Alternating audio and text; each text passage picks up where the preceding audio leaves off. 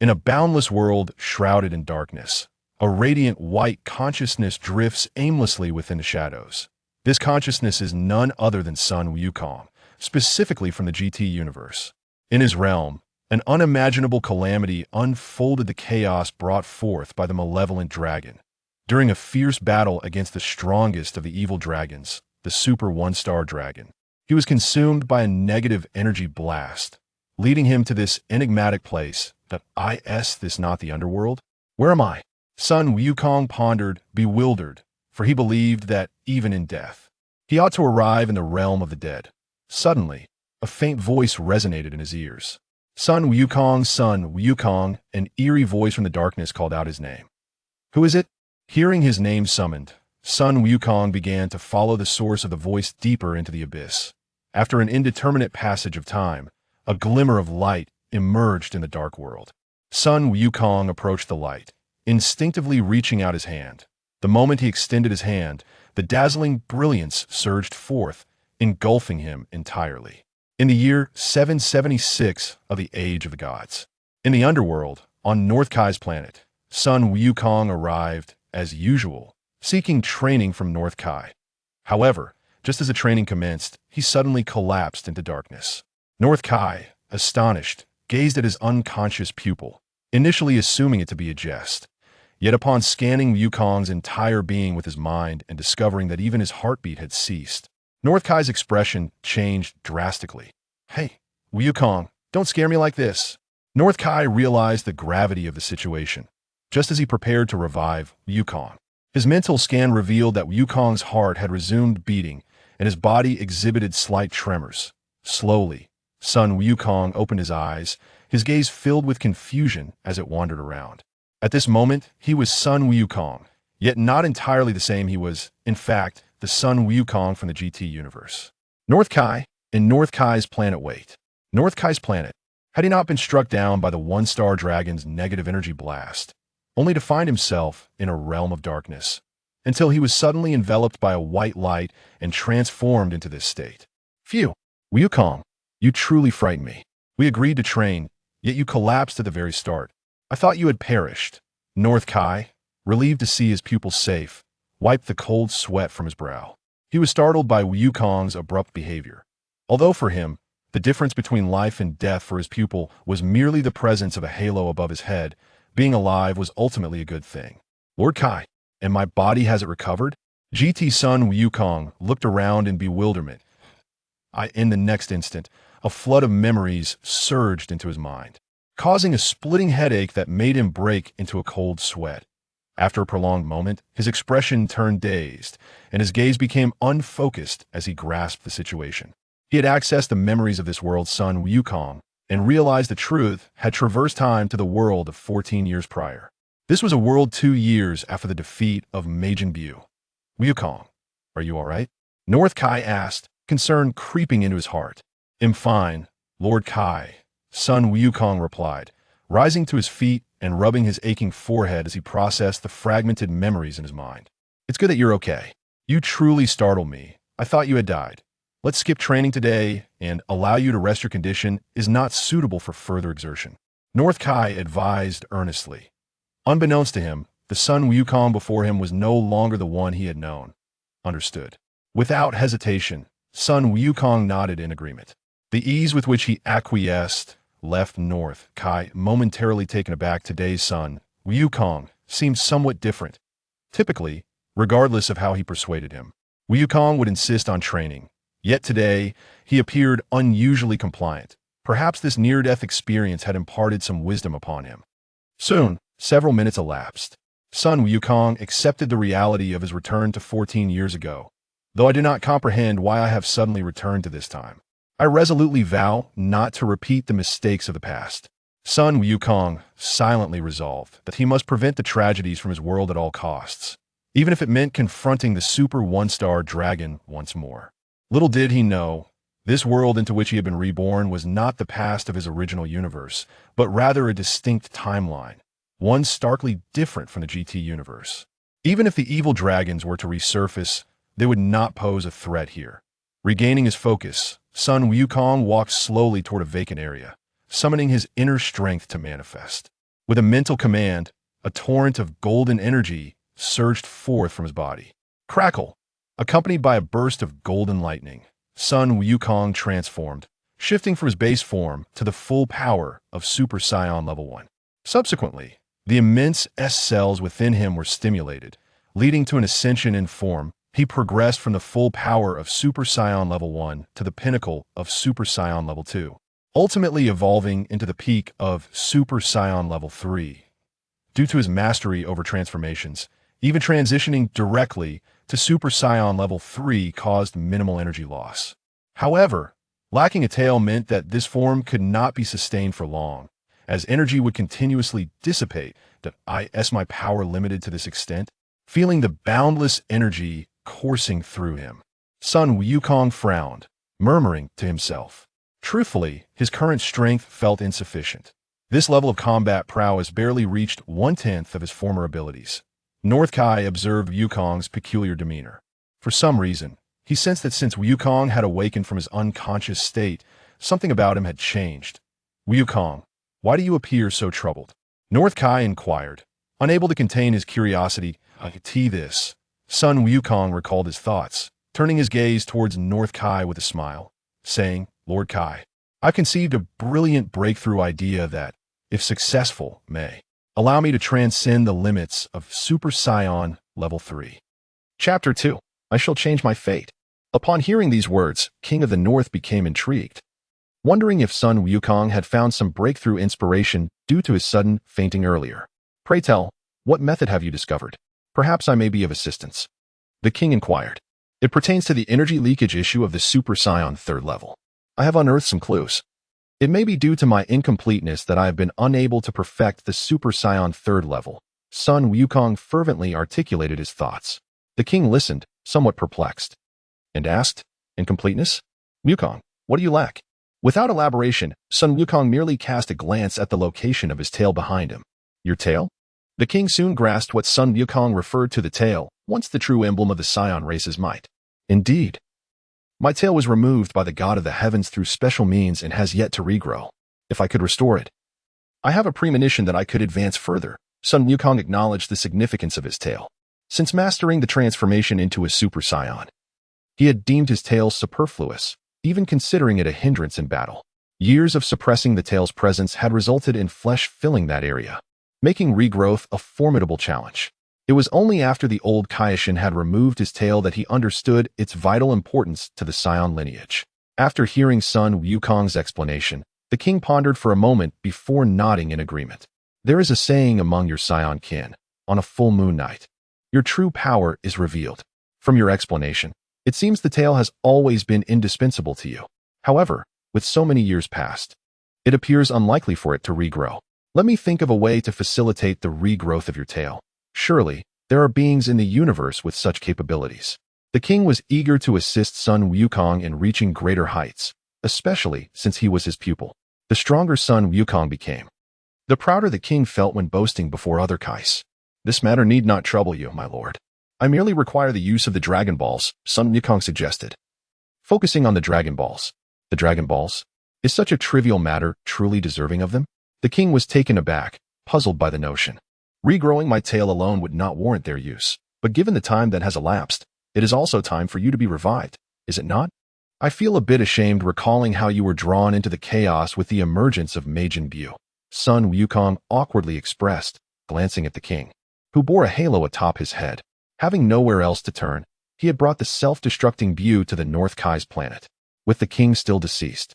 Should any unforeseen incidents arise in the future, bringing more self-destructing foes could lead to true peril. Wukong, you. The king felt a flicker of emotion upon hearing Sun Wukong's words. After all these years, he had thought Sun Wukong had long forgotten the circumstances surrounding his death. Yet, his beloved pupil still held him in mind. Very well, my lord, I shall take my leave and return to Earth, Sun Wukong declared. Bidding farewell to the king before locking onto Bulma's energy and teleporting away from the North Kai's planet. Earth. Since the defeat of Majin Buu 2 years ago, the planet enjoyed a peaceful interlude. Mr. Satan had emerged as the public savior, and humanity's memories had been erased thanks to the dragon. Fat Buu had seamlessly integrated into the harmonious life of Earth. all the other companions had returned to their respective lives. Krillin worked diligently as a traffic officer, maintaining order in West City. Tien Shinhan and Chaozu established a martial arts dojo, imparting their knowledge to the common folk. Gohan devoted himself to his studies, growing closer to Videl. And the love-struck couple began discussing wedding plans. Due to the world's tranquility, Gohan had once again forsaken his training, gradually losing his prowess, and was on the path to becoming a mere earthling. Meanwhile, Piccolo resided in the sacred world, persistently honing his abilities, aware of the disparity between himself and the Saiyans. Yet he continued to pursue his limits. As for Vegeta, ever since Sun Wukong had triumphed over Majin Buu, he acknowledged Wukong's strength. Yet this did not quell his desire to surpass him. As a proud Saiyan prince, he cherished every moment, wholly dedicating himself to training in pursuit of surpassing Sun Wukong. In a lavish estate several kilometers from Capsule Corporation, this was Bulma's private domain, her exclusive retreat. She spent her leisurely days within this estate, where Vegeta's gravity training chamber was also situated. Currently, he was engaged in rigorous training. At that moment, Bulma reclined on a sun lounger, sipping a blue beverage and relaxing her body. Suddenly, with a whoosh, Sun Wukong appeared before Bulma. "Hey, Bulma." Sun Wukong greeted her cheerfully. "Sun Wukong." Bulma was taken aback by his sudden appearance. She knew he seldom sought her out directly. Such an initiative usually indicated he either had urgent matters or needed her assistance. "It has indeed been a while since we last met. What brings you to me today?" Bulma inquired, rising from her lounger and removing her sunglasses. Her brow furrowed in curiosity. "I've come to borrow the dragon radar. I require the dragon's assistance for a matter," Sun Wukong stated, cutting straight to the chase. Chapter 3. Encountering the World and Summoning Shinran. I see now. You wish to utilize the Dragon Ball radar to locate the Dragon Balls. There is no need for such complexity. To be honest, I gathered all the Dragon Balls just a few days ago. A smile graced Bulma's face as she revealed that she had already completed the collection. Hearing this, Sun Wukong widened his eyes in surprise, not expecting Bulma to have assembled the Dragon Balls so quickly. He finally understood why, over a decade later, the Dragon Balls would give rise to the evil dragons. Bulma's frequent wishes had resulted in an accumulation of negative energy that could not be digested, making the emergence of the evil dragons inevitable. It could be said that Bulma bore an undeniable responsibility for their birth. However, that was a matter for another time, for in this world, the evil dragons had yet to come into existence.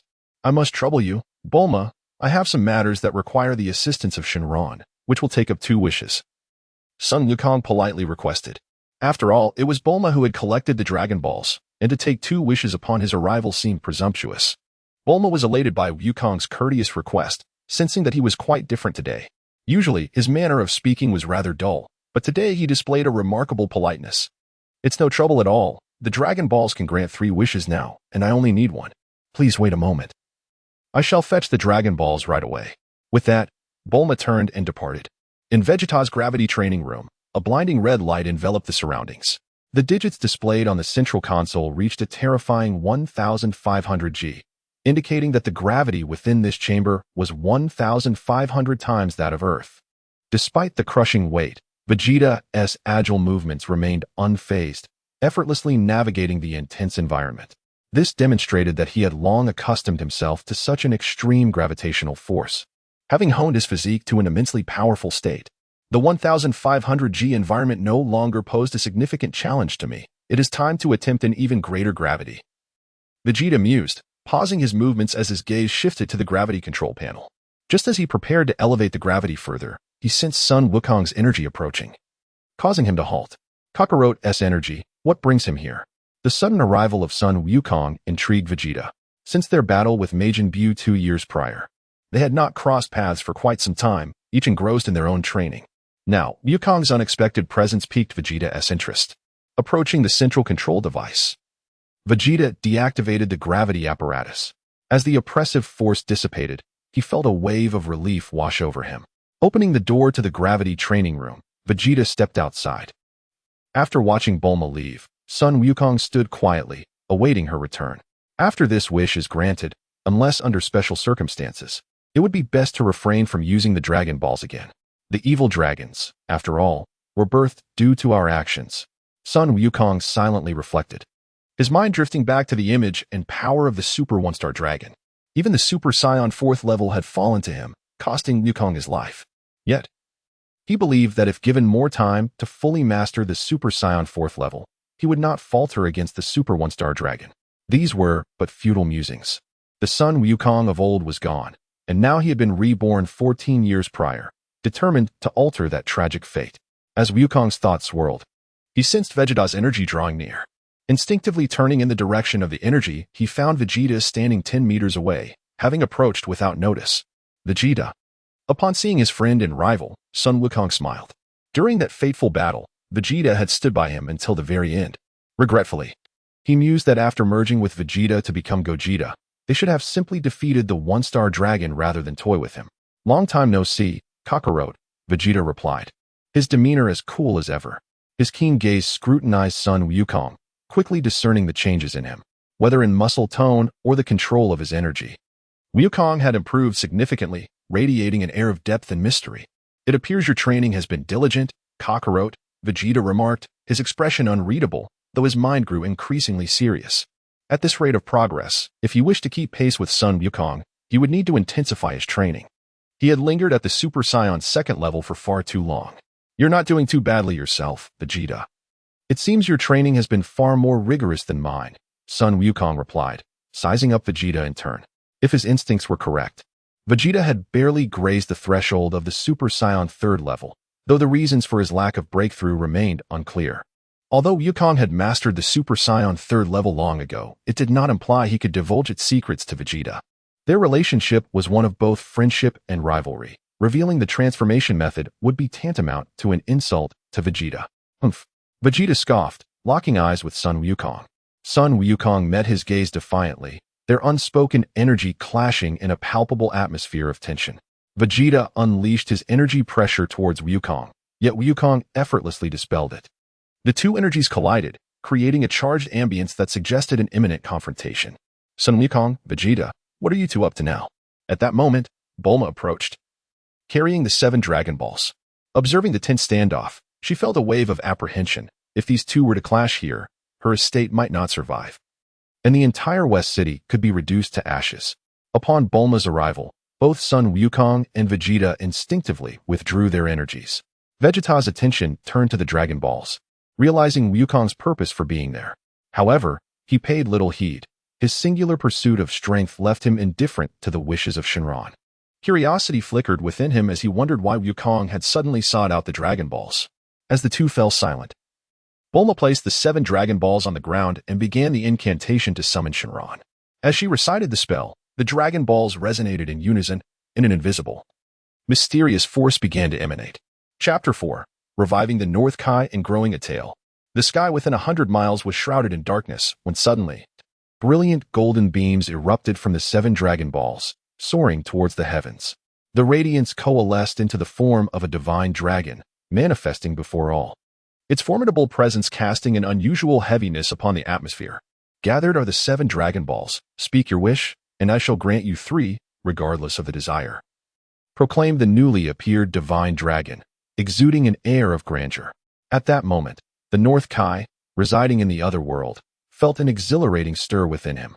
After years of waiting, he had finally reached this moment. Meanwhile, Sun Wukong gazed at the dragons soaring through the sky, lost in contemplation. In his world, the emergence of malevolent dragons stemmed from the insatiable greed of individuals who recklessly utilized the Dragon Balls. After this wish, he vowed never to resort to the Dragon Balls again unless absolutely necessary. Divine Dragon, for my first wish, I ask you to revive North Kai, Baburus, and Girigiri. Sun Wukong declared, his eyes fixed on the celestial entity above. Is this truly your first wish? Understood, the divine dragon replied, a fiery glow igniting in its eyes. Releasing an invisible force, mysterious energy rapidly expanded from the dragon's will, sweeping across the realm, penetrating the underworld, and ultimately reaching North Kai Star. At that moment, the halos above North Kai, Girigiri, and Baburus vanished simultaneously. They transitioned from the state of death back to life. At last, the day has finally arrived, North Kai exclaimed, a relieved smile gracing his face. For so many years, he had endured ridicule from his peers due to his status as a deceased being. Such mockery would no longer plague him. Since his demise at the hands of the monster Cell, he had become the subject of jest among the other Kais, often hearing the old-timers ridicule him for his death. With this revival, he would no longer be the butt of their jokes. In truth, as a Kai, he could have contacted the Grand Elder of Namek to wish for his resurrection, but due to pride, he found it inconvenient to do so.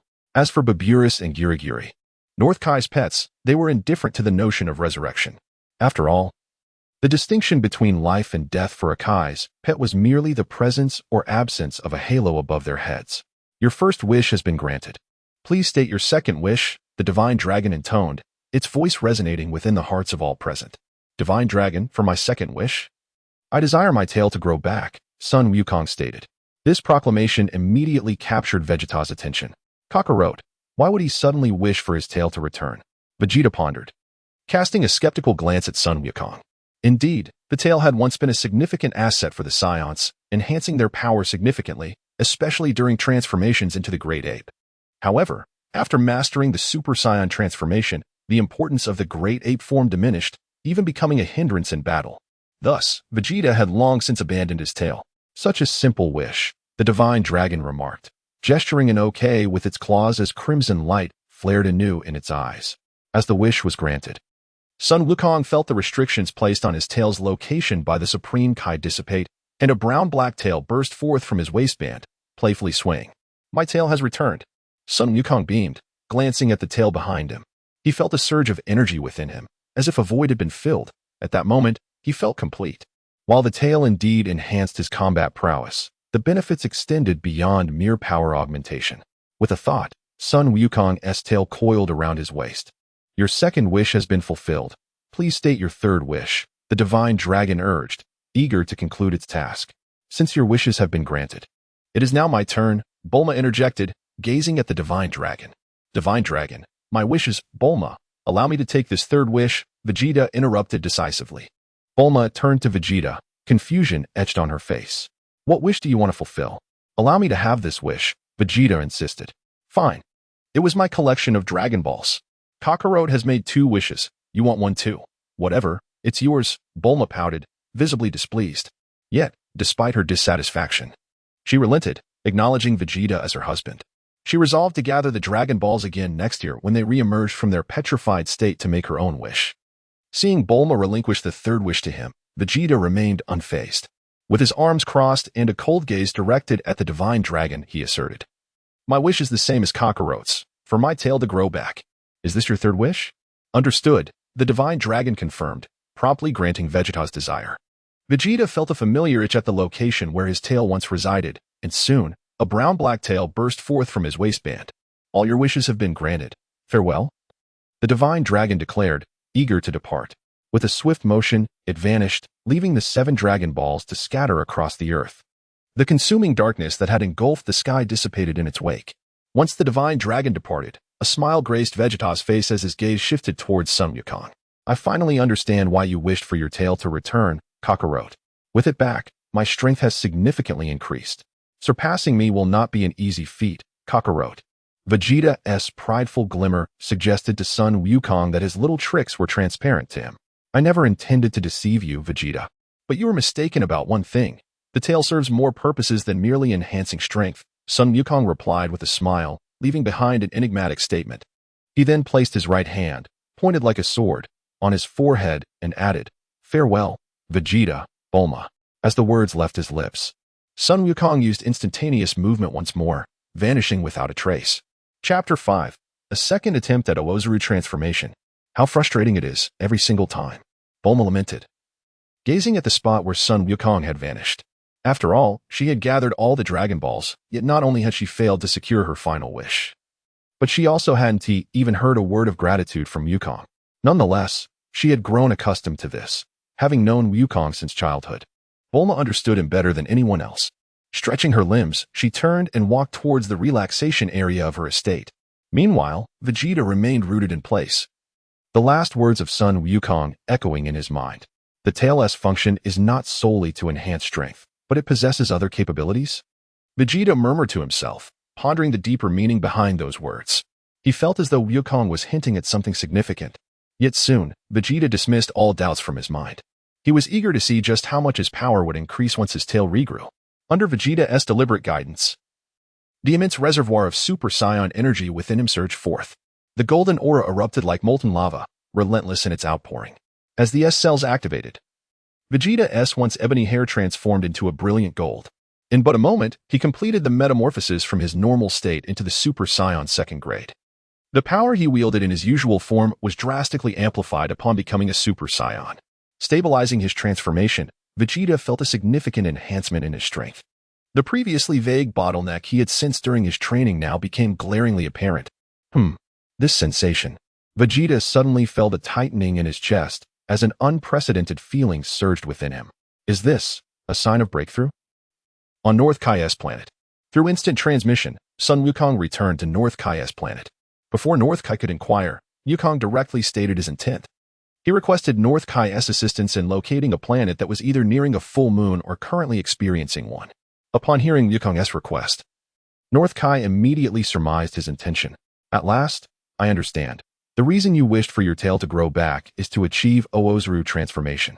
However, Wukong, you have grown so powerful, having mastered the Super Saiyan third grade transformation. The Oozuru transformation is rather unnecessary for you. Isn't it? From North Kai's perspective, Wukong's elaborate endeavor to regrow his tail for the sake of Oozuru transformation seemed a mere waste of time. The Super Saiyan transformation far surpassed the Oozuru form in terms of power. You will understand soon enough, Lord Kai. Wukong did not elaborate, a meaningful smile gracing his face. Very well, let me search for a planet that is desolate and currently experiencing a full moon. Seeing Wukong's confidence, North Kai refrained from further questioning. Utilizing his divine authority, North Kai's intently radiated intent, enveloping the entirety of the North Galaxy, meticulously scanning through the countless planets. As moments passed, 10 minutes elapsed unnoticed. North Kai, highly strained, was drenched in sweat. Locating a sparsely populated planet on the vast, boundless North Galaxy was no small feat, placing a considerable burden on his mental faculties. Had Wukong not been his pupil, he would never have undertaken such an endeavor. Wukong, however, remained patient, awaiting the outcome.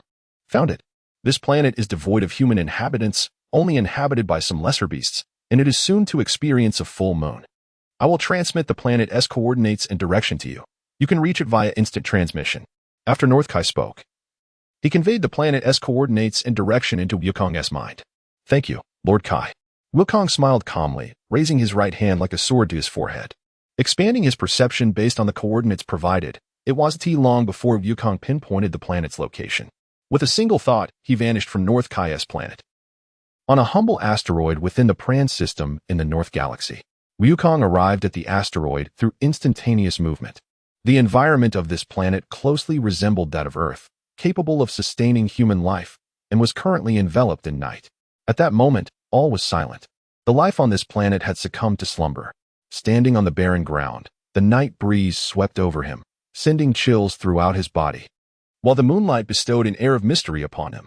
Upon arriving on this planet, Wukong enveloped the entire sphere in his mental energy, just as North Kai had indicated. There were no human beings residing here, only some mindless beasts. The aura he had previously served as a conduit for now lay beneath his feet, to be precise, beneath the very soil. Looking up, Wukong gazed at the tranquil night sky, where a new moon hung above. Is the full moon approaching? As he stared at the silent heavens, the full moon began to emerge. As the waves of blood's energy released by the full moon were absorbed by Wukong's eyes, he felt the blood within him begin to boil, his tail resonating in response to the blood's waves. It has come. This is the sensation. Clenching his fists, Wukong reveled in the exhilarating rush of his surging blood, filled with excitement.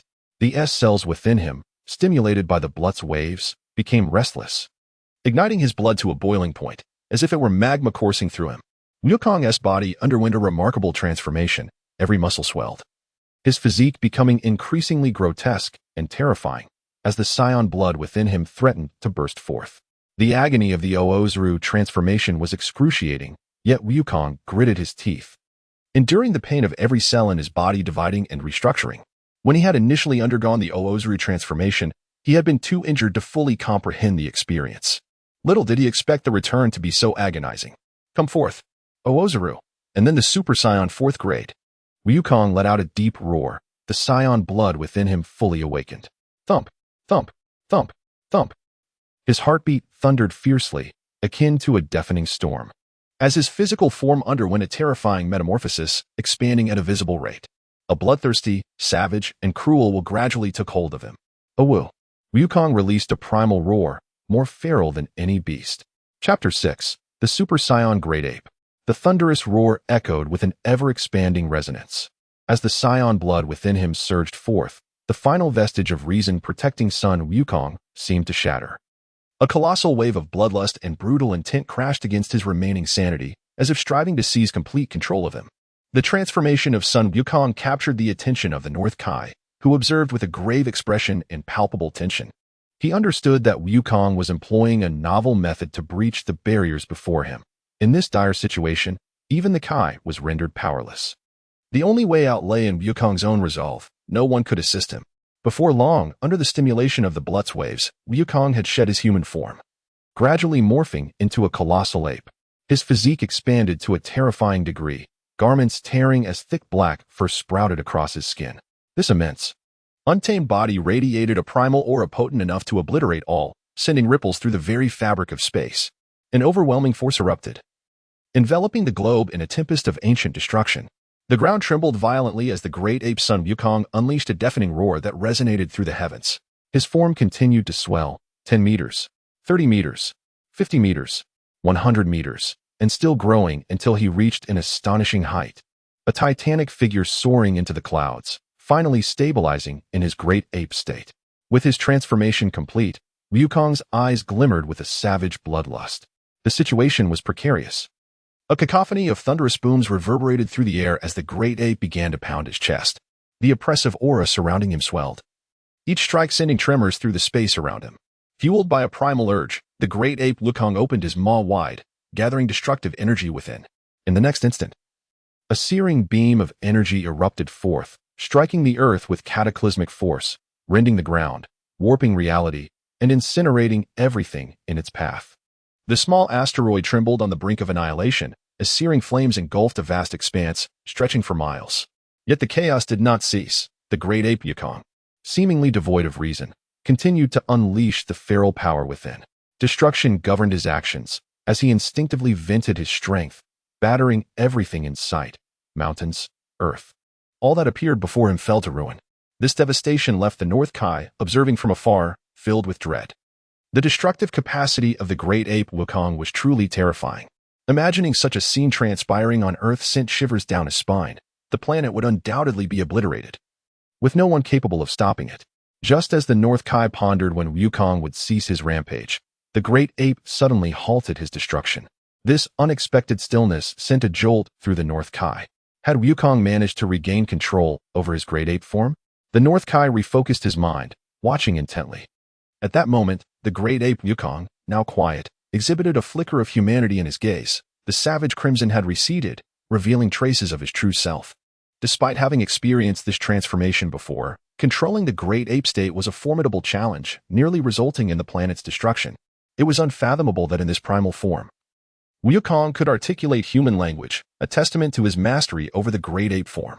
Drawing from past experiences, Wukong swiftly discovered a method to suppress his raging ferocity.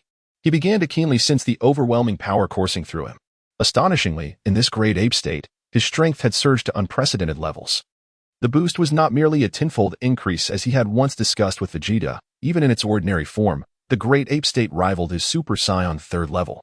This time, entering the great ape state had granted Wukong deeper insights. Recalling the moment when Baby, having seized Vegeta's body, was cornered and transformed into a great ape due to the Blutz waves from Earth, he realized that back then, he had been utterly frenzied, devoid of conscious control. If not for his granddaughter's call, he might have forever remained a rampaging beast.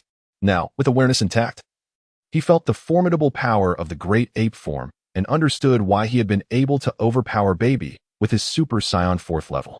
The inherent strength of the ordinary great ape form was sufficient to rival his Super Saiyan 3rd level, let alone the golden great ape form, which would further evolve into the Super Saiyan 4th level, an exponential escalation of power. Now that he had attained the great ape form, the next step was to achieve the golden great ape. A grave expression settled upon the great ape Wukong as memory surged within him. Although he was uncertain how he had originally entered the golden great ape state, he was certain that the transformation was intricately linked to the Super Saiyan form. If he could achieve the Super Saiyan transformation while in the ordinary great ape state, he might directly ascend to the golden great ape. With clarity on this matter, the great ape Wukong rapidly summoned the power within. In a single breath, the terrifying energy surged, transforming into an unstoppable tempest that soared skyward. The immense black malevolence rose, and upon reaching its zenith, Wukong began to consolidate his strength, activating the energy reservoir of a super scion within him. Guided by intention, the great ape Wukong's power concentrated at the spine's core. The massive S-cells within him responded, emanating a golden aura that gradually replaced the black malevolence surrounding him. Accompanied by the rhythmic pulse of the S-cells, the great ape Wukong unleashed a soul-stirring roar that shook the heavens and earth. In that instant, the cataclysmic pressure transformed into a wave of overwhelming force, rippling outward, threatening to overturn all in its path. This vast and terrifying pressure was so profound that even the once feared Majin Buu would appear as a mere insect beneath the weight of this ancient power. Chapter 7. The Dimensional Surge, over 40%. Under the impact of this force, the entire asteroid began to show signs of collapse. As the S-cells within him activated, the mighty ape son Wukong was nearly bewildered by the explosive surge of power. The dark aura surrounding him was entirely replaced by a golden essence, transforming his form and enhancing his strength, speed, and physical characteristics at an astonishing rate.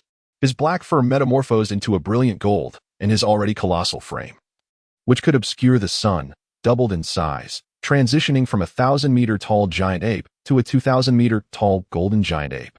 The transformation into the golden giant ape was a resounding success. Sun Wukong attentively sensed the turbulent power coursing through his body. The sensation of this explosive growth was exquisite, invigorating every cell within him. However, the golden giant ape quickly steadied his mind, preparing for the next breakthrough. The next step was the Super Saiyan 4th level. Clenching his fists, the golden giant ape readied himself for this pivotal transformation, having previously transitioned from the golden giant ape to the Super Saiyan 4th level. This final metamorphosis posed little challenge for Sun Wukong.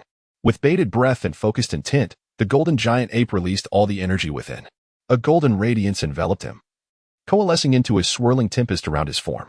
The immense power of the golden giant ape was being compressed, evolving towards a higher realm.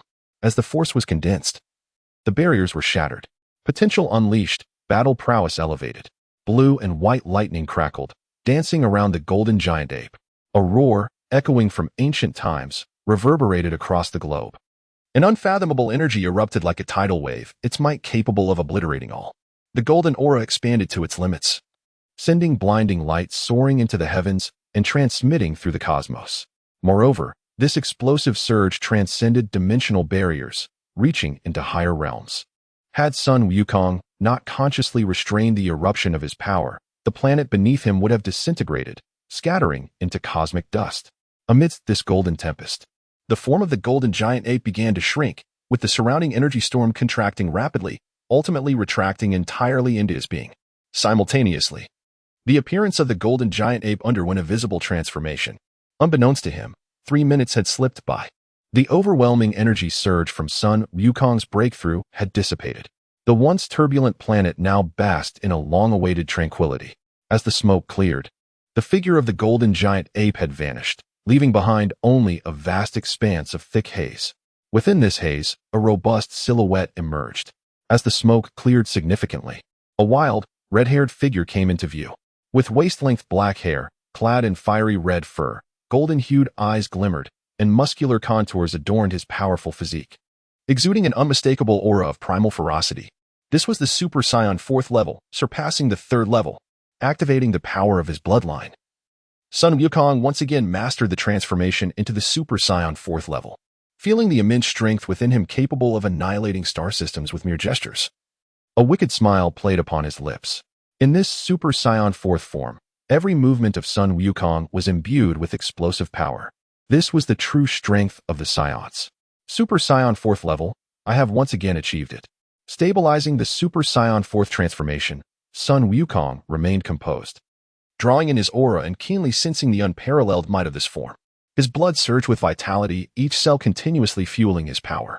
Speed, strength, reflexes, and defense had all seen substantial enhancement, while energy consumption was significantly reduced. The Super Saiyan 4th level was indeed a perfect manifestation of omnipotence. At this moment, Sun Wukong felt an insatiable urge to battle, longing for a formidable opponent to test his might. Alas, in this era, he, as a Super Saiyan 4th-level warrior, was virtually invincible, deserving of the title the strongest in the universe. Yet, unbeknownst to him, despite his formidable prowess, he remained far from the pinnacle of the universe. This world was different from the one he once knew. Before ancient beings that had existed for countless years, even the Super Saiyan 4th level was but an insignificant insect. On North Kai's planet, the North Kai, having witnessed Sun Wukong's transformation, was left in a state of shock, utterly speechless. What kind of transformation is this? He stammered, trembling. The Super Saiyan 4th level was so overwhelmingly astonishing that it bore no resemblance to the prior transformations from the 1st to the 3rd level. If the 3rd level was a cold and ruthless warrior, the 4th level embodied a demon brimming with sinister energy. The once mighty Majin Buu, who had swept across the universe, now appeared as mere vermin before the transformed Sun Wukong. After a brief moment of astonishment, the North Kai regained his composure, secretly rejoicing. Sun Wukong was his disciple, his most cherished student. Within the Kaishin realm, as Sun Wukong transcended into the Super Saiyan 4th level, his formidable aura crossed dimensions, reaching the Kaishin realm. The old Kaishin and Kibito both sensed this explosive power simultaneously, their expressions revealing their astonishment. Is this the essence of Sun Wukong? After 2 years apart, his strength has escalated to such heights. The old Kaishin stroked his beard, a grave glimmer passing through his deep-set eyes. As the Kaishin of 15 generations prior, his perspective and experiences were profound, having encountered numerous powerful beings throughout the cosmos. Yet today, the aura emanating from Sun Wukong instigated a subtle shift within him. In the current era, without the intervention of the God of Destruction, one could justifiably proclaim Sun Wukong as the strongest in the universe. What immense energy! It surpasses that of the Majin Buu by countless folds. Could it be that Wukong has achieved a new breakthrough? Kibito's heart raced with shock. He was intensely curious about the changes that had transpired within Sun Wukong, pondering whether he had attained a qualitative leap. Kibito and the old Kaishin exchanged glances, silently reaching a consensus. The old Kaishin focused his thoughts, summoning a crystal ball. As he chanted an incantation, the crystal ball activated, revealing Sun Wukong's current state in real time. Chapter 8. The Astonishment of the Divine, the Gaze of the Angels. The formidable and robust red-haired ape exudes an aura of terror with every movement. Even through the crystal ball, one can sense the overwhelming power radiating from the Super Saiyan 4th form of Goku. What is this? Could it be that this is also a Super Saiyan? The god Jebet stared in disbelief at Goku in his Super Saiyan 4th form, a state that transcends humanity. At that moment, Goku, appearing in the crystal ball, seemed to notice his gaze and deliberately lifted his head to meet it. In a mere exchange of glances, an immense pressure enveloped Jebet, instilling a profound fear that resonated deep within his soul. This is indeed a Super Saiyan, and to think he has reached such heights. The old Kai whispered to himself, a grave expression crossing his face as he contemplated. The likeness of the Saiyans from ancient times is astonishingly manifesting in Goku today. As a Kai from 15 generations prior, his perspective far surpassed that of the current Kai. Yet, witnessing Goku's ascension left him uncertain whether to feel apprehension or joy. The emergence of ancient power in the present era, was it a blessing or a curse? In a higher dimensional realm, a grand temple stood at the center of the dimension, its scale surpassing even that of the Kai's realm. This was the realm of the Destroyers. Here resided the supreme deity of the universe, Lord Beerus, the god of destruction, alongside the transcendent beings known as angels. Since Lord Beerus had fallen into slumber, the angel Whis had taken on the responsibility of overseeing the realm of destruction. With an eternity of life, angels like Whis had experienced countless cycles of existence, rendering time to them merely a number. At present, Whis, seeking to alleviate his boredom, indulged in sweet treats while observing the events of the universe through his staff. Suddenly, the black orb atop Whis's staff vibrated with an incoming signal, pulsating with a turquoise light. A look of surprise crossed Whis's face. Typically, signals that activated the staff indicated significant events occurring in the universe. For instance, a powerful warrior emerging from the lower realms. Curious, Whis opened the message received by the staff. The black orb projected an image of Goku in his Super Saiyan 4th form on a small asteroid. He is the Saiyan who defeated Frieza. Upon confirming the identity of this red-haired warrior, Whis's expression shifted to one of astonishment. To think, in just a few short years, he has grown to such an extent. This power is among the very few elite in the entire universe. However, this surprise soon transformed into a weighty seriousness on Whis's face. This world has been altered, he remarked solemnly. As an angel, his existence transcended this realm. Possessing knowledge of the past and foresight of the future, he was omnipotent. According to the original trajectory of this world, Goku should remain at the Super Saiyan third form for several years to come. He should not have attained this form. In fact, this form ought not to exist in this world. Nevertheless, Goku's newfound strength has elevated the cosmic average to a higher level. In a certain sense, this is a positive development. Huh? Has he truly become this powerful? Whis mused with surprise. He observed Goku in the projection seemingly locking eyes with his current direction. This situation prompted Whis to glance towards the residence of the God of Destruction. The events of this era have shifted. Perhaps when Lord Beerus awakens, he will encounter someone who can entertain him. On the lower realm, upon the asteroid, Super Saiyan Goku stood firmly, his sharp gaze scanning the vast darkness of the night sky. Upon completing his transformation into Super Saiyan fourth form, his life essence had ascended, enhancing his strength, speed, perception, and defense. He could faintly sense a rather peculiar gaze fixed upon him from somewhere. Could it be the Lord Kai or the old Kai? No, it is not them. But if it isn't them, then who could it be? Goku's mood grew solemn. He felt an unsettling difference between the world he had returned to and the one he had previously known. Was it merely an illusion? After a moment of contemplation, Goku dismissed his distractions and cleared his mind. He voluntarily retracted the Super Saiyan fourth form. Having completed his transformation, my power has once again surged. Goku clenched his fists, feeling the tumultuous strength coursing through his veins with great satisfaction. Every cell in his body seemed to be activated, brimming with formidable energy. In his normal state, his combat prowess was nearly double that of his pre-transformation self. With his objective achieved, it was time for him to depart.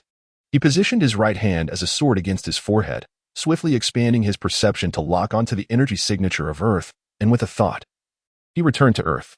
On Earth, at Mount Pozu, Chi-Chi was simmering with suppressed anger.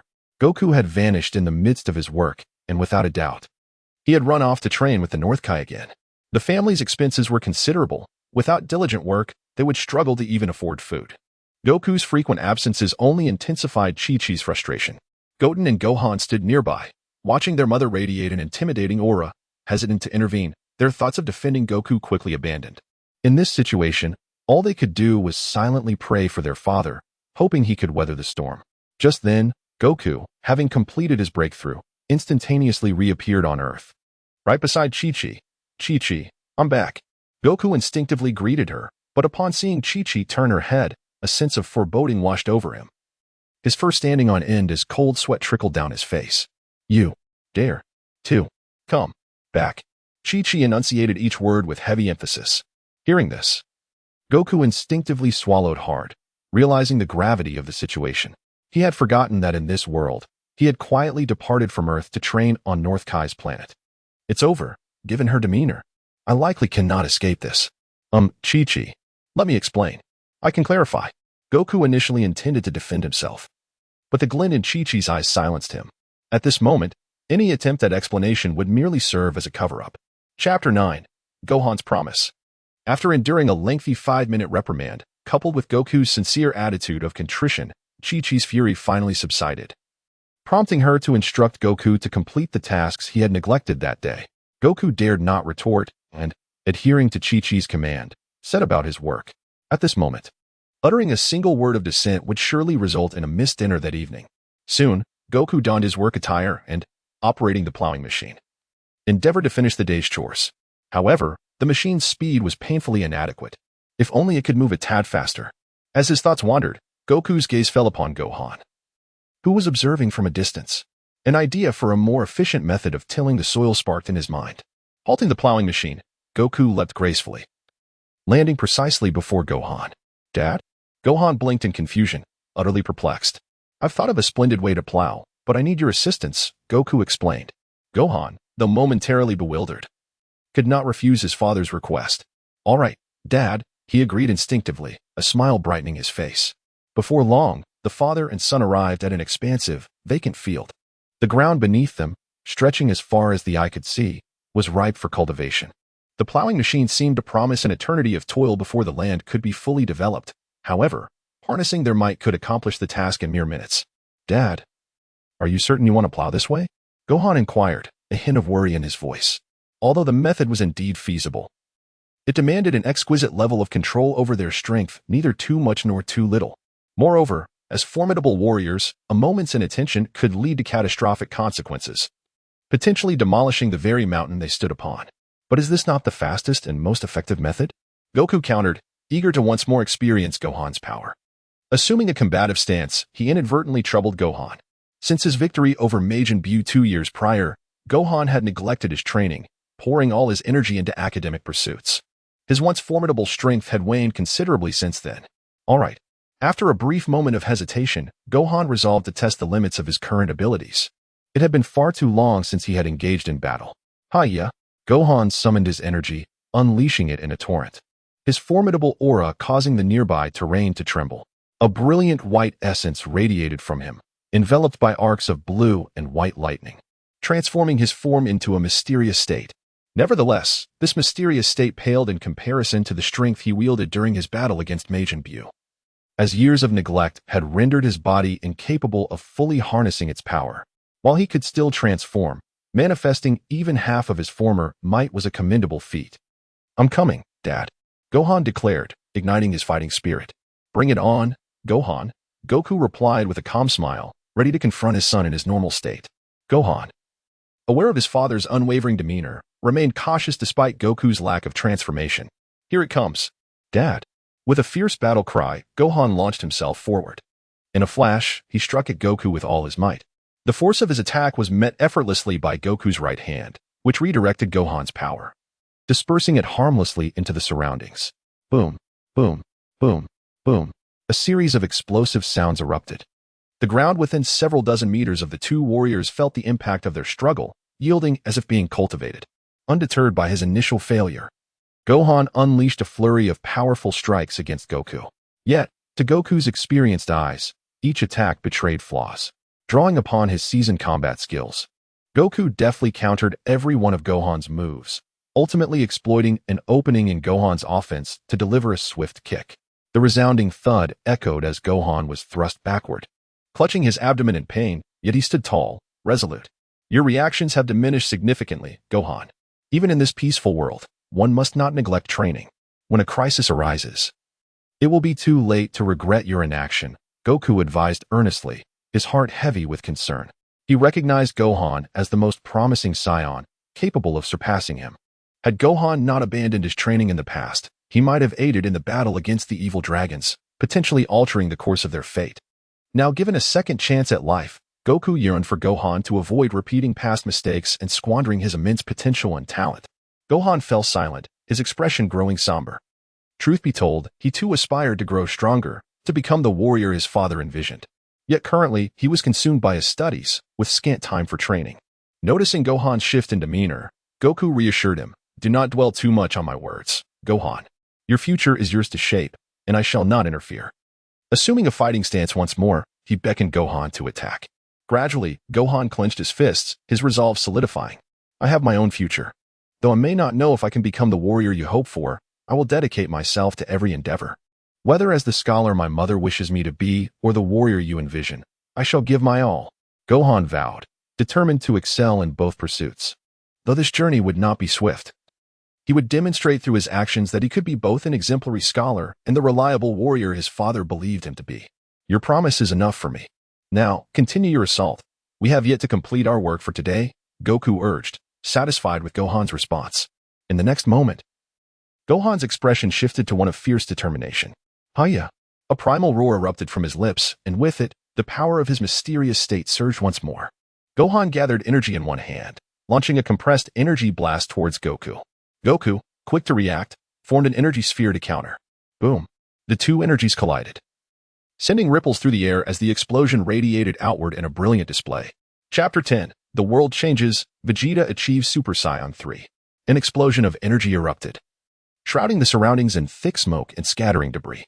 At that moment, Goku and Gohan launched their simultaneous assault, their formidable auras dispersing the haze. And the father-son duo resumed their fierce battle.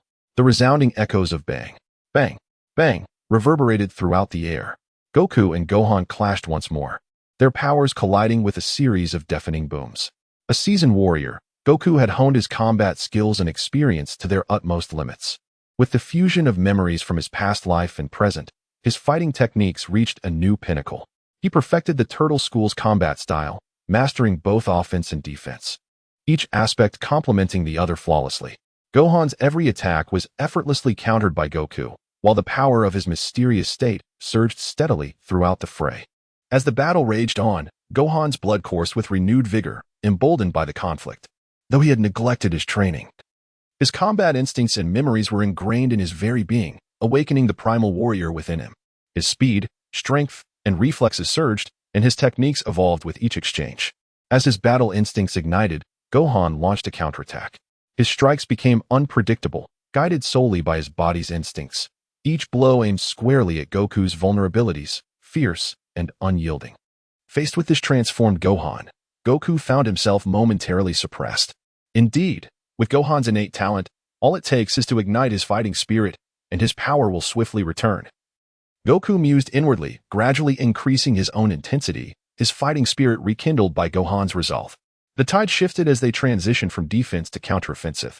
Ha! Goku bellowed, his body crackling with electric energy as a white aura surged forth. With all his might unleashed, he tapped into 100% of his power.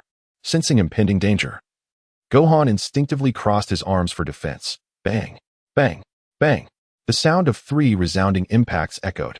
Gohan bore the marks of 3 colossal fist imprints on his arms, an overwhelming force engulfing him, and before he could gather his wits, he found himself launched into the sky, 100 meters aloft. What a heavy punch! This is still the strength of my father in his base form, Gohan thought, his mind racing with astonishment. In just 2 years, his father's power had ascended to such heights. Previously, after unlocking his potential with the Elder Kai, he felt confident he could surpass Goku in his Super Saiyan 3rd stage. Yet now, the dynamics had shifted entirely. Goku could suppress him without even transforming. A whoosh filled the air as Goku suddenly teleported in front of Gohan, a move that sent a chill down Gohan's spine. Distracted during battle was a grave mistake. Goku's lips curled slightly as he prepared a powerful punch aimed directly at Gohan's face. Oh no! Gohan's expression shifted dramatically as he sensed the impending storm. In a split second, Goku retracted his punch, sparing Gohan from what would have been a devastating blow. Gohan, now fully aware, was drenched in cold sweat. Had that strike landed, his consciousness might have shattered. That's enough for now, Gohan. We shall continue our sparring after you grow stronger. With that, Goku withdrew his aura. Gohan, taking a deep breath to calm his racing heart, nodded resolutely. This father-son battle had reached a temporary conclusion. As they descended to the ground, Goku surveyed the chaos around them, smoke rising in every direction. The sight caused beads of sweat to form on his brow, his lips twitching. Using combat to cultivate the land was indeed an effective method, yet whether Chi-Chi would approve was another matter entirely. Meanwhile, in West City, within Vegeta's gravity training chamber, crimson light filled the space as the gravity reached a staggering 3,000 G, 3,000 times that of Earth's gravity, marking the chamber's ultimate limit. Vegeta, in his perfected Super Saiyan 2nd stage, stood at the center of the chamber. Since losing his tail, he felt the barriers within him beginning to dissolve, a long-standing bottleneck finally loosening. The oppressive gravity aided him in unlocking his latent potential, pushing him towards breaking his limits. The Saiyan blood within him surged, an unprecedented sensation coursing through his veins. Realizing the moment had come, Vegeta unleashed a mighty roar, recklessly releasing the immense energy within. With intent, he activated the reservoir of Saiyan energy within him, as vast as cells flowed like a dragon through his body. All energy converged at the center of his spine. And with each roar, Vegeta's aura intensified, visibly transforming. A golden pillar of energy burst forth, piercing through the confines of the gravity chamber and ascending into the heavens. The sheer magnitude of this power disrupted West City and even the entire Earth. This sudden quake startled Bulma and Trunks, who rushed outside to witness the colossal energy beam shooting into the sky. The radiant column lasted a full 10 seconds before dissipating, restoring calm as the turbulence faded. In the remnants of the gravity chamber, Vegeta had successfully broken through his boundaries, ascending to a higher realm. His golden hair flowed down to his waist, his eyebrows vanished, and his brow lowered, surrounded by arcs of blue and white electricity. Even standing still, he exuded an imposing presence, reminiscent of a lion that commanded respect without uttering a word. Bulma. Bulma gasped, her mouth agape in astonishment at Vegeta's transformed appearance. In that moment, Vegeta turned to her with a confident smile, his striking demeanor causing a blush to bloom on Bulma's fair cheeks. Super Saiyan 3rd stage. Dad has become a Super Saiyan 3rd stage. Trunks exclaimed, his excitement palpable. Chapter 11. A year has passed. Mastery of Super Saiyan 4. At this moment, Vegeta was enveloped in joy, having spent countless days and nights pondering the transformation into Super Saiyan 3rd grade. Now, with the emergence of his tail, he shattered his bottleneck and transcended his limits, achieving the long-desired transformation. Kakarot, I have also mastered the transformation into Super Saiyan 3rd grade. Just wait. It won't be long before I surpass you. Vegeta declared inwardly, his fists clenched in excitement.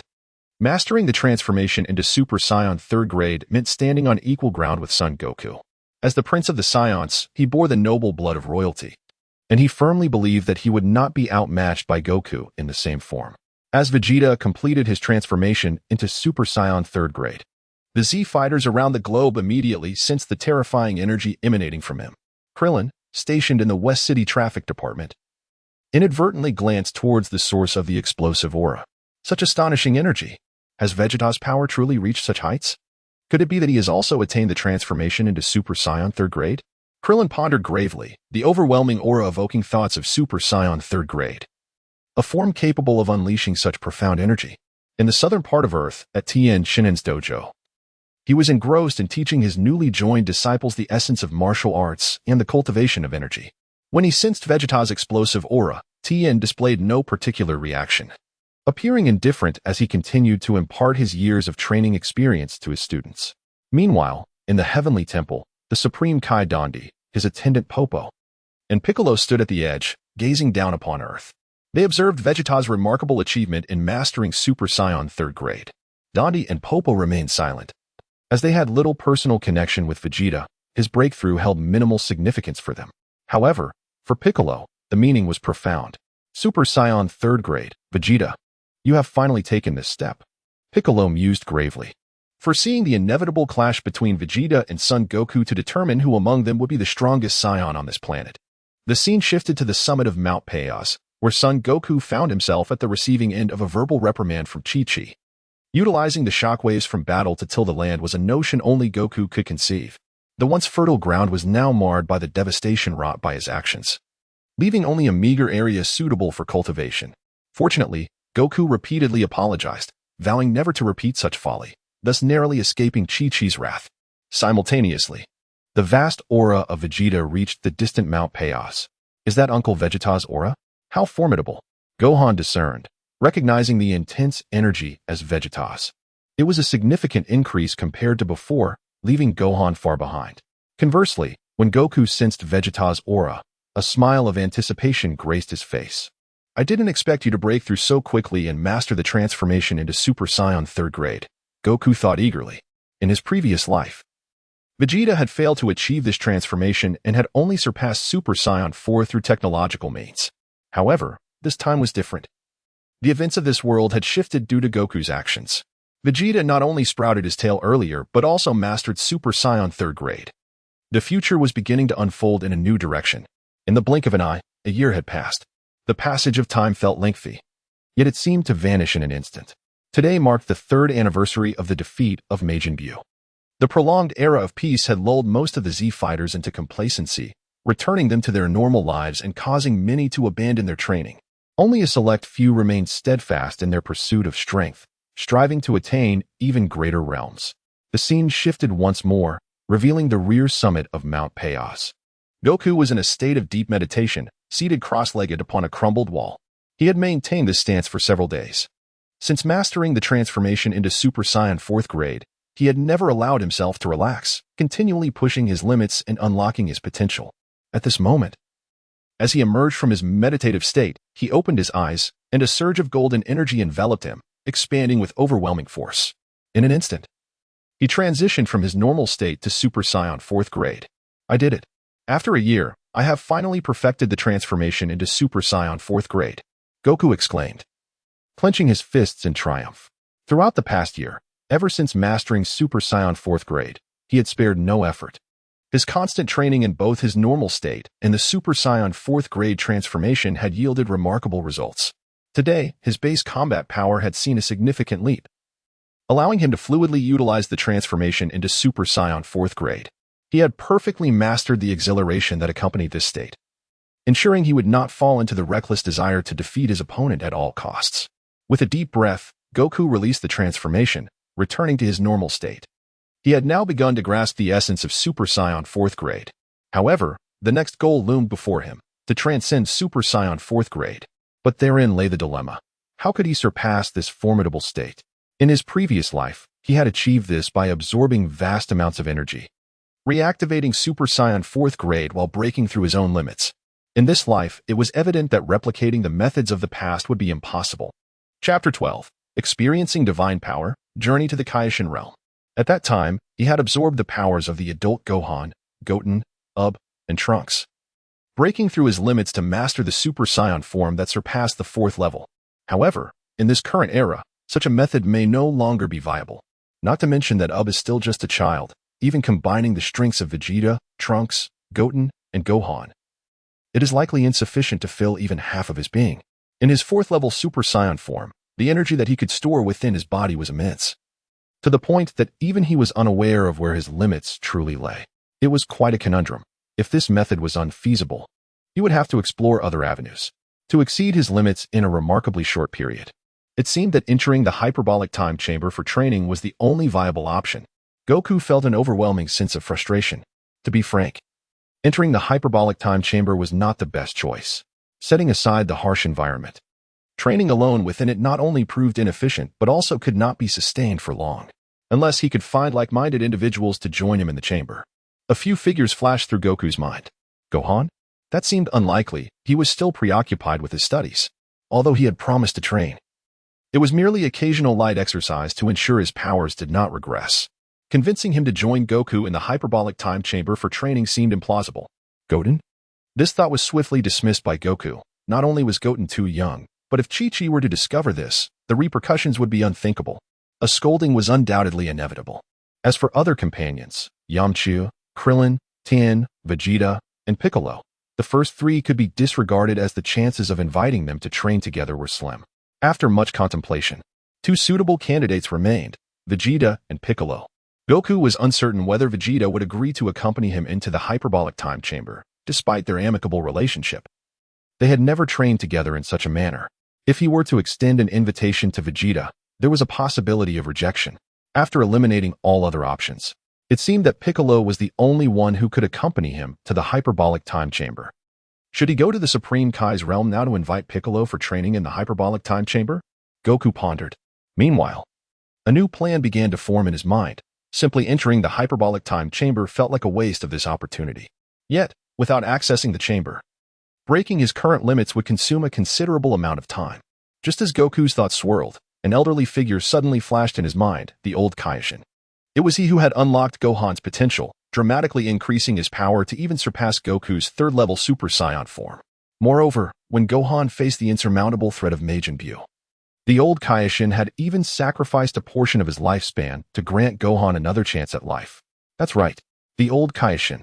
He was the one who helped me unlock my tail. Perhaps he knows how I can elevate my 4th-level Super Saiyan form. Goku promptly resolved to visit the Kaishin realm to seek out the old Kaishin. In the vast universe, he seemed to be the only one capable of enhancing Goku's strength further. Quickly, with a thought, Goku focused his energy to locate the Kaishin realm. Sensing the divine presence of the Kais, the power of the gods differed greatly from that of mortals. Generally, ordinary beings could not perceive divine energy. However, exceptions existed for those mortals of extraordinary strength. If it were the current Goku, lacking sufficient mastery, he would not even be able to sense the Kais aura, let alone teleport to their realm. Yet now, the one inhabiting this body was GT Goku, who had been familiar with the aura of the Kais since his previous life. With a finger poised against his forehead, Goku expanded his immense mental awareness, crossing dimensions to lock onto the Kais energy. With a single thought, he activated his instant transmission. The Kaishin realm. As the sacred abode of the Kaishins throughout the ages, its environment was unparalleled in the universe, difficult to find a comparable planet among mortals. In this era of peace, there had been no disturbances. The idle Kibito and the old Kaishin were passing the time. Kibito, utilizing his abilities, observed the newly formed planets below, watching the creatures inhabiting them and their potential for future development. The old Kaishin was similarly engaged, though unbeknownst to him. He had spotted something that caused a mischievous grin to spread across his aged face as he repeatedly exclaimed, just like that, a little further down, a little further down. This scene was witnessed by Kibito, who, seeing his ancestor so excited, and knowing the old Kaioshin well, was led to misinterpret the situation. Ancestor, as gods. We cannot engage in such activities, Kibito interjected sternly.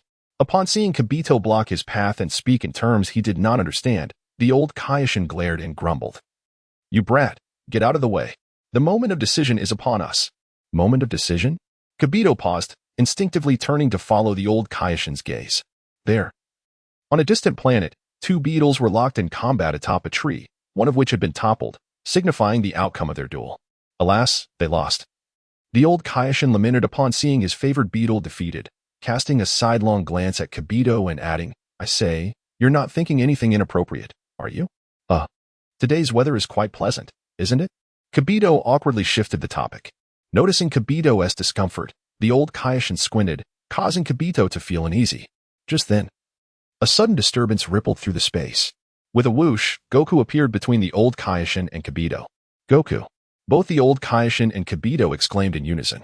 The old Kaioshin was taken aback. He had never anticipated that Goku could reach the Kaioshin realm using his own power. While there had been a precedent during Gohan's visit, Goku had sensed Gohan's energy to teleport. Yet now, in the vast Kaioshin realm, only he and Kibito remained, with no mortals present. Chapter 13. Son Wukong. Are there still masters in this world? Yet, Son Wukong managed to reach the Kaioshin realm through his own capabilities, a feat of entirely different significance. Though the god of destruction, Jebit, was perplexed about how Son Wukong arrived in the Kaioshin realm, he felt a greater sense of relief.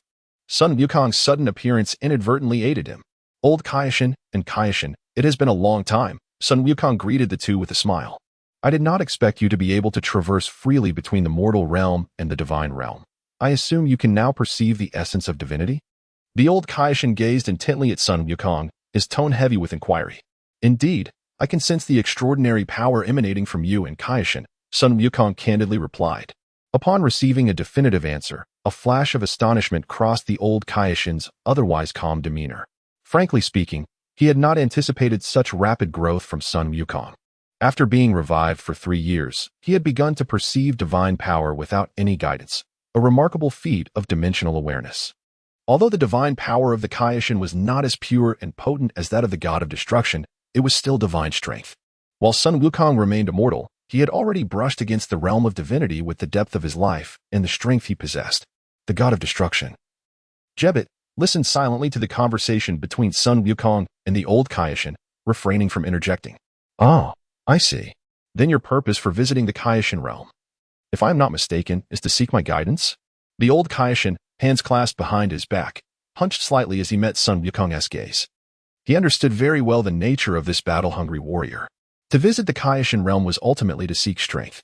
To be honest, esteemed old Kaioshin, I broke through the limit of Super Saiyan 3rd grade and reached Super Saiyan 4th grade over a year ago. After a year of cultivation, I have perfectly mastered the current form of Super Saiyan 4th grade, yet I find myself lacking the means to further transcend. Hence, I have come to the Kaioshin realm to seek your counsel, Son Wukong said, bringing his hands together and bowing slightly with respect. Seeing Son Wukong's sincere demeanor, the old Kaioshin nodded silently. To possess immense power without arrogance, coupled with a pure heart, made Son Wukong a worthy candidate for his disciple. However, he pondered why the promise made 3 years ago had yet to be fulfilled. Assisting you in breaking through your limits is not out of the question. The old Kaioshin feigned calmness, nodding before adding, however, should you not fulfill the promise made 3 years ago? Upon hearing this, the smile on Son Wukong's face abruptly vanished, leaving him momentarily awkward. He was well aware of the commitment the old Kaioshin referred to. Esteemed old Kaioshin, it has been so long. Perhaps we should let it go. Son Wukong stammered, feeling a twinge of guilt. Truthfully, had the old Kaioshin not mentioned it, he would have long forgotten the matter. Initially, he had intended to find a young and beautiful girl for the old fellow to touch. Bulma had been the first choice. However, he feared that if he went through with it, Vegeta would likely kill him. As for Bidalai, he shared a good relationship with his son, Gohan. But 3 years ago, he was vehemently rejected when he consulted Gohan about it. As for his wife, Chi-Chi, he had never even considered that option. It seems you have completely forgotten about this matter, haven't you? who bestowed upon you the remainder of my lifespan. Cannot believe you would deceive me and betray my trust. Truly unexpected, the old Kaishin feigned a look of utter disappointment, despite his outwardly pessimistic appearance. He was merely acting to gauge Sun Wukong's reaction. As anticipated, Sun Wukong took the bait upon noticing the old Kaishin's pitiful demeanor. How about this? Esteemed old Kaishin, I will do anything within my power, Sun Wukong conceded, realizing he had no other option. At this, the old Kaishin revealed a sly grin. He had awaited this very response from Sun Wukong. Very well, considering your earnestness, I shall overlook your previous deception. However, I cannot pretend I did not hear your earlier commitment. I have a matter that requires your attention. The old Kaishin unveiled his true intentions, speaking plainly. Sun Wukong straightened up, eagerly awaiting the old Kaishin's words. Do you recall when I was liberated, I spoke of a formidable being who sealed me away? In the vast universe, you are perhaps the only one capable of opposing him. If you agree to help me exact vengeance upon encountering him once you have attained a certain level of strength, I will not only assist you in elevating your Super Saiyan 4th grade further, but I will also impart all my knowledge to you. With unwavering determination, the old Kaishin's deep gaze met Sun Wukong's. He was placing his hopes for revenge upon Sun Wukong. After absorbing the old Kaishin's words, Sun Wukong paused for a moment. In his world, the old Kaishin had never mentioned this matter before. He was still in the dark about who had sealed the old Kaishin away. Moreover, the old Kaishin's insistence on Sun Wukong growing to a certain level before confronting that being raised a troubling question. Was there someone stronger than his Super Saiyan 4th grade? Old Kaishin, do you mean to say that even at my current strength, transforming into Super Saiyan 4th grade would not suffice to defeat that individual? Sun Wukong asked incredulously. Without a hint of hesitation, the old Kaishin nodded. This revelation left Sun Wukong even more astonished. In this world, were there still masters? Ones more powerful than his Super Saiyan 4th grade? The sheer strength of such an entity might rival that of the Super Shenron, if not exceed it. For now, you need not concern yourself with his identity. Simply continue to grow stronger, and one day you shall inevitably cross paths with him. What is this? Are you already intimidated without having engaged him in battle? The old Kaishin teased. I am already feeling exhilarated. I wonder what kind of individual could seal your existence. Esteemed old Kaishin, just how powerful is he? Sun Wukong exclaimed, his eyes alight with fervent battle intent, brimming with excitement. Chapter 14. Children only make choices. I want them all. Upon witnessing the scene, the old Kaishin felt an inner thrill of delight. Son Goku had indeed taken the bait. For these Saiyans, nothing was more enticing than two things, power and formidable adversaries. What do you say? Do you dare to agree? The old Kaishin teased with a wry smile. Why would I not? I am keen to see just how formidable an entity you would praise, one that surpasses even the 4th transformation of a Super Saiyan. Son Goku replied with unwavering confidence. Very well, since you have agreed, I shall keep my word. However, before we proceed, please transform into his Super Saiyan 4th stage, so I may witness your current prowess, the old Kaishin proposed. That is certainly no problem. As soon as the words left his lips, Son Goku activated the latent power within him, a magnificent golden aura swirling around him like a gentle tempest. Enveloped in golden radiance, he underwent his transformation. Clad in red fur, with long black hair cascading down to his waist, and muscles exuding an overwhelming and terrifying wildness.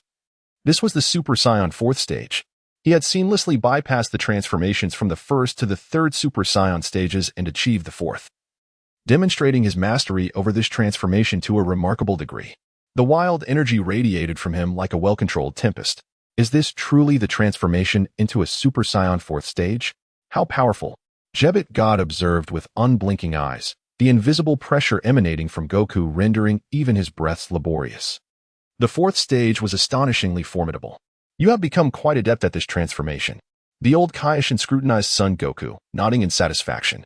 With his extensive experience, he recognized that although Son Goku was merely a mortal, his combat prowess had encroached upon the divine realm. Should he advance even further, it would not be impossible for a mortal to rival a deity. It is merely a minor achievement, Son Goku humbly stated, willingly reverting from his Super Saiyan 4th stage. After a moment of silence, the old Kaishin devised a plan to facilitate Son Goku's swift ascent in power. I have contemplated it, given your current strength. There are only two methods for you to grow stronger. The first method is for me to unlock your latent abilities, elevating your power to unprecedented heights.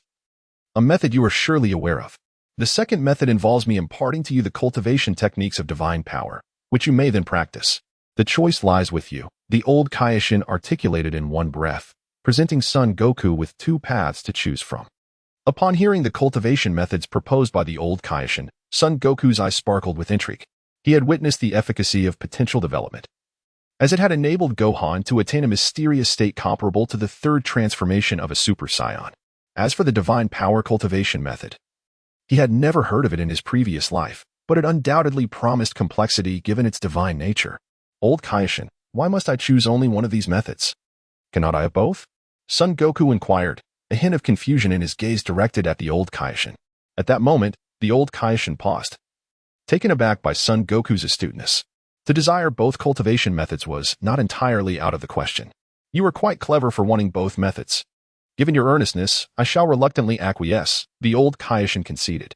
In that case, I shall not hold back, old Kaioshin. Son Goku exclaimed with a grin. Follow me. The old Kaioshin instructed, turning to lead the way. Son Goku closely followed him. Before long, the old Kaioshin brought Son Goku to the heart of the Kaioshin realm. They sat cross-legged facing each other. Open your mind, and I shall first impart to you the techniques of divine power cultivation, the old Kaioshin declared. Understood. Son Goku complied, clearing his mind.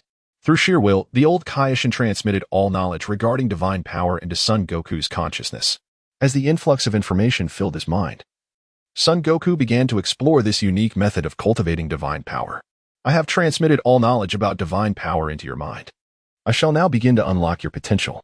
During this process, you can start to familiarize yourself with divine power, the old Kaioshin instructed, rising to move around Son Goku, performing an intricate dance as he did so. Son Goku, adhering to the old Kaioshin's guidance, began to delve into the cultivation of divine power. Within Son Goku's mental realm, his spiritual essence was absorbing information about divine power. Suddenly, an indistinct, peculiar mass of energy appeared before him. What is this?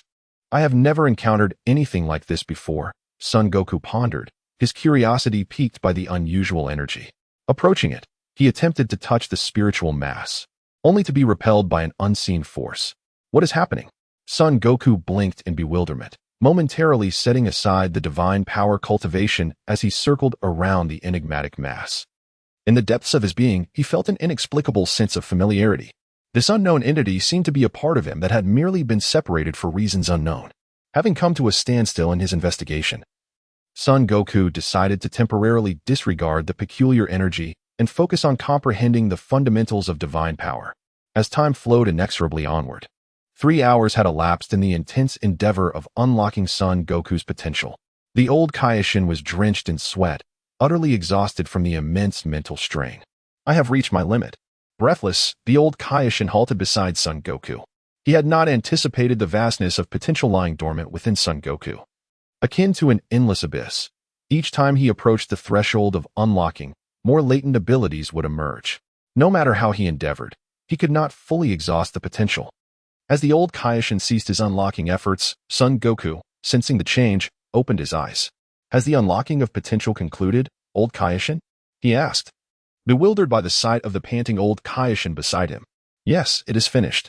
The potential I can unlock for you at present is limited to this extent. The old Kaioshin replied, casting a meaningful glance at Son Goku. Chapter 15, The Return of Vegeta unbeknownst to Goku himself, upon mastering the 4th stage of Super Saiyan. The floodgates of his bloodline's power had been completely unsealed, revealing a reservoir of latent potential within him that was unfathomable. Even the elder Kaioshin, an entity of immense wisdom, could only delve into this hidden capacity for 3 hours before arriving at a conclusion. While further exploration of this potential was certainly possible, any subsequent efforts would yield minimal results, far less than what could be achieved through self-training. Thank you, Elder Kaioshin, Goku said, rising to his feet, feeling the restless Saiyan blood coursing within him. Thanks to the Elder's development of his potential, he sensed a loosening of the bottleneck that had constrained him for so long. Hey, I'm still here. If you're going to unleash your power, wait until I've distanced myself. The Elder Kaioshin, noticing Goku's readiness to erupt with energy, felt a shiver of apprehension. The last time he had assisted Gohan in awakening his latent abilities, he had been sent flying by the sheer force of the Saiyans. With Gohan's experience fresh in his mind, the Elder Kaioshin was on high alert. Without a moment's hesitation, he retreated to a safe distance. ensuring a protective buffer between himself and Goku. Once the Elder had moved far enough away, Goku felt free to activate the power within him. In an instant, a golden aura erupted outward, a magnificent pillar of golden light piercing the skies of the Kaioshin realm, enveloping the area in an overwhelming presence. As the radiant energy dissipated, Goku transformed once more into his wild Super Saiyan 4 form. Following the Elder Kaioshin's guidance, his fourth stage of Super Saiyan had undergone a notable enhancement. Although the increase in strength was modest, it nonetheless signified progress. Upon re-entering the Super Saiyan 4 state, Goku sensed the long-standing bottleneck that had plagued him and felt a glimmer of potential breakthrough. It seems that the Elder Kaioshin's influence on my potential development was not as apparent as I had thought. I was naive to believe I could shatter the limits of my current Super Saiyan 4 form solely through external assistance. True growth must come from personal trials and steady cultivation to break through existing barriers.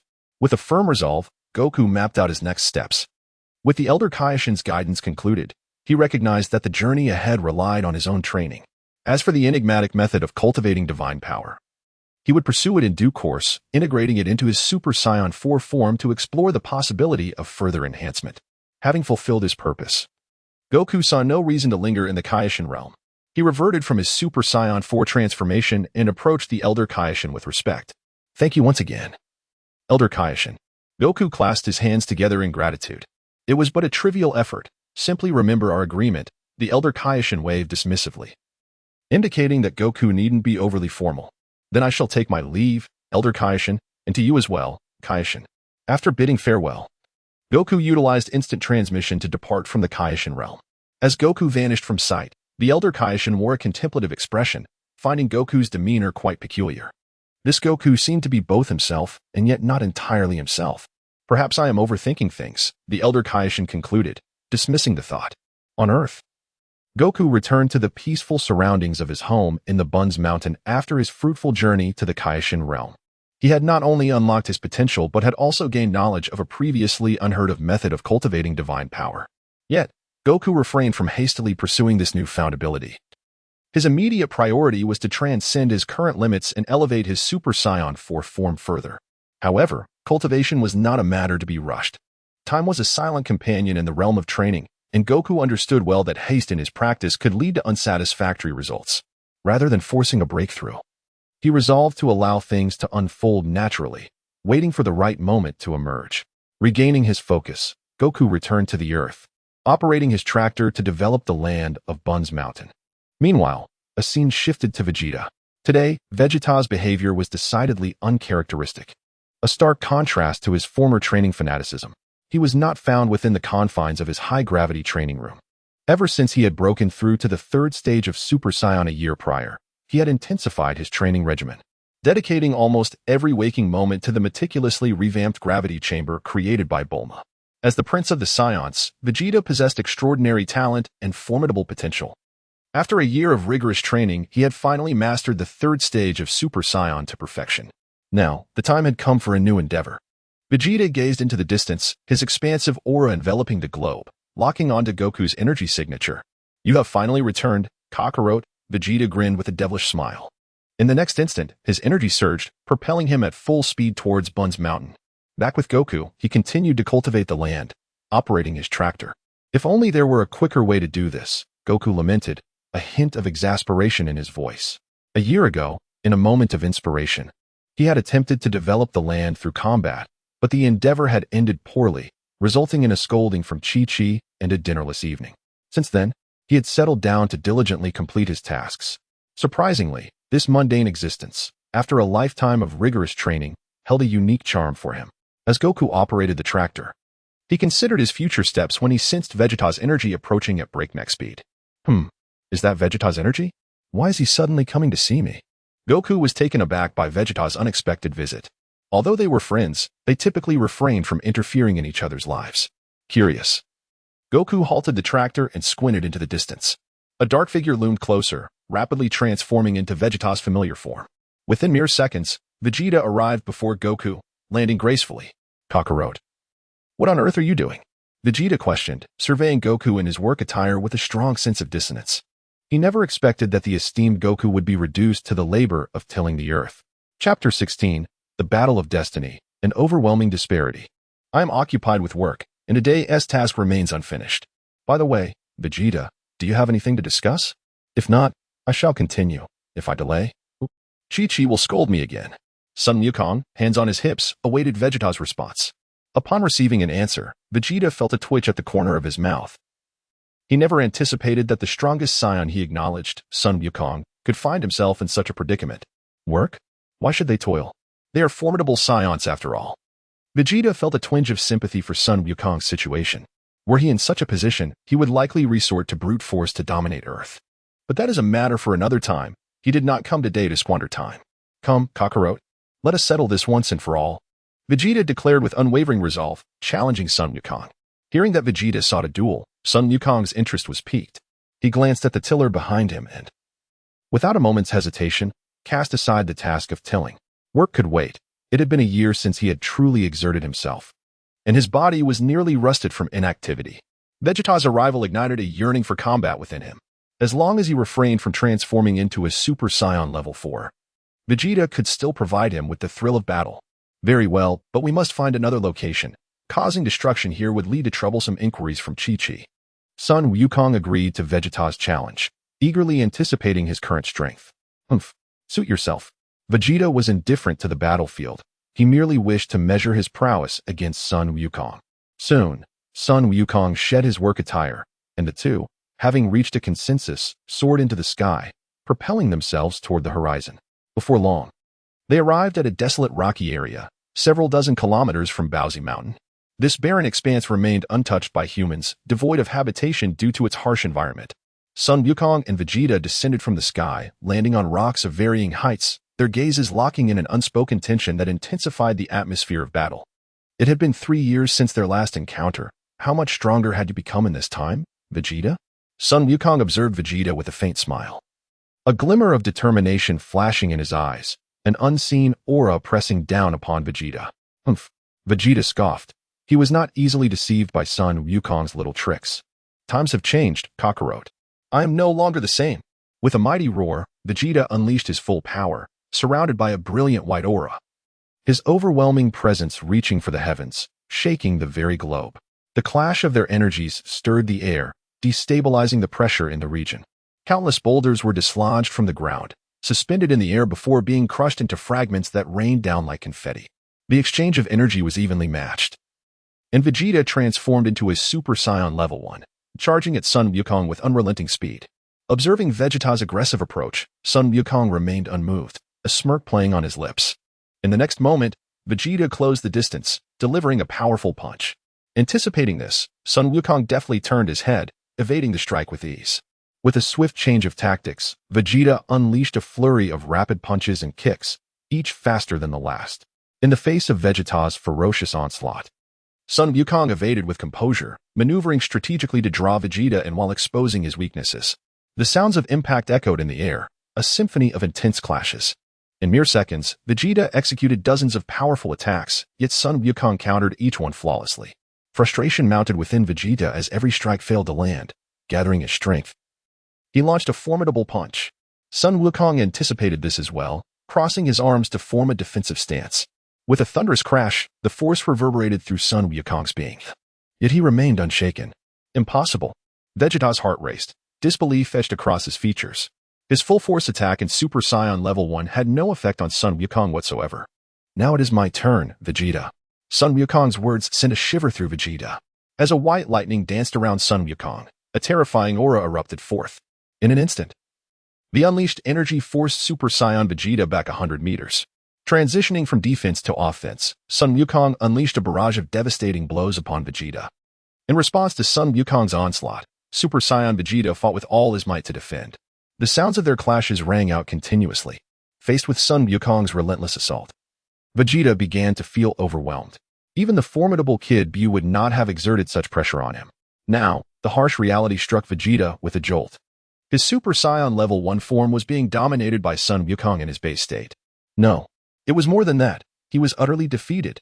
Under Son Wukong's relentless strikes, Vegeta's defenses crumbled, and a powerful punch found its mark in his abdomen. Coughing up bile, Vegeta staggered backward, clutching his stomach, his eyes flooded with crimson veins. Filled with terror and disbelief. It cannot be. Vegeta gritted his teeth against the agony, straightening his back.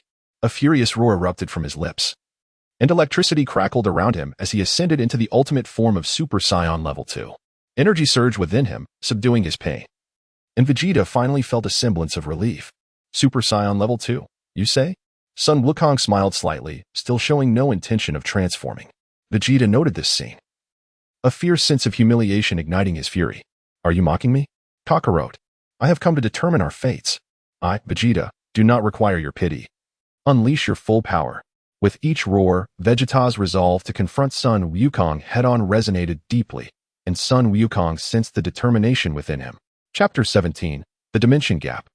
Vegeta confronts reality. The smile on Goku's face vanished, replaced by a profound seriousness. Without uttering a word, Goku demonstrated his immense strength through action, crackling.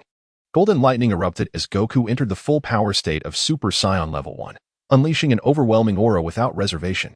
Feeling the terrifying energy radiating from Goku, Vegeta's expression changed dramatically. In that moment, he clearly recognized the vast chasm that separated him from Goku. Very well, Kakarot. Vegeta clenched his fists, revealing a grim, determined smile. Even though he was acutely aware of his inferiority to Goku, he would not concede. He is Vegeta. Witnessing Vegeta's fierce fighting spirit, Goku resolved to no longer hold back. Prepared to unleash his true abilities to compete with Vegeta. In an instant, the power within him was fully awakened, and in the next moment, a terrifying energy storm rapidly expanded from Goku's core. Vegeta, engulfed by this energy tempest, struggled to stabilize himself, fixating his gaze on the transforming figure of Goku before him. His heart racing. What is this aura? In my body. Vegeta sensed something amiss. Why did he instinctively feel such intense unease when Goku transformed? Regardless of the disparity in power, it should not have compelled Vegeta's cells to submit. Soon, as the energy storm dissipated, Vegeta understood the source of his disquiet. At this moment, Goku was adorned with fiery red fur, his black hair cascading to his waist, emanating a terrifying pressure capable of distorting space, his muscular form brimming with explosive strength. This was Goku's most formidable transformation yet, Super Saiyan Level 4. Apologies for the wait. Vegeta, this is Super Saiyan Level 4.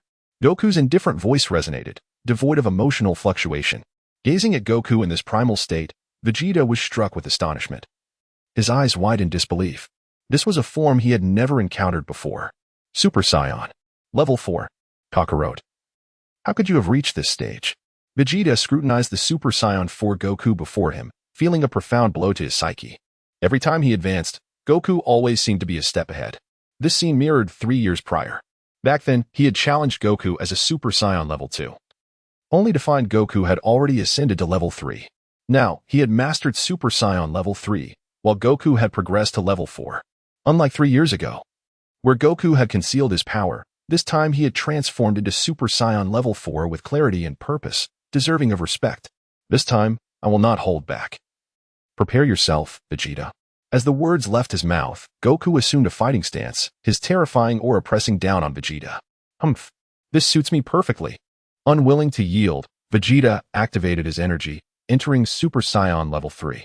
Yet, even with this transformation, the gap between Level 3 and Level 4 was insurmountable.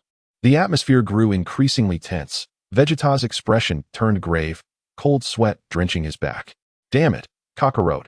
While you're rife with openings, from another perspective, you are utterly flawless. With his battle instincts heightened, Vegeta found himself at a loss for action. Goku, noticing this, let out a resigned chuckle, since Vegeta was not attacking. He would take the initiative. In the blink of an eye, Goku moved. Whoosh. The air crackled with the sound of his speed. So fast. Vegeta's pupils constricted as his body instinctively adopted a defensive stance. Boom. An ear-splitting explosion erupted. In an instant, chaos ensued, dust swirling around. Super Saiyan Level 3 Vegeta stood frozen in place, his gaze fixated on the fist that was nearly touching his face. Coming to his senses, he was drenched in cold sweat. A mere casual strike had made him acutely aware of the threat of death. In that moment, the outcome was clear. It's over. Vegeta. Goku retracted his fist, his expression cold as he regarded the struggling Vegeta. Silenced, he uttered not a word. Despite the turmoil within, the truth was undeniably harsh. The gap between Super Saiyan Level 3 and Level 4 was insurmountable. He had lost, utterly and completely. Ha ha ha ha ha. Ha ha ha. Vegeta let out a strange laughter. He had challenged Goku in his arrogance, unaware that they were no longer in the same dimension. In this battle, he had been thoroughly defeated. Watching Vegeta laugh uncontrollably, Goku remained silent. Soon, Vegeta's laughter subsided, and after a few moments of silence, he resignedly declared, "You win, Kakarot." Vegeta acknowledged his defeat with clarity. This admission took Goku by surprise. However, do not rejoice too soon. The throne of the strongest Saiyan will not always be yours. One day, I will prove that I am the true strongest Saiyan. Leaving behind a defiant remark, Vegeta soared into the sky, departing with determination. Observing Vegeta's retreating figure, a smile graced Goku's face. Vegeta was still the same Vegeta. Very well, I shall await that day. Anticipation blossomed within Goku. He knew that Vegeta would not remain behind him forever, even if he did not reveal the transformation method for Super Saiyan Level 4. With Vegeta's innate talent, he would eventually uncover it himself. In the next moment, Goku relinquished his Super Saiyan Level 4 transformation and turned to fly toward the direction of the Capsule Corporation. This battle had concluded, yet the ripples it created captured the attention of others. The scene shifted to the Heavenly Temple. At this moment, Piccolo stood at the edge of the temple, gazing down at the world below. He had witnessed Vegeta's challenge to Goku in its entirety. Piccolo was left speechless, overwhelmed by the spectacle. Although he had anticipated a confrontation between Goku and Vegeta, he had not expected it to conclude in such a decisive manner. An all-encompassing domination, devoid of suspense. Super Saiyan Level 4. Old son, you truly leave no opportunity for us to catch up. Piccolo lamented with a wry smile. Chapter 18. A year later, the universe trembles as the god of destruction awakens. In the blink of an eye, a year has elapsed since the climactic battle between Son Wukong and Vegeta. During this period, Earth has enjoyed a prolonged peace, with all Z warriors, including Son Wukong, seemingly accustomed to a tranquil existence, believing that the planet has attained a permanent state of harmony, free from any threats. Yet, this tranquility is merely the calm before the storm. The peace that has lingered for so long is soon to be shattered. In the realm of the gods of destruction, a long-standing silence has been disrupted by an unprecedented upheaval. The god of destruction, Beerus, who has slumbered for 37 years, has awakened. The force unleashed upon his awakening reverberates through the cosmos, instilling dread in those powerful beings capable of sensing his divine might. The awakening of the god of destruction is the last scenario they wish to confront. Concurrently, deities occupying various positions throughout the universe are now gripped by anxiety as they perceive the awakening of Beerus. For instance, the Supreme Kai, the Grand Kai, and other celestial overseers of planets are all succumbing to a palpable tension. They are acutely aware of what the god of destruction signifies. His prolonged slumber has spanned decades, even centuries. However, his awakening heralds a monumental cleansing of the universe, with countless planets poised to be obliterated by his formidable power. The existence of the god of destruction is essential for maintaining the current equilibrium of the universe, as he periodically eliminates unworthy celestial bodies and threats to cosmic balance.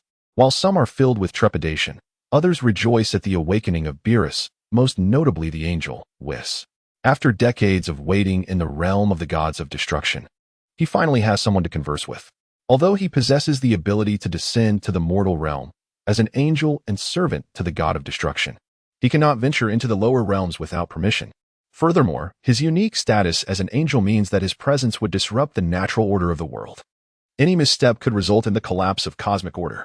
Thus, Whis has refrained from visiting the mortal world, and even when he does, it is only for a fleeting moment. Within the chambers of the god of destruction, Beerus unabashedly unleashes his destructive energy. Countless waves of destructive energy scatter around, crashing against the walls of his palace and the preset explosive alarm clocks.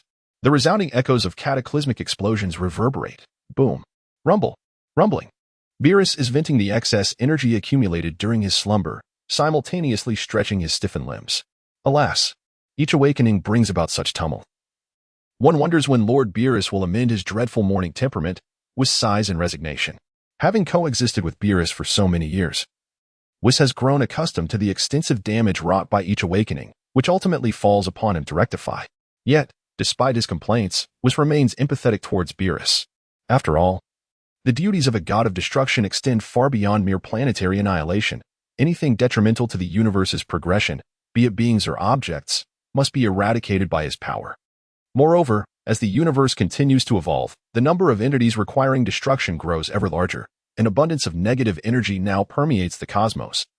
Remnants of impurities that the god of destruction must eliminate. Each task completed represents a tremendous exertion for him, while the world perceives destruction as the simplest of tasks. Merely requiring the application of power, they remain oblivious to the fact that the workload of a god of destruction far exceeds that of the Supreme Kai, who is ostensibly of equal rank. In reality, the god of destruction holds a superior position. In another dimension, in the sacred realm of the Supreme Kai, the old Supreme Kai and the god of Jabber stand upon a precipice, gazing at the sky. The usual placidity of the old Supreme Kai's visage has been replaced by palpable tension and fear. He is no stranger to Beerus, having been sealed away by him in the past. The god of Jabber, having learned of Beerus's existence through the old Supreme Kai, initially regarded the god of destruction as inconsequential. Even if formidable, he presumed that he could not surpass the current universe's mightiest warrior, Sun Wukong. However, the sheer force emanating from Beerus's awakening has instilled a profound terror deep within his soul. This is no mere strength, it transcends comprehension and understanding. I had anticipated at least 3 to 5 more years before the god of destruction would awaken, yet here we are, the old Supreme Kai murmurs. His countenance aged and weary. The universe is poised for yet another cleansing. Noticing the old Supreme Kai's dismay, the god of Jabber is perplexed as to why his esteemed ancestor regards the god of destruction with such reverence. Aren't our positions as Supreme Kai supposed to be equivalent to that of the god of destruction? He inquires. Forgive my candor. But is the god of destruction truly that terrifying? Is there truly no being in the universe capable of contending with him? However, as soon as the words escape his lips, he is met with a scornful glare from the old Supreme Kai, followed by an exasperated reprimand. Fool, have you squandered all these years in ignorance? Remember, the terror of the god of destruction cannot be measured by mere strength. If you must compare, consider that even the formidable Majin Buu, in the presence of the god of destruction, is but a feeble insect. The old Supreme Kai's tirade flows forth, directed at the god of Jabber. The title of god of destruction signifies an unparalleled position at the pinnacle of the universe, devoid of contention, especially the name Beerus, which epitomizes the zenith of that summit. What of Wukong? Can he not even triumph over the god of destruction? The god of Jabber presses on. At this inquiry, the old Supreme Kai falls silent for a moment before sighing wearily. Let me put it this way, even if Wukong were to possess tenfold strength, he would still be no match for Beerus. This is the old Supreme Kai's heartfelt opinion. He harbors a desire for Sun Wukong to surpass the god of destruction. Yet the harsh reality remains.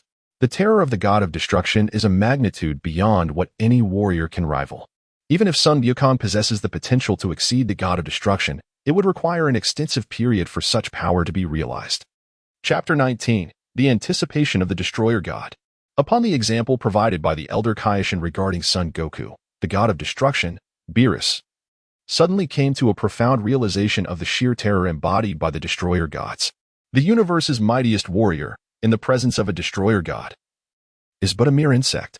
In the realm of the destroyers, Beerus awoke from a deep slumber, his body enveloped in the remnants of explosive dust due to his grumpy awakening.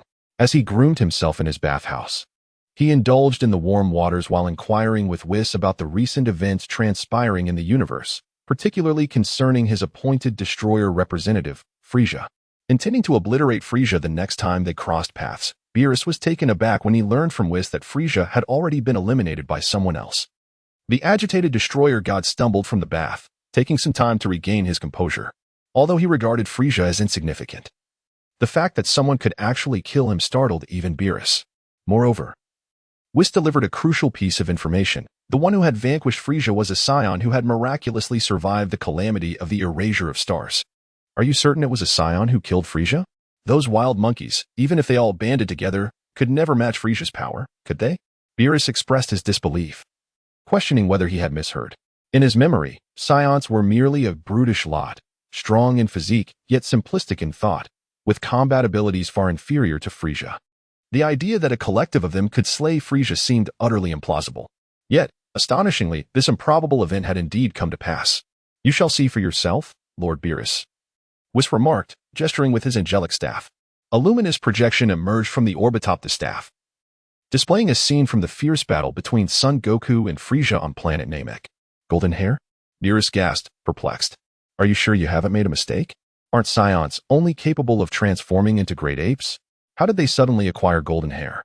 Leaning on his hand, Beerus cast a sideways glance at Whis. confusion etched on his face. In recent years, the Scions have undergone a transformation of sorts, discovering the latent power within their bloodlines, enabling them to transform at will. The golden-haired form you see is known as Super Scion, was elucidated, his tone laden with significance. Super Scion? Beerus murmured, the term echoing in his mind, gradually imbuing his expression with gravity. For reasons unbeknownst to him, the name Super Scion stirred a sense of familiarity, accompanied by an unsettling image that flashed through his mind, a figure who had haunted his dreams, disrupting his slumber. The earlier mention of Super Scion seemed intertwined with this enigmatic presence from his dreams. Not only that, was continued, shifting the visual display to showcase various transformations of Scions through different eras. The screen depicted Goku and Vegeta battling in their Super Saiyan second form from 4 years prior, followed by scenes of Goku in Super Saiyan third form against Majin Buu, culminating in Goku's ascension to Super Saiyan fourth form. The multitude of transformation scenes piqued Beerus's interest, particularly the last one, where the raw power exhibited by the Super Saiyan fourth form even intrigued the Destroyer God himself. Are all these transformations also Super Saiyans? Beerus inquired with a faint smile. Indeed, according to the Saiyan nomenclature, they are categorized from Super Saiyan first form to Super Saiyan fourth form. The transformation you initially witnessed is the Super Saiyan first form, while the last, with significant changes, is known as Super Saiyan fourth form, was patiently explained. Super Saiyan first form and Super Saiyan fourth form? Such convoluted names. Yet, they bear resemblance to that figure from my dreams. Though I am uncertain of the connection. How bothersome, all these lengthy titles, Beerus remarked, a flicker of intrigue shimmering in his otherwise impassive eyes. At that moment, Whis narrowed his eyes slightly, a subtle smile gracing his lips as he ventured, Lord Beerus, could the person from your dreams be the formidable adversary foretold by the prophecy Fish 37 years ago, the Super Saiyan God? Indeed, the Super Saiyan God. Upon Whis's prompting, Beerus instantly recalled the full name of the figure from his dreams, affirming it with urgency. There must be a connection between the Super Saiyan fourth form and the Super Saiyan God. Where are the remaining Scions? Beerus could hardly contain his eagerness to uncover the true identity of the Super Saiyan God. To answer your question, Lord Beerus, the surviving Scions currently reside on a water-blue planet called Earth, located in the North Galaxy, Whis replied, his expression unchanging. Earth, you say? Let us prepare a meal and journey to this Earth. I shall see for myself if the so-called Super Saiyan God truly exists, Beerus declared, rising from the bath, draped in a towel as he made his way towards the changing room. Scene transition, on Earth. The inhabitants had grown accustomed to their tranquil lives, blissfully unaware of the immense crisis silently approaching. Today marked Bulma's birthday, and to celebrate, she had invited Z fighters from around the globe to her grand birthday gathering. As Earth's wealthiest individual, Bulma's celebration was of monumental scale, with a colossal luxury cruise ship emblazoned with the Capsule Corporation logo sailing across the sea. Z fighters from all corners of the world had gathered aboard the ship at Bulma's invitation. Son Goku, Gohan, Goten, Chi-Chi, Ox King, Tien Shinhan, Kaiatsu, Launch, Krillin, Android 18, Marin, Master Roshi, Turtle, Yamcha, Videl, Mr. Satan, and Majin Buu. On the upper deck of the opulent cruise ship, Goku and Vegeta, destined rivals, met once again. Their encounter was bound to ignite sparks. It's been a while, Vegeta, Goku greeted, meeting Vegeta's gaze. Indeed, it has been a while, Kakarot, Vegeta replied, his arms crossed, retaining his signature aloof demeanor. Chapter 20, The Arrival of the God of Destruction. After a year, the two met once more, each having undergone significant transformations. Sun Wukong's eyes gleamed with intensity as he scrutinized Vegeta, taking note of every change in his counterpart. Conversely, Vegeta's piercing gaze assessed Sun Wukong, recognizing the alterations within him as well. It seems you have been training far more diligently than I, Vegeta. If I am not mistaken, you must have taken that next step, haven't you? A warm smile graced Sun Wukong's face, genuinely pleased for his old friend. Humph, I cannot remain in your shadow forever. Kakarot. However, achieving the 4th level of Super Saiyan is merely a matter of time for me, Vegeta replied coolly, his narrowed eyes exuding an unspoken challenge as he sought to gauge Sun Wukong's strength. In response to Vegeta's implicit test, Sun Wukong briefly released a portion of his own energy, disrupting Vegeta's aura. Though I am eager for a bout, we should exercise restraint, considering this is Bulma's birthday celebration. If we must fight, it can wait until the festivities conclude, Sun Wukong suggested, suppressing his anticipation. Vegeta remained silent, retracting his energy. It was indeed inappropriate to engage in combat at his wife's birthday party, and he would not act foolishly as her husband. However, I do have a question for you. Sun Wukong leaned closer, cautiously inquiring, "How old is Bulma today?" "Why do you ask?" Vegeta furrowed his brow, looking perplexed at Sun Wukong's question. He was, to be honest, unaware of Bulma's age today. Just a bit curious. Or do you not know either? Sun Wukong replied with a smirk. "Humph. I do not concern myself with such trivial matters," Vegeta stated coldly. As they conversed, an unforeseen event transpired. Beyond Earth, a brilliant light pierced through the atmosphere, descending at a terrifying speed to the left of Sun Wukong and Vegeta. What is happening? Sun Wukong immediately heightened his vigilance. What on earth? Vegeta became fully alert. Their sharp gazes fixated on the dazzling, multicolored light until it dissipated, revealing two unfamiliar figures before them. The newcomers were none other than the god of destruction, Beerus, and the angel, Whis. Who are these two? Sun Wukong stared intently, a storm of confusion brewing within him. Their existence was unrecorded in his memories. As Sun Wukong's demeanor grew increasingly serious, he locked his fierce gaze onto Beerus and Whis, expanding his perception. Upon doing so, he was taken aback. This is divine power? So pure and potent. The revelation left Sun Wukong astounded. Since acquiring the method to cultivate divine power from the old Kai a year ago, he had diligently trained and refined his own divine energy. Yet, the two before him exuded a purity of divine power far surpassing his own. Could they be gods? Gods I have never encountered before, Sun Wukong mused solemnly. In stark contrast to Sun Wukong's bewilderment, Vegeta stood frozen, shock etched across his face. A long-buried memory surged forth in his mind, a memory of his father being trampled by Beerus, who had relentlessly demanded the finest pillow in the universe. At that time, he was too young to comprehend the terror of the god of destruction and had attempted to rescue his father, only to be petrified into inaction by a single glare. Since then, the horror of Beerus had been indelibly etched in his mind. His body's instinct buried this memory deep within, but with the god of destruction's arrival, the most haunting recollection had resurfaced. Beerus. Vegeta's eyes burned with fury, radiating a chilling intensity. Vegeta, do you know this being? Sun Wukong turned, incredulous. In his previous life, he had never heard Vegeta mention the existence of a god of destruction, nor had he encountered one. Did this world differ from the one he had known? Decades have passed since we last met. The once timid Saiyan prince who trembled at my gaze has now matured, Beerus remarked with a cold smirk, his tone condescending. Humph. I was but a child back then, but the humiliation you inflicted upon the Saiyan race is something I shall never forget. Beerus. Vegeta's demeanor was resolute, his eyes icy. The torment endured by his father and his kin, including himself, at the hands of Beerus was a national disgrace he could never forget. As the prince of the Saiyans, he was determined to reclaim their lost dignity. Your father was merely a cringing servant in my presence. Yet, it seems you possess more fortitude than he did, Vegeta. However, allow me to remind you, gods of destruction are formidable. Beerus smirked, releasing an overwhelming aura. An unsettling sensation enveloped Vegeta and Sun Wukong, one they had never experienced before. As a god of destruction, every movement signified annihilation, and his oppressive presence instilled fear in all living beings, compelling them to abandon any notion of resistance. Yet, that was only true for the weak. The strong fear no one, not even a god.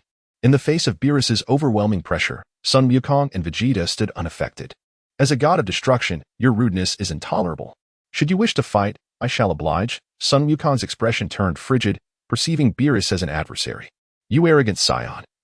Merely having defeated Frieza, a mere insect, has led you to believe you can contend with a god of destruction? Foolish. Beerus dismissed Sun Wukong with disdain, viewing him as nothing more than a brutish monkey. Chapter 21. The onset of conflict, the fury of Vegeta. As the god of destruction, he regarded neither Goku nor Vegeta with any semblance of respect. After dismissing Goku, his gaze shifted to Vegeta. Vegeta, I am here before you. What do you await? Have you been so intimidated by me that you lack the courage to strike? The condescending demeanor of Beerus ignited a fierce anger within Goku. Humph. Beerus, do not presume I am still the same as I was in the past. I am Vegeta, the prince of the Saiyans. Vegeta unleashed a primal roar. His visage twisted with rage, consumed by a desire for retribution against Beerus. His muscles tensed, veins bulging on his forehead, as the S cells within him surged, converging at his spine, culminating in an explosive release. Boom. His aura erupted, elevating his battle power to new heights. A potent golden flame surged from his feet, enveloping him, while shockwaves radiated outward, a testament to his ferocity. This sudden outburst captured the attention of everyone aboard the cruise ship.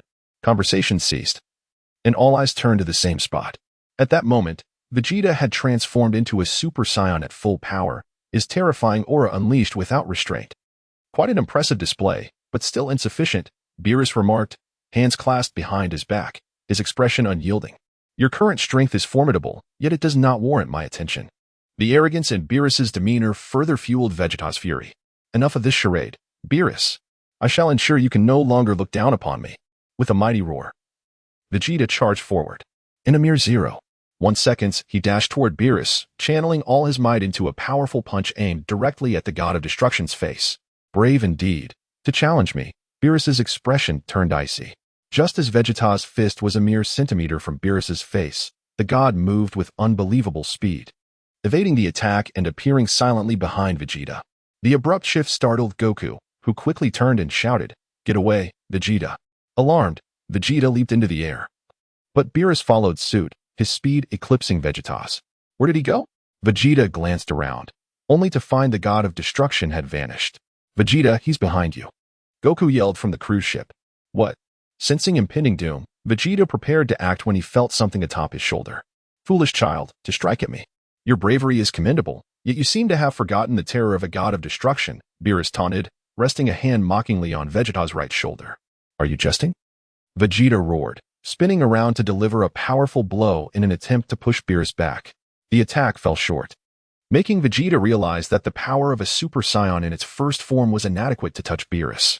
Without hesitation, he transitioned into the ultimate form of Super Saiyan 2, electric energy crackling around him, his aura intensifying, signifying a qualitative leap in battle power. An evolution in form, accompanied by a significant increase in strength. It seems the surviving Saiyans have indeed grown stronger. I recall this form. It is known as Super Saiyan 2, correct? Not particularly impressive, though the name is quite a mouthful, Beerus remarked, maintaining his lofty demeanor. To him, there was no distinction between Vegeta in his first form and in his second. Silence. Vegeta roared once more, charging full speed at Beerus. You are a reckless child. Beerus observed coldly, effortlessly dodging Vegeta's strike and delivering a knee to Vegeta's abdomen. Bang. The sound echoed like thunder, causing the very air to tremble. Pain surged through Vegeta's abdomen, an unimaginable force radiating through his body, propelling him several meters backward. Regaining his composure, he grimaced in pain, glaring fiercely at Beerus. The repeated humiliation at Beerus's hands only intensified Vegeta's wrath.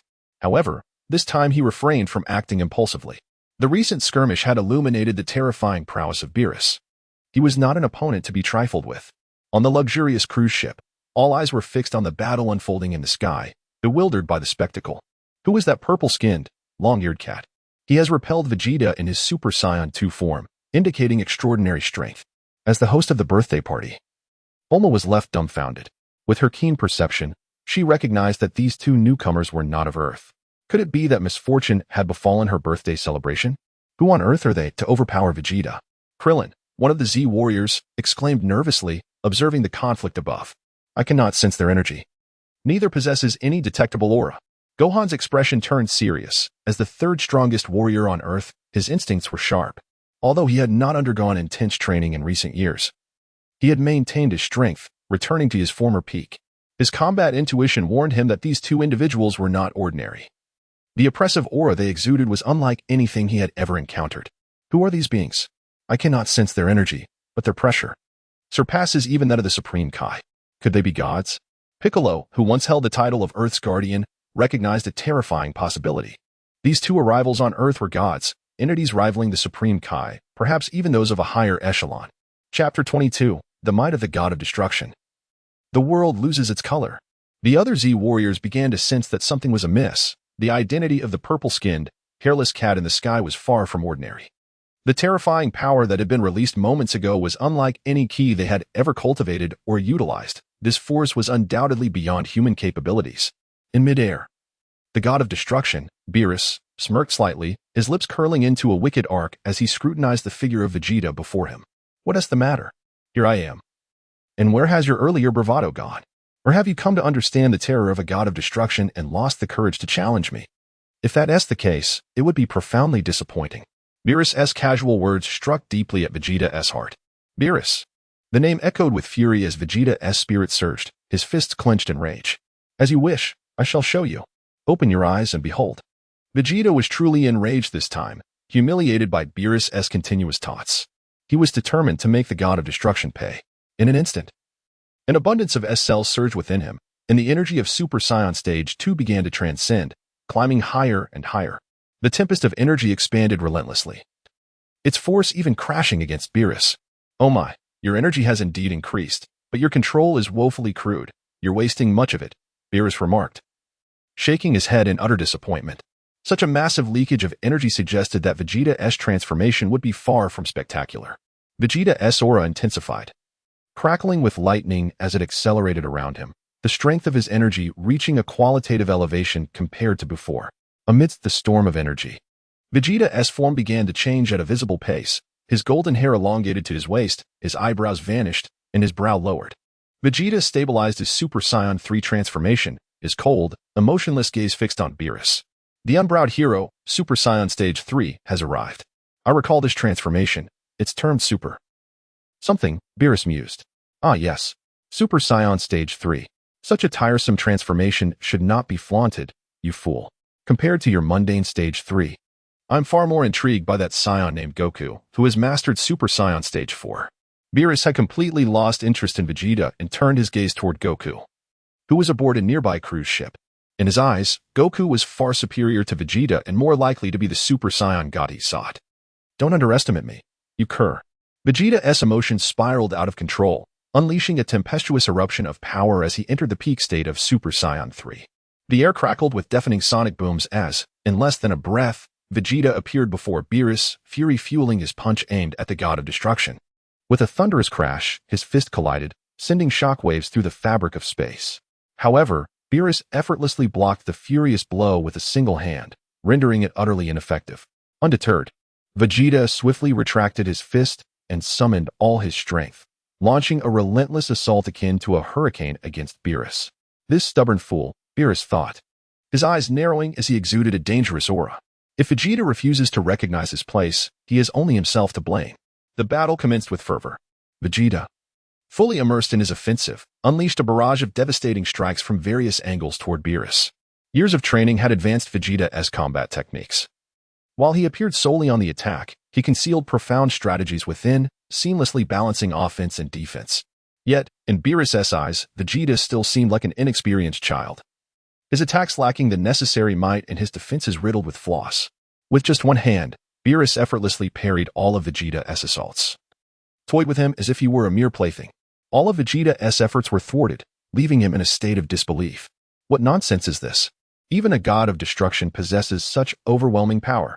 A Super Saiyan Stage 3 like me cannot even graze him. Vegeta's mind raged against this reality. He resolutely altered his approach. Retreating 100 meters, he summoned his energy, adopting the stance for the Gallic gun. The white-violet aura surged dramatically, pulsating with increasing intensity around him as world-ending energy coalesced in his hands. Prepare yourself, Gallic gun. With a fierce shout, the chaotic energy beam erupted from Vegeta's palms, hurtling toward Beerus with destructive force.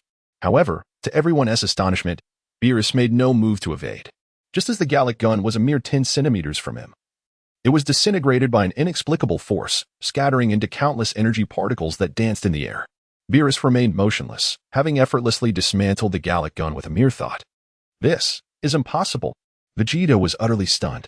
The might of the god of destruction was far more terrifying than he had ever imagined. Vegeta, your strength is commendable. However, you are not the Super Saiyan god I seek. The tiresome game ends here. As his words echoed, a profound purple energy membrane enveloped Beerus. This was the power of a god of destruction, an omnipotent force capable of annihilating all existence. In an instant, Beerus unleashed this power, casting darkness over hundreds of miles. The might of the god of destruction shaking the heavens and evoking cries of despair from the world. So this is it. This is the terror of the god of destruction, the power that instills fear in all beings. In that moment, Vegeta finally comprehended why Beerus was known as the god of destruction. Chapter 23, Vegeta transforms into Super Saiyan 4, the god of destruction's anticipation. This formidable power instills a profound sense of dread deep within the souls of all living beings, even affecting the mighty Vegeta himself. Under the influence of the god of destruction's power, every cell in his body emitted ominous signals of danger. Yet, as a Scion, he faced formidable foes without fear. "It's over, Scion," declared the god of destruction, Beerus, as he concentrated a faint orb of destructive energy in his palm and hurled it towards Vegeta. This energy was insufficient to obliterate Vegeta but was capable of leaving him in tatters. Facing the impending attack, Vegeta did not flinch. Instead, he quietly activated the latent power of his bloodline. As this power surged forth, Vegeta's aura experienced a monumental elevation.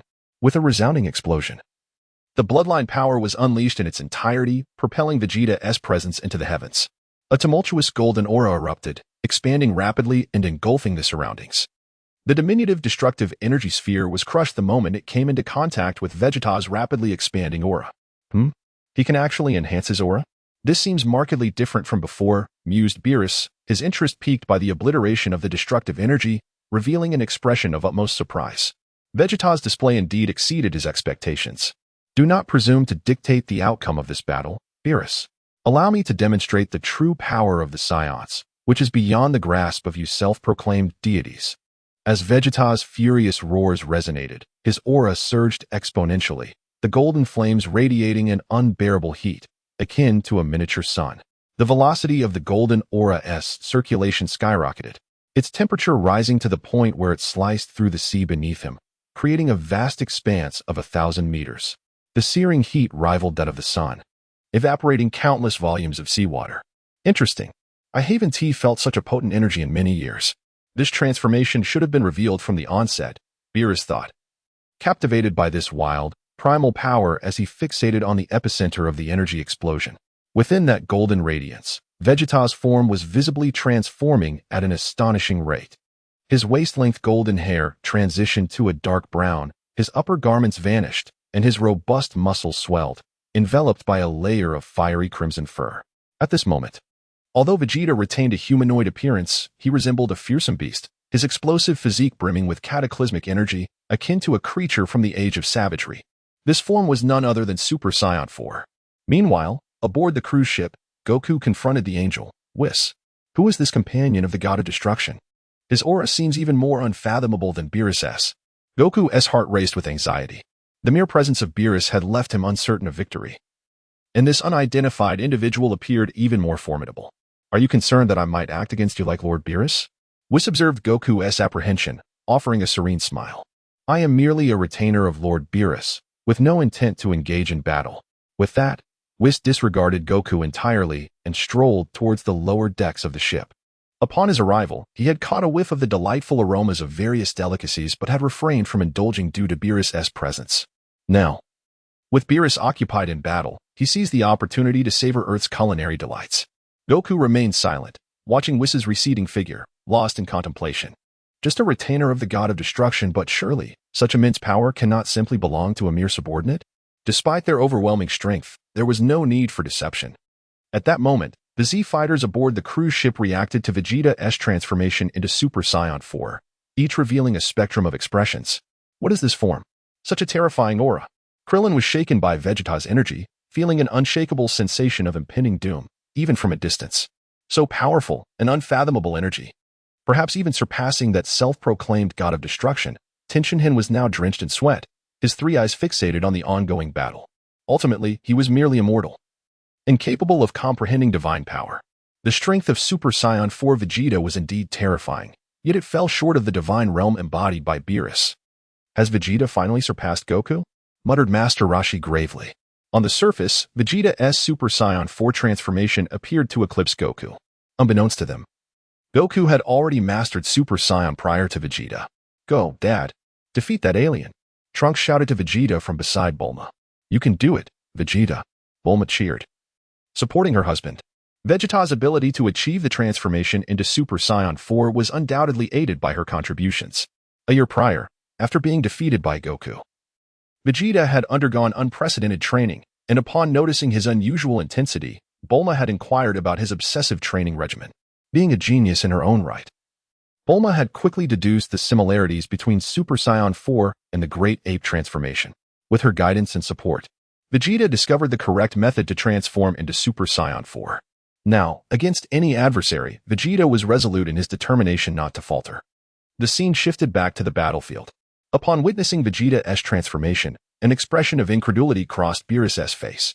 This was pure mortal power, potent enough to rival divine strength. As the transformation completed, Vegeta instantaneously tore through space, barreling towards Beerus, unleashing the unrestrained ferocity of Super Saiyan 4. I recall this form is known as Super Saiyan 4, correct? I had thought this transformation was exclusive to that Saiyan named Goku. I did not anticipate you could achieve it as well. It seems I underestimated you, Vegeta, Beerus observed with curiosity. His gaze appraising Vegeta with a mix of surprise and excitement. It had been ages since he felt such anticipation. Vegeta's power bore no trace of divine fluctuations. It was pure mortal strength, formidable enough to step into the domain of the gods. After millennia of tedium, a sliver of excitement had finally emerged in his otherwise monotonous existence. Chapter 24, Beerus, the mightiest Saiyan King? Just so. Before you stands the mightiest Saiyan King in history, Vegeta. What of you, the god of destruction? I shall vanquish you using the true power of the Saiyans. At this moment, Vegeta radiated pride and self-esteem, his transformation into Super Saiyan 4th level epitomizing the bloodline strength of his Saiyan heritage, an embodiment of his very pride. The claim of being the strongest Saiyan King throughout the ages? Intriguing. Allow me to gauge the might of this so-called strongest Saiyan King. Beerus adjusted his demeanor. Shedding his previous playful attitude, the sight of Super Saiyan 4 Vegeta sparked within him a desire for a serious engagement. Come now. Unleash your proud Saiyan power and let me witness its true strength. Beerus's lips curled into a slight smirk as he beckoned Vegeta with a casual flick of his finger. Arrogant, with a fiery temperament, Vegeta assumed a battle stance, unleashing the bloodline power within him. A golden aura surged forth, rapidly enveloping the battlefield. The pressure of Super Saiyan 4's bloodline descended upon Beerus, a test of strength from Vegeta. In response to Vegeta's trivial provocation, Beerus released an invisible aura of destruction, dispersing the tempestuous might of Vegeta's bloodline. Engage. In a flash, a gleam ignited in Vegeta's eyes as he seized upon a fleeting opening presented by Beerus to strike. Humph. Beerus displayed an enigmatic smile as he countered the moment Vegeta made his move. Boom. The clash began. Super Saiyan 4 Vegeta and the God of Destruction, Beerus, unleashed terrifying speeds, darting through the space in a series of powerful collisions. Bang, bang, bang, bang, bang. The sky erupted with sonic booms. Each impact sent tremors through the space, visible waves of destruction wreaking havoc upon the ocean. The entirety of the ocean was tossed into chaos by the aftermath of their battle. No, not just the ocean. The entire planet was affected by the confrontation between Super Saiyan 4 Vegeta and the God of Destruction, Beerus. Their speeds escalated, and the frequency of their clashes intensified.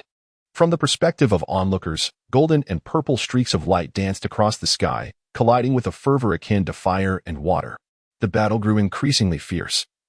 Super Saiyan 4 Vegeta unleashed his full power, while Beerus, after eons, rediscovered the joy of combat. Crackling thunder echoed from the darkened clouds, lashing down upon the ocean. The atmosphere darkened, winds roared, and lightning flashed, a scene reminiscent of an impending apocalypse. The Z warriors aboard the cruise ship gazed in awe at the spectacle unfolding in the sky, each mouth agape, their hearts tumultuous. The magnitude of this battle surpassed their comprehension. Vegeta and they were no longer of the same dimension. Only Goku could clearly perceive the entire combat sequence. For the others, even glimpsing blurred shadows was a challenge. Even the once mighty single combatant, Gohan, could barely catch a glimpse of their fleeting forms. Goku, observing the clash above, felt a storm of emotion surging within him. Vegeta is destined to lose. Goku clenched his fists, his expression grave. Although Vegeta had stabilized his Super Saiyan 4th level and could perfectly wield its combat power, the disparity in their strengths was insurmountable. The combat prowess and apocalyptic presence emanating from Beerus far exceeded Goku's expectations. In this new life, to encounter such a formidable opponent, his strength surpasses even that of the one-star dragon from my past. Goku trembled, not from fear, but from exhilaration. The thrill of facing a powerful adversary ignited within him.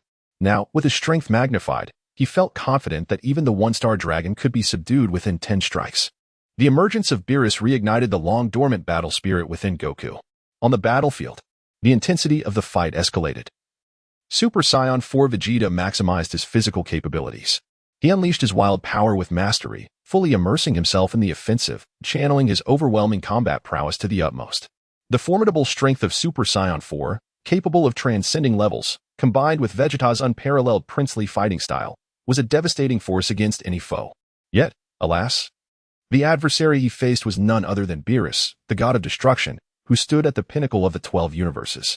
With countless ages of experience, Beerus's combat techniques and acumen eclipsed Vegeta by several dimensions.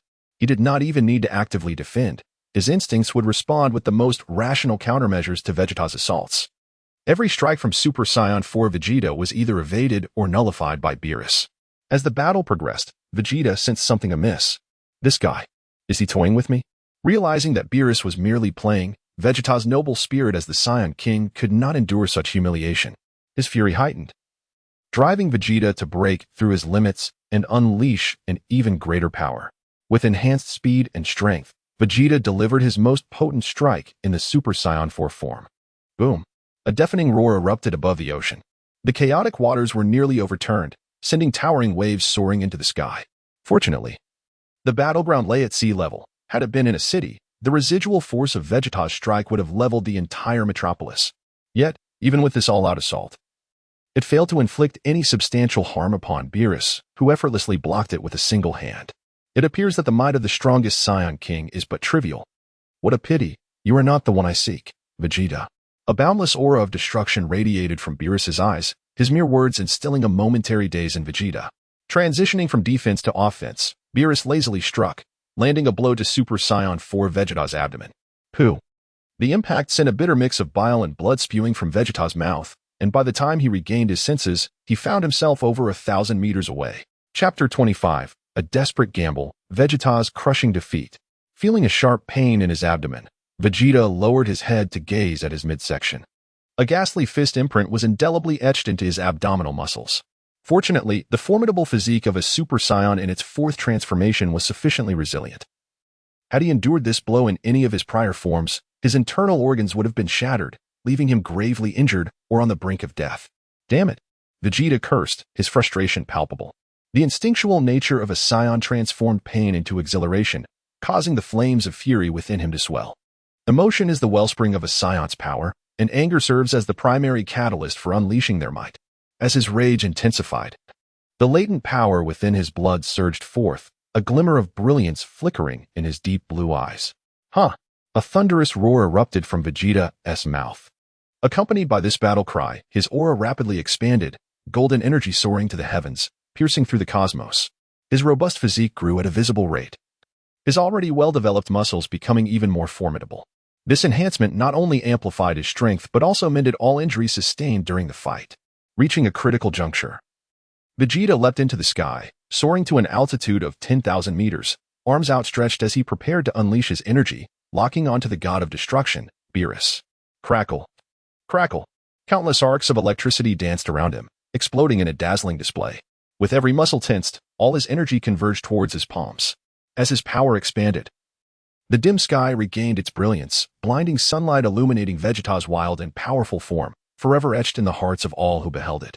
The Z fighters aboard the cruise ship watched in awe, their expressions a mix of astonishment and dread. What astonishing energy! It's still increasing. Tien, drenched in sweat, felt terror coursing through him, overwhelmed by the sheer force emanating from Vegeta. The raw power of a mortal Saiyan was palpable, a force so terrifying it could crush the very earth beneath it. If he unleashes that energy, the entire planet will be obliterated, Krillin exclaimed in fear, perceiving Vegeta's actions as tantamount to world destruction. Has Uncle Vegeta's power truly reached such heights? I can do it too.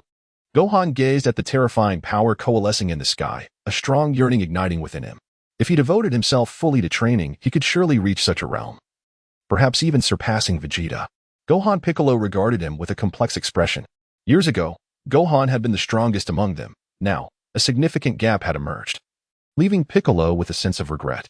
In his eyes, if Gohan could rekindle his desire to grow stronger, surpassing Goku and Vegeta would be well within reach. Yet, it was not too late to awaken now, provided the Earth remained intact after this battle. Vegeta's explosive display of power heightened everyone's tension to its peak. But the Angel Whis remained unfazed. Savoring sushi at a nearby stall, Whis took a cursory glance at the battle above before returning to his culinary indulgence. This Vegeta is truly single-minded.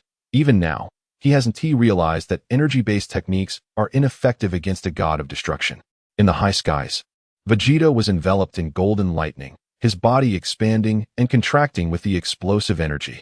Beerus, once you brought humiliation upon the Scion race. Today, I shall reclaim every ounce of pride, he taunted, daring Beerus to accept his challenge.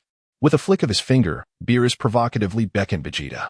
Faced with Beerus's arrogance, a snarl twisted Vegeta's features. At last, final flash. An immense golden lightning energy cannon tore through space, carrying cataclysmic power aimed directly at Beerus. The diameter of the final flash was an astonishing 100 meters, and yet, Beerus nonchalantly raised his hand. This tiresome game ends here, Vegeta, he declared coldly. Channeling his godly power, a layer of purple light enveloped him, and with commanding force, Beerus rendered the advancing final flash inert, disassembling it into particles that scattered into the void. In that moment, all who witnessed were left in stunned silence, including Goku, who could no longer remain idle. Vegeta's desperate final flash had been effortlessly neutralized by Beerus. Energy-based techniques were utterly ineffective against this god of destruction. No, it's impossible. My final flash. How could this be? Overwhelmed by despair, Vegeta began to question everything. The release of his ultimate attack had drained him entirely. And although he maintained his Super Saiyan 4 form, his remaining strength was but a fraction of its potential.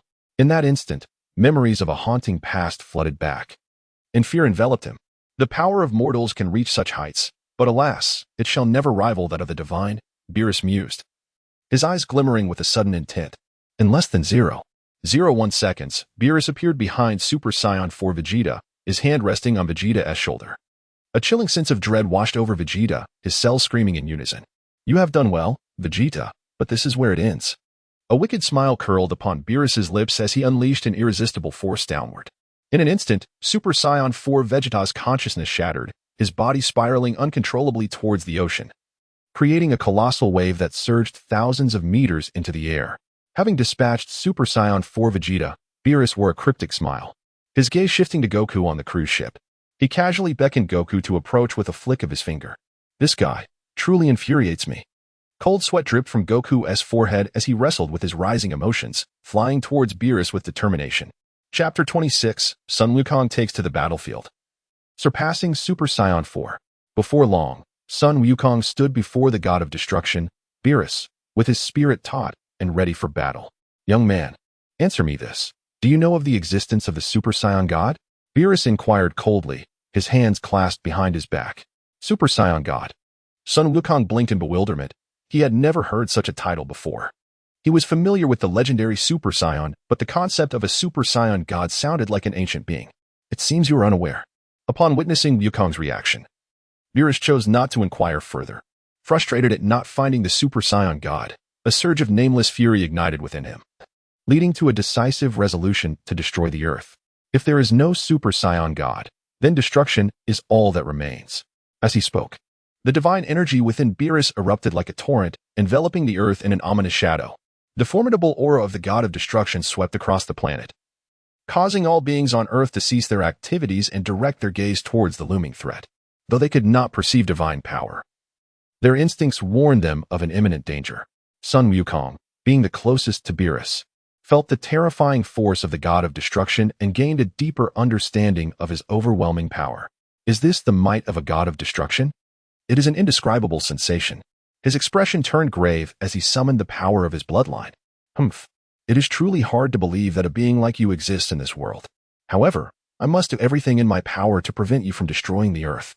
With that declaration, Wukong activated the power within him. A golden aura surged around him, transforming him instantaneously into Super Saiyan 4.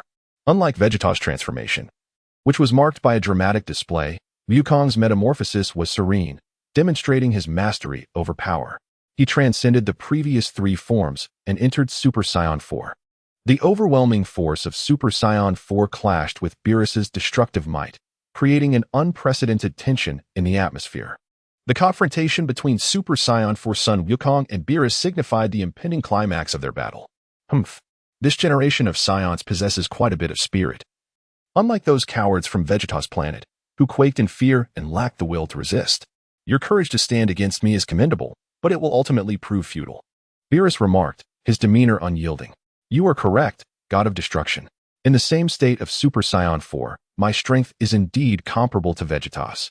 Upon hearing Beerus's assessment, Wukong felt not a tinge of fear, but rather an invigorated fighting spirit. Interesting.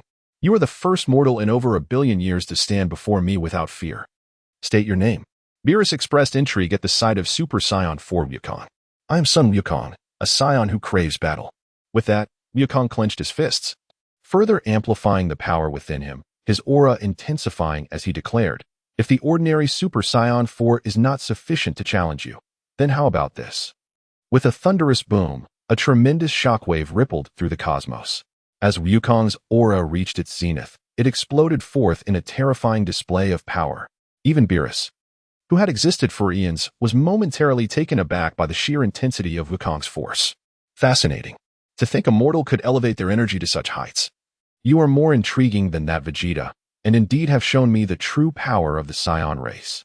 Beerus's expression brightened, his excitement palpable.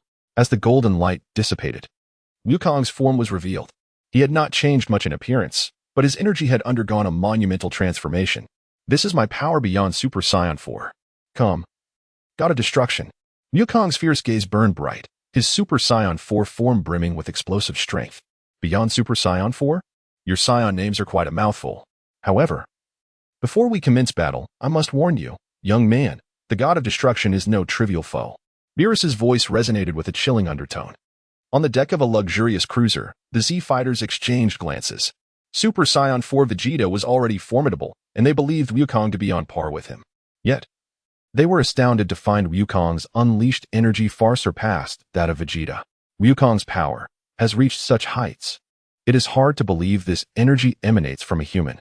Tien Shinhan marveled, overwhelmed by the terrifying force. Reflecting on the past, he recalled when he and Wukong were rivals. Now, he found himself left far behind, the chasm between them unfathomable. Wukong will surely prevail. With his power beyond Super Saiyan 4, he will defeat that fiend. Krillin cheered in excitement. In their hearts, Wukong had always been their pillar of strength. As long as he took action, no problem was insurmountable. While Gohan remained silent, the slight upward curve of his lips conveyed his unwavering support. Piccolo steadied his breath, calming his restless heart as he prepared to witness this final confrontation. Meanwhile, below the luxurious cruiser, Vegeta, having been cast into the sea by Beerus, struggled to surface. His gaze fixated on the duel between Super Saiyan 4 Wukong and Beerus. Kakarot, have you once again outpaced me? Vegeta lamented, his emotions in turmoil. A year prior, he had perfected Super Saiyan 3, only for Wukong to transform into Super Saiyan 4 to face him. Now, having mastered Super Saiyan 4, Wukong had unveiled a power that transcended even that. Chapter 27. The Goddess Bewilderment, You Bite Me?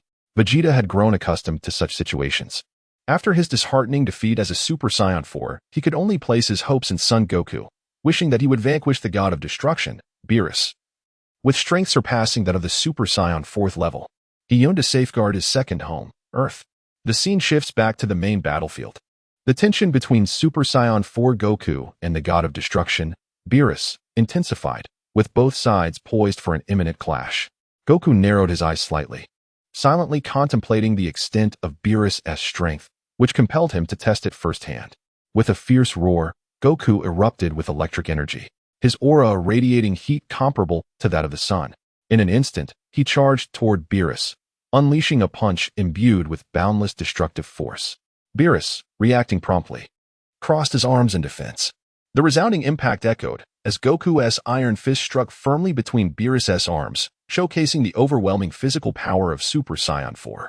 Even the formidable God of Destruction was momentarily shaken, his body propelled backward at supersonic speed. Sensing the tremendous force against his arms and the subtle sting in his bones, Beerus' lips curled into a cryptic smile. Goku seized the opportunity to pursue, closing the distance with remarkable speed and delivering another powerful blow. The force of this strike was even more devastating, tearing through space and creating minute fissures in its wake. Yet, such an attack was insufficient to harm Beerus, who, perceiving Goku's trajectory, placed his hands against his forehead, firmly halting Goku's advance. Goku let out a primal roar, channeling a wild surge of energy. His golden aura enveloped him, amplifying his strength and relentlessly pushing Beerus back. In the blink of an eye, Goku's unleashed power forced Beerus to retreat several kilometers. As Goku prepared to unleash a final, decisive strike to subdue Beerus, the god of destruction remained rooted in place, as immovable as a planet, impervious to Goku's relentless assault. You possess remarkable explosive power. You are far more intriguing than that scion named Vegeta. Beerus taunted, his own hands exerting pressure and swiftly forcing Goku back. In the next moment, Beerus lunged forward, delivering a powerful blow aimed directly at Goku's face. Goku, sensing the impending danger, sidestepped just in time to evade the strike. Seizing the opportunity created by Beerus's attack, Goku swiftly gathered his energy and aimed a heavy punch at Beerus's face. Just as the strike was about to connect, Beerus wore an odd smile, and his tail deftly ensnared Goku's wrist. What? Goku's heart raced as he instinctively attempted to break free, but the strength of Beerus's tail was formidable, preventing him from escaping. You better hope your body can withstand this, Beerus remarked with a smug grin. He would not squander such a favorable opportunity. With a slight exertion of his tail, he lifted Goku, unleashing a relentless flurry of punches upon him. The sound of impacts echoed ominously as Goku endured a barrage of strikes from Beerus, each one landing with staggering force. Goku coughed up a mouthful of bile. His robust Super Saiyan 4 form bore the brunt of Beerus's relentless assault, leaving numerous bruises imprinted upon his body.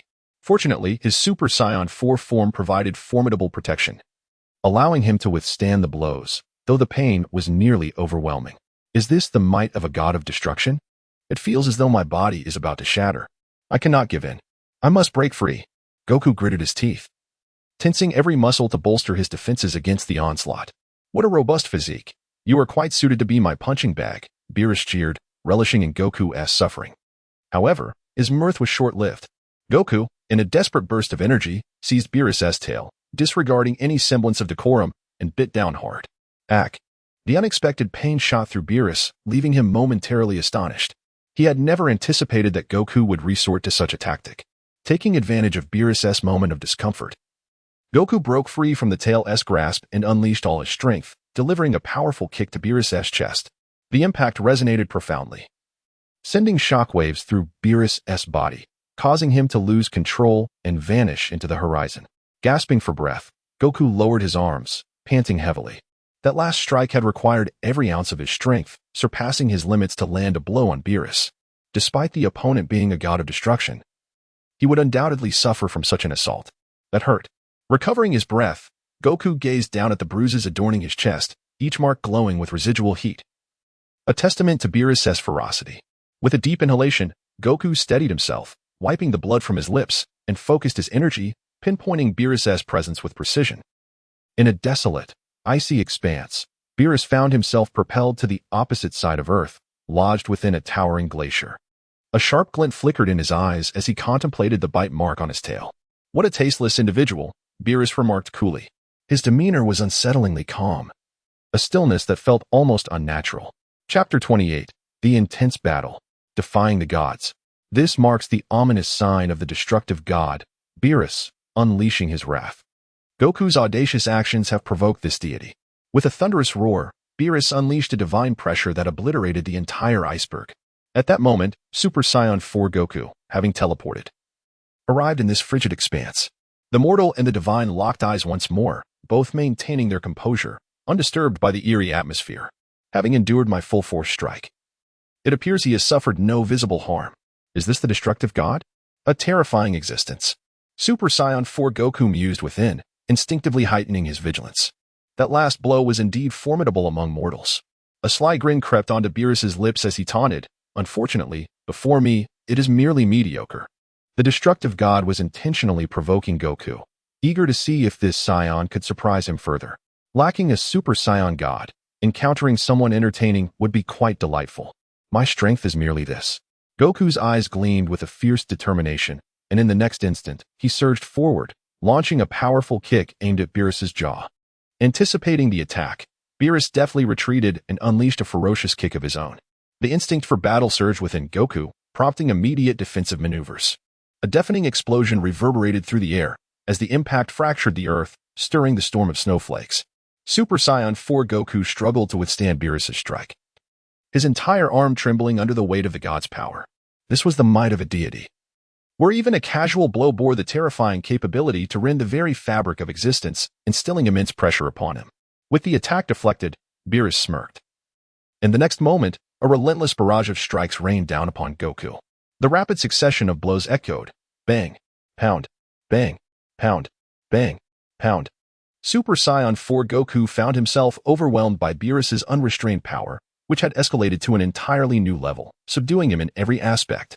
Faced with such a relentless onslaught, Goku struggled to keep up, accumulating injuries as his blood surged within him, intensifying his strength. The forces of the two combatants collided, creating a cataclysmic storm that swept across the icy realm. Under Beerus's unyielding pursuit, Goku could only defend himself, the ice beneath him cracking under the strain. The damage spreading ever wider. Bang! Pound! Goku and Beerus locked fingers, their gazes fierce, each striving to overpower the other. Goku's expression contorted in determination. Golden light radiating from his eyes, veins bulging at his forehead as his power surged. Conversely, Beerus's playful smile deepened, mockingly inquiring, "Is this your limit? You seem no different from that, Vegeta. Don't get too cocky." Goku's strength exploded forth, sending a tempestuous force that temporarily repelled Beerus. Seizing the moment, the immense Saiyan energy within Goku ignited. Super Saiyan 4 unleashed, all systems go. He clasped his hands together, forming a sunflower shape at his waist. His muscles swelling as his aura transformed into a storm, expanding in all directions. A deep crimson light flickered in his palms, the energy gathering and compressing with relentless intensity. Beerus observed this spectacle, astonished by the remarkable energy, yet dismissive, noting that its purity was insufficient to challenge a god. With a contemptuous smile, Beerus raised his right hand, fingers curling as the profound power of destruction manifested, engulfing the surroundings in darkness, as if all was being drawn into a void. The chilling and formidable energy expanded within Beerus's grasp, coalescing into a purple energy sphere that grew at an alarming rate. 1 meter, 5 meters, 10 meters, 20 meters, 50 meters, 100 meters, and still increasing. Goku, I hope you don't succumb too easily to my destruction. Beerus cackled, unleashing the colossal sphere towards Goku with terrifying speed. Though the energy orb was purple, it emanated a fiery crimson glow, resembling a miniature sun, akin to a meteor crashing down. What does being a god matter? Never underestimate the strength of mortals. Goku's expression shifted, the energy in his palms reaching its zenith. Tenfold Kamehameha. A devastating crimson beam erupted from Goku's hands, illuminating the surroundings with its fierce radiance.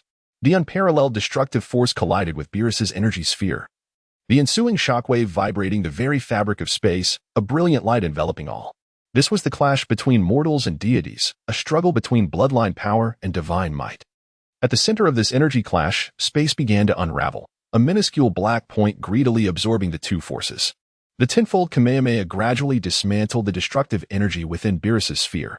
The destructive power contained within was being slowly extinguished under Goku's might. For a moment, the two titanic energies remained locked in a stalemate, neither able to claim victory.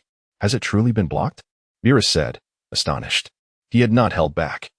Few in this universe could withstand such a blow. Even among gods, few could endure his strike, let alone a mere mortal. This showcased the extraordinary strength of Super Saiyan 4 Goku, who, with his mortal form, had withstood the power of a god. Beerus's curiosity intensified, pondering where Goku's limits lay. To withstand my destruction is commendable, but how long can you endure? Beerus sneered, as the deep power of destruction swirled around him. The terrifying divine might coalesced into a purple energy sphere, radiating ominous energy. In the next instant, this sphere, guided by Beerus's will, merged with the destructive energy orb. Chapter 29, Super Saiyan 4th Stage, Limit Break. With the introduction of this violet energy sphere, the destructive energy orb experienced a profound enhancement, surrounded by an eerie glow. As its energy reached an ultimate elevation, the entire energy sphere expanded continuously, increasing from an initial diameter of 100 meters to an astonishing 1,000 meters. The situation shifted dramatically, tilting the scales of victory in favor of Beerus. The destructive energy sphere evolved into a super-destructive energy sphere, propelling the tenfold Kamehameha wave of Super Saiyan 4 Goku forward with great speed. The tenfold Kamehameha wave was pushed back, causing Super Saiyan 4 Goku to feel an ominous foreboding as immense pressure bore down upon him, fracturing the ice beneath his feet. This is bad. The energy of the tenfold Kamehameha wave is utterly insufficient to withstand it. No matter how much energy Super Saiyan 4 Goku unleashed, it proved futile. If struck by this super destructive energy sphere, comparable in size to a meteorite, the consequences would be dire.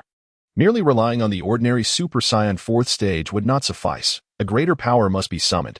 In a mere 0.5 seconds, the energy of the tenfold Kamehameha wave was completely obliterated, as the super destructive energy sphere advanced with unrelenting force, swiftly engulfing Super Saiyan 4 Goku entirely.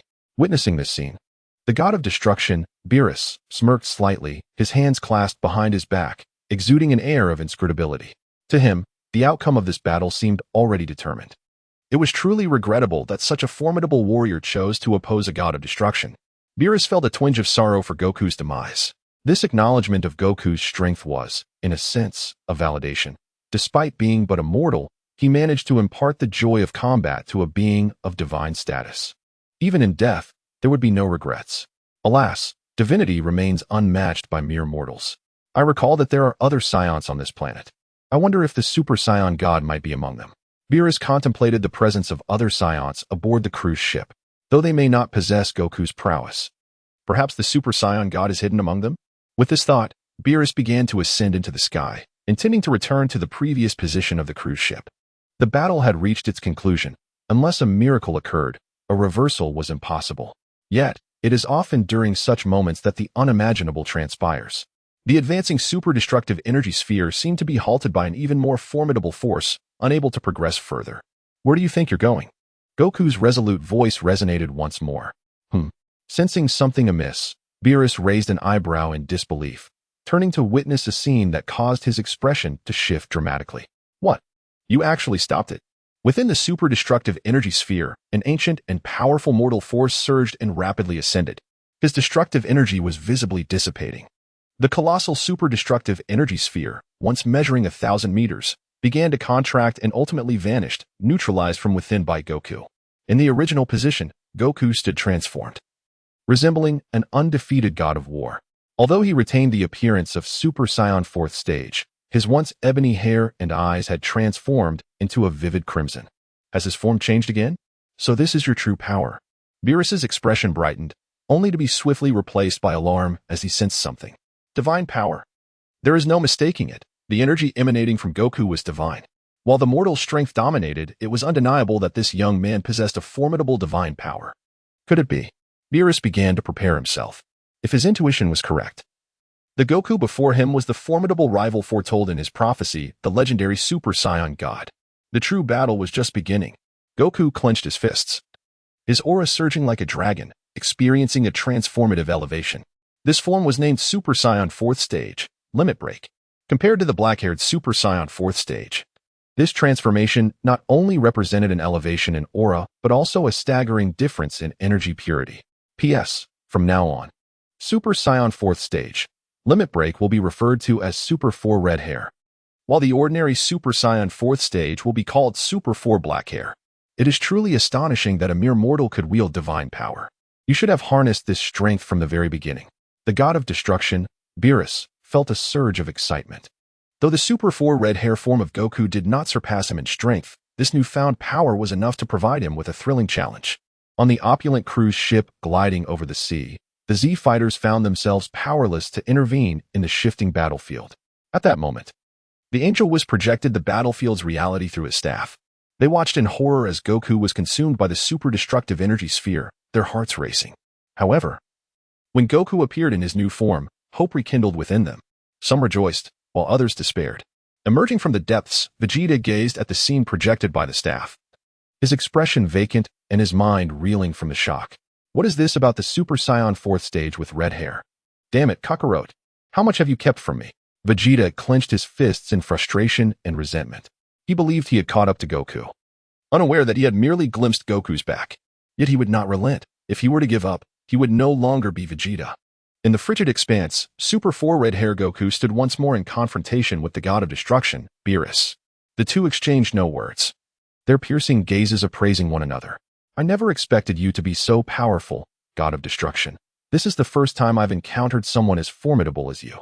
Goku grinned devilishly, his deep crimson eyes brimming with combat fervor. Kid, you still have more hidden, don't you? Beerus inquired, his eyes flashing with purple light, his tone laden with caution. His keen insight detected an unusual element. This form was not Goku's final transformation. In response, Goku merely smiled, offering no definitive answer. It seems you have acquiesced, but it matters not. I shall not hold back this time. Since you refuse to unleash your full power, I shall compel you to do so. With that declaration, Beerus's entire being surged with destructive power. Purple light coalesced into tangible flames encircling him. As the might of the god of destruction expanded rapidly, the overwhelming pressure intensifying exponentially compared to before. Good. That's exactly what I was hoping for. Goku replied with a calm smile, willingly unleashing his power to counter Beerus. Chapter 30. Helplessness, the terrifying god of destruction. The might of the god of destruction and the overwhelming power of the Ultra Instinct rapidly spread, enveloping the entire frigid realm in an instant. The ground trembled, and snow swirled through the air as the terrain of the frozen land was utterly transformed by their forces. Prepare yourself. With energy reaching its zenith, a flash of brilliance ignited in Sun Wukong's eyes as he unleashed the power of Ultra Instinct. A vivid crimson aura cloaked his form as he surged forward like a streak of aurora, colliding with the god of destruction, Beerus. Unfazed by Sun Wukong's assault, Beerus summoned his divine power, enveloping himself in a radiant purple light that met with Wukong's advance. The resounding impact echoed through the cosmos, shattering the tranquility of the frigid expanse. Space crumbled, the earth twisted, and under the relentless tide of destructive energy, the temperature of the icy realm surged dramatically. Ice melted into droplets, only to be vaporized by the searing heat. The once frigid land was visibly transforming into a desolate wasteland. In the midst of this chaos, deep crimson and purple lights flared as Sun Wukong and Beerus engaged in yet another fierce contest. Through previous battles, Wukong's instincts had been honed to their utmost limit. He had shed his former, rigid fighting style, entrusting both offense and defense to his body's innate instincts. This instinctual approach to combat, devoid of conscious thought, greatly enhanced his speed, strength, and decisiveness. At that moment, Beerus sensed something extraordinary in Sun Wukong. How has this boy's speed increased so dramatically? Could it be that he has mastered that technique? The god of destruction was increasingly astonished. To his eyes, Wukong's movements became swifter and more enigmatic, defying predictability. The seamless execution of both attack and defense convinced Beerus that Wukong had indeed touched upon a realm that even gods struggled to reach, the secret technique of Ultra Instinct. Realizing the gravity of the situation, Beerus instantaneously unleashed a power exponentially greater than before, channeling his divine energy into a punch aimed directly at Wukong's face. With his instincts fully awakened, Wukong instinctively crossed his arms to form a protective barrier. The resulting blow was terrifying, shattering space and shaking the earth. Wukong, in his Ultra Instinct state, was sent soaring over 1,000 meters away, with immense imprints left on his arms, radiating scorching heat. Exhilarated by the stinging pain coursing through his arms, Wukong's fighting spirit surged as his scion blood activated within him. Each second of battle filled him with unparalleled joy. As a warrior race, his strength continuously escalated in this conflict, propelling him rapidly towards his limits. He sensed that if he continued to battle Beerus, he might break through the long-standing bottleneck that had hindered him for so long, entering a new realm of power. Who is your master? Beerus inquired sternly after Wukong deflected another attack. He perceived an infinite potential within Wukong, a relentless ascent in power that approached his own realm. The fluidity of Wukong's movements during combat led Beerus to believe that such mastery could not be self-taught. It must have come from a superior mentor. My master? That is none of your concern, god of destruction. When in battle, one should focus solely on fighting. If I were to dwell on trivial matters, I might indeed defeat you. Wukong replied with a playful smirk, the power of his lineage surging like a torrent, growing strong enough to crush all opposition. Upon closer inspection, it became clear that after their previous exchanges, the divine energy within Wukong had intensified. So that I understand your secret now, Beerus muttered, his expression oscillating between contemplation and realization.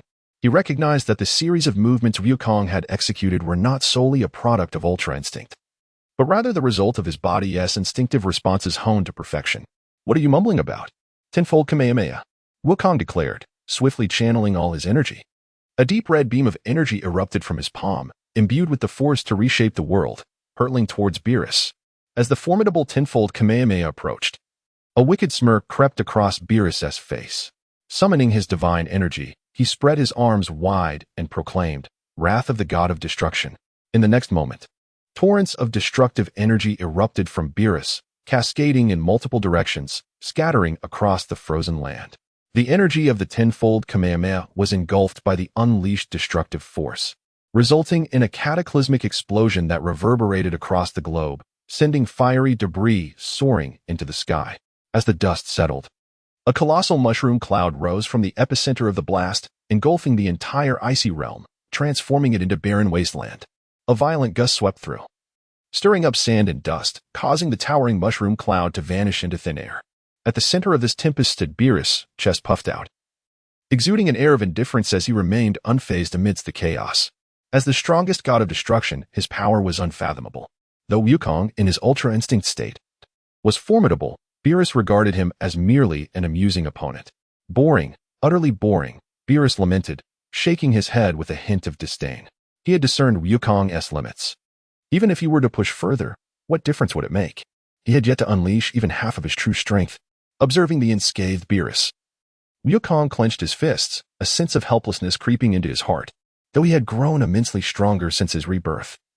Capable of effortlessly dispatching foes like the Super One-Star Dragon, facing Beerus left him feeling utterly powerless, a sensation he had never experienced before as a combat genius. Chapter 31. A Desperate Gamble, Super Dragon Fist. After much contemplation, a glimmer of resolve shone in Sun Wukong's eyes as he made his decision. Given my current strength, my energy-based attacks are utterly ineffective against him. I must devise another strategy.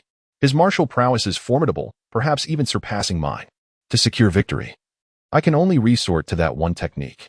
I hope it succeeds.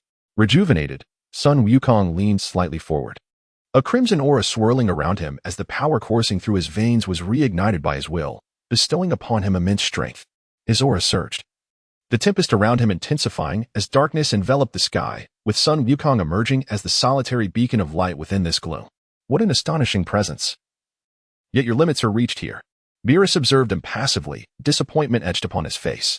To him, Sun Wukong's combat techniques remained unchanged, and despite their escalating power, they were incapable of shaking the resolve of a god of destruction. As a deity representing the zenith of the universe, energy-based attacks had lost all efficacy against him. In Beerus's eyes, Sun Wukong's defeat was merely a matter of time. Mortal techniques could never triumph over divine might. No, wait.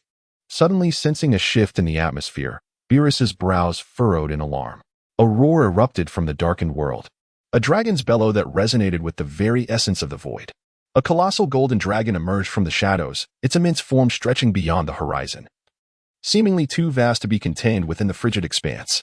The radiant golden light illuminated the abyss, dispersing the dark clouds above and rejuvenating the world. With a body aglow in brilliance and a visage both fearsome and majestic, this ancient beast appeared uncontrollable to the untrained eye. Yet, this golden dragon coiled around Sun Wukong like a docile companion, greedily siphoning his energy and fortifying itself. What manner of creature is this? Energy has manifested into a sentient beast. Beerus's heart trembled, his countenance shifting dramatically. As a god of destruction, he now sensed a sliver of threat emanating from the boundless golden dragon. To pose a threat to a god of destruction was an unfathomable notion, indicating that Sun Wukong had drawn perilously close to his level. If given even a moment longer to grow, he might indeed reach a power capable of rivaling that of a god. Dragon Fist. Unleash.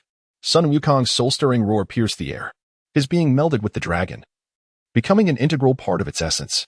As he fused, the dragon's might expanded exponentially, transforming into a creature stretching thousands of miles in length. A thunderous roar echoed through the skies, shaking the very foundations of reality. The dragon's presence caused the space around it to rupture, the world trembling in response. Were it not for the angel stationed on this planet, the sheer terror of the dragon's might would have been sufficient to fracture the earth itself. To think you, a mere beast, possess such power. Just a single roar has disturbed my very essence. A euphoric expression spread across Beerus's face, invigorated by the intensity of the moment. Even other gods of destruction had never exerted such pressure upon him. In the next instant, the roaring golden dragon burst through the fabric of space, hurtling towards Beerus with terrifying speed. Merely an energy-formed beast dares to challenge a god of destruction? Destruction. Beerus raised his right hand, an unfathomable force of destruction surging within him as the depths of his power manifested in his palm, directed at the incoming golden dragon. Boom. The collision of divine might and the golden dragon obliterated the surrounding wasteland for miles. The clash of power reverberated throughout the realm, each force evenly matched. As the overwhelming pressure swept across the globe, plunging Earth into unprecedented chaos. On a luxurious cruise ship adrift upon the ocean, Sun Wukong's companions and friends monitored the battlefield through a scepter's projection, their faces etched with terror. Sun Wukong had ascended to a level of strength incomprehensible to them. Yet despite his might, he remained unable to truly conquer Beerus. "You must win, Goku." Chi-Chi's voice broke through the tension, revealing her innermost fears for his safety. With Chi-Chi's sentiment echoing in their hearts, the Z fighters collectively voiced their worries. "Krillin, though I know you cannot hear me, please, I implore you, save this planet once more, Goku." Tan, unbeknownst to us, the chasm between us has widened so greatly. I feel ashamed to be of no assistance. But I must ask you again, Goku. Goten, Dad, the power of gods is nothing to be feared. You will prevail. Bulma, come on, Sun Wukong. Trunks, Uncle Goku. One after another, their heartfelt declarations reverberated in unison. For so long, they had regarded Sun Wukong as the man capable of miracles, the pillar of their collective strength. As long as they believed in him, those miracles would surely come to pass. Meanwhile, Vegeta, Sun Wukong's long-standing rival, observed this scene with a tumult of emotions. He recognized that yet again, Sun Wukong had distanced himself from him, but this time, his concern lay solely with Goku's well-being. No, Beerus has yet to reveal his true power. Kakarot, you are doomed. As the first to confront Beerus, Vegeta understood the terror embodied by the god of destruction. Reluctantly acknowledging the brutal truth, he recognized Beerus's overwhelming strength, one that obscured any glimmer of hope for victory. In this moment, he was filled with rage. He loathed his own weakness, despising that as the Prince of Science, he could offer no help in this dire situation. At that moment, Whis, the angel, paused his meal, observing the projection with penetrating eyes that glimmered with profound understanding. To be honest, he had not anticipated Sun Wukong's growth to reach such heights. Having personally trained Beerus, he was acutely aware of the god's formidable prowess among the 12 universes. Few could rival Beerus's strength. Now, Sun Wukong's unleashed power rivaled even some of the weaker gods of destruction. It seemed Lord Beerus was enjoying himself immensely, for indeed, the strength of mortals had proven to be quite remarkable. With a serene smile, Whis continued to savor his meal, having seen through the unfolding events. Chapter 32, Rebirth Amidst Destruction. Super Saiyan God. The scene shifts back to the battlefield. The confrontation between the Golden Dragon and the god of destruction, Beerus, intensifies. Under the overwhelming power of destruction, no matter how fiercely the Golden Dragon erupts, it cannot advance even a fraction. To alter this stalemate, the first step is to break Beerus's destruction, but this is nearly impossible. Not just mere mortals, but even other gods of destruction from different universes would exert tremendous effort to overcome Beerus's might. Within the Golden Dragon, Sun Wukong acutely senses the terrifying power of the god of destruction. "Give up, boy, mortals are destined to lose to gods," Beerus states coldly, his expression devoid of emotion as he gazes at the Golden Dragon, fully aware that Wukong can hear him. At this moment, Wukong, infused within the Golden Dragon, is exerting every ounce of his strength, grinding his teeth in fury upon hearing Beerus's words. "Is it worth sacrificing your life for a mere Earth?" Beerus questions. This statement strikes deep within Wukong's heart. A mere Earth. This is everything to me. He is willing to give everything to protect this planet. In his past life, he failed to safeguard Earth despite his utmost efforts, and now that he has been granted a second chance, he is determined not to repeat his mistakes. "Shut up." "Ah." Wukong roars with all his might. The dragon thrashes, golden radiance surging, as the force of impact escalates, altering the course of the battlefield. Can it still be enhanced? Excellent. Sensing the growing pressure in his hands, Beerus's expression twists into a snarl as his divine power becomes even more potent, attempting to suppress the Golden Dragon. Just as Beerus anticipated that Wukong would again succumb to his overwhelming force, the outcome defied his expectations. Roar. The Golden Dragon emits a furious roar, embodying Wukong's inner resentment and anger. What? Sensing impending doom, Beerus quickly crosses his arms defensively across his chest. Yet how could Wukong grant him the opportunity for defense? The Golden Dragon surges forward, crashing fiercely against Beerus's chest, the terrifying force radiating throughout his entire being. In an instant, the Golden Dragon propels Beerus's body upwards into the cosmos at an astonishing speed. "Stop this, you fool." Beerus's body radiates with the terrifying power of destruction as he struggles to halt the relentless advance of the dragon. as the divine power is unleashed. The exterior of the golden dragon is ravaged, revealing the form of Super Saiyan God Wukong within. At this moment, Super Saiyan God Wukong's fist presses firmly against Beerus's chest, his power continuously erupting, driving Beerus further into the universe. I command you to stop, do you hear me? Feeling the intensifying pain in his chest, Beerus, consumed by rage, unleashes a powerful strike aimed at Wukong's face. Yet, despite being struck by the force of destruction, Wukong shows no intention of relenting. God of destruction, do not underestimate humanity. Wukong declares with unwavering determination, ready to face death itself. The power of Super Saiyan surges once more with his battle cry, enhancing the might of his dragon fist, sending Beerus hurtling into the cosmic void while continuing to advance. Beerus glares at Wukong through gritted teeth. Destructive energy flows from his body down Wukong's arm, saturating him entirely. Boy, how long can you endure this? Beerus remarks with a smirk that holds a hint of mockery. Yet Wukong pays no heed. His will has transcended the limits of his physical form. Even as his body is ravaged by Beerus's power, he remains undeterred. His indomitable spirit breaks free from the constraints of the flesh, elevating his very essence in life. In the areas where the destructive power has corroded him, faint pink energy begins to emerge. This new aura gradually dismantles and dissipates Beerus's destructive force. Noticing this, Beerus's smile abruptly vanishes, his pupils narrowing in shock. Before his astonished gaze, Wukong's form undergoes yet another transformation. His crimson hair is imbued with a peculiar power, turning a radiant pink. This force is none other than the divine power. Super Saiyan God, Beerus exclaims in disbelief. He could never have anticipated that the emergence of the Super Saiyan God would stem from his own actions. As his destructive power ravaged Wukong's body, it inadvertently opened a portal to a new realm for him. It catalyzed the eruption of divine energy within Wukong, enabling him to be reborn amidst destruction, transforming into a god. This is not merely an ordinary Super Saiyan God, but the manifestation of a Saiyan's bloodline power evolved into divinity. The state of Super Saiyan 4th level God. In short, Super Saiyan God. However, Wukong remains oblivious to the magnitude of his transformation. His only conviction is to defeat Beerus. Ha ha! The newly transformed Wukong unleashes his full power.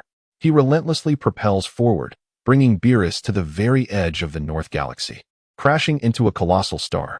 The moment they collide with the surface of the star, the entire planet's surface collapses, its core contracting, heading towards annihilation. The shattered planet erupts in a thunderous explosion. Boom! The colossal star detonates, dazzling fireworks blooming in the pitch-black cosmos. This scene is exquisite, magnificent, radiating the brilliance of destruction. The shockwaves expand, engulfing everything in their path, dragging countless planets into the abyss of obliteration. Simultaneously, this spectacle does not escape the gaze of the deities scattered throughout the universe. In the afterlife, North Kaishin, the overseer of the North Galaxy, witnesses the unfolding events in real time. He observes the battle between Beerus and his disciple, Wukong, with unwavering clarity. The explosive force consuming both Beerus and Wukong sends a chill through North Kaishin's heart.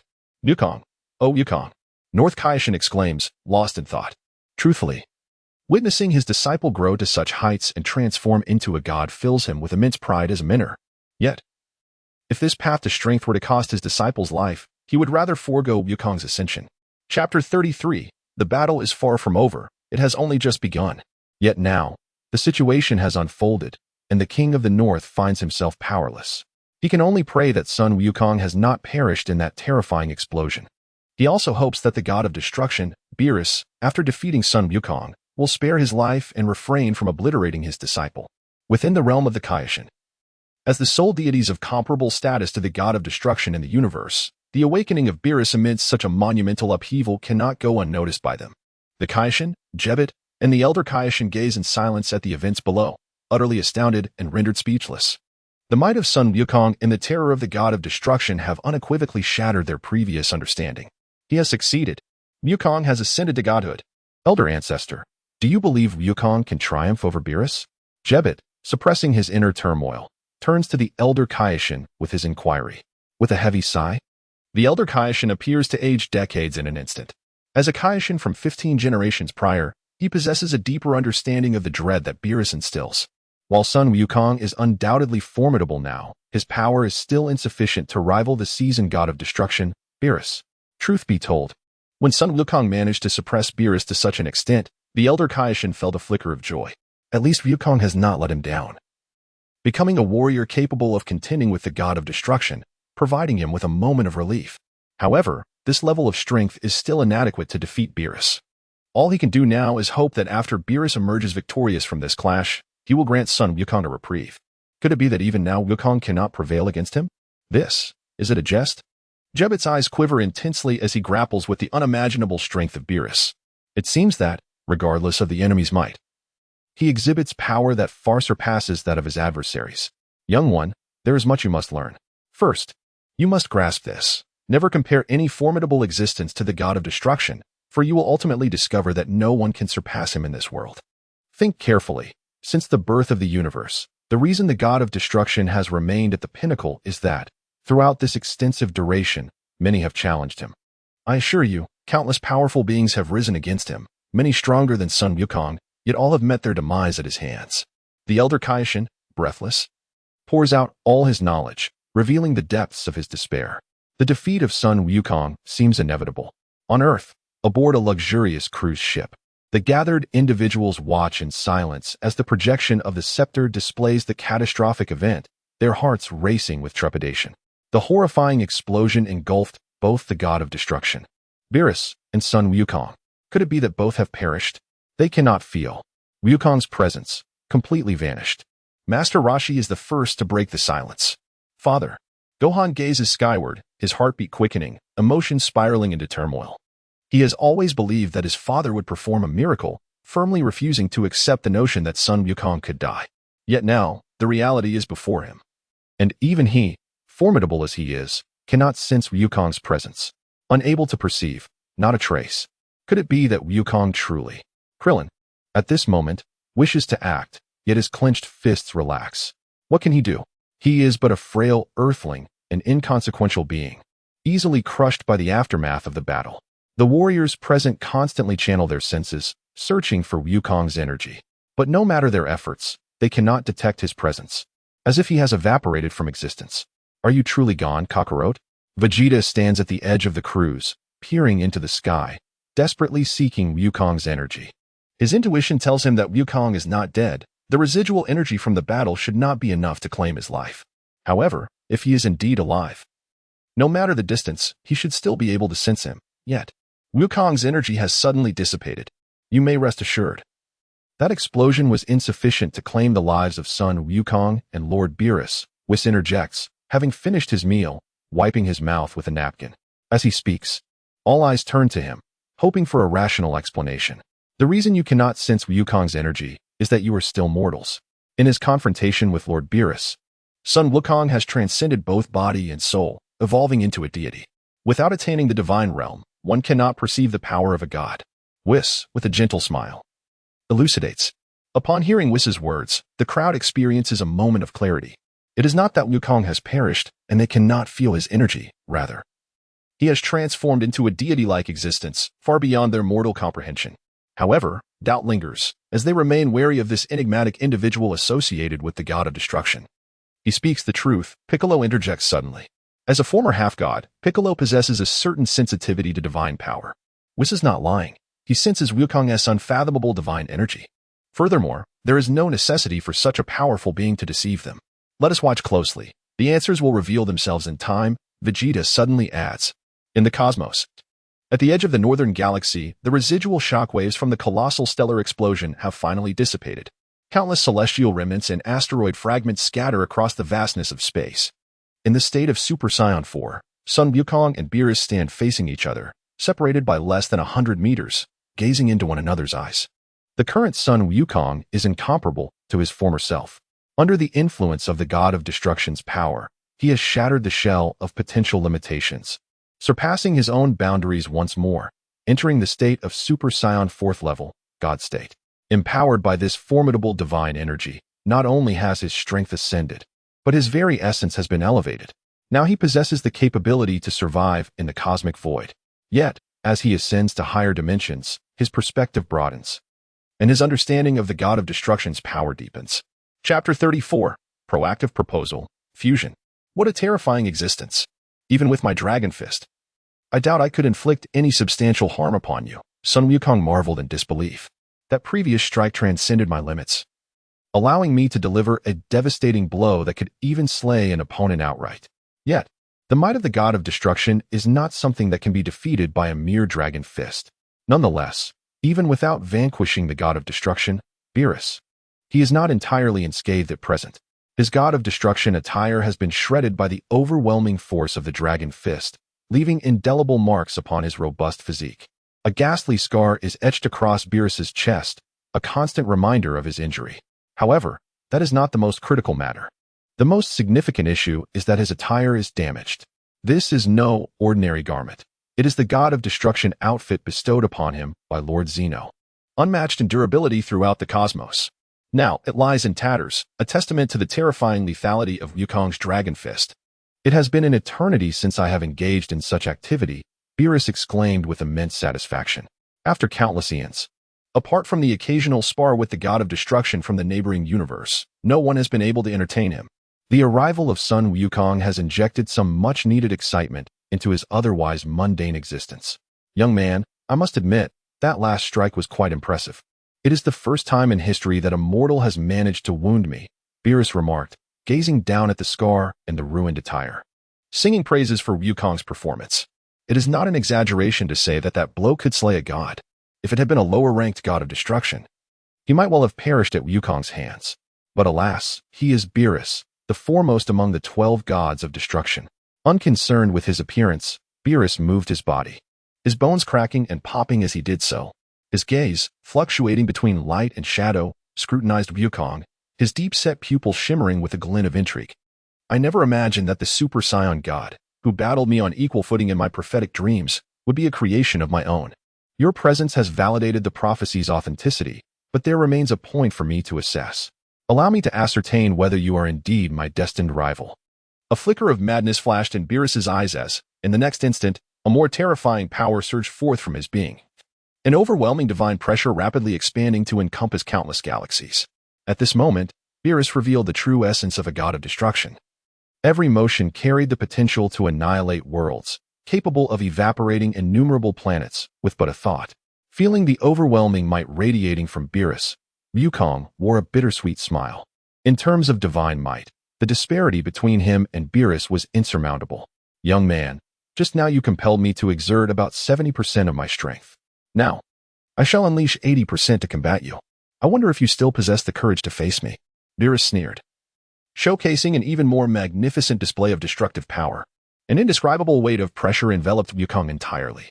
Even in his Super Saiyan 4th stage, godly state, he felt an immense burden, as if he were carrying an enormous star, struggling to breathe under the weight. Only 80%, you say? Wukong mused, his deep-set eyes reflecting Beerus' current form. He understood that he was unlikely to triumph over Beerus. Yet, there was one person who surely could. Are you afraid? Where has that fighting spirit of yours vanished to? If you concede now, I shall be thoroughly disappointed, Super Saiyan God. Beerus's eyes narrowed dangerously, a menacing glint flashing within. Should Wukong choose to cower before his might, he would have no choice but to obliterate the entire Earth. I shan't play with you any longer, Wukong replied, a confident smile gracing his lips. Beerus, I must concede that you are the strongest opponent I have ever encountered. I acknowledge my inferiority to you. Thus I shall seek a different opponent, one who can utterly defeat you. With that, Wukong formed a sword-like gesture with his right hand, rapidly locking on to Earth's location with his thoughts. In an instant, he executed a teleportation, vanishing from the scene. Hey, what do you mean by that? Beerus felt something amiss, preparing to strike at Wukong when suddenly, with a whoosh, the space rippled, and Wukong disappeared before Beerus's eyes. You, scoundrel. After a brief moment of shock, Beerus regained his composure, his anger swelling to the point where he longed to annihilate Wukong on the spot. On Earth, among the Z warriors. The Z warriors were still observing the cosmic battle through their staff when, all of a sudden, Wukong appeared among them. Krillin, Wukong, Tianjin on. I can't feel your aura at all. Have you truly become a deity? Yamcha, Wukong, why did you return so suddenly? The others looked at the suddenly appearing Wukong in bewilderment, their expressions a mix of surprise and joy. Hurrying back, Wukong had no time to explain. He swiftly maneuvered around his companions, striding purposefully toward Vegeta. Seeing Wukong approaching, Vegeta paused for a moment, then asked with curiosity, "What is it, Kakarot? I need your assistance." "Vegeta, let us fuse. Alone, my strength is insufficient to overcome him. Only by combining our powers do we stand a chance of victory." Wukong got straight to the point, his expression grave. What did you just say? You want to fuse with me?" Vegeta's eyes widened in disbelief at Wukong's unexpected proposal. The other Z warriors overheard this suggestion as well, their curiosity piqued regarding the outcome of a fusion between two destined rivals, the two Super Saiyan gods. The power of fusion is evident to all, with Gotenks serving as a prime example. Two boys who could barely master Super Saiyan's second stage, upon fusing, effortlessly attained the third stage transformation. Impossible. Don't indulge in such daydreams, Kakarot. I would rather die at the hands of that fiend, Beerus, than fuse with you. Vegeta rejected the idea with unwavering determination. To be honest, he too was curious about what kind of warrior would emerge from their fusion. However, the thought of the embarrassing actions required during the process made his face flush with shame, leaving him feeling utterly mortified. Chapter 35, The Shattering of Worlds. The Breath Beyond Dimensions. Vegeta's resolute refusal left Goku in a state of bewilderment. He vividly recalled the furious expression on the god of destruction, Beerus, as he departed. Soon, Beerus would be pursuing him to Earth. If that were to happen, it would be uncertain not only whether they could fuse, but whether Earth itself could withstand the onslaught. Vegeta, at this juncture, what are you still hesitating about? Do you truly wish to witness your youthful and beautiful wife perish on her 38th birthday? In that moment, unable to contain herself any longer, Bulma approached Vegeta and unleashed a stern reprimand. As the crowd absorbed Bulma's revelation of her age, a collective realization dawned upon them. Today marked Bulma's 38th birthday. However, upon reflection, something felt amiss. Bulma's age was undoubtedly more than 38. Nonetheless, such details paled in comparison to the urgent necessity of saving the Earth. I. The moment Bulma confronted him directly, Vegeta's face twitched involuntarily. Although he often projected an air of indifference, his family, Bulma and Trunks, were everything to him now. Caught between dignity and familial bonds, Vegeta found himself in a tumultuous struggle. Vegeta. Disappointment flickered in Bulma's eyes. Faced with another heavy blow, Vegeta's mental fortifications crumbled entirely. With a begrudging expression, he reluctantly conceded, "Fine. I agree to fuse with Kakarot. Is that satisfactory?" Having successfully persuaded Vegeta, hope sparkled in Bulma's eyes as she beamed. "Then I entrust this to you, Vegeta and Goku." "Humph. Just this once," Vegeta retorted with a resolute scoff. Only his family could compel the proud prince to set aside his dignity and unite with Goku. "Your agreement is sufficient, Vegeta." With the goal achieved, Goku smiled in relief. To be honest, had Vegeta remained obstinate, it would have posed a significant dilemma for him. With his current strength, even if he were tenfold stronger, he could not contend with Beerus, the god of destruction. However, Gogeta would be a different story. As long as they could successfully fuse, they would surely triumph. Quickly, Goku turned his gaze to Goten and Trunks, urging, "You two, demonstrate the fusion at once." "Yes." X2 Goten and Trunks responded eagerly, sprinting to stand before Goku and Vegeta. Fusion. In a heartfelt display, Trunks and Goten gracefully approached each other, their fingers connecting in a fusion dance, resulting in a flawless transformation. Suddenly, a brilliant white light enveloped them, consuming Goten and Trunks.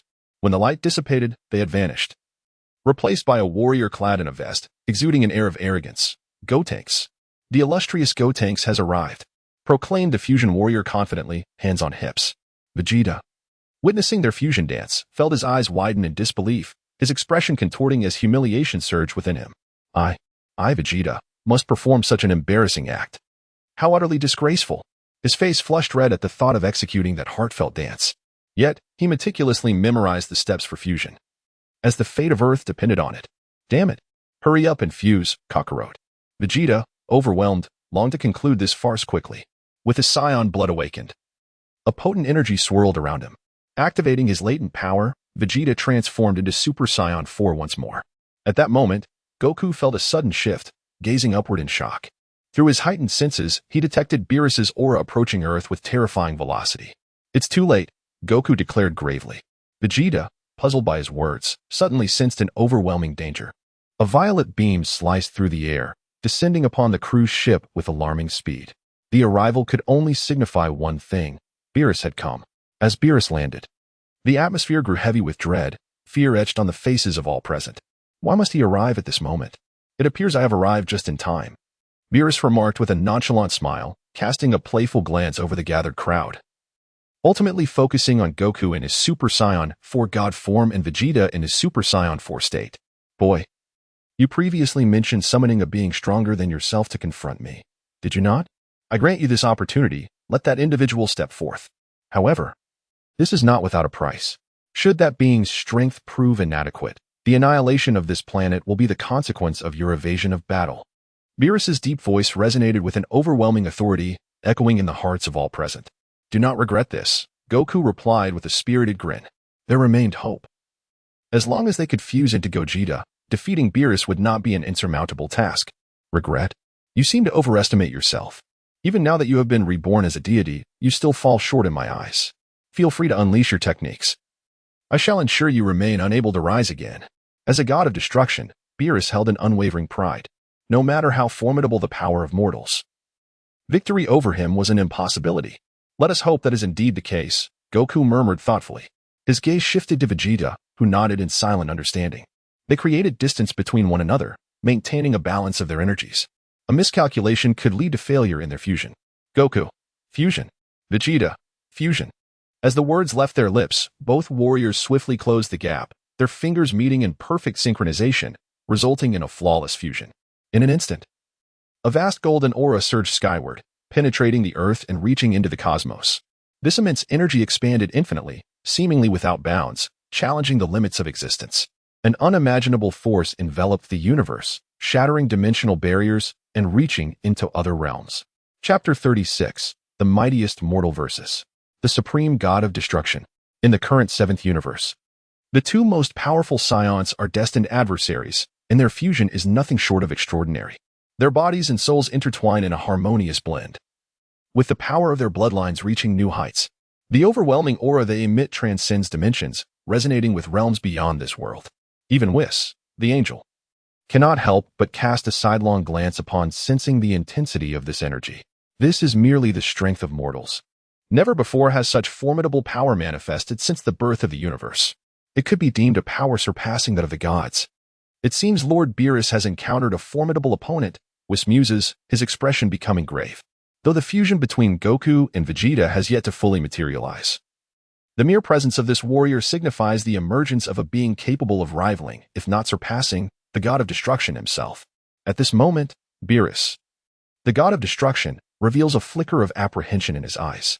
He squints slightly, his demeanor serious, for the first time in countless ages. He senses such an intense threat. His instincts inform him that this warrior possesses power comparable to his own. The Z fighters aboard the cruise ship stare in awe at this pillar of energy that symbolizes hope. As the golden light piercing through dimensions dissipates, a new warrior, clad in a small vest and bearing the features of both Goku and Vegeta, descends upon the world. With long, deep red hair flowing down to his waist and a physique brimming with explosive strength, he exudes a power so potent that even the gods tremble before it. He is none other than the Super Saiyan 4 Gogeta, heralded as the mightiest warrior across all dimensions. As his eyes open, Gogeta's blue and golden irises lock onto Beerus, a charming smirk playing upon his lips, radiating confidence enough to conquer any foe. Apologies for the wait, Lord Beerus. Our battle is about to commence. Gogeta's calm smile resonates with a dual melody that penetrates the very souls of those present. In the next instant, Gogeta's gaze sharpens, and a wild, terrifying aura sweeps toward Beerus. The violent energy pierces through Beerus's form, causing the sea to tremble, the world to quiver, and the fabric of space to distort. Is this truly the aura emanating from a mere mortal? Feeling the terror of this presence, Beerus's pupils constrict sharply, cold sweat beading on his forehead. This energy, capable of shaking the gods, is likely unmatched throughout the 12 universes.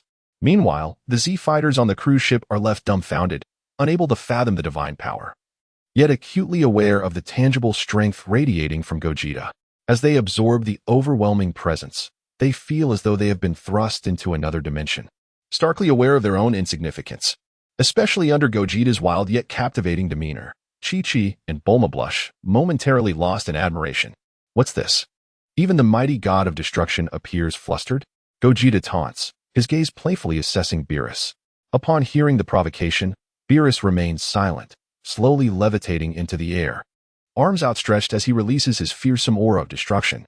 In that moment, silence envelopes the world, darkness cloaking all but Gogeta, whose presence incites profound dread and unease in the hearts of everyone else. Encased in a purple light of destruction, the true form of Beerus emerges. What an intimidating power!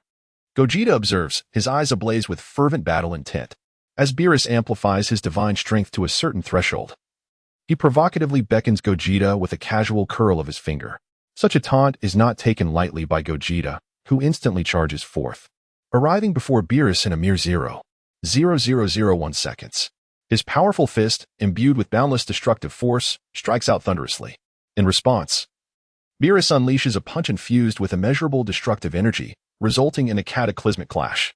As the brilliant white light erupts from their colliding fists, a shockwave erupts, obliterating everything within a 10-mile radius. As the cruise ship teeters on the brink of annihilation from the aftershocks, Whis intervenes. With a gentle tap of his staff upon the deck, a mysterious angelic power expands, enveloping the earth and silently dissipating the destructive aftermath capable of annihilating the universe. Amidst the white brilliance, two streaks of deep red and purple dart through the void, colliding at unimaginable speeds, one representing Gogeta and the other Beerus. "Go, Dad! Defeat that god of destruction!" Gotenks shouts passionately, eyes glued to the exhilarating battle above. The others aboard the cruise ship fervently pray for victory in this climactic showdown. In the high skies, the competition between Super Saiyan 4 Gogeta and God of Destruction Beerus has only just commenced. As the fusion of Goku and Vegeta, Gogeta embodies the strengths of both warriors, seamlessly blending their combat styles into a new entity. The techniques of the Turtle School and the Royal Saiyan fighting style meld flawlessly, while their combat experience is intertwined, creating unpredictable maneuvers laden with lethal intent. Most importantly, his mental control over his physical form has reached an almost perfect state. He can relax his body at will, only channeling power when attacking or defending. Under his masterful command, the Saiyan bloodline strength is unleashed to its fullest potential. This approach not only conserves unnecessary energy during combat, but also enhances his explosive power. Yet, despite this perfection, Gogeta finds himself unable to gain the upper hand against Beerus. As an ancient entity who has existed since the birth of the universe, Beerus, under the meticulous tutelage of Whis, possesses an unfathomable depth of combat prowess. Whether it is his self-centered ultimate will, allowing him to become as strong as he desires, or his innate techniques that enable him to evade any attack, his divine abilities far surpass those of other gods of destruction. If the gods of destruction from other universes are the pinnacle of their realms, then Beerus, the god of destruction of the seventh universe, stands as the supreme god of destruction, towering above all others. Chapter 37. The power of mortals is sufficient to slay gods. Fully engrossed in battle, he has brought the evasion and defense of the ultimate freedom technique to its zenith. Although he has yet to master the technique to the extent of wielding it with complete freedom, his performance against Super Saiyan 4 Gogeta is nearly flawless. His body autonomously responds, executing the quickest maneuvers to counter Gogeta's assaults. The dance of offense and defense flows seamlessly between them, despite the disparity in power. They find themselves locked in an intense stalemate. Super Saiyan 4 Gogeta revels in this combat. As a fusion warrior, he is neither Son Goku nor Vegeta but a distinct entity, a singular self. Each appearance is fleeting, his immense power unable to find release, destined to fade with a sense of regret. Now, he encounters a worthy adversary against whom he can unleash his full might. Gogeta is grateful to meet such a formidable opponent. Ahaya! With a fervent battle spirit, Super Saiyan 4 Gogeta roars. His strength surges explosively, unleashing a devastating punch. Beerus, the god of destruction, gathers his destructive energy in his right hand, meeting Gogeta's colossal strike with poise. The artful application of destructive power dissipates the remaining force of Gogeta's blow. Bang! Boom! Two resounding impacts echo, their fingers intertwine, each unleashing their utmost physical strength, pressing fiercely against one another. Super Saiyan 4 Gogeta, Ahaya! Beerus, the god of destruction, Aru, both emit soul-stirring roars, releasing their power to its fullest extent. As their strength clashes, the forces of bloodline and destruction engage in a new contest. Crackle! Surrounding them, arcs of red and purple lightning explode, intensifying the energies they unleash upon each other. Boom! An explosion resounds as their forces collide at their pinnacle, a shockwave forcibly separating them by 1,000 meters. What a thrill!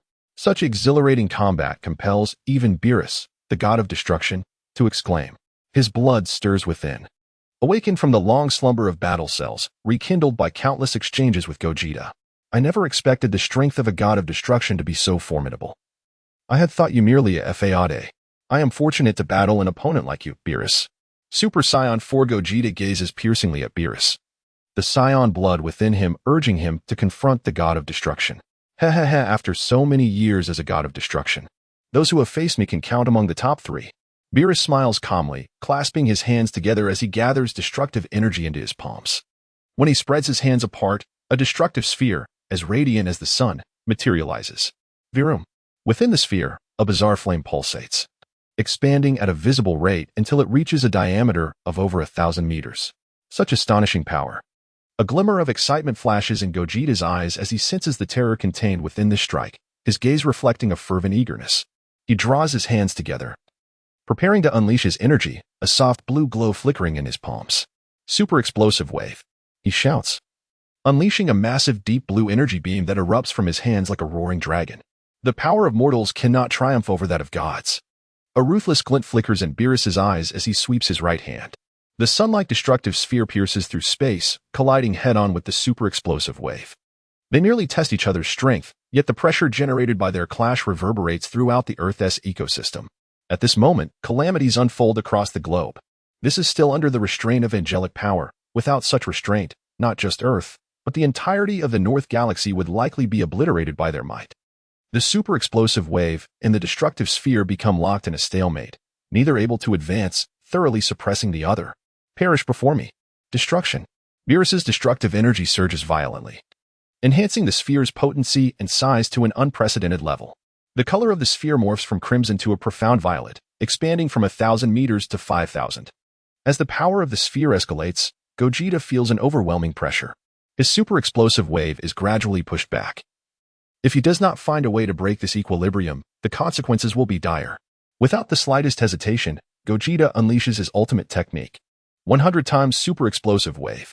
With a fierce roar, Gogeta's muscles swell, a torrent of even greater energy erupting from his hands. The destructive capability of the super explosive wave amplifies 100-fold. In the blink of an eye, Beerus's destructive sphere is pierced, the rampant energy surging towards him. What? Beerus's eyes widen, his pupils trembling violently, every muscle in his body tensing as an intense sense of crisis envelopes him. Without time for contemplation, he instinctively raises his hands, enveloping his body in destructive energy to counter Gogeta's 100 times super explosive wave. Boom. A tremendous pressure courses through him, forcing Beerus back several hundred meters, every muscle taut as he struggles to halt the onslaught. In his understanding, the power of mortals is always that of mortals, incapable of comparison to the divine. Yet now, Gogeta's 100 times super explosive wave has shattered that belief. This terrifying energy rivals his own destructive power, momentarily robbing him of control over his body. Do not become overconfident. Halt this. Beerus unleashes a tremendous surge of divine energy, an eerie purple light flickering as it reaches its peak before erupting. This time, Beerus draws upon over 90% of his strength, letting out a frenzied roar. As his power explodes, he swiftly maneuvers his hands, a terrifying scene unfolding. The energy body of the 100 times super explosive wave is forcibly redirected into the cosmos. Yet before Beerus can rejoice, an unsettling sensation washes over him. He sees that Super Saiyan 4 Gogeta has, unbeknownst to him, appeared directly before him, smiling. Chapter 38. Attention of the Destroyer God of the Sixth Universe. A sense of impending doom surged through every cell in Beerus's body, contorting his face into a grimace. He sought to distance himself from the Super Saiyan 4 Gogeta, but it was too late. Let me witness the true extent of a Destroyer God's power. Super Fist. As the words left his lips, Gogeta's right leg, brimming with immense energy, erupted with a thunderous explosion. Deep blue radiance coalesced around his leg, resembling tangible flames. In an instant, the pressure released caused space itself to warp horrifically. The temperature emanating from the deep blue flames surpassed that of the sun, and the sheer destructive force was unfathomable. This terrifying blow struck Beerus squarely in the chest. Boom. The raw, formidable power triggered a cataclysmic distortion in space, momentarily freezing the entire world in time. Beerus felt an unstoppable force accompanied by excruciating pain engulfing him, his internal energy roiling as the overwhelming might ravaged every cell in his body. Pooh! A mixture of bile and blood erupted from his mouth as his body was propelled away from Earth at a speed surpassing light, hurtling into the depths of the universe.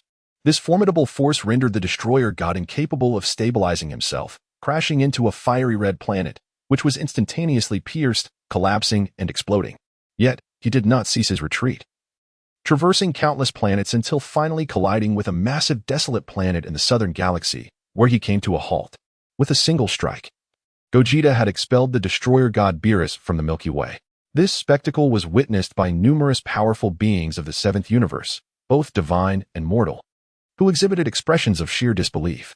Even entities from other universes took notice of the battle transpiring in the seventh universe. In the realm of the Kais, the god of creation Zeno and the old Kai observed the clash between Super Saiyan 4 Gogeta and destroyer god Beerus with rapt attention. When the destroyer god, who had reigned supreme for countless years, was severely wounded and sent out of the northern galaxy by Gogeta, these two ancient Kais were engulfed by tumultuous waves of astonishment. Momentarily frozen in place, they bore witness to an event that seemed impossible, a mortal force subduing a divine being, and not just any divine being, but a destroyer god, Lord, Ancestor. The god of creation Zeno struggled to articulate the shock that overwhelmed him, his thoughts coalescing into a call for the old Kai. The strength of Super Saiyan 4 Gogeta was staggering, rendering him nearly speechless.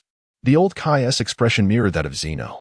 As a Kai from 15 generations prior, he had nearly coexisted with Beerus and was well aware of his terrifying prowess.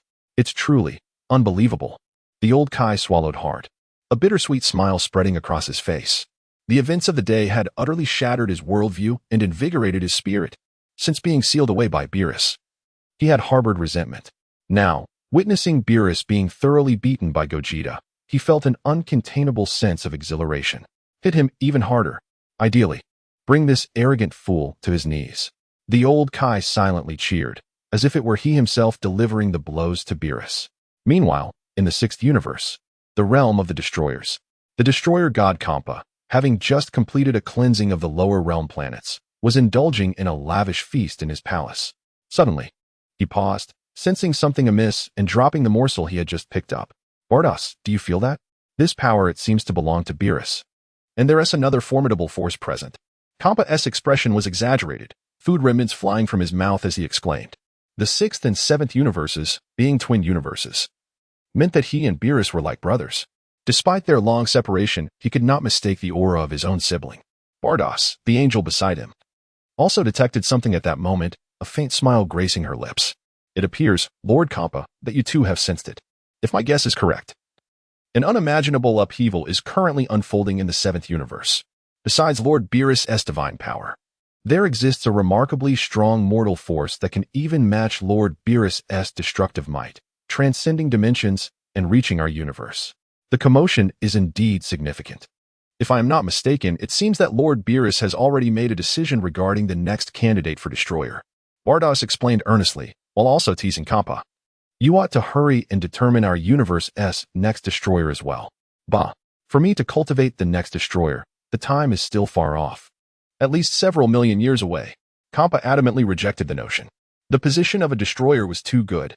Everything one could desire was at their fingertips. Standing at the pinnacle of the universe, living luxuriously, the idea of relinquishing such a life was utterly preposterous. Speaking of which, Bardos, Beerus is likely engaged in a fierce battle right now. Why don't we seize this opportunity to brazenly enter the seventh universe and gather the remaining Super Dragon Balls? Kampa suddenly conceived a brilliant idea. After all, they were brothers. It was only natural to check on one another in times of trouble. Surely, Beerus would not notice his actions. Bardos gasped, her mouth agape in surprise at Kampa's mischievous grin. Lord Kampa, when did you become so clever? Today, as Kampa truly astonished her. This idea hadn't crossed her mind initially. Bardos, what do you mean?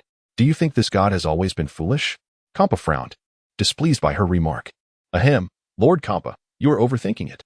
While entering the seventh universe under the cover of chaos to search for the Super Dragon Balls is indeed a splendid idea. Have you considered the possibility of being discovered by Lord Beerus? Bardos patiently explained. If they were to be found out, it could mean they would be barred from entering the seventh universe for thousands or even tens of thousands of years. They had invested considerable effort to gather even a small amount of the Super Dragon Balls. If discovered, all their efforts would be in vain. They might even have to return the Super Dragon Balls they had previously collected from the seventh universe. Chapter 39, The Gaze of the Supreme Being. Prompted by Bardos, the god of destruction, Kappa immediately recognized the advantages and disadvantages of the situation. All right, I won't go, he said with an impatient wave of his hand. Though he feigned indifference, curiosity nagged at him about the happenings in Universe 7. Meanwhile, in Universe 8, within the realm of the gods of destruction, the Grand Hall of God of Destruction, Lakir, stood. Unlike other gods of destruction, Lakir was particularly conscious of his image. Upon returning from his duties in the lower realms, his first action was to groom himself meticulously, maintaining his appearance. As a fox, even as a male, he was deeply concerned about his looks, a trait that seemed to be an inherent part of his nature. At that moment, while he was preening, he suddenly sensed two extraordinarily terrifying forces emanating into his universe. One was from that fellow, Beerus, and the other was a raw, formidable power of a mortal. Lakir's attention was captured, and he raised his head in confusion, gazing through the hall's window towards the distant sky, which lay in the direction of Universe 7.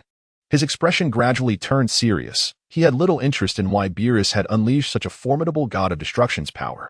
However, that overwhelming mortal force, which even he found threatening, warranted attention. If such a powerful being had emerged from Universe 7, it would significantly elevate the entire universe's average power level. Lord Lakir, are you curious about that formidable mortal power in Universe 7? The angel, Korin, entered quietly, perceiving Lakir's thoughts at a glance. Indeed, Lakir acknowledged succinctly, then added, if it were merely Beerus's power that reached here, I wouldn't be concerned, but that mortal force, which even I must regard with caution, originates from Universe 7. Seeing this, Korin smiled slightly, recognizing Lakir's apprehension. That powerful mortal could very well cause the average power level of Universe 7 to soar, potentially surpassing that of their Universe 8. He was well aware that the relationship between his god of destruction and Beerus was far from amicable. In fact, Beerus had a poor rapport with nearly all gods of destruction. If his subordinate's conjecture was correct, that potent mortal power likely belonged to Beerus's personally trained successor for the role of god of destruction in Universe 7. I can think of no better explanation, Korin elucidated. I share your sentiments. Lakir concurred with Korin's assessment, yet driven by curiosity, he commanded, Korin, project the events occurring in Universe 7. I am unconcerned with what transpires there, but it now affects Universe 8. Once the battle subsides, I shall seek an explanation from Beerus regarding this matter. Understood, Korin replied, discreetly executing Lakir's command. With a strike of the angelic staff upon the ground, the situation of Universe 7 was projected in real time through the power of the angels. Observing this, Lakir's spirits lifted. He was eager to witness what kind of existence had emerged in Universe 7. Beyond the two gods of destruction, within the Supremacy Palace above the 12 universes, the palace of the Omni King was situated. This was the dwelling place of the world's pinnacle beings, of which there were two, the Supreme God, the Omni King, and the Supreme Angel, the Grand Minister. Deep within the Omni King's palace, a figure clad in a blue high-ranking angelic robe, with angelic rings hovering behind, was observing the events in Universe 7 through a peculiar black sphere. This individual was none other than the Supreme Angel, the Grand Minister, who possessed authority above all gods. The black sphere before him was not ordinary. It encompassed the entirety of Universe 7. By chance, an earlier action had inadvertently birthed a warrior capable of rivaling a god of destruction. The Grand Minister gazed intently at the essence of Universe 7, a meaningful smile gracing his lips. During his explorations through the infinite currents of time and space, he had stumbled upon a failed world. In that world, the destined hero, Son Goku, had perished. On a whim, he conceived a remarkable experiment, guiding Goku's soul through time to replace the Goku of that world. Initially, he anticipated that this experiment would end with Beerus's intervention, but unexpectedly, the endeavor he had whimsically orchestrated proved exceedingly successful, inadvertently propelling the development of the entire world, bringing it closer to ascension. Now, the future of this timeline had become shrouded in ambiguity due to his influence. He pondered whether the ultimate outcome would be existence or annihilation. The scene shifted back to Universe 7 on Earth. At this moment, Super Saiyan 4 Gogeta was panting heavily. The recent strike had drained a considerable amount of his stamina, but one could not deny the exhilarating rush it provided. In this transient world, unleashing all his explosive power felt utterly sublime. Cracking his joints, Super Saiyan 4 Gogeta adjusted his state and quickly expanded his consciousness, accurately locking onto the divine power of God of Destruction, Beerus. In an instant, he teleported across countless star rivers, arriving in the area of the South Galaxy. Suspended in the cosmic void, Super Saiyan 4 Gogeta crossed his arms, quietly observing the colossal planet before him, which was 10 times the size of Earth yet teetering on the brink of collapse. The entire planet was marred by cracks, resembling a spider's web, permeating its surface. At the planet's core lay a boundless abyss. God of Destruction, Beerus, resided within this chasm. You shouldn't be so easily defeated, Beerus. If that were the case, the power of a God of Destruction would be woefully inadequate, Super Saiyan 4 Gogeta mused, having no intention of pursuing Beerus. Instead, choosing to remain suspended in the cosmic void, awaiting his reappearance. As time ticked by, half a minute passed unnoticed. Beerus remained silent, causing Gogeta to furrow his brow in confusion. He was uncertain of Beerus's intentions or whether he harbored any schemes against him. However, he understood that merely relying on that earlier strike to defeat Beerus was nothing short of a delusion. What is that guy up to? Super Saiyan 4 Gogeta pondered, his mind growing increasingly tense as he fixated on the abyss at the center of the colossal planet. He was certain that Beerus was indeed inside. But what was he waiting for? Suddenly, Gogeta felt an instinctual surge of peril coursing through him. In the vast abyss, an eerie purplish-red light began to emanate, and that unfathomable power of destruction erupted once more. It seems you've sustained quite an injury, Beerus. Only now are you regaining your strength. Feeling the overwhelming and terrifying power of destruction, Super Saiyan Gogeta not only remained unafraid but became increasingly exhilarated. This was precisely what he yearned for. As a fusion warrior, his existence was inherently fleeting. Thus, to fight with all his might in this limited time, leaving no regrets behind, was his true desire. Boom! At the heart of the colossal star, an immense surge of destructive energy erupted. Within a mere 0.001 seconds, the entire gargantuan planet, along with all surrounding asteroids within a span of dozens of light years, was reduced to ashes. Chapter 40, The True Power of Beerus. Are mortals destined to fall short of the divine? Within the ominous, deep purple radiance, the god of destruction, Beerus, once again revealed his proud and invincible demeanor. At this moment, Beerus unleashed the true might befitting his divine title, with the overwhelming force of destruction washing over him. All the injuries sustained in previous battles were completely healed. The boundless power of destruction coursed through every cell of his being, restoring him to full strength. Soon, the vast divine might capable of enveloping the entire universe was drawn back into his body. Standing against the cosmic backdrop, Beerus appeared calm and collected, yet a chilling, terrifying glint flickered in his eyes. His cold, inscrutable gaze fixated on Super Saiyan God Goku. It had been years since he had truly exerted his power in the presence of others. Even the beings from other universes did not warrant such an effort from him. Yet he found himself compelled to demonstrate his true abilities against a mere human. Even if I destroy you in the end, you shall die without regret, Beerus declared with an air of arrogance, his expression betraying no hint of emotion. However, it was palpable that he was now showcasing his true capabilities. As the god of destruction, his greatest strength was not the angelic techniques at his disposal, but rather the limitless power of destruction that could expand at will. In a certain sense, as long as Beerus's will to destroy something remained resolute, his power would amplify boundlessly, without any limits. The extent of his strength was entirely contingent upon his desire to unleash it. You have finally revealed your true power, God of Destruction, Goku remarked, his expression becoming increasingly serious as he scrutinized Beerus. The deity was enveloped in a peculiar mist, rendering his strength inscrutable.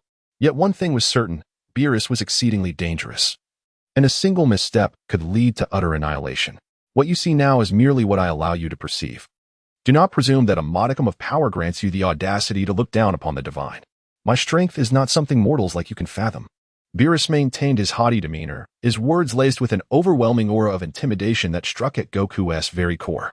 Noticing Beerus's dismissive attitude, Goku smirked, unfazed, and retorted, "How infuriating, God of Destruction. But I wonder, how will you feel once I defeat you?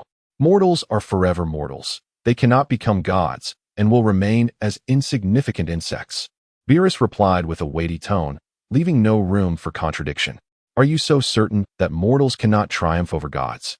Goku unleashed a terrifying aura, his power surging as he spoke. At this moment, he was merely in the Super Saiyan 4th stage, a form that had yet to reveal his full potential. Beerus let out a chilling laugh, his dominion as the god of destruction rapidly escalating to its zenith, unleashing his terrifying power upon Goku. The clash of bloodline power and destructive energy sent tremors throughout the universe, visibly distorting space itself. Although their powers seemed evenly matched, Beerus's destructive force undeniably held the upper hand. Revealing his true capabilities, Beerus was a formidable foe. In an instant, Beerus charged forward. The energy of destruction coalesced into unique particles encasing him, resulting in a qualitative enhancement of his speed. Humph, Goku scoffed, gathering all his might into a punch aimed squarely at Beerus.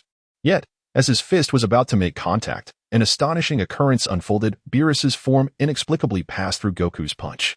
Is this an afterimage? No, that's not it. Goku realized something was amiss as he swiftly summoned his bloodline energy, forming an impenetrable barrier around him. Beerus's phantom glided past him, and in that moment, the universe seemed to freeze in time, leaving Goku stunned. In the blink of an eye, countless invisible attacks erupted from all directions, bombarding Goku. Within mere seconds, his protective shield shattered, leaving his robust physique marred with wounds, radiating purple light. The sudden, excruciating pain coursed through him, twisting his expression into a grimace as he struggled to swallow the blood surging in his throat. In that fleeting moment, his barrier was destroyed, and his body endured countless devastating blows. Had his physical form not been sufficiently resilient, he would have surely been obliterated by Beerus's assault. Do you now comprehend the gulf that exists between mortals and gods? The distinction is not merely one of strength, Beerus remarked, casually turning away, his demeanor unyieldingly arrogant. In response, Goku grinned fiercely, disdainful as he retorted, such insignificant attacks cannot signify anything of consequence. Once more, his bloodline energy surged, releasing a soft pink radiance from within, merging perfectly with the divine power to forge an entirely new force, Super Saiyan 4th stage, God State. With this newfound source of energy, the residual destructive power within him was obliterated, and all wounds vanished, restoring his aura to its peak. Ah, you finally decide to employ divine power. But it will amount to naught. Even if you harness the strength of a god, in my eyes, you remain a mere counterfeit, a slightly stronger mortal. Beerus taunted with a sinister grin. Is that so? Goku's expression shifted dramatically as he, unwilling to engage in further banter, resolved to demonstrate his answer through action. His aura surged rapidly, enveloping him in a dazzling array of rainbow particles as he lunged toward Beerus. This was one of Goku's signature techniques, the sliding reprimand, allowing him to assume an unpredictable state. Once he struck his opponent, he could unleash a barrage of devastating blows in an instant. Child's play, Beerus dismissed, his form shifting from tangible to ethereal as he met Goku's sliding reprimand head-on. Chapter 41. The Overwhelming Power of the Super Four Deities, a New Transformation? In the vast silence of the cosmos, the ethereal forms of the two beings clashed once more. The aftermath of their battle was more terrifying than before. Each strike unleashed a force potent enough to sweep through the seventh universe. Should they continue their reckless rampage, the entire seventh universe, along with the neighboring sixth and eighth universes, would inevitably be drawn into their destructive wake. A resonating hum reverberated through the void as the cataclysmic shockwaves expanded rapidly, threatening to engulf the entire universe and beyond. Planets, asteroids, life forms, and even the fabric of space itself were instantaneously obliterated by this unstoppable divine force, dissolving into nothingness. The seventh universe trembled, teetering on the brink of collapse, as all creatures, animals, humans, and gods felt an overwhelming sense of dread. If this chaos were to persist, the seventh universe would meet its demise. Yet, unbeknownst to all, the angel Vados had silently arrived at the battlefield. Activating his celestial powers, he summoned an incomprehensible, supreme force that swiftly contained the turmoil, minimizing the devastation wrought upon the seventh universe. Having secured the battlefield within a defined space, Vados withdrew his abilities. He observed with keen interest this unprecedented clash, a spectacle rare even among deities. Noticing Beerus, the god of destruction, fully immersed in the battle with fervent zeal, a smile crept upon Vados's lips. He felt joy for Beerus. As a constant companion to the god of destruction, Vados understood Beerus's true nature and desires. Beerus was neither inherently evil nor virtuous. He was simply pure, with a passion for exquisite cuisine and an insatiable thirst for combat. After an eternity of invincibility, he finally faced an opponent worthy of his full strength. At peace with himself, Beerus relished every moment spent battling Gogeta. Vados mused that Beerus would likely need to sleep for several millennia once this conflict concluded. On the battlefield, Gogeta and Beerus had completely unleashed their powers, their focus solely on one another. Gogeta, harnessing the Super Saiyan 4th level, Divine State, exhibited transformations in speed, strength, techniques, and perception, drawing ever closer to a divine combat style. Yet, Despite these advancements, he found no advantage against the fully committed god of destruction, Beerus. As the foremost among the 12 gods of destruction, Beerus's strength was unfathomable. When he revealed his true self, no being in existence, save for angels and the Omni King, could hope to suppress him. His destructive energy seemed limitless, swelling with every surge of his malice, growing ever stronger. With unrestrained combat and boundless destructive energy, Beerus maintained an overwhelming dominance over Gogeta in his Super 4 state. This display of superiority momentarily swelled Beerus's pride.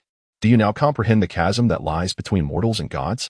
Even if you wield divine power, your essence remains that of a mere mortal.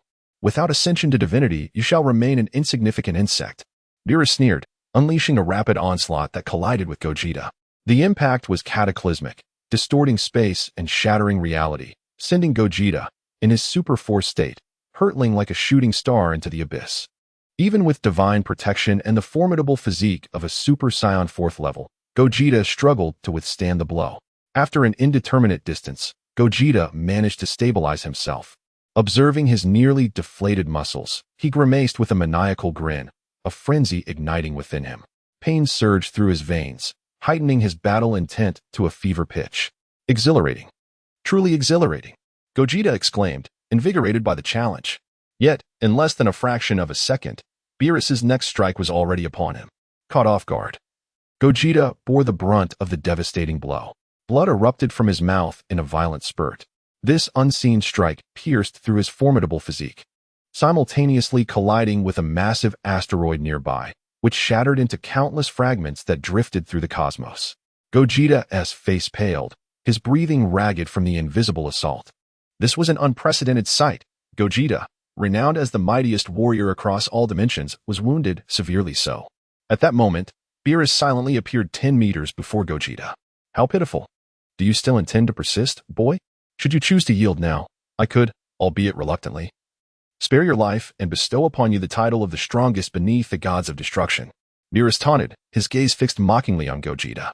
He knew Gogeta would never acquiesce. His intention was merely to provoke a response, to see if Gogeta could unleash even greater strength. Ah, the title of the strongest beneath the gods of destruction? Quite a prestigious honor, Gogeta replied, wiping the blood from his mouth with a defiant smirk. Indeed, as I suspected, you Saiyans are as stubborn as they come. Convincing you to concede is far more challenging than ending your life. However, it is precisely this trait that has piqued my interest in you. State your name, boy. Beerus's expression turned serious as he transmitted his words through energy directly into Gogeta's ears. I am neither Son Goku nor Vegeta. I am the one who shall defeat you, Gogeta. Thank you for serving as my warm-up. Now, the true battle is just beginning, God of Destruction. With adrenaline coursing through his veins, Gogeta clenched his fists, his expression contorting into one of ferocity as an even greater power surged within him. The bloodline force intertwined with divine energy escalated, transforming the aura surrounding him from pink to a soft blue. You still have hidden strength? Beerus gasped in astonishment. To him, Gogeta, despite being a fusion warrior, should have reached only the threshold of the Super 4 state recently attained by Son Goku. However, it was evident that this fusion warrior was far more complex than he had anticipated. Chapter 42, The Divine Blue of Super Saiyan 4, A Shock to the Gods.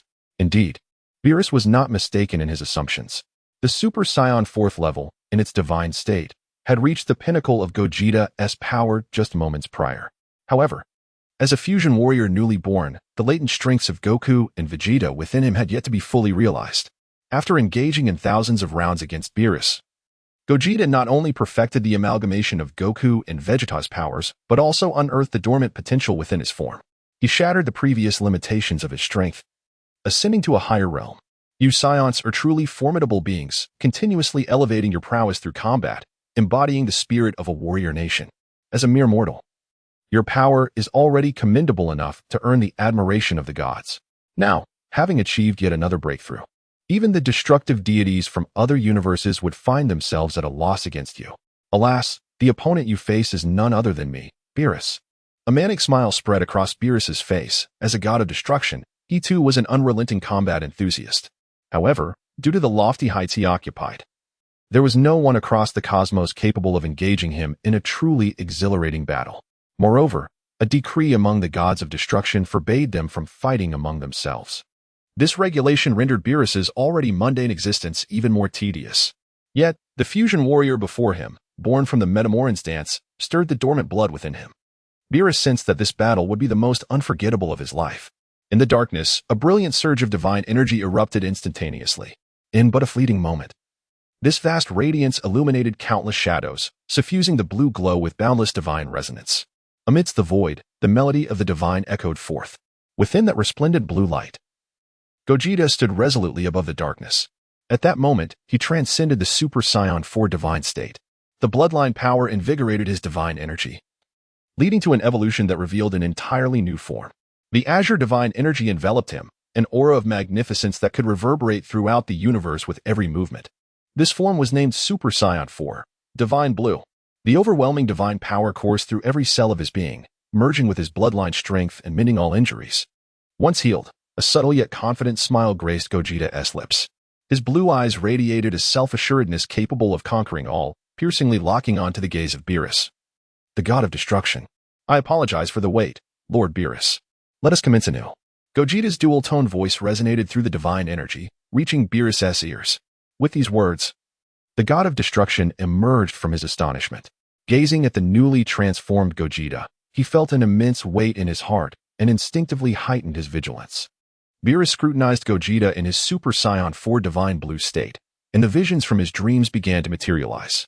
The figure of Gogeta in this form rapidly coalesced with that of the Super Saiyan god he had envisioned in his dreams.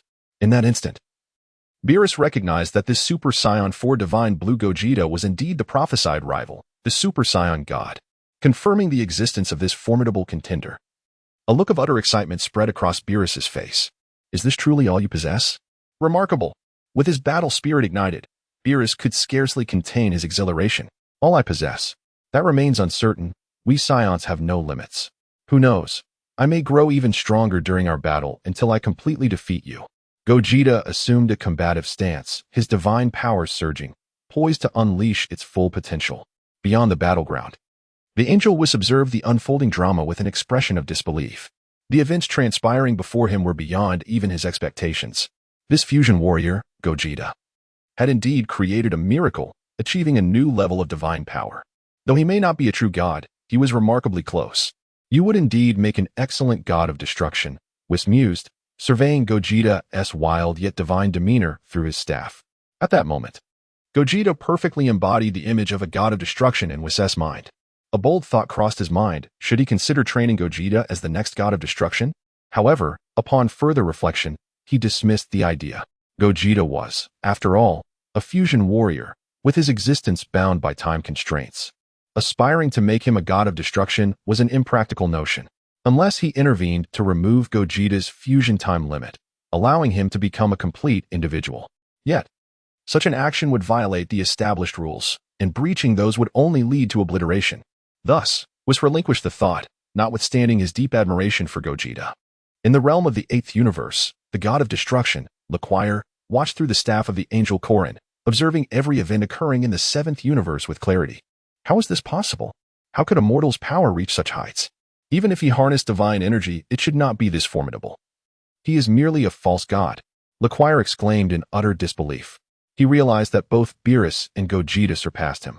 As the god of destruction of the 8th universe, he could accept being outclassed by Beerus, who had long established himself as the strongest god of destruction. But this mortal, whose divine fluctuations were utterly outrageous, what in the world is happening? Beside him, the Angel Korin empathized with his master's astonishment. After all, this was the first time he had encountered such an extraordinarily powerful mortal. In the realm of the 6th universe, Kampa had initially chosen to remain indifferent to the happenings in the 7th universe. However, upon witnessing Beerus's divine energy erupt and an even more exaggerated surge of divine power emanate within the god of destruction realm, he could no longer ignore it. He hastily instructed Beerus to project the current state of the 7th universe. What is this nonsense? Is this truly power that can emanate from a mortal? Kampa was left utterly stunned, his gaze fixed on Gogeta within the staff's projection. His previous assessments and perceptions of humanity were shattered in that moment.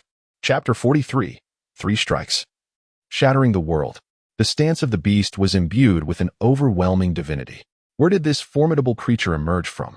Could it be that Bados was right in her conjecture, that this unidentified wild god was indeed a candidate for the god of destruction, meticulously nurtured by Beerus? Such terrifying power. This mysterious mortal appears to be a scion. A glint of recognition flickered in Batos's beautiful eyes as she discerned the identity of the mortal. A scion. Are you referring to those self-proclaimed champions of justice residing on planet Salad? Compa recalled the scions from their universe who, while possessing average strength, had long considered themselves allies of justice, maintaining the equilibrium of the cosmos. Yet today, the scion's potential had indeed overturned his understanding. Who would have thought that within the seemingly insignificant scion race lay the potential to transcend the gods? It appears so. The scions possess such potential. If our universe's scions were to receive dedicated training, perhaps. A smile spread across Batos's face, and the understanding dawned on Compa beside her. Humph. It is truly infuriating that such a strong warrior has emerged from Beerus's domain. The god of destruction, Compa, grumbled with displeasure, yet did not refute Batos's implication. In the Grand Priest's temple, the Grand Priest observed the events unfolding in Universe 7, greatly pleased with the further evolution of Gogeta. Initially merely a small experiment. Undertaken with a mindset of curiosity, it had unexpectedly succeeded. A warrior now comparable to the gods of destruction had been born ahead of schedule. The future, too, ventured into the unknown. Let us see whether Beerus can uphold the dignity of the gods of destruction, or if mortals shall surpass the gods. Becoming the architects of the future. The Grand Priest chuckled softly, refocusing his attention on the impending battle. The scene shifted back to the main battlefield. The Super Saiyan Blue Gogeta erupted with divine power, his blue radiance saturating a significant portion of the cosmic expanse, transforming it into his battleground. The god of destruction, Beerus, radiated an even more terrifying aura. With but a thought, an inexhaustible torrent of destructive energy surged forth, engulfing the vast cosmos and turning the darkness into a shade of purple. At this moment, the cosmic space became resplendent, polarized into distinct realms of azure and violet. Such a sight was magnificent and breathtaking. The atmosphere grew palpably tense and heavy as both Gogeta and Beerus refrained from striking first. Until the next instant, a spark of brilliance flashed in their eyes simultaneously. In a blink, they moved. The azure and deep violet silhouettes darted through the inky void. Bang! Divine energy surged, reverberating in all directions. One punch, obliterating all existence, space crumbled, and a tempest of divine power swept across the cosmos, leaving nothing in its wake. Bang! Another cataclysmic collision. The second punch caused the cosmic space to explode, scattering countless fragments across the void. Reflecting the invincible forms of the two warriors, the fierce divine energy of Gogeta merged with Beerus's terrifying destructive force, transforming into a wave of annihilation that expanded rapidly. Even the barriers formed by angelic power were marred with cracks at this moment. What an astonishing force! Angel Whis was taken aback. Even his angelic power could scarcely withstand the aftershocks of their clash. Before Whis could fortify the barrier, the third punch from Beerus and Gogeta had already been unleashed. Boom! A deafening sound erupted, shattering the barrier of angelic power into countless shards. Not only that, but at the epicenter of their confrontation, the barrier of reality itself was obliterated by the cataclysmic force generated by their fists. The destruction of the world's barrier instilled a profound sense of crisis within the consciousness of Universe 7. At the center of the explosion, a mysterious power began to spread. A radiant white light expanded rapidly, enveloping the darkness of the universe at an astonishing speed, consuming all in its path. In an instant, Angel Whis acted swiftly, absorbing all the residual shockwaves with his angelic power. Yet, as the white light dissipated, both the god of destruction, Beerus, and the Super Saiyan Blue Gogeta had vanished without a trace. Their power had transcended the limits that the current universe could endure, had they ventured beyond the cosmos. Angel Whis displayed a look of astonishment. As an angel, his existence was ancient, having witnessed countless cycles of rebirth. Yet he had never encountered a situation where the barrier of reality was forcibly breached. Beerus and Gogeta were no longer within Universe 7. They had arrived in an unknown realm. Without hesitation, Whis employed his staff to search through the 12 universes and beyond. Beyond the 12 universes lay a realm yet to give birth to stars and life, existing in the void and chaos of darkness. The Super Saiyan Blue Gogeta and the god of destruction Beerus found themselves transported by the will of Universe 7 to this area. Their gazes surveyed the unfamiliar world around them, noting its stark difference from their original universe, which momentarily left them in a state of surprise. Ha ha ha. It appears our powers have reached a level that the universe can no longer contain. Gogeta cracked his knuckles, his fervent desire for battle unwavering. At this moment, His sole focus was to defeat Beerus. Everything else was inconsequential. As for how to escape this dark realm, that was a matter for Goku and Vegeta. It had nothing to do with him, Gogeta. He merely wished to relish every moment of this battle. At that moment, the god of destruction, Beerus, also regained his composure, his astonished gaze scanning the chaotic world around him. After a prolonged silence, he finally confirmed the identity of this place. The Void Realm. To think we have ended up in such a location. Upon recognizing the name of this area, a smile of excitement crept onto Beerus's lips. The Void Realm. A world beyond the 12 universes, where battles, no matter how intense, would not disrupt the other universes. Here, he could unleash his full strength without concern, free to act as he wished. The Void Realm? Is that the name of this place? I hope it can withstand the intensity of our battle. Otherwise, it would be rather dull. As Gogeta spoke, he began to stretch his limbs and twist his neck, producing a series of cracking sounds. Although he was unaware of the true significance of the Void Realm, he understood clearly that it was devoid of anything, alleviating his concerns. While battling Beerus in the universe earlier, he had worried that Earth might be destroyed by the residual energy and had been holding back. Now, in this world, he could finally engage in battle without restraint. Chapter 44. Unity and Diversity, each playing their part. Provoked by Vegeta's taunt, Beerus remained silent with a smile. In the next instant, he swiftly swung his hand, unleashing a destructive energy wave that surged toward Vegeta with piercing intensity. Anticipating this, Vegeta remained unfazed, raising his hand to unleash a forceful shockwave that shattered the destructive wave into fragments. Such trivial techniques are of no use against me, God of Destruction, Vegeta declared, his spirit soaring as he smirked disdainfully. That sharp-tongued little brat. Beerus growled, a low rumble of anger escaping his lips. With a step into the void, he concentrated his power and erupted forward, his speed transcending space itself, reaching Vegeta in less than 0.0001 seconds. Just as his fist was about to strike Vegeta, Vegeta retaliated with an even swifter blow to Beerus's abdomen. A dull thud echoed as the impact resonated. Beerus was propelled backward by the forceful strike, a large indentation forming on his abdomen, releasing scorching white smoke. Stabilizing himself with a burst of rage, he glanced down at his smoking midsection. Shock etched across his face as he stared at Vegeta. What had transpired in that fleeting moment? Even he, the god of destruction, had failed to perceive Vegeta's movement. Noticing the bewilderment on Beerus's face, Vegeta's smile deepened. Are you puzzled as to why I remain still while you are the one being pushed back? He taunted. As his words faded, a replica energy form, identical to Vegeta, materialized to his left. This energy manifestation, also in the Super Saiyan Blue state, possessed energy intensity on par with his own. Merely a trivial energy manifestation, a paltry tactic. I need only exert a slight effort to obliterate them completely.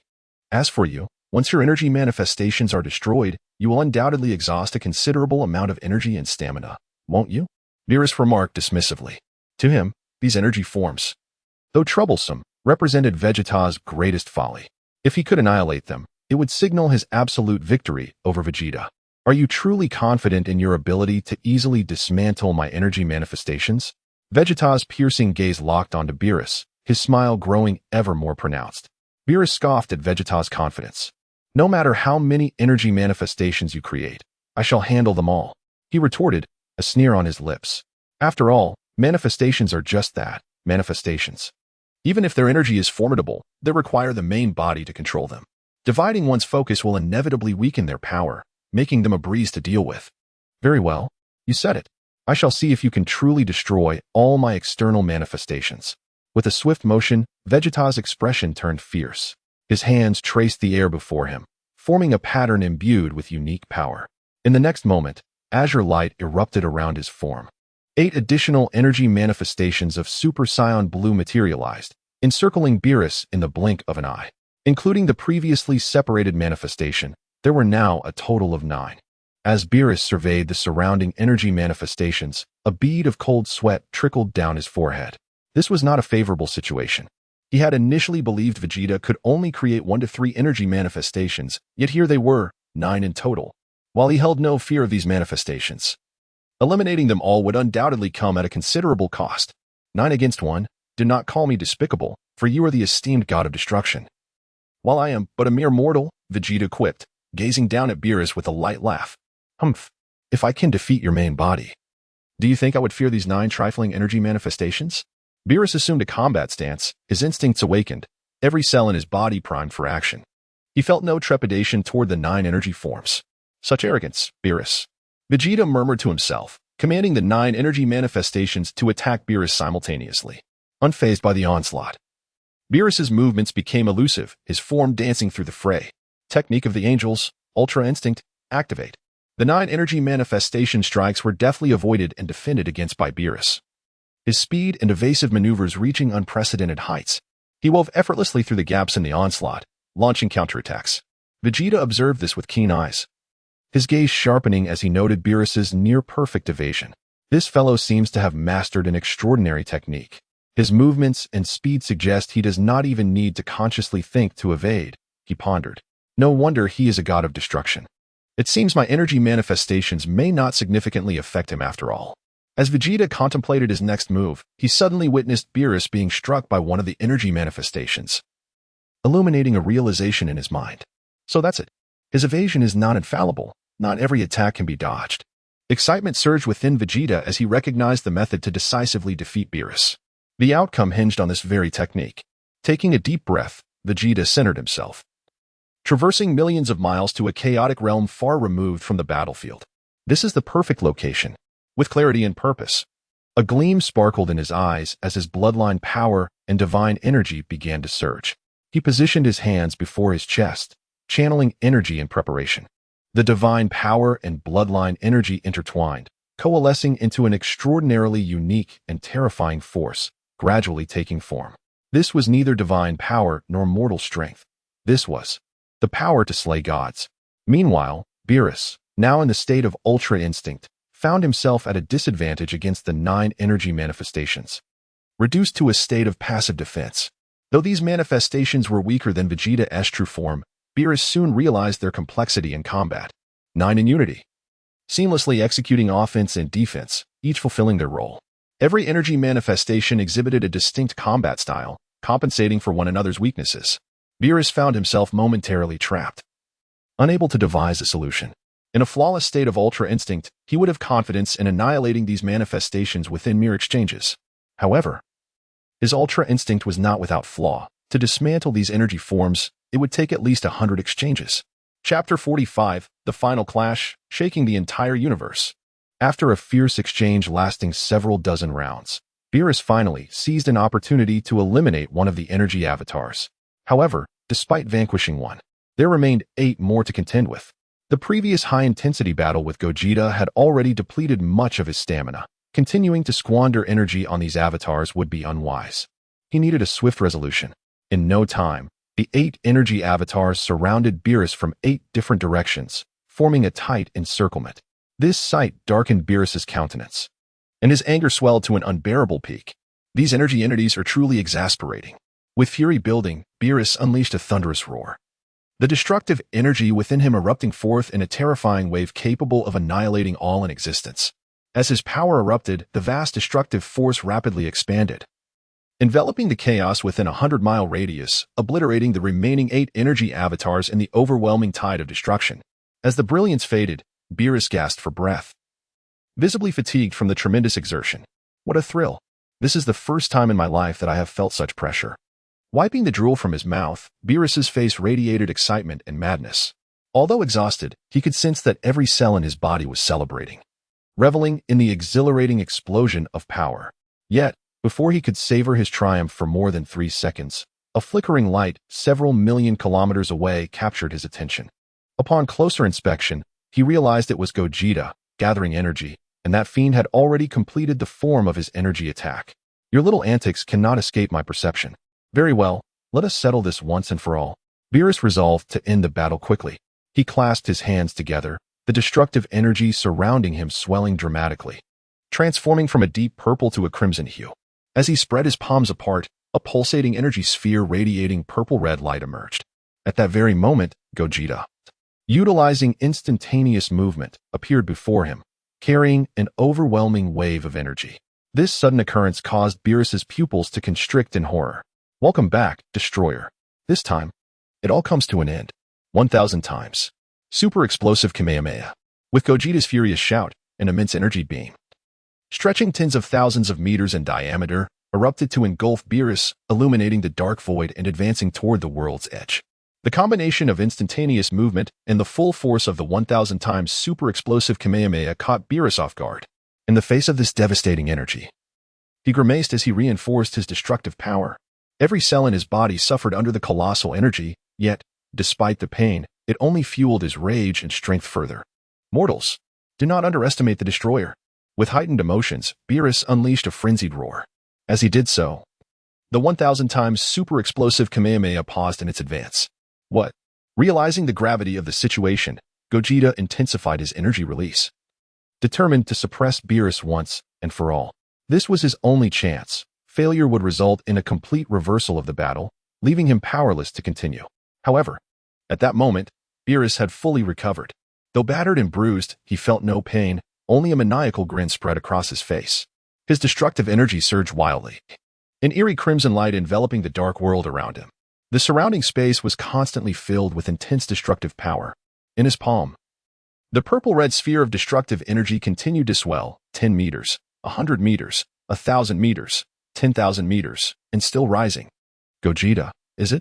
I acknowledge your strength. Among those I have faced, you rank in the top 2. Now, it all comes to an end. Destruction.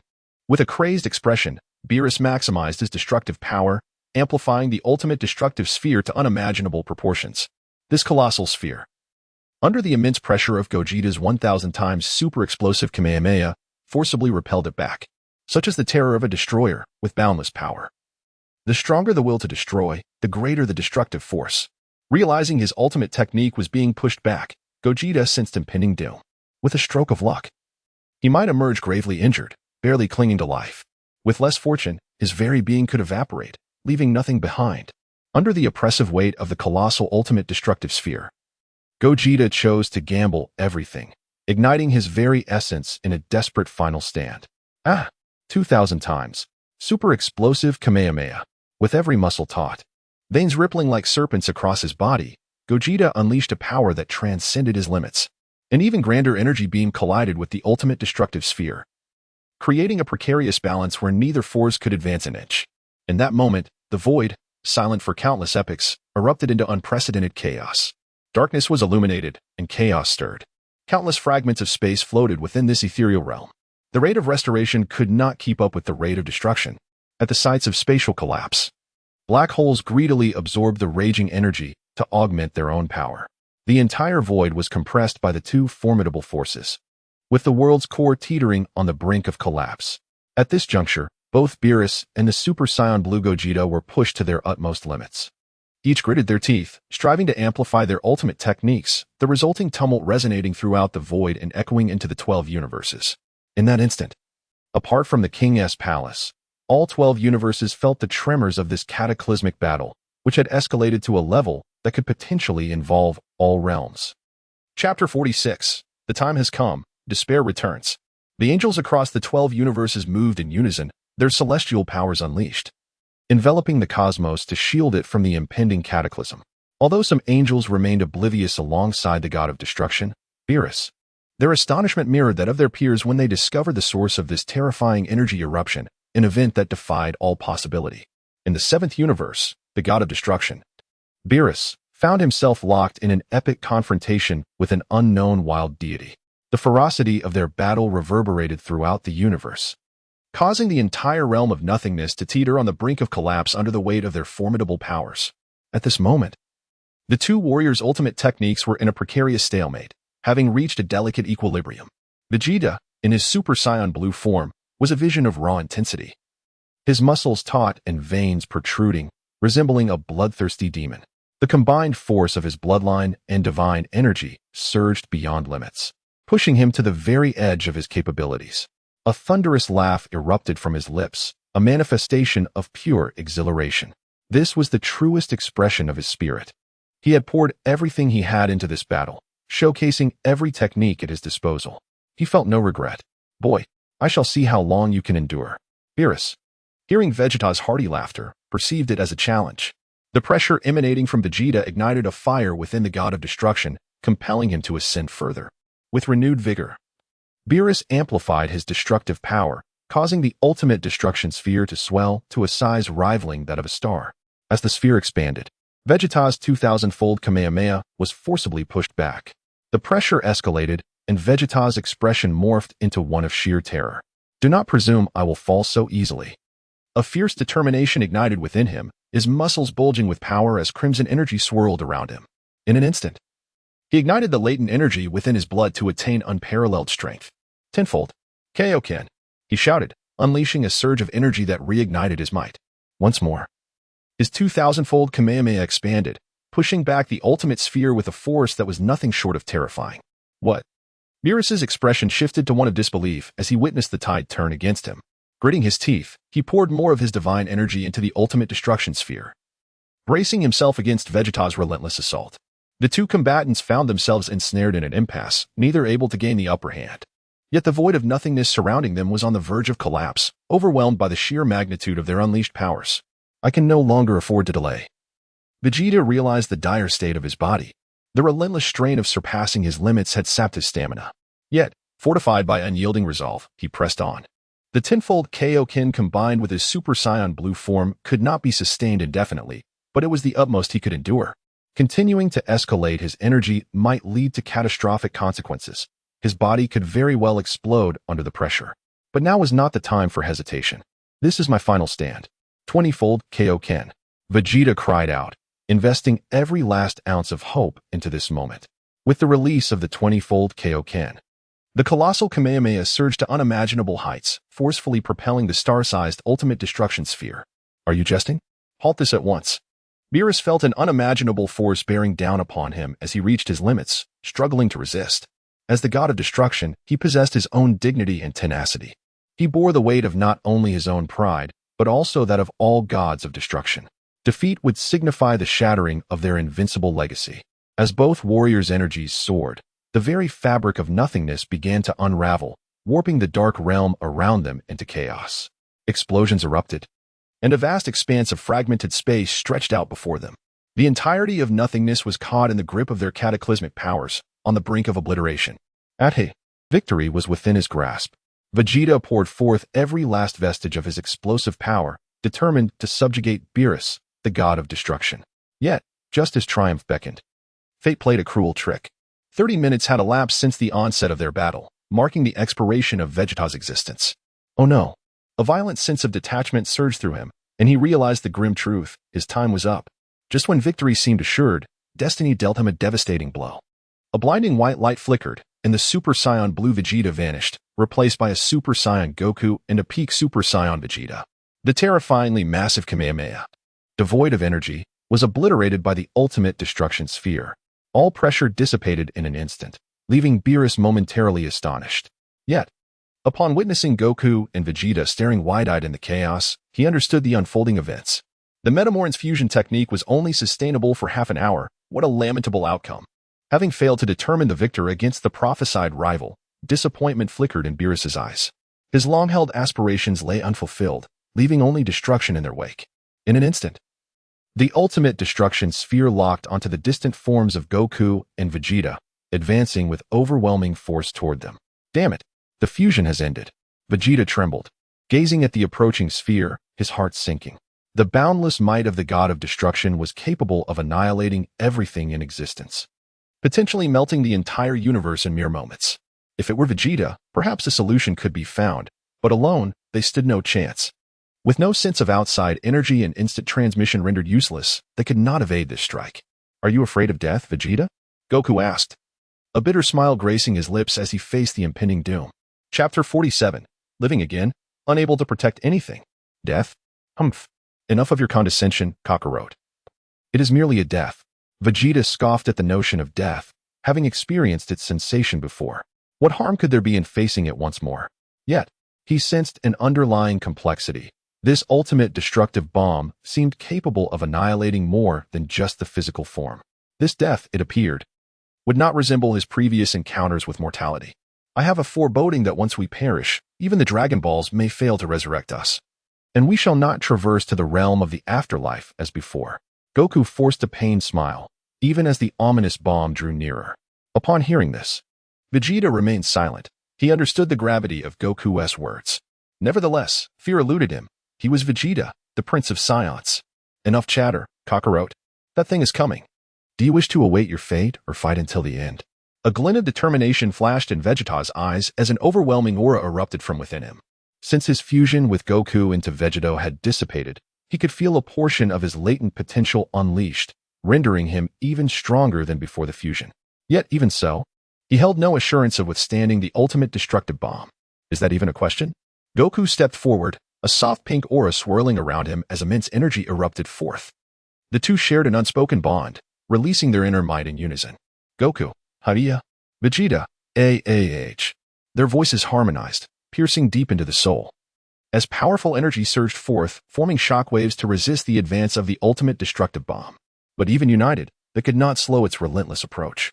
In fact, the bomb's speed was deliberately controlled by the god of destruction, Beerus, who had intentionally tempered its advance. Damn it, with our current strength, we cannot even budge it an inch. Vegeta's muscles tensed as he strained every fiber of his being to extract the final vestige of energy. Release more power, Vegeta. Gritting his teeth, Goku urged. Do not give me orders, Kakarot. Vegeta retorted irritably, yet his energy output remained undiminished. A torrent of power erupting from within him like a raging river. Their struggle did not escape the watchful eyes of Beerus. Truly, I am at a loss with you, Saiyans. However, it is time to conclude this, Super Saiyan God. Beerus murmured, closing his eyes, hands clasped behind his back, and slowly turning away. In an instant, the restraints on the ultimate destructive bomb were lifted, and its velocity surged. The terrifying might of the god of destruction bore down upon Goku and Vegeta, delivering a catastrophic blow. The bomb was now less than 100 meters from them. Yet, even from such a distance, the residual force rendered both Saiyans unable to hold their ground. Damn it!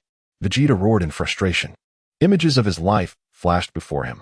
From being defeated by Goku upon arriving on Earth, to the conflict on Namek against Frieza, witnessing the birth of Super Saiyan Goku.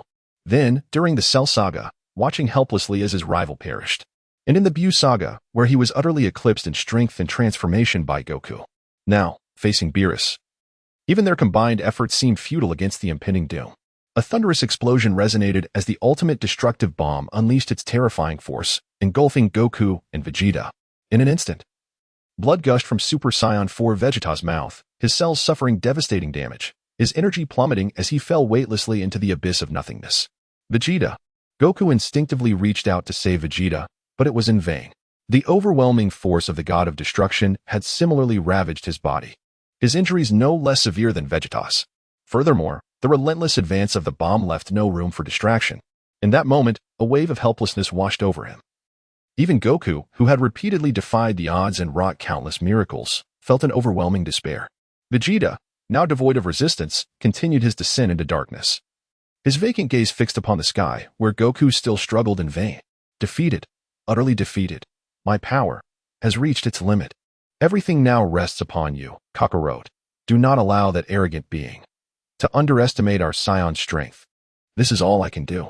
Vegeta concentrated all his remaining energy into a radiant sphere, his feeble arm thrusting it towards Goku. The orb surged toward him, ultimately merging with Goku, replenishing a fraction of his strength. Vegeta, sensing Vegeta's power coursing through him, Goku gritted his teeth and persevered. Haya. In the depths of despair, he broke through once more, divine energy surging around him, a blue brilliance radiating from within.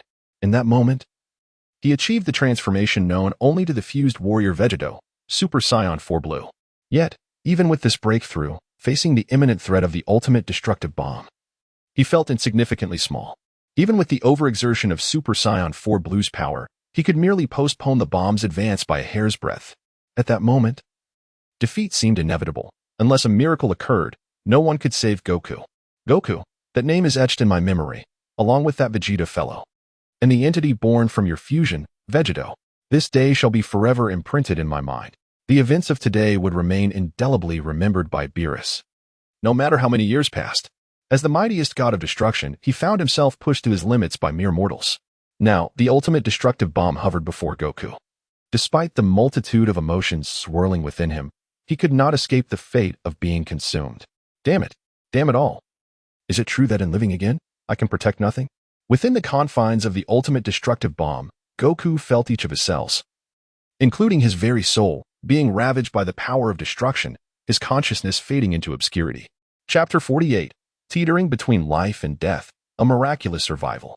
Within the ultimate destruction bomb, the corporeal and ethereal forms of Sun Wukong faced annihilation. Logically, this formidable bomb should have rendered his body and soul to nothingness in an instant. Yet, inexplicably, Wukong's form remained intact, as if an ancient and terrifying power within him was on the verge of awakening amidst the ravages of destructive energy. His Super Saiyan Blue state not only persisted but also began to evolve in a distinctive manner. Divine power? No, this was not divine power. It resembled the power of his bloodline. In the void realm, the confident god of destruction, Beerus, prepared to depart, but suddenly sensed something, turning sharply with a look of profound dread in his eyes. At that fleeting moment, he heard a faint heartbeat. That boy should have been obliterated. So why did a sense of unease grip him? Beerus's expression grew serious, wary of becoming complacent. Sun Wukong had accomplished too many incredible feats. Despite the seemingly insurmountable predicament before him, as long as Wukong was not utterly destroyed, anything was possible. Could it be that this boy had yet another transformation? Beerus contemplated this possibility, yet the truth of his conjecture remained to be seen. In the seventh universe, was observed the battlefield through his angelic staff. Not only he, but also the gods of destruction and angels from various universes were focused on the void realm. The god of destruction from Universe 1, Ewan, and his angel, Awamo. From Universe 2, Hellas and his angel, Sava. From Universe 3, Moscow and his angel, Campelli. From Universe 4, Quitella and his angel, Kornik. From Universe 5, Iraq and his angel, Kukatel, along with the remaining 6 universes gods of destruction and angels, all were riveted on this scene. Having experienced countless cycles and witnessed innumerable phenomena, their eyes widened at this unfolding situation. At this moment, both gods and angels were intently watching, as the outcome remained uncertain. Shrouded in mystery, on Earth in the 7th universe, aboard a luxurious cruise ship, although Whis had departed, he left behind a fragment of angelic power to project the battle conditions of the void realm. As the Vegeta plunged into the dark abyss, uncertain of his fate, Bulma and Trunks fell to the ground, their faces ashen, devoid of hope.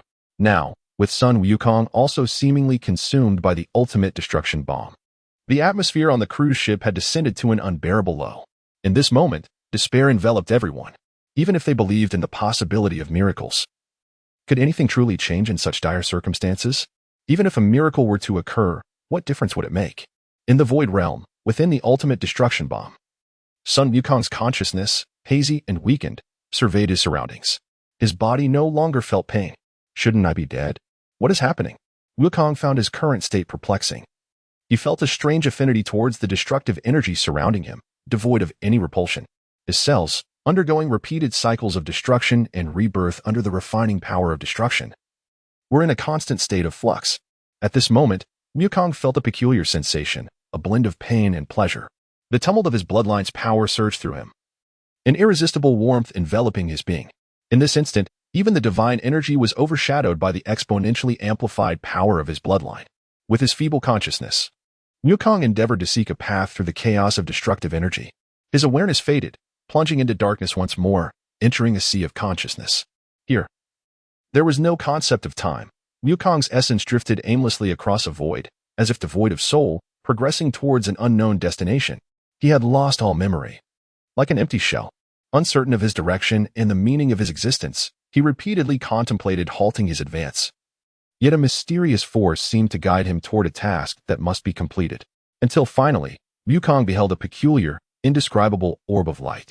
Under his gaze, the orb gradually transformed, ultimately taking on his own likeness. Yet this version of him was both himself and not himself. Who are you? GT Son Wukong asked, his expression vacant and bewildered.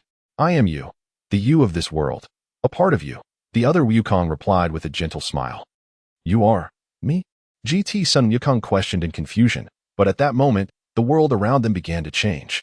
The dim realm transformed into daylight, and the dark sea beneath their feet morphed into a crystalline mirror, reflecting the entirety of his life. In the GT timeline, he had fallen to Super One-Star Dragon. Yet now, reborn, he found himself in the body of this world's Wukong. I remember. I am Sun Wukong. GT Sun Wukong suddenly awakened, a tide of memories flooding back. He gazed at the figure before him, now understanding who the other truly was. The individual standing before him was the consciousness of Sun Wukong, whose body he had occupied. From another world, though you are me, you are also not me. Our bodies can only unleash their full power when we unite. The consciousness of this world's Wukong extended a hand towards GT Wukong. All right, let us together unleash our true strength. GT Wukong grasped the hand of this world's Wukong. In that moment, their spiritual essences converged completely. The soul ascended. Meanwhile, within the void realm, Son Wukong, trapped in the ultimate destruction bomb, lingered at the precipice of life and death. He could neither live nor die. Caught in a liminal space between the two, the destructive energy refined his body, while the enigmatic entity within the sea of consciousness also refined his soul. His physical form faced recurrent cycles of destruction and rebirth under the onslaught of destructive power. The bloodline within him was continuously tempered through this rigorous process. Signs of soul elevation began to manifest. Suddenly, an extraordinary change occurred. Son Wukong's mental power erupted, and from the depths of his being, an overwhelming and irresistible force of attraction surged forth. The energy of the ultimate destruction bomb was drawn into him at an alarming rate. The bomb's size visibly diminished. Destruction, rebirth, evolution. In the depths of despair, a miracle re-emerged. Chapter 49. Breaking free and rebirth from the cocoon. The colossal ultimate destruction sphere began to shrink rapidly. Once more massive than a star, it now diminished at a visible pace, first reducing to a size akin to the sun, then to that of the earth, and finally, it was merely the size of the moon. What a grand and awe-inspiring spectacle. Were these scions truly indomitable? Witnessing this scene, the god of destruction, Beerus, was drenched in sweat. He could sense an unknown force greedily devouring the destructive energy within the ultimate destruction sphere. That entity feasting on the godly power was undoubtedly Son Goku. Centuries of understanding humanity were shattered in that moment. Not only Beerus, but even the angels and the Grand Priest recognized the immense potential harbored within the human race. There were no limits to what they could achieve. Soon, the ultimate destruction sphere vanished completely, leaving behind a white-purple orb less than 100 meters in diameter, quietly floating in the void. The surface of this orb displayed intertwining streams of white and purple, merging their powers. This white-purple sphere was not merely a mass of energy. It resembled an egg on the verge of hatching. Yet, it was not an egg, but rather akin to cocoons spun by certain creatures in nature. Within this white-purple cocoon lay a terrifying existence, poised to be born. What was happening? The god of destruction, Beerus, gazed intently at the colossal cocoon. His instincts told him that within this massive shell brewed a significant threat, one that could alter the course of events upon its emergence. Though Beerus was curious about the power contained within the cocoon, the present circumstances demanded he cast aside arrogance. Previous battles, coupled with the release of the ultimate destruction sphere, had drained his strength, and he was merely holding on. What if Son Goku conjured an adversary even stronger than Vegito? As the mightiest god of destruction, his defeat would not only reflect poorly on him, but also on the entire pantheon of deities. Child, though I do not know what trickery you are up to, this time, you shall simply vanish. This battle is mine to win. To prevent unforeseen complications, Beerus decisively acted, channeling the scant remnants of his godly power to conjure a destruction sphere, merely 100 meters in size. Though weaker than the previous ultimate destruction sphere, it was still formidable. With his will, Beerus propelled the sphere toward the white-purple cocoon. However, to his astonishment, upon impact, rather than shattering the cocoon, the sphere was absorbed by its unique power, transforming into nourishment. How could this be? My power, absorbed. Witnessing this spectacle, Beerus's pupils trembled, and he staggered back involuntarily. In that moment, even the mightiest god of destruction found himself at a loss. If even his godly power could be absorbed, to destroy this entity, it would require the intervention of an angel or the Omni King himself. Otherwise, this insurmountable thing would remain unbroken. In the seventh universe, the angel Whis wielded his staff, observing the happenings within the void realm. With vast experience, he watched the cocoon formed by Son Goku, and a long-buried memory resurfaced in his mind.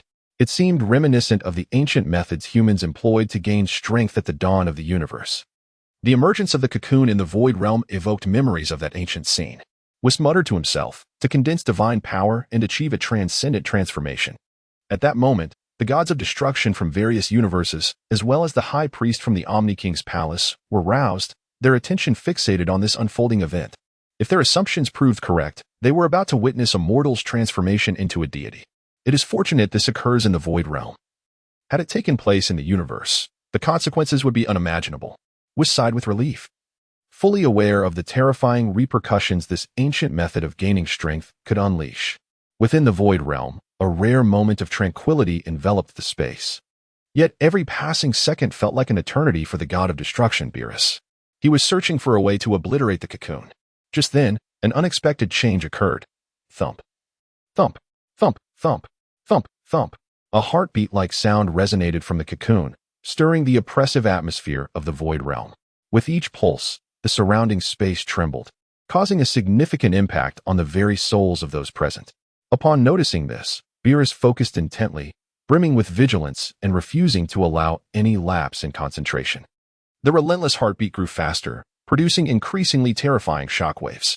Chaos was dispelled, darkness illuminated, and the void realm shone with a unique, radiant power. Finally, after an indeterminate span of time, crack, crack, a sound akin to an eggshell breaking echoed across the cocoon's surface. It was about to emerge. Beerus narrowed his eyes, fully concentrated, not daring to relax for a moment, uncertain of what lay within. He was certain that Son Goku was on the brink of a monumental breakthrough. This rebirth could elevate Son Goku, the Scion, to the realm of gods of destruction. Crack, crack. Boom! In an instant, the cocoon shattered, unleashing a tempest of divine energy, which sent shockwaves throughout the void realm. Beerus, situated within the void, was the first to bear the brunt of this immense pressure, propelled away by the terrifying aura until he struggled to regain his footing using his godly power. This is the power of a god of destruction. Sensing the overwhelming presence of godly energy in the air, Beerus stood transfixed. This was his power, his godly power. No, though it originated from him. The connection to the source had been severed, and it was no longer under his command but was now wielded by its new master. Chapter 50, Super Saiyan Level 5? No, it is the destroyer of Ultra 5. Beyond the divine power, there exists an ancient and savage energy steeped in ferocity. This power emanates from an existence so ancient that even the gods have never laid eyes upon it. The chaos of the void realm is stirred, darkness illuminated. As a radiant particle of white and purple light gradually ascends from the center, a formidable gravitational force emanates from the eye of the storm, drawing all scattered energies within the void realm back to its core. Yet, as this tempest expands, the tumult within the vast void realm intensifies. This power is overwhelming, so potent that even the void realm itself cannot endure it. It harbors not only divine energy but also human strength, intertwining to forge a brand new entity. This power is an existence that is not permitted. It defies the very rules of this world and incites tremors throughout time and space. At the heart of the energy storm, Son Wukong, reborn from his cocoon, finds himself in another realm, trapped within this diminutive world, now riddled with cracks. On the brink of collapse, only by utterly shattering this world's barriers can he attain rebirth. However, Son Wukong does not act immediately. The souls from two distinct timelines have fully merged, creating a new Son Wukong, imbued with renewed will and greater strength, yet he remains fundamentally the same Son Wukong. The profound elevation of his body and soul has awakened the ancient bloodline power within him. Thus, he realizes this is our true strength, formidable enough to conquer all, and also the power of the gods. In this moment, Son Wukong is no longer an ordinary Super Saiyan Level 4, nor is he merely in the Super Saiyan God Blue form. His wild form is cloaked in pure white fur, and his crimson eyes radiate an ancient divine aura. Moreover, the aura surrounding him is purple, the essence of the Destroyer's power, acknowledging him as its master. He is uncertain of the form he presently embodies. Yet his intuition assures him that he is immensely powerful, powerful enough to vanquish all foes in this world. Should he be compelled to name it, following the Saiyan tradition, it would be termed Super Saiyan Level 5. Yet it feels somewhat inadequate, for he is both beast and god. The most fitting title would undoubtedly be Super Saiyan Level 5, the form of the Destroyer. Son Wukong's gaze sweeps across the decaying world barriers before him. Despite its dilapidated state, with cracks sprawling across it, there are no signs of imminent collapse. It seems to await his final step to shatter this world completely. The time to emerge has arrived, Vegeta. I shall not betray your will. The Destroyer shall be defeated by me, with unwavering confidence. Son Wukong understands the necessity of his mission. His hands unite, as the ancient bloodline power merges with the essence of the Destroyer, transforming into a unique divine energy. In that instant, the entire diminutive world shudders, shrouded in purple and ominous energy. In the reflection of this violet glow, Son Wukong's stance resembles that of a destroyer even more than a destroyer itself. Upon the culmination of this extraordinary power, Son Wukong strikes the world barrier with a casual blow. The sound resonates like thunder, echoing throughout the miniature realm. In the next moment, the entire world suffers a cataclysmic blow. In the blink of an eye, the world barrier shatters, scattering countless fragments of space, which are then crushed to nothingness by overwhelming divine might. Sun Wukong initially believed that shattering this little world would enable him to return to the Void Realm and confront the destroyer, Beerus. However, what he did not foresee was that his terrifying power would not only obliterate the world that imprisoned him, but also impact the entire Void Realm, fracturing the temporal barriers. In an instant, a tempestuous maelstrom of time and space bursts forth from the rift, leaving Sun Wukong no chance to react. This chaotic whirlwind ensnares him, drawing him into the time tunnel. Within the Void Realm, the destroyer, Beerus, expends all his strength to release his destroyer energy, striving to contain the expanding time storm. Stop! Beerus exclaims, draining the last vestiges of his destroyer power, attempting to annihilate this colossal tempest with destructive force. To counter violence with violence has long been the destroyer's creed. Yet, regrettably, Beerus is now but a shadow of his former self. The recent battles, compounded with this outburst, have thoroughly depleted his strength. Presently, remaining suspended in the void is an arduous task, just as this immense time storm threatens to engulf him. At the critical juncture, the angel, Whis, enters the Void Realm, releasing a formidable angelic power to subdue the expanding time storm, narrowly saving Beerus from peril. Beerus utters weakly. Whis' arrival brings him a measure of relief. He never anticipated that this battle would escalate to such proportions. Even the temporal chaos has manifested. Whis observes the suppressed time turbulence, expressing his lingering dread. Thankfully, this is the Void Realm, devoid of anything. Had this occurred in the universe, the ruptured world barriers would have unleashed a torrent of temporal chaos, rapidly engulfing the cosmos. At such a juncture, even with his presence, the angelic power would be insufficient to fully neutralize these time storms. The entire universe could face obliteration of over 80%. Where has that fellow gone? The anxious destroyer, Beerus, gazes gravely at the center of the time turbulence. In this moment, not only he but all gods and angels from the first universe to the 12th universe are focused on this spectacle. Even the supreme being in the king's palace observes this scene with keen interest. They are all curious about what form Sun Wukong will take upon his rebirth. As time ticks away, under the suppression of the angelic power, the turbulent time stream vanishes without a trace. Everything returns to tranquility. The once restless Void Realm reverts to its prior silence. Before them lies an emptiness, devoid of presence or breath, leaving Beerus and Whis in a state of bewildered silence, exchanging blank stares. What has happened? How could he vanish? Could it be his breakthrough failed, leading to his own demise? Beerus questions, perplexed. Given the current circumstances, that does appear to be the only possibility. Sun Wukong forcibly attempted to transcend and ultimately perished. Initially, he worried that the 7th universe would indeed witness the emergence of a being rivaling his status as a destroyer, but now it seems he has overestimated the situation. Greater expectations lead to greater disappointments. Chapter 51. Breaking the World, Transcending Time and Space? Perhaps not, Lord Beerus. The angel Whis feels that matters are far from as simple as he perceives. In a fleeting thought, his divine consciousness begins to expand rapidly, soon enveloping the entire Void Realm, leaving no corner unsearched in pursuit of Goku's whereabouts. As moments tick away, the god of destruction, Beerus, crosses his arms and impatiently inquires, "Have you found him, Whis?" In response, Whis shakes his head, his gaze resolutely fixed upon the boundless darkness ahead. It is the very location where Goku unleashed his tremendous power. If I am not mistaken, Goku's overwhelming energy has shattered the barriers of the Void Realm in an instant, resulting in the emergence of temporal turbulence. He has been swept away by this chaos and is no longer within the confines of the Void Realm. Whis speaks with a heavy heart, acknowledging that even as an angel, he could not have foreseen the current state of affairs. It is astonishing that a mortal could possess the strength to breach the barriers of the world. Should fortune favor Goku, he may have been cast into another realm. If luck is not on his side, he risks becoming lost in the currents of time, ultimately vanishing from the corridors of existence forever. Are you suggesting that he may have entered another universe? Beerus realizes the gravity of the situation, which appears to be far worse than he initially anticipated. Whis shakes his head, patiently explaining to Beerus, not only that, he has broken the barriers of the world. Where the temporal turbulence may lead him, I cannot say. It could be millions of years into the past, or even further back, perhaps even into a future so distant that its timeline is unknown. It is also possible that he has ventured into other worlds. As Whis concludes his statement, Beerus falls silent, contemplating the developments that have transpired. Goku has vanished from this world. The absence of such a formidable being would profoundly impact the average power level of the seventh universe. What a tremendous loss. Beerus sighs from the depths of his being. Even if Goku is no longer present in this world, the name of that scion will linger in his memory. Even in death, Goku will continue to live on in his recollections. However, within the Void Realm, there remains one individual still alive.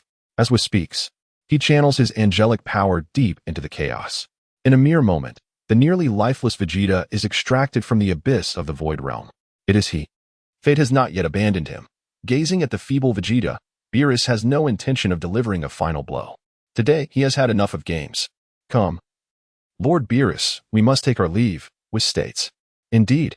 Beerus places his right hand upon Whis's shoulder. In the next instant, Whis's angelic power surges, erupting with a velocity capable of transcending dimensions, vanishing from the vast expanse of the Void Realm. At this moment, on Earth, everyone, through the projection left by Whis, witnesses the events within the Void Realm. Goku has disappeared. Goku. Chi-Chi collapses to the ground in despair. Dad is gone. Goten trembles all over, his brief sorrow giving way to a blazing fury. Lord Beerus, he has taken my father. Those people are all villains. It's fine. Dad will surely be okay. He will definitely return.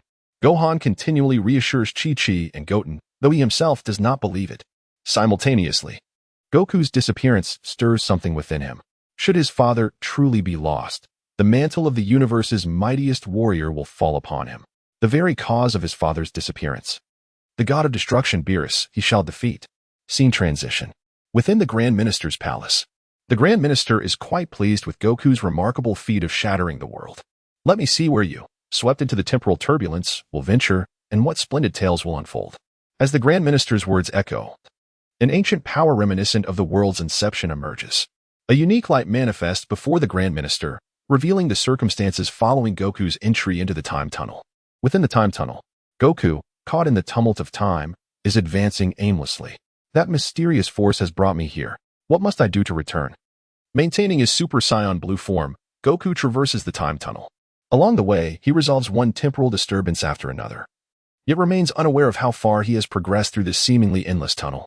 Am I destined to be trapped in this place forever? Goku furrows his brow, realizing he must devise a solution to escape this predicament.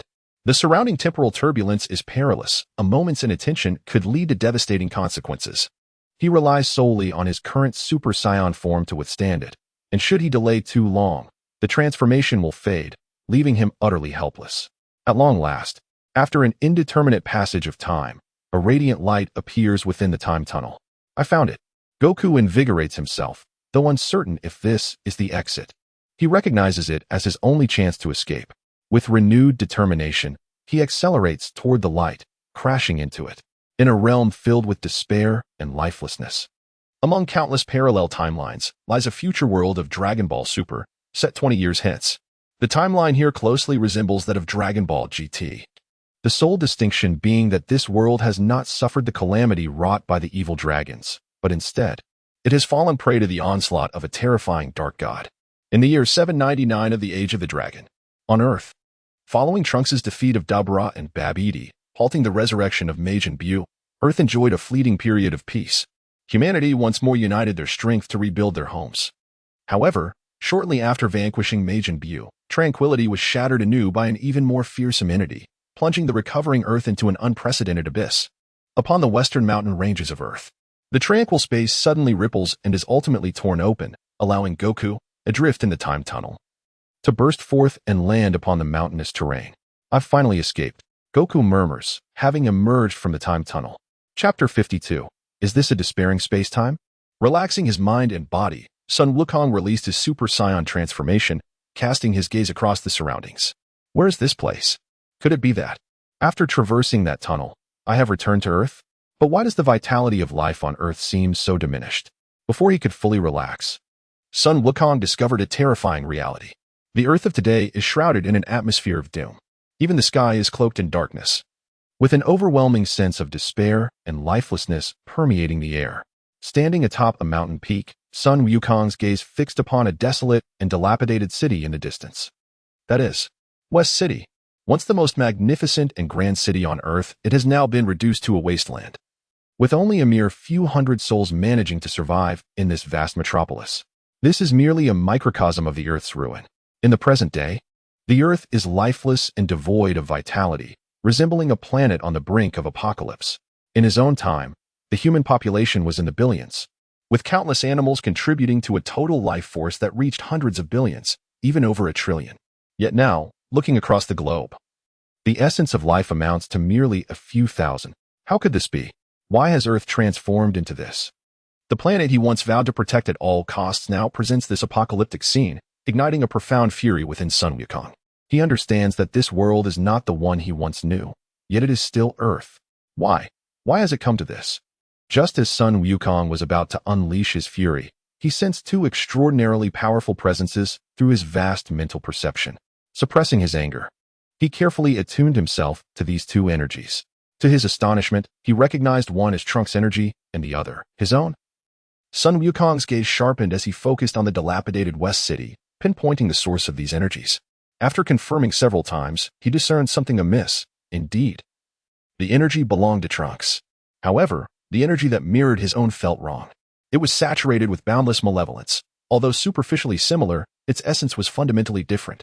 Without further thought, Sun Wukong subdued his own energy and employed the instant transmission technique to fly towards West City. Meanwhile, within West City, the ragged Trunks was desperately attempting to conceal his presence, navigating through the sewers. It is hard to imagine the extent of torment this world's savior has endured, leading him to his current state. Yet he seemed accustomed to it, ignoring the noxious stench of the sewers as he pressed onward. Above him, clad in a black martial arts uniform, Sun Wukong displayed a cruel smile, gazing down upon the earth. He is the architect of this tragedy, Black Wukong. Hailing from a past timeline, Zamasu summoned the Eternal Dragon using the Super Dragon Balls to usurp Sun Wukong's body, arriving in this time to commit evil deeds.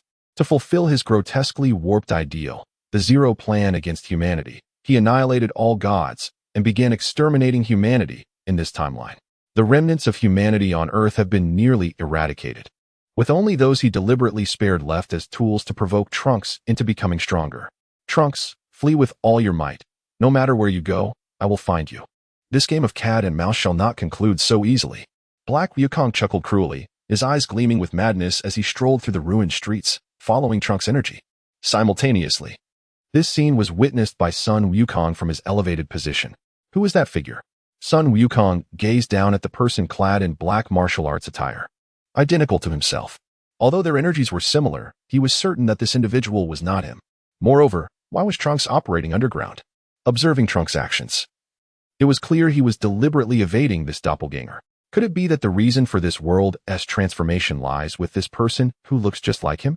The truth would only reveal itself with further observation. Sun Wukong concealed his energy, stealthily tracking Black Wukong, oblivious to the pursuit.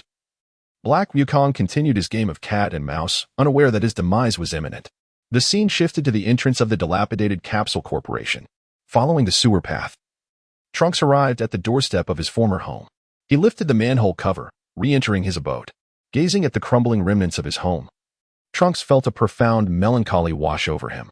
Since the emergence of Black Wukong, he had traversed the globe in battle against him, and after several months, he had returned to his sanctuary. Beneath Capsule Corporation lay a hidden laboratory. His mother, Bulma, was diligently working to generate the energy required to activate a time machine. This would be the last hope for their world. Without hesitation, Trunks sprinted into the underground laboratory. At that moment, Black Wukong also arrived. Upon seeing Trunks enter the basement, his mocking smile deepened. He eagerly anticipated Trunks' expression when they crossed paths once more. As Black Wukong slowly advanced, Sun Wukong remained well hidden, his expression growing increasingly grave as he sensed Bulma's presence deep below.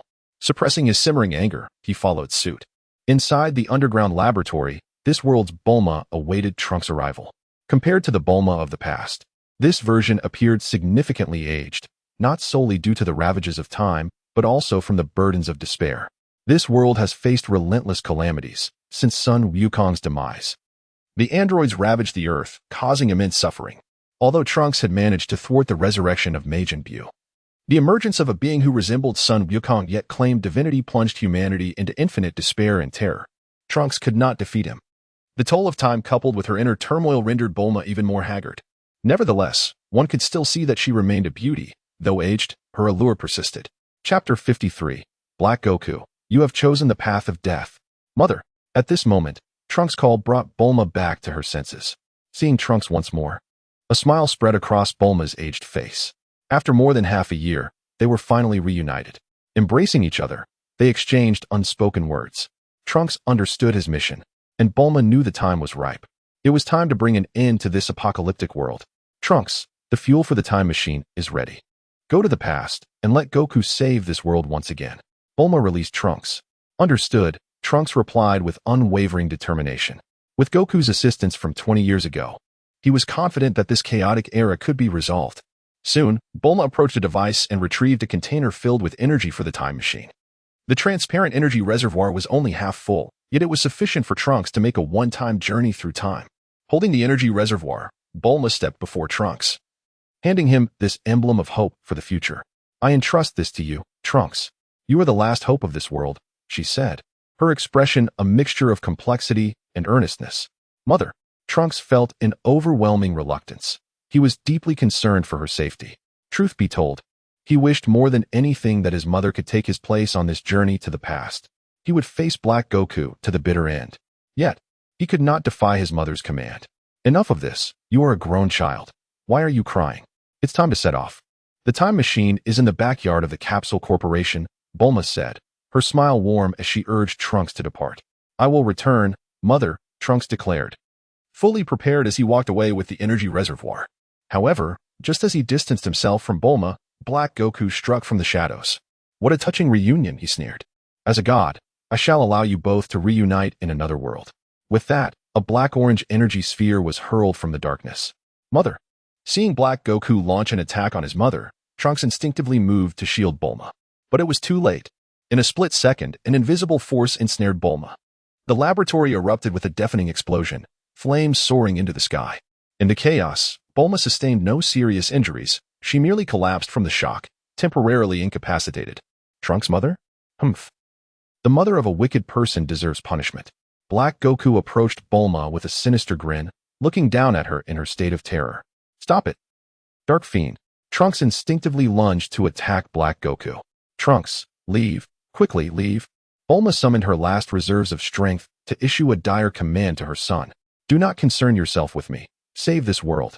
Listening to his mother's pleas, Trunks grappled with his inner turmoil. He was acutely aware of the cost of leaving, and he was unwilling. Are you not going to heed my words? Bulma suddenly erupted in anger, yelling at Trunks. Hearing Bulma's furious roar dispelled Trunks' hesitation. Although he was reluctant, he turned and sprinted toward the location of the time machine within the Capsule Corporation estate. As Bulma watched Trunks depart, her gaze shifted back to Black Goku. What a familiar face.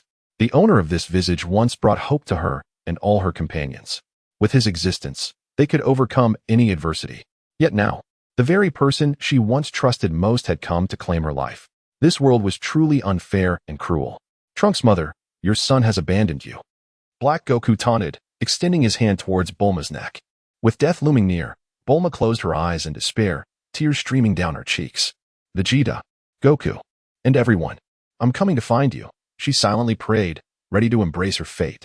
Do not lay your filthy hands on her. At that moment, Goku appeared behind Black Goku. A powerful aura surged from his body, an overwhelming pressure enveloping Black Goku. Who? Startled, Black Goku spun around and threw a punch at Goku. Bang! Goku effortlessly caught Black Goku's fist. Sunday. Goku? Black Goku exclaimed in horror upon recognizing him. The Goku of this world was dead. Who was this individual before him? Goku remained silent, his cold gaze gleaming with intensity. With a single motion, he flung Black Goku's fist aside and unleashed a furious punch. Boom! The very space erupted with sonic waves. Black Goku was struck with immense force, his features contorted as he was swept away like a super projectile, crashing through several ruins before finally coming to a halt after flying several kilometers. Hearing the immense commotion, Bulma opened her eyes, initially believing Black Goku was toying with her. To her astonishment, she beheld the man she had yearned for through countless days and nights. After sending Black Goku flying, Goku turned his attention to Bulma, revealing his uniquely gentle smile. Now, leave everything to me, Bulma, his voice echoed in her ears. Upon hearing that familiar tone, Bulma managed a bittersweet smile. Goku. Have you come to take me away? In the next moment, utterly exhausted, Bulma fainted. She had not relaxed her nerves since the emergence of the androids. Observing Bulma's unconscious form, Goku cradled her in his arms, seeking a safe corner where they could rest, and gently laid her down.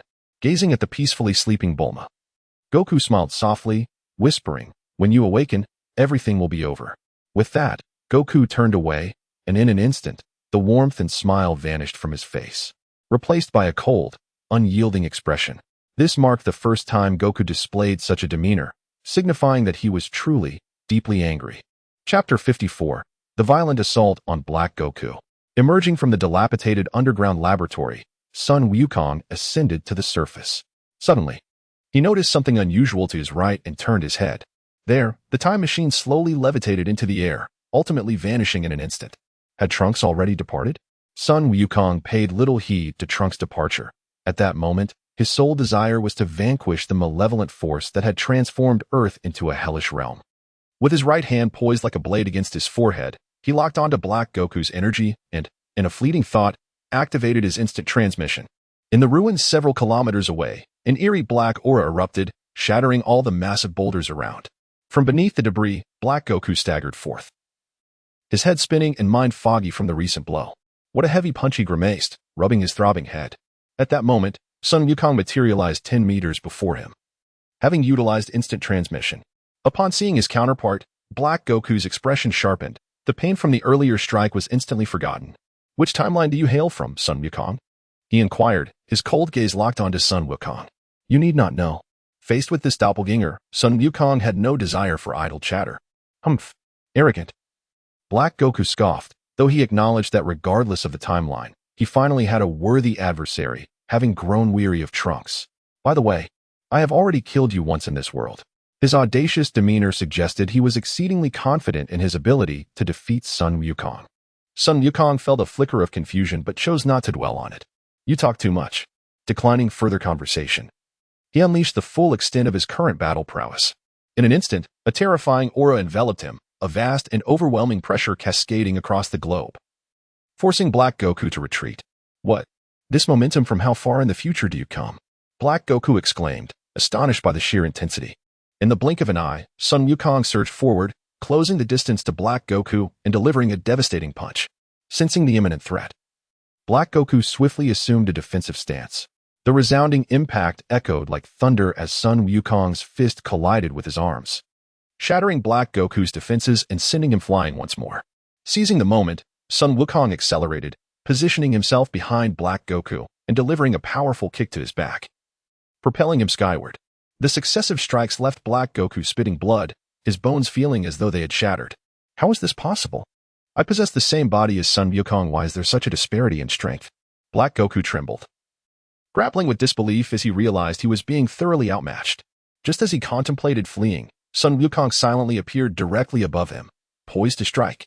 With hands clasped together, he gathered energy, preparing to unleash a devastating blow. Not good. Black Goku's face twisted in horror as the cell screamed of impending doom. Through excruciating pain, he crossed his arms over his chest in a futile attempt to shield himself. The earth-shattering sound resonated through the air like a muffled thunderclap. The catastrophic blow struck Black Goku, causing blood to erupt from his mouth, his pupils dilating as he plummeted towards the ground.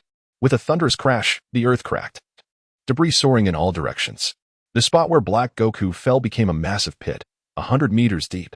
Injured and battered, he lay helplessly at the center, utterly devoid of combat capability. His arms were shattered, internal organs severely damaged, and his sternum fractured. Such wounds would spell doom for an ordinary being. However, Black Goku, a scion infused with divine essence, possessed a tenacity rivaling even Frieza. Unless his head was severed, he could endure for several moments, even without a heartbeat. At this moment, Black Goku began to question his existence.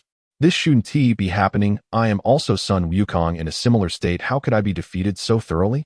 His mind swirled with confusion, and though he yearned to escape, his shattered body rendered even the slightest movement a challenge. The damage inflicted by Sun Wukong's 3 strikes was beyond measure. In the air, Sun Wukong looked down upon the now weakened Black Goku, a smirk creeping onto his lips. This foe was far weaker than he had anticipated. He had expected a formidable challenger, yet this was all he could muster.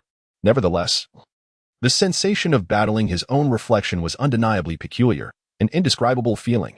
The orchestrator of Earth's demise, though the identity remained a mystery, his actions were inexcusable. With a fierce gaze, Sun Wukong clasped his hands together at his waist, gathering azure energy within his palms, ready to deliver a final blow to Black Goku. Damn it! Black Goku gritted his teeth, understanding that the impending energy wave would seal his fate. Desperate and cornered, he sought assistance, reaching out telepathically to his counterpart in this timeline. Simultaneously, in the northern mountains, this world's Zamasu leisurely brewed tea, relishing in his artistry. Indeed, once all the parasitic humans were eradicated, my tea-making would reach new heights. I wonder how my other self is toying with Trunks. What purpose does he serve in keeping this scion alive? Killing him would be so much simpler.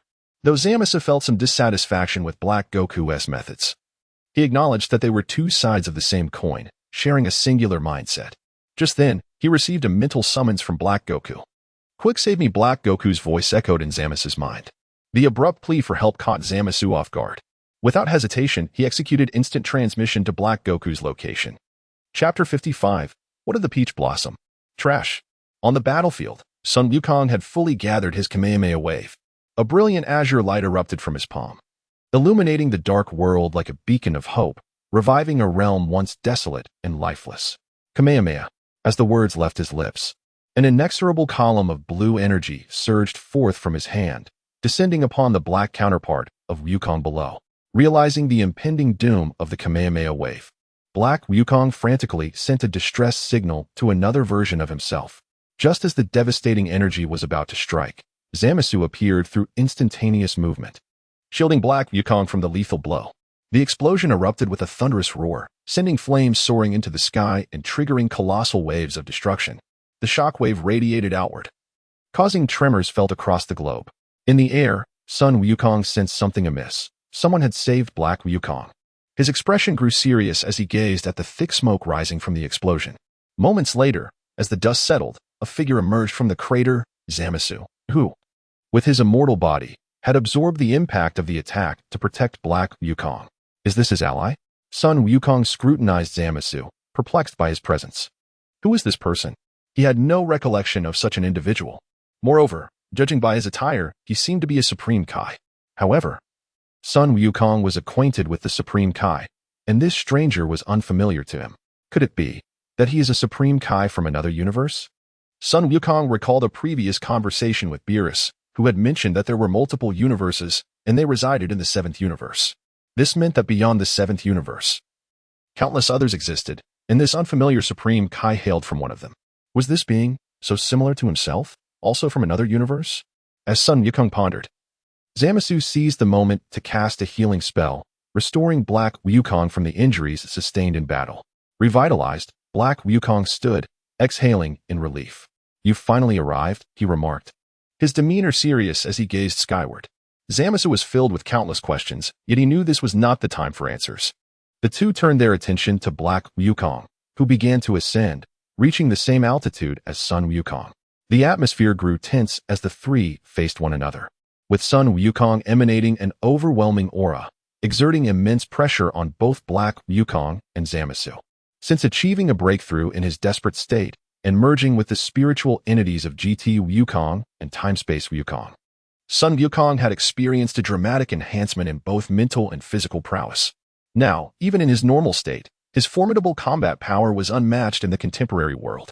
His current form rivaled that of Vegeta's Super Saiyan 4th stage with black hair. Truly remarkable, Sun Wukong. Though I know not from which era you hail, your current strength is precisely what I require. Taking your body was indeed a judicious choice, Black Wukong remarked, a sickly grin spreading across his face as he felt Sun Wukong's terrifying might. Taking my body? Sun Wukong's expression shifted to one of astonishment. No wonder this being bore such a striking resemblance to him. He had stolen his form. He. I have longed to battle you with this body, and now my wish shall be fulfilled. Thanks to your previous attack, my power has ascended even further. Black Wukong's manic grin deepened as dark energy erupted around him, infused with a radiant pink glow. Sensing the escalating power emanating from Black Wukong, Sun Wukong's expression shifted dramatically. This force was divine, yet tainted to the utmost malevolence. Howya! Black Wukong howled in fury. From the depths of the dark energy, a pink aura surged forth, gradually supplanting the black flames. With a hairstyle akin to a Super Saiyan but with pink hair, This was an unprecedented transformation. Moreover, it radiated an extraordinarily bizarre divine power. What is this? Sun Wukong was momentarily taken aback by Black Wukong's transformation. It resembled the first stage of Super Saiyan, yet the hair was pink.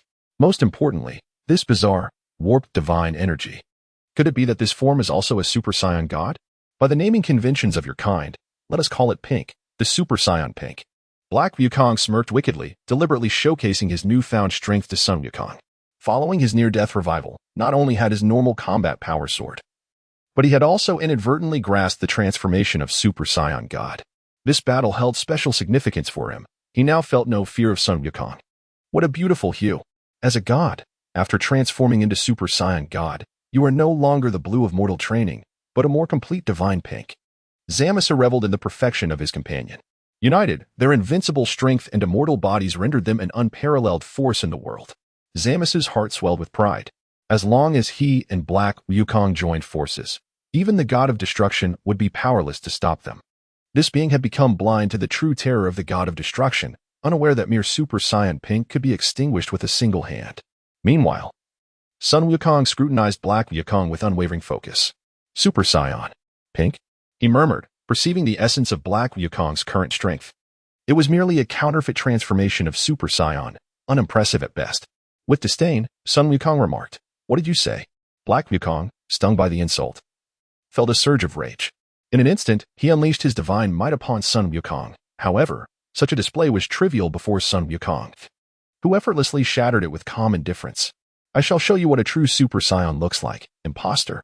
With a smile gracing his face, Sun Wukong leaned forward, activating the energy reservoir of Super Saiyan First Stage, releasing an immense golden aura that radiated outward. Chapter 56, The Overbearing Defeat of Black Goku. As Sun Wukong's power erupted, the world dimmed, and from the pitch-black clouds descended numerous blue and white lightning bolts, striking the earth. Sun Wukong's hair danced without wind, radiating a brilliant golden glow. As an overwhelming pressure descended upon the heavens and the earth, the transformation of Sun Wukong unleashed an unimaginable aura, terrifying in its intensity. The first stage of Super Saiyan, unleashed to its full potential, had arrived. Not far from Sun Wukong, Black Goku and Zamasu felt the immense surge of energy, panic etched across their faces. The essence of a mere mortal could reach such heights. The instinctive sense of oppression weighed heavily on Black Goku. He had personally experienced the strength of Sun Wukong. And even with his mastery of Super Saiyan Rose, he felt utterly insignificant in comparison. What is there to fear? After all, he is merely immortal. You and I together can still defeat him. Zamasu growled, his immortal status emboldening him against any threat. You speak the truth. Awakened by Zamasu's words, Black Goku assumed a combat stance, channeling his energy into his right hand, forming a pink energy blade. Observing Black Goku and Zamasu, Super Saiyan Wukong's lips curled into a sinister smile. The atmosphere on the battlefield grew ever more tense, as the powers of the three affected the very workings of the planet. On Sun Wukong's side, darkness was dispelled by golden radiance, sunlight bathing the earth and breathing life back into the world. Conversely, Black Goku and Zamasu spread evil divine power, shrouding the realm in darkness and malevolence. A true manifestation of a dark god. Watching the two who remained inactive, Sun Wukong made his move. In a flash, he transformed into a golden laser, hurtling towards Zamasu. The explosive speed was terrifying, leaving no time for reaction. With a thunderous crash, Sun Wukong's powerful strike connected with Zamasu's jaw. The explosive force ravaged Zamasu's body, sending him soaring into the sky, breaching the Earth's atmosphere, and within moments, crashing into the moon. The impact left a massive crater on the lunar surface, with cracks spreading like a spider's web. With a single punch, he had sent Zamasu to the moon, a testament to the sheer destructive power of that blow. Sun Wukong. Black Goku, in a state of shock, instinctively swung his sword at Sun Wukong. However, in that instant, Sun Wukong was faster, seizing Black Goku's wrist with such force that he could not advance. Although I do not know why you wish to steal my body or who you truly are. A counterfeit like you cannot even wield a fraction of my strength. Stealing my body is one thing, but you shall not harm the innocent. Sun Wukong's gaze pierced through Black Goku, his eyes flashing with cold light. The overwhelming force crushed Black Goku's wrist, the sound of bones cracking echoing through the air. Black Goku. The excruciating pain in his wrist caused Black Goku to release his energy sword, his face contorting in agony. Yet, he defiantly swung his other hand at Sun Wukong. In that moment, Sun Wukong retaliated with an even swifter and fiercer punch. With a resounding thud, the impact reverberated through space, delivering another brutal blow to Black Goku's face. The searing pain surged through his head, nearly plunging him into unconsciousness. His body was sent hurtling backward, skidding across the ground for thousands of meters, crashing into a ruin. It would be best to eliminate this imposter quickly. Battling someone who mirrors me is an unsettling experience, Sun Wukong remarked. Engaging Black Goku felt profoundly disconcerting. In an instant, he utilized his hyperspeed movement to dash toward the ruins that concealed Black Goku. Just as he prepared to extract Black Goku from the debris, he sensed the surge of divine energy emanating from him. With a resounding explosion, the pink divine energy erupted, obliterating the entire ruin. At the center of that radiant light stood Black Goku, his expression twisted in fury as he glared at Sun Wukong. Do not underestimate the divine. Human. In a fit of rage, Black Goku assumed the classic Kamehameha stance, powerful divine energy swirling violently at his command, pink light radiating from his palms. My Kamehameha? Humph. Sun Wukong, infuriated, realized that his technique had been appropriated by an imposter. Allow me to demonstrate what a true Kamehameha looks like. Sun Wukong took his stance. Gathering crimson light within his palms, his terrifying aura rapidly escalating. Both sides amassed energy, but it was evident that Sun Wukong's energy far surpassed that of his opponent. Die. Sun Wukong. The divine power reached its zenith. Black Goku roared, unleashing his dark, dual-colored Kamehameha wave. The one who deserves to perish is you, imposter. Tenfold Kamehameha. Sun Wukong bellowed as the deep red Kamehameha erupted from his palms. With a resounding crash, the two energies collided. The earth trembled, winds howled. The dark Kamehameha and the tenfold Kamehameha clashed, momentarily stalemated. Ahe. Black Goku howled in fury, relentlessly tapping into his latent potential, intensifying his energy output. In contrast, Sun Wukong remained composed. The dark Kamehameha posed no pressure upon him. It is over. With that declaration, Sun Wukong unleashed his power. The energy surged. The tenfold Kamehameha advancing with terrifying might. The dark Kamehameha was overwhelmed, retreating under the relentless pressure. Impossible. How could my power falter so dramatically? Black Goku's eyes widened in horror as he beheld the advancing tenfold Kamehameha, his mouth agape and pupils dilating. Instinctively, he wished to flee, but it was too late. The violent energy of the tenfold Kamehameha engulfed him. Black Goku lost control over his body, acutely feeling the agonizing pain coursing through him. No. My ambitions remain unfulfilled. How can I perish here? It cannot be. Black Goku roared in defiance. Yet his physical form was utterly annihilated by the onslaught of the tenfold Kamehameha. Chapter 57. The End of Days, Peace Reigns Again. To ensure the complete annihilation of Black Goku, Sun Wukong sustained the release of the tenfold Kamehameha for a full 10 seconds. Only after he could no longer sense Black Goku's presence did he dissipate the energy. The aura had vanished. Sun Wukong murmured softly, gradually moving forward to the spot where Black Goku had perished. At this moment, Black Goku was nothing but dust, leaving behind only an intact silver ring. This ring still exists? Sun Wukong's keen perception drew his attention to the inconspicuous silver ring. He was certain that Black Goku had been utterly obliterated by his power, both body and soul completely erased. However, he was astonished that this small ring had remained unscathed amidst the devastation of the tenfold Kamehameha. This object was no ordinary item. Bending down, Sun Wukong picked up the time ring, inspecting it closely but discovering nothing unusual, although he was unaware of its true nature. Since it had belonged to that individual, it must possess significant value. After some contemplation, Sun Wukong resolved to keep the time ring. Suddenly, he sensed a familiar energy. It was Zamasu, whom he had just sent flying out of Earth with a single punch. That individual had not perished? Taken aback by this realization, Sun Wukong gazed skyward. He saw Zamasu suspended in midair, frozen in place. Sun Wukong was momentarily stunned by the sight. Something was amiss with Zamasu. His previous strike had been merciless, and given Zamasu's strength, he should have been obliterated. Yet now he appeared unscathed. Could he possess the same immortality as the likes of Lord Shield? Sun Wukong began to piece together the puzzle. Judging by Zamasu's condition, it seemed that immortality was the most plausible explanation. Whether or not he truly was immortal could be determined with a few more attempts. With a thought, Sun Wukong activated his instant transmission, silently appearing behind Zamasu. At that moment, Zamasu remained oblivious to Sun Wukong's presence, still reeling from the shock of Black Goku's demise. With Black Goku defeated, their plans had been thwarted. What are you staring at? Sun Wukong's voice resonated from behind Zamasu.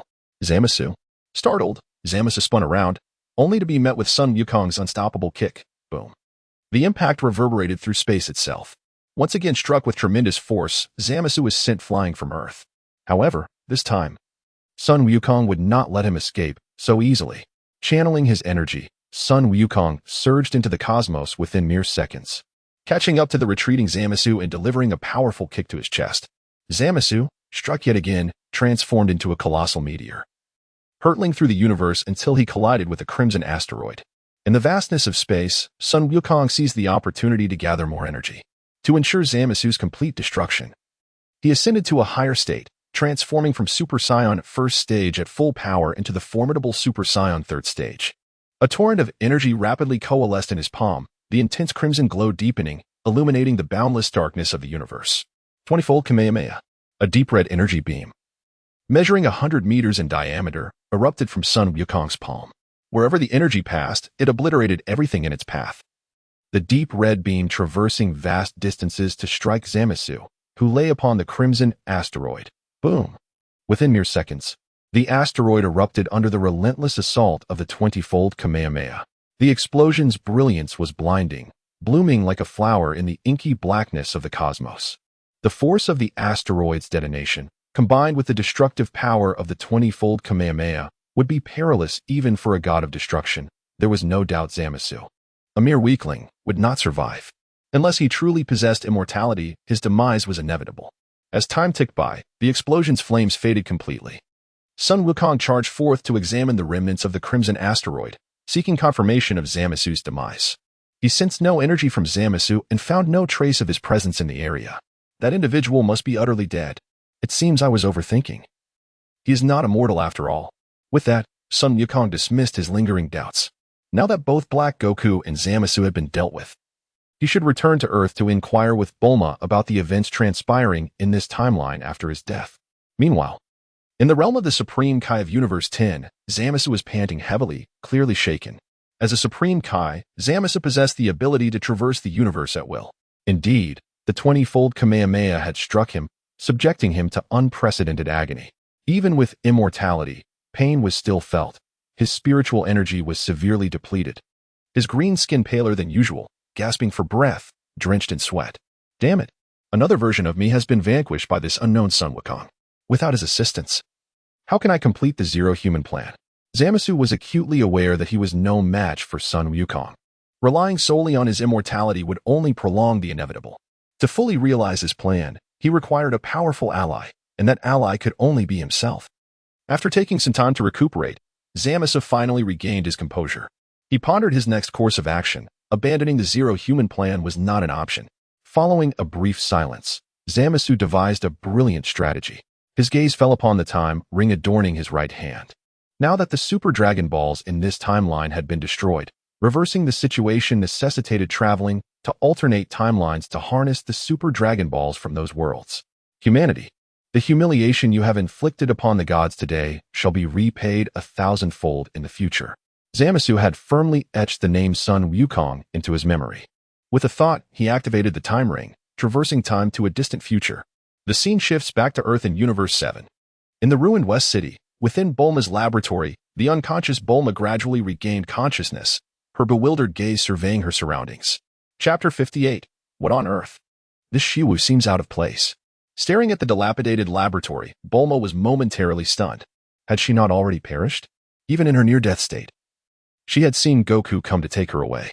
Shouldn't she be in the afterlife now? Could it be that she was still alive? Bulma found it hard to believe. Had the Dark One spared her? Her mind struggled to comprehend, her face a mask of confusion and disbelief. Given the Dark One's notorious disdain for humanity, it seemed implausible that he would let her go. There must be some hidden truth behind it. Oh, Bulma, you're awake. At that moment, Goku arrived through instant transmission. His sudden appearance startling Bulma considerably. Stay away, Dark One. Bulma hurriedly retreated to a corner, curling up in fear, her eyes reflecting sheer terror. She was genuinely frightened. Bulma, I'm not that imposter. Can't you recognize me? Goku gazed at the terrified Bulma, revealing his signature smile. However, the sight of the aged Bulma filled him with bittersweet sorrow. Although they were the same person, the Bulma from his world and this one appeared entirely different. The contrast between worlds with and without him was stark. You truly are. Goku. Bulma could scarcely believe her eyes, astonishment flooding her features as she scrutinized him. Yet, she quickly realized that this world's Goku had long since died. The figure before her must be the Dark One's trickery, intent on tormenting her before her demise. No, you are not Goku. Dark One, you cannot deceive me. Bulma's eyes brimmed with hostility. Seeing Bulma's reluctance to accept his identity, Goku couldn't help but smirk. Bulma, I really am Goku. Just take another look. He stepped closer, crouching down to her level. At his words, Bulma lifted her gaze, carefully appraising Goku. After a tense half-minute of uncertainty, she finally came to the realization that the person before her was indeed Goku. You really are Goku? You've come back to life. Bulma blinked in disbelief, her mind momentarily struggling to process this revelation. The situation was too complex to explain in just a few words. Goku scratched his head, offering a wry smile. 10 minutes later, sitting across from each other at a decrepit tea table, Bulma and Goku exchanged their stories. Goku recounted the reasons for his arrival in precise detail. Upon learning the full story, Bulma instantly understood the nature of Goku's presence. He was Goku from another timeline. So, you are not the Goku of this world. After receiving her answer, Bulma rested her chin on her hands, gazing at Goku with a hint of nostalgia. It's truly incredible to see you again after so many years. Although you are not the Goku I know, you are undoubtedly the most reliable and trustworthy man in my memory. The sudden arrival in this world was indeed astonishing, yet perhaps it was fate's design. Goku smiled warmly in response. At that moment, Bulma's expression was a blend of complexity as she regarded the familiar yet foreign man before her. Memories from decades past flooding her mind. Had the Goku of this world not succumbed to viral heart disease, she would not have endured so much suffering. And this world would not have descended into such ruin. Just as Bulma was lost in her thoughts, a gunshot shattered the tranquil moment. A reinforced bullet struck Goku squarely in the back of his head. Ouch. That hurts. The sudden assault compelled Goku to cry out in pain. Dark One, stay away from Aunt Bulma. Behind Goku stood a woman clad in an old coat, aiming a shotgun at him.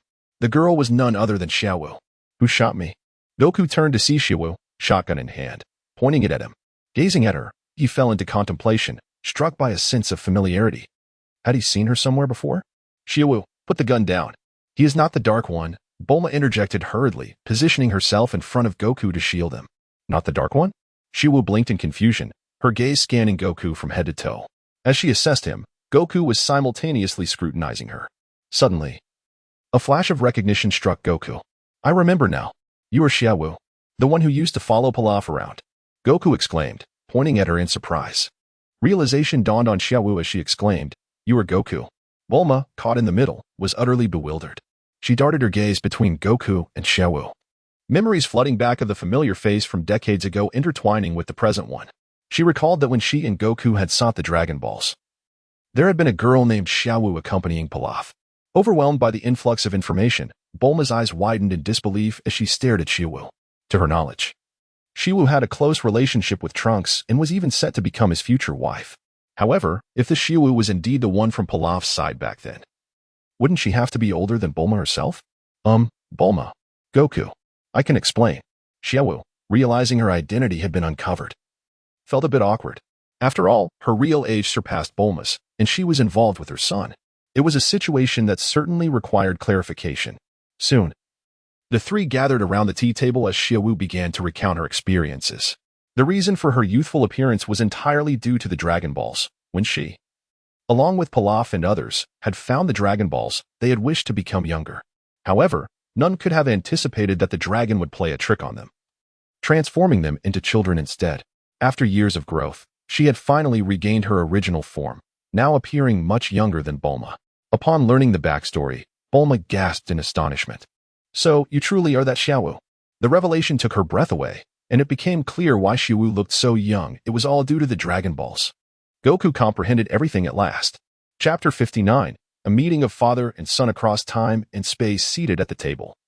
The atmosphere grew increasingly awkward until Bulma took the initiative to alleviate the tension by mentioning that the Dark Man was no more, which helped to ease the strain. Upon hearing the news of the Dark Man's demise, Xiaowu's face reflected disbelief. The Dark Man is truly dead? Killed by Sun Wukong? Her astonished gaze shifted to Sun Wukong as she repeatedly sought confirmation. In response, Sun Wukong nodded with a smile. This is splendid. Peace has finally returned to Earth. Xiaowu beamed with a smile of relief. The Earth had once again regained its former tranquility. This planet had endured countless tribulations, from the androids to Majin Buu, and now the Dark Goku. Yet, thankfully, everything had come to an end. By the way, Bulma, when I defeated that doppelganger of mine, he dropped this. Could you help me ascertain what it is? Sun Wukong suddenly recalled the silver ring he had picked up earlier. He produced the silver ring and handed it to Bulma for examination. With Bulma's intelligence, she should be able to discern its origins.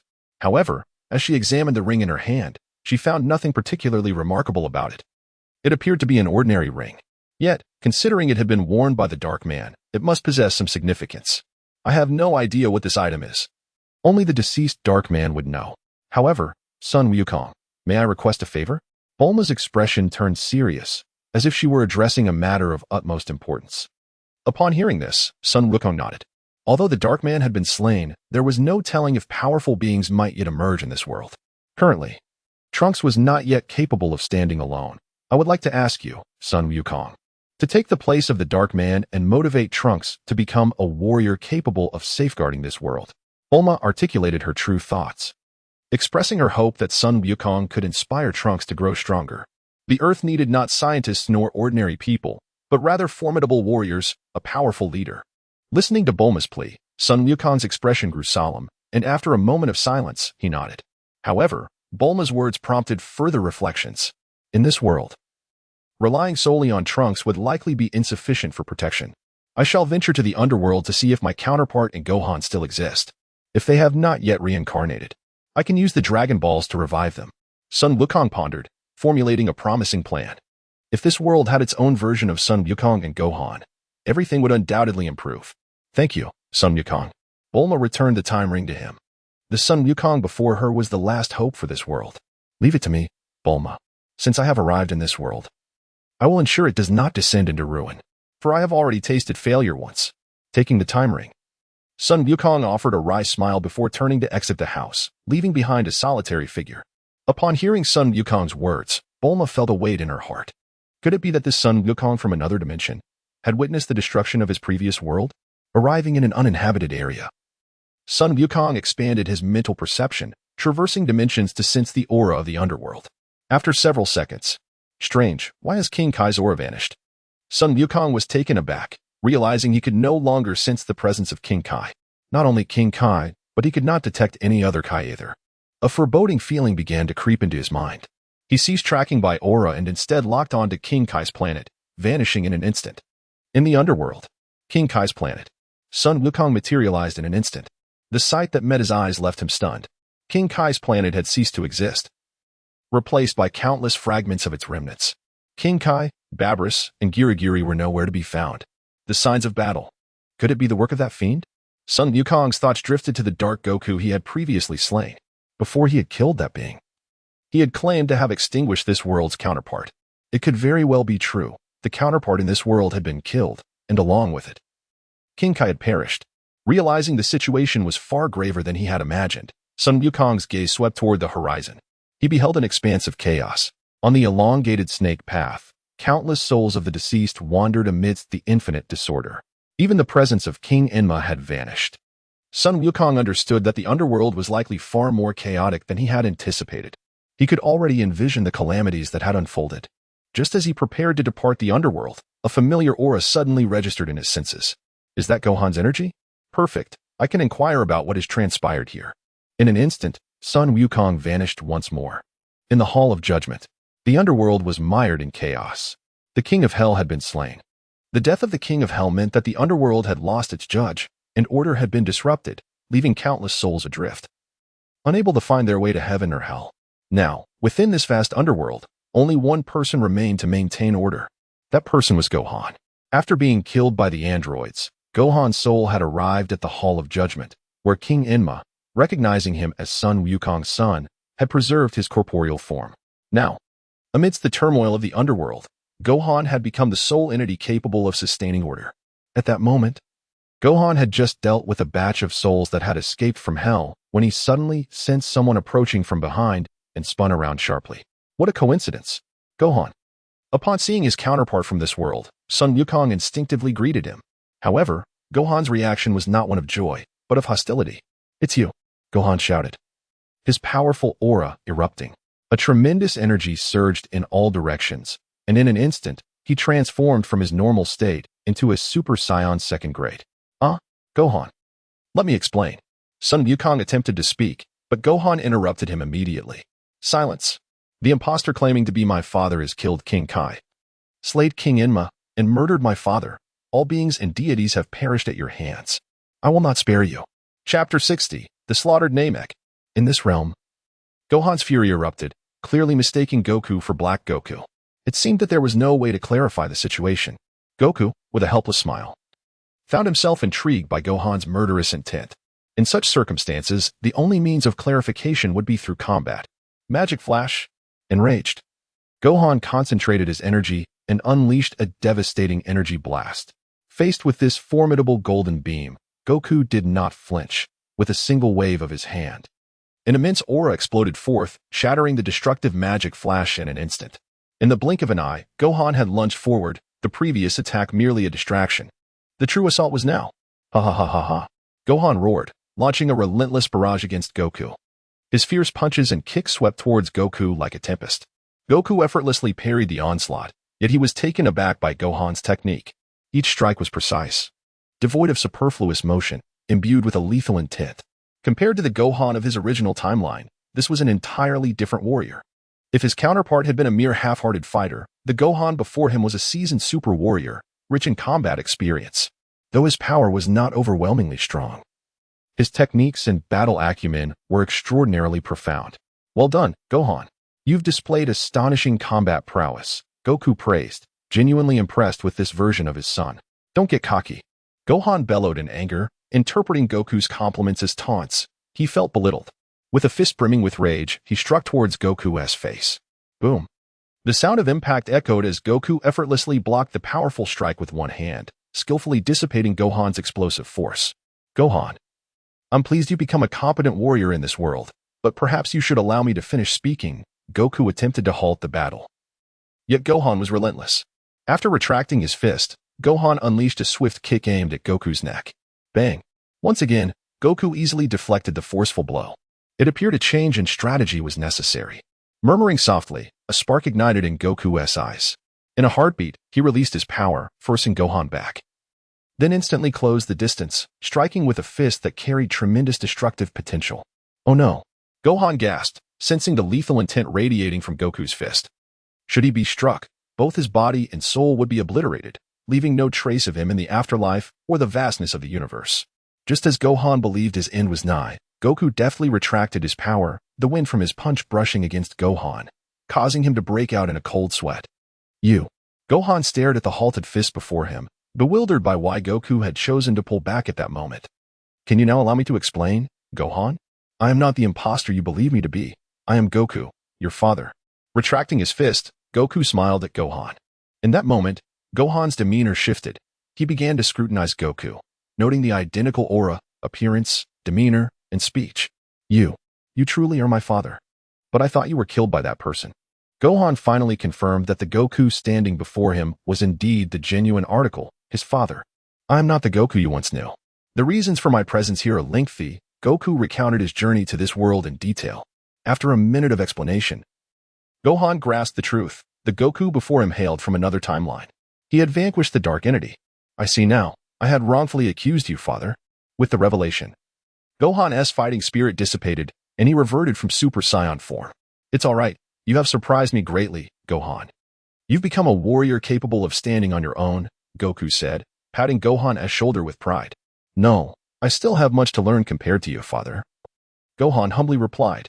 Goku smiled knowingly, pride and arrogance lead to ruin, while humility is the true path. Goku then surveyed the chaos engulfing the underworld. It was in disarray, and order needed to be restored swiftly. The only way to achieve this was to resurrect King Enma and the other deities. This endeavor would necessitate the use of the Dragon Balls. To be frank, he was reluctant to rely on their power due to the examples of evil dragons. Overusing the Dragon Balls could result in calamity rather than hope. Yet in this chaotic world, restoration would require their aid. With determination, Goku turned to Gohan. Gohan, you must remain in the underworld. I will journey to Namek to acquire its Dragon Balls. Understood, Gohan agreed without contest. Recognizing the need for someone to maintain order amidst the turmoil, He was indeed the only viable candidate to uphold that stability. Quickly, Goku's consciousness expanded. Recalling the coordinates of Namek from memory, his heightened perception transcended dimensions, swiftly pinpointing Namek's existence. However, to his surprise, although he had accurately located Namek, he sensed not a single Namekian presence. This revelation filled him with foreboding. At such a high level of power, his instant transmission had evolved. He no longer required energy signatures for targeting. A mere thought sufficed, provided he had the planetary coordinates. Naturally, having familiar energy signatures made targeting more precise. In a fleeting moment, he executed his instantaneous movement. In an instant, he departed the underworld, traversed dimensions, and arrived at Namek.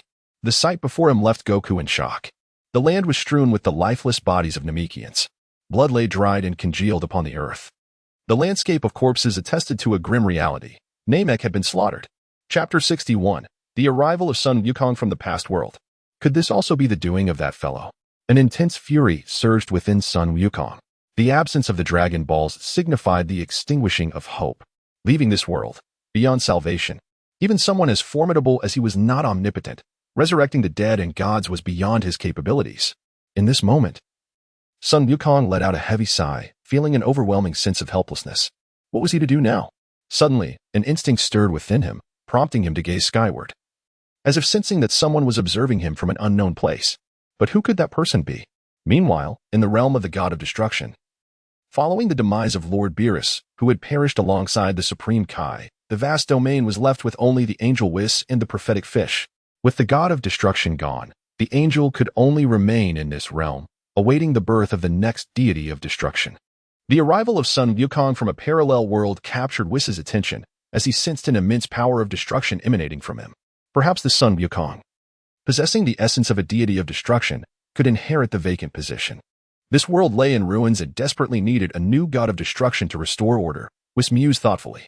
He intended to cultivate this version of Son Wukong into the next deity of destruction. Given that the Son Wukong of this world had vanished, it was a perfect opportunity for him to step in. While he harbored this intention, it remained uncertain whether Son Wukong would consent to become a god of destruction. The scene shifted back to Son Wukong. He was attempting to trace the source of the peculiar feeling through his thoughts. Yet, inexplicably, each time he neared the precise location, an unseen force would obstruct his intent, preventing him from delving deeper, as if intentionally hindering him. Not dwelling on it further, Son Wukong redirected his focus to the remains of the Namekians. Although he could not resurrect them, he could still pay his respects by burying their bodies. 5 hours later, Son Wukong had laid to rest all the deceased Namekians on their planet. Now, Namek had been stripped of its living inhabitants and the Dragon Balls. Everything seemed ensnared in a deadlock, yet he would not surrender. He would find a way to restore this world to its rightful path. In a fleeting moment, Son Wukong returned to Earth. In West City, amidst the dilapidated Capsule Corporation estate, Son Wukong encountered Bulma upon his return.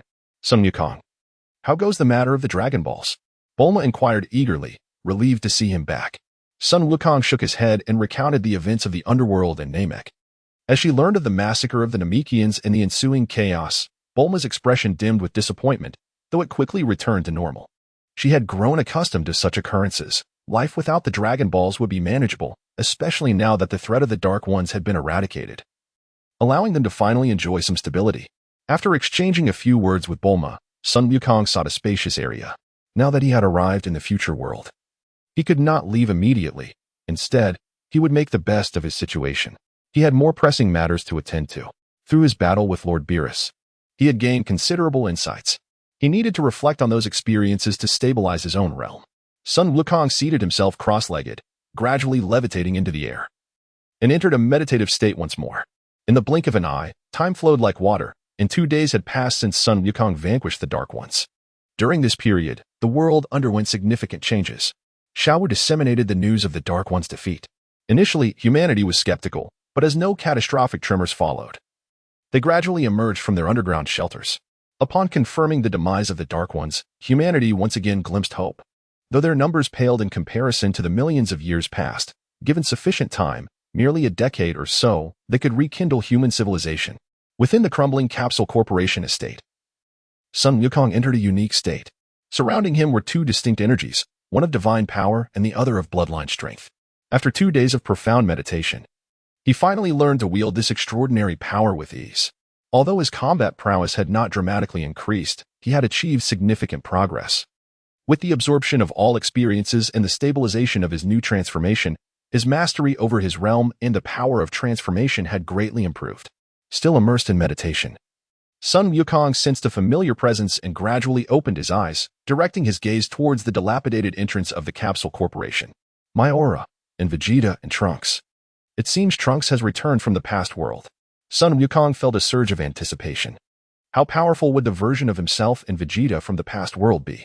After all, he had been tasked by Bulma to impersonate the Dark Ones, to provide Trunks with a bit of pressure. However, how to execute this impersonation posed a challenge for him. After all, that madman was beyond his acting capabilities. Then, an idea struck him. Sun Wukong's mind flashed with inspiration as he retrieved the time ring from his pocket.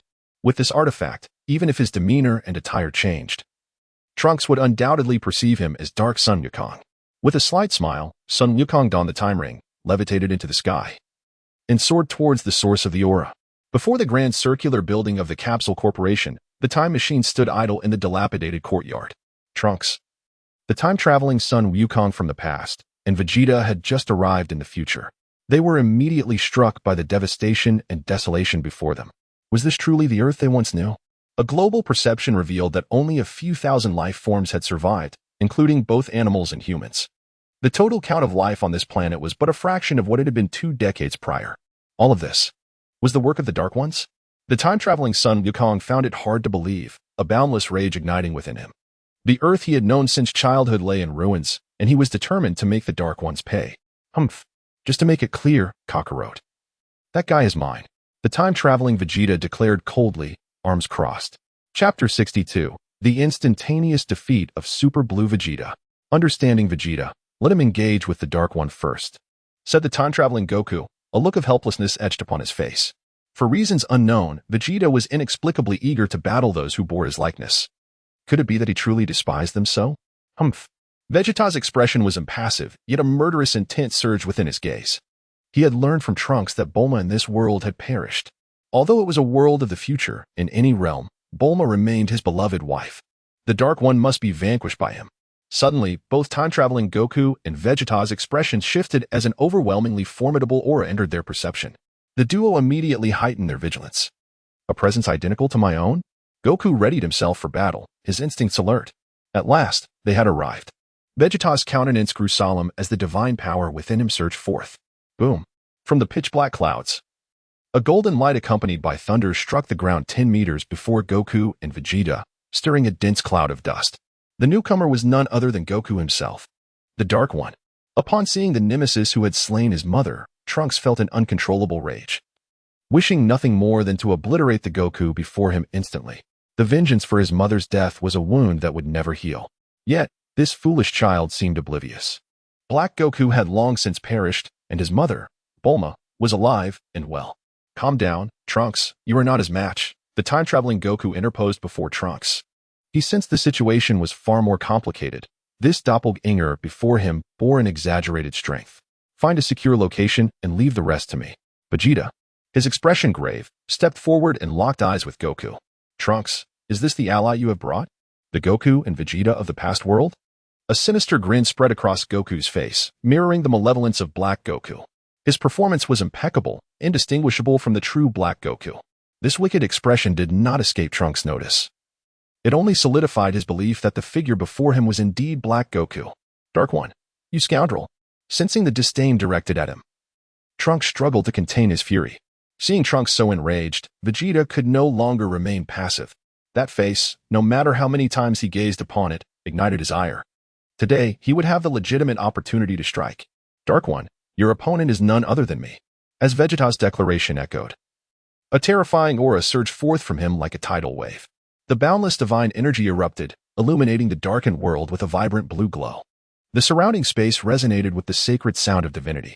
At that moment, Vegeta ascended to Super Saiyan Blue, resembling a deity in the flesh. Divine power. Observing the Super Blue Vegeta before him, Goku narrowed his eyes slightly. This scene evoked memories of Black Goku's transformation into Super Saiyan Rose. Both transformations belonged to the same class, being Super Saiyan gods, distinguished only by their hues. Dark One, relish your final moments of life. Soon. You shall perish at the hands of my Super Saiyan Blue. Vegeta's lips curled into a smirk as he assumed the classic pose of defiance. Super Saiyan Blue, you say? How intriguing.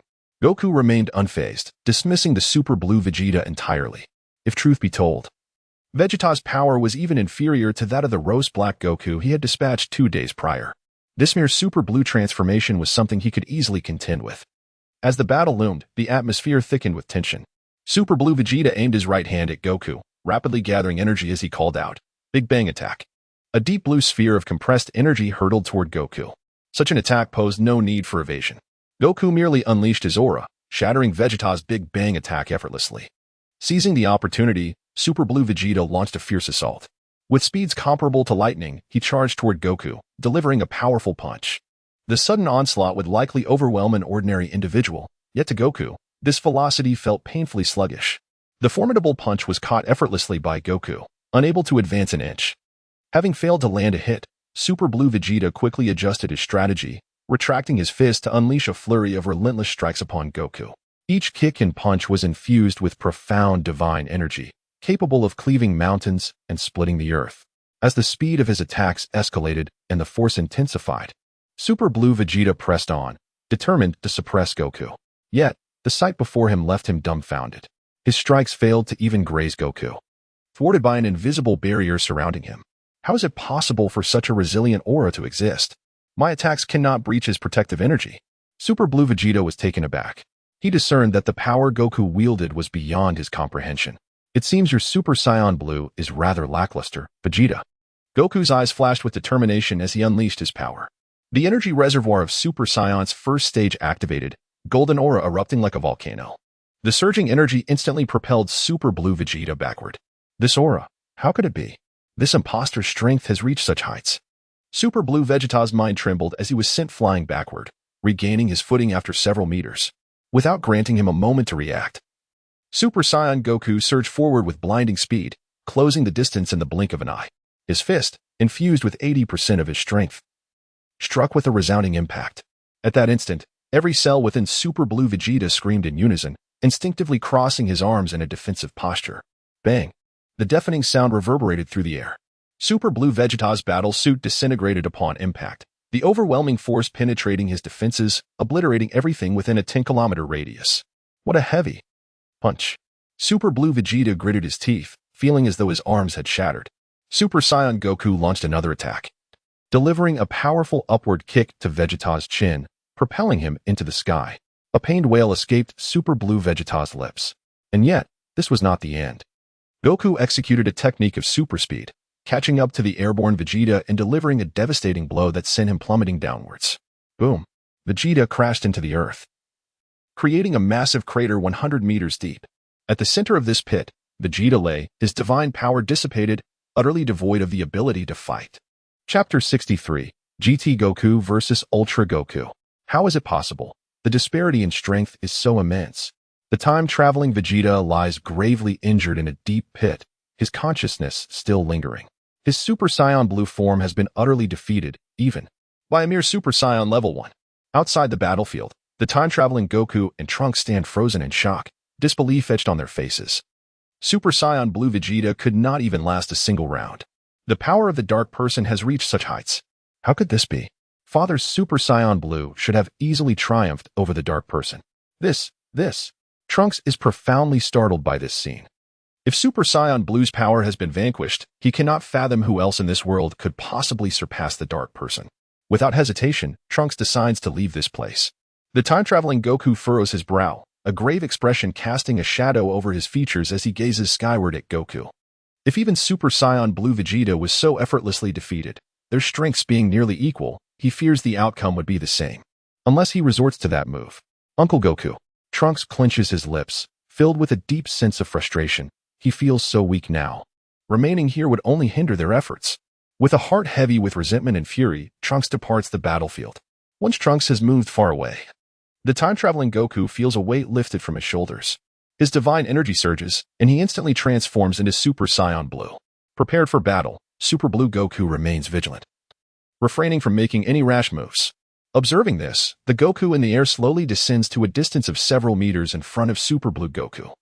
Though both are Gokus, they never anticipated meeting in such a manner. If your strength is only at this level, you are no match for me, Goku states with a confident smile. Currently, his battle prowess is terrifying, and among all in the world, only the god of destruction can rival him. I am well aware that a mere Super Saiyan Blue cannot contend with you, though it is undeniably perilous. I find myself exhilarated at the prospect of battling a warrior of your caliber. The fire of battle ignites in Super Blue Goku's eyes, even with the glaring strength disparity. He feels no inclination to retreat. As a true warrior, facing a formidable foe only fuels his excitement further. Unleash your full power. You cannot deceive my eyes, Goku inquires solemnly. Being the same Goku, no one understands him better than himself. Has it been discovered? The realization dawns upon Super Blue Goku, his expression growing grave. This battle is unlike any he has faced before. A moment's carelessness could lead to dire consequences. Buzzing. Surrounding Super Blue Goku, blood-red energy surges, and the intensity of his divine power escalates. Ah, I see. It's the Kaioken. Goku immediately recognizes Super Blue Goku's hidden card. He had once attempted to combine Super Saiyan 4th level with Kaioken, but the results were far from ideal. While the formidable physique of Super Saiyan 4th level can withstand 10-fold or even 20-fold Kaioken enhancements, the energy consumption and burden it brings are equally immense. Moreover, as his strength continues to grow, the benefits of Kaioken diminish. This technique is only suitable for swift victories. Prolonged battles are utterly impractical. Though I have yet to fully master it, I have no choice but to employ it now. Super Blue Goku's gaze is resolute as he focuses on his hands. The divine energy within him flows according to his will, perfectly aligning with the operation of Kaioken. As his aura intensifies, the sky darkens, and the entire earth trembles from the surge of divine power. The blood-red aura seamlessly merges with the azure divine energy, only to be retracted back into Goku's body. Everything returns to tranquility, as if nothing had occurred. But in the next moment, a fierce glint flashes in Super Blue Goku's eyes. Tenfold. Kaioken. With a roar, Super Blue Goku's divine power erupts. Boom. The blood-red aura and blue divine energy blend perfectly, the surging divine force sweeping across the surroundings like a tsunami. Feeling the immense power erupting from Super Blue Goku, Goku's eyes widen with surprise. This formidable strength is not far behind his full-powered Super Saiyan Level 1. It succeeded. With the experience from last time, the execution of tenfold Kaioken has become much smoother. No, I fear you not. The surge in strength inflates Super Blue Goku's confidence. In this form, you won't be able to sustain the tenfold Kaioken for long, will you? But I am also curious how much power you can truly unleash through Kaioken. Goku cracks his knuckles, ready for battle. Prepare yourself. Super Blue Goku strikes instantly, a blood-red streak of light piercing through space. Without hesitation, Goku charges forward simultaneously. Boom. The clash of the two unleashes a terrifying force that reverberates across the globe, a blinding light erupting, leaving devastation in its wake. The entire earth quakes under their combined power. Within that radiant brilliance, the first round of combat between Super Blue Goku and Goku begins. After unleashing tenfold Kaioken, Super Blue Goku experiences a dramatic surge in all metrics. In their initial encounter, Goku, at full power as Super Saiyan Level 1, suffers a significant setback. The azure streaks and blood-red shadows form a dazzling web in the air, remnants of energy left in the wake of Super Blue Goku's assault. The speed is so great that the naked eye cannot perceive it. The power is enough to shatter stars. Super Blue Goku roars, his powerful fist imbued with fierce divine energy striking out. Bang! This blow trembles the fabric of space, the ground splitting apart as Goku is sent flying. In the next instant, Super Blue Goku follows up with another full-force strike. His onslaught is ferocious and unyielding, each attack imbued with lethal intent, leaving spectators in awe. Yet for Goku, it amounts to little. He crosses his arms in front of his forehead, blocking Super Blue Goku's fist from advancing. Is this the extent of your power? Goku smirks disdainfully, jesting. Underestimating his opponent ignites a surge of fury within Super Blue Goku, and in an instant, a relentless flurry of punches and kicks. Fierce as a hurricane ensues. Chapter 64. The Dismal Fate of the Super Blue 20-fold Kaioken.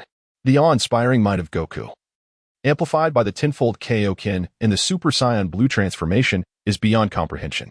His form, akin to a dazzling aurora of red and blue, flits around him as he launches a relentless assault. Attacks come from every direction, yet the disparity in power is insurmountable, no matter how fervently Super Blue Goku strikes. He cannot land a blow on Goku. After deftly countering numerous attacks from his counterpart, a fierce glint flashes in Goku's eyes. In an instant, the counterattack begins. A torrent of powerful strikes, swift as lightning, crashes down upon Super Blue Goku. Initially, he manages to withstand the onslaught, but as Goku's strength surges, he is sent hurtling into the ruins by a single punch. With the upper hand, Goku shows no mercy to his other self. With a mere thought, he teleports behind Super Blue Goku, delivering a devastating kick, fueling the pursuit with explosive energy and unleashing a ferocious barrage. The overwhelming assault bombards Super Blue Goku with blinding speed. Even with the enhancement of the tenfold Kaioken, he is relegated to a position of passive defense, gradually being driven to the brink. His strikes are so powerful. Is this what Vegeta felt? Super Blue Goku finds himself ensnared, unable to break free. Observing his counterpart's all-out defense, Goku's lips curl into a smirk, his right fist clenched, as a formidable aura coalesces around it. The overwhelming blow is unleashed. Boom. The unstoppable force crashes into the defensive arms of Super Blue Goku. What? A tremor runs through Super Blue Goku. An uncontested power envelopes him, shattering his defenses and sending him uncontrollably flying until he finally comes to a halt hundreds of meters away. Gritting his teeth, Super Blue Goku gazes at his trembling arms. Each blow he endures from Goku feels as if his bones are shattering. It seems this level of combat is your limit. Thus, it is time to end this. As the words leave his lips, Goku's aura surges once more. Blue and white arcs of energy explode around him, and in the blink of an eye, he ascends from full power Super Saiyan to the pinnacle of Super Saiyan second stage. Feeling Goku's terrifying aura intensify, Super Blue Goku is struck with fear. In the face of such an absolute disparity in power, any technique becomes futile. This being, identical to himself, is overwhelmingly powerful. In his astonishment, Goku charges forth, closing the distance with blinding speed. Damn it, I'll give it my all. Kaioken. 15-fold. With gritted teeth, Super Blue Goku recklessly amplifies his Kaioken, pushing his combat power to its limits. In an instant, the eruption of the 15-fold Kaioken unleashes a wave of destructive energy. A crimson aura pierces through the dark clouds, illuminating the pitch-black world with an astonishing brilliance. Super Blue Goku's muscles bulge, veins pronounced, his eyes flickering with intensity as he unleashes a destructive charge towards Goku. Boom. Upon collision, an explosion of annihilating energy expands rapidly, obliterating everything in the vicinity. The fierce battle resumes. Both fighters moving at the peak of their speed, their battlefield shifting as they traverse the space between heaven and earth.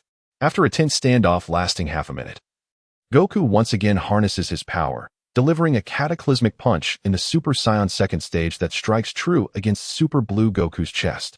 In a single blow, Super Blue Goku's divine power dissipates, his internal energy roiling, as he vomits bile, questioning his very existence. It is over. Goku aims a single hand at Super Blue Goku. No sooner have the words escaped him than a powerful aura crashes against Super Blue Goku. The impact sends him uncontrollably flying into a dilapidated building, which collapses into ruins in an instant. After subduing Super Blue Goku, Goku shifts his gaze towards Trunks. Merely a glance imbues Trunks with a paralyzing dread, rendering him immobile. Just as Goku intends to approach Trunks, the dormant divine power surges once more, prompting Goku to turn around. At the center of the rubble, Super Blue Goku stands resolute, his terrifying divine energy pulsating, causing ripples in space. Unwilling to be subdued, he transcends his limits, unleashing the 20-fold Kaioken. You shall face me. Super Blue Goku bellows, as the divine pressure expands rapidly. With his current physical strength and mastery over Super Saiyan Blue, he knows he cannot maintain the 20-fold Kaioken for long. Thus, he resolves to end this swiftly. His divine energy peaks, hands merging as he rapidly gathers energy. Upon reaching maximum power, he teleports in front of Goku. The 20-fold Kaioken Kamehameha. With a roar, he unleashes a cataclysmic wave of energy, embodying all his divine might. The deep blue energy beam engulfs Goku, piercing through the dark clouds, breaking the atmosphere, and soaring into the cosmos.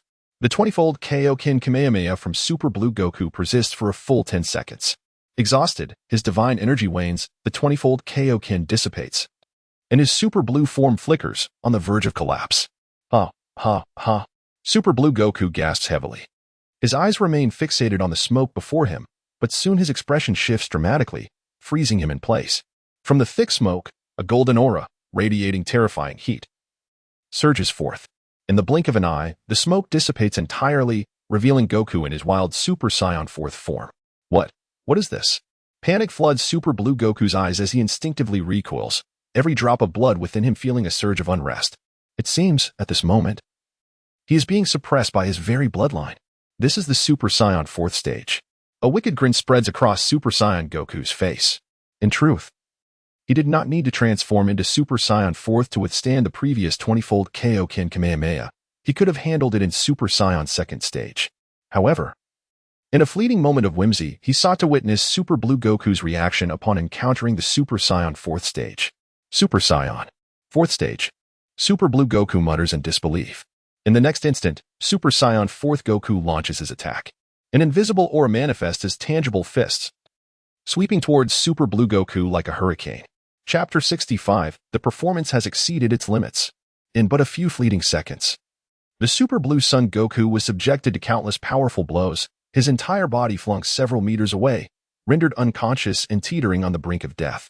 It was a complete annihilation, devoid of any suspense. The stark disparity in strength was laid bare at this moment. It was not that the Super Saiyan Blue Goku was weak, rather, the Ultra Instinct Goku had ascended to an unimaginable realm. Why such mercilessness? As another version of himself, he could never truly inflict harm upon his own past self. Instead, he bestowed upon his former self from an alternate world a significant gift. Upon recovery, his battle power would undoubtedly see a considerable increase. Next in line was Trunks. Regaining his focus, Goku's gaze shifted towards Trunks, who had just pulled the time-displaced Vegeta from a deep pit. The instant Goku's eyes fell upon him, a chilling sensation enveloped Trunks, causing his body's hair to stand on end. In the blink of an eye, Goku appeared right before him. Their eyes locked, and an eerie atmosphere descended. Trunks wore a look of horror. After a moment of shock, fury ignited within him. Even if he stood alone, he would fight to the bitter end. Even in death, he would ensure that the Dark Entity paid the price. The Dark Entity. At that moment, the time-displaced Vegeta had regained some mobility. Instinctively, he attempted to shield Trunks as Goku approached. Do not interfere, Vegeta. Goku's mere glance sent an invisible force crashing into Vegeta's mind, causing his consciousness to dissipate, leaving him in a state of stupor. Father, the Dark Entity. You shall not be forgiven. Enraged, Trunks transformed into a Super Saiyan 2nd grade pinnacle, launching a fist towards Goku. However, the moment his punch was thrown, it was effortlessly blocked by Goku's invisible aura barrier. Trunks' attack not only failed to touch Goku, but was also met with a rebounding force that sent pain coursing through his fist. Do you still possess the courage to resist against me in this form? Goku smirked, his aura, 1 in a billion, bearing down on Trunks. In an instant, the ground beneath Trunks caved in, his eyes widened in terror, and his body trembled, muscles taut with strain. He could not falter, no matter the cost. He must not yield to Goku. This indomitable spirit did not go unnoticed by Goku. Gradually, he intensified the pressure of his aura, imposing immense weight upon Trunks. The sound of cracking bones echoed as the earth beneath him sank deeper, his legs quaking, nearing the threshold of endurance. Damn it! Why am I so weak? Why does my power pale in comparison to his? Trunks loathed his own frailty. Strength. If only he possessed enough power to vanquish all foes. The tragedies of the future would not unfold. Had he been stronger, his father and Uncle Goku would not have to bear the burden of his inadequacy. All of this was his fault. Now everyone was destined to perish here. Given your tenacity, I shall grant you one last chance to escape. Come at me with your rage and resentment, or else your fate will mirror that of your mother. Goku's performance reached a new zenith. Fully embracing the wickedness of a Saiyan, his Ultra Instinct form amplifying the malevolence, rendering him a true fiend. His final words struck deep into Trunks' heart. The death of his mother was a wound he could never forget. Dark Entity, you shall die. The fury ignited within Trunks bestowed upon him newfound strength. Surpassing his limits, he broke through Goku's oppressive aura and unleashed a fist filled with boundless rage. Crack! Trunks' punch was effortlessly caught by Goku. With such a feeble blow, you cannot harm me in the slightest. A mere fingertip is sufficient to deal with you. Goku grinned wickedly, pointing his right hand at Trunks' forehead and flicking it. Boom! A thunderous sound erupted. The force unleashed by a single finger sent Trunks hurtling over 1,000 meters away, crashing into a dilapidated structure before finally coming to a halt. This strike left Trunks with a gaping wound on his forehead, blood streaming profusely. Goku's control over his power had reached an extraordinary level. This blow, though impactful, would only leave Trunks with superficial injuries, sparing him from fatal harm. At that moment, Trunks, dazed, gazed vacantly. Goku's attack had nearly rendered him unconscious. In his blurred vision, Trunks faintly perceived Goku reappearing before him. Dark entity. Trunks jolted awake, his heart swelling with frustration and indignation. How pitiful you look, Trunks. Goku's mocking smile revealed no intent to continue his assault. Trunks, engulfed by despair, felt as though all hope had evaporated. I'm sorry, Uncle Goku. Father, I have brought ruin upon you. Trunks closed his eyes in hopelessness. Witnessing this scene, Goku recognized that his performance was nearing its conclusion. He relinquished his Ultra Instinct form. Returning to his normal state, Trunks noticed this change and opened his eyes, confusion etched across his face. What do you intend to do? Dark entity, do not misunderstand. Trunks, I am not sparing you. I simply cannot bear to let such a splendid toy perish so easily. After all, toying with you has proven to be exceedingly enjoyable. Gradually dragging you into the abyss of despair brings me great delight. With that, Goku vanished from Trunks' sight, his words echoing like a haunting melody in Trunks' mind. Toy? Am I merely a plaything to him? Trunks seethed with rage. How dare he treat life so frivolously? Suppressing the agony and fury within, Trunks struggled to stand. Making his way to the unconscious bodies of Goku and Vegeta, taking his father and uncle with him as he fled through time.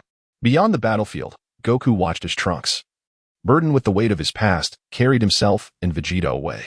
He sheepishly scratched his head, realizing he may have gone a tad too far. Yet, he could hardly place the blame entirely on himself. From the very onset of battle, he had lost control. Chapter 66. Son Wukong the Hunter, the Masked Dark Wukong. Please do not hold it against me, Trunks, murmured Son Wukong, his heart heavy with remorse. This was a scene that Trunks must endure to successfully safeguard this world. Had it been Vegeta, he would have acted similarly, perhaps even more ruthlessly than himself.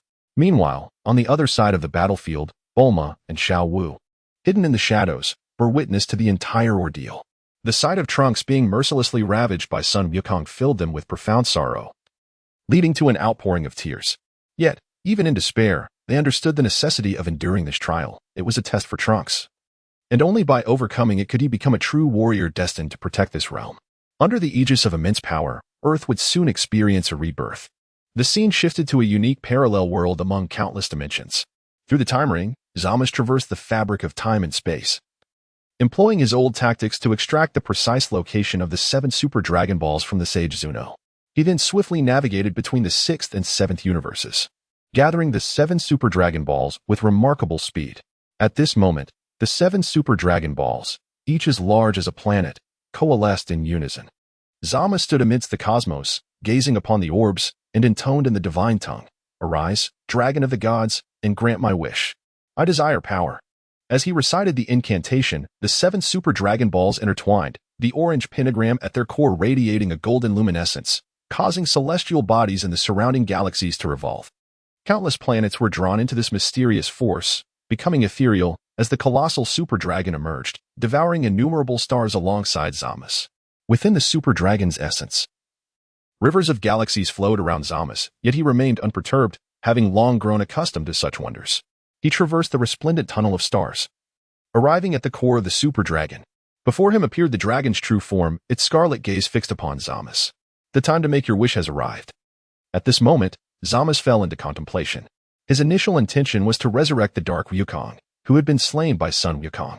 However, upon further reflection, he concluded that rather than resurrecting a failed ally, it would be wiser to seek out a more formidable partner. Grant me a companion of unparalleled strength, one whose power can vanquish all iterations of Son Wukong across time and space, Zamasu declared. A thunderous roar erupted from the Super Dragon, its scarlet eyes flashing with a sanguine light. An extraordinary force, neither divine nor mortal, radiated and spread across countless dimensions. This enigmatic energy transcended multitudes of parallel worlds, opening a temporal rift and summoning forth a being of power rivaling that of a god of destruction.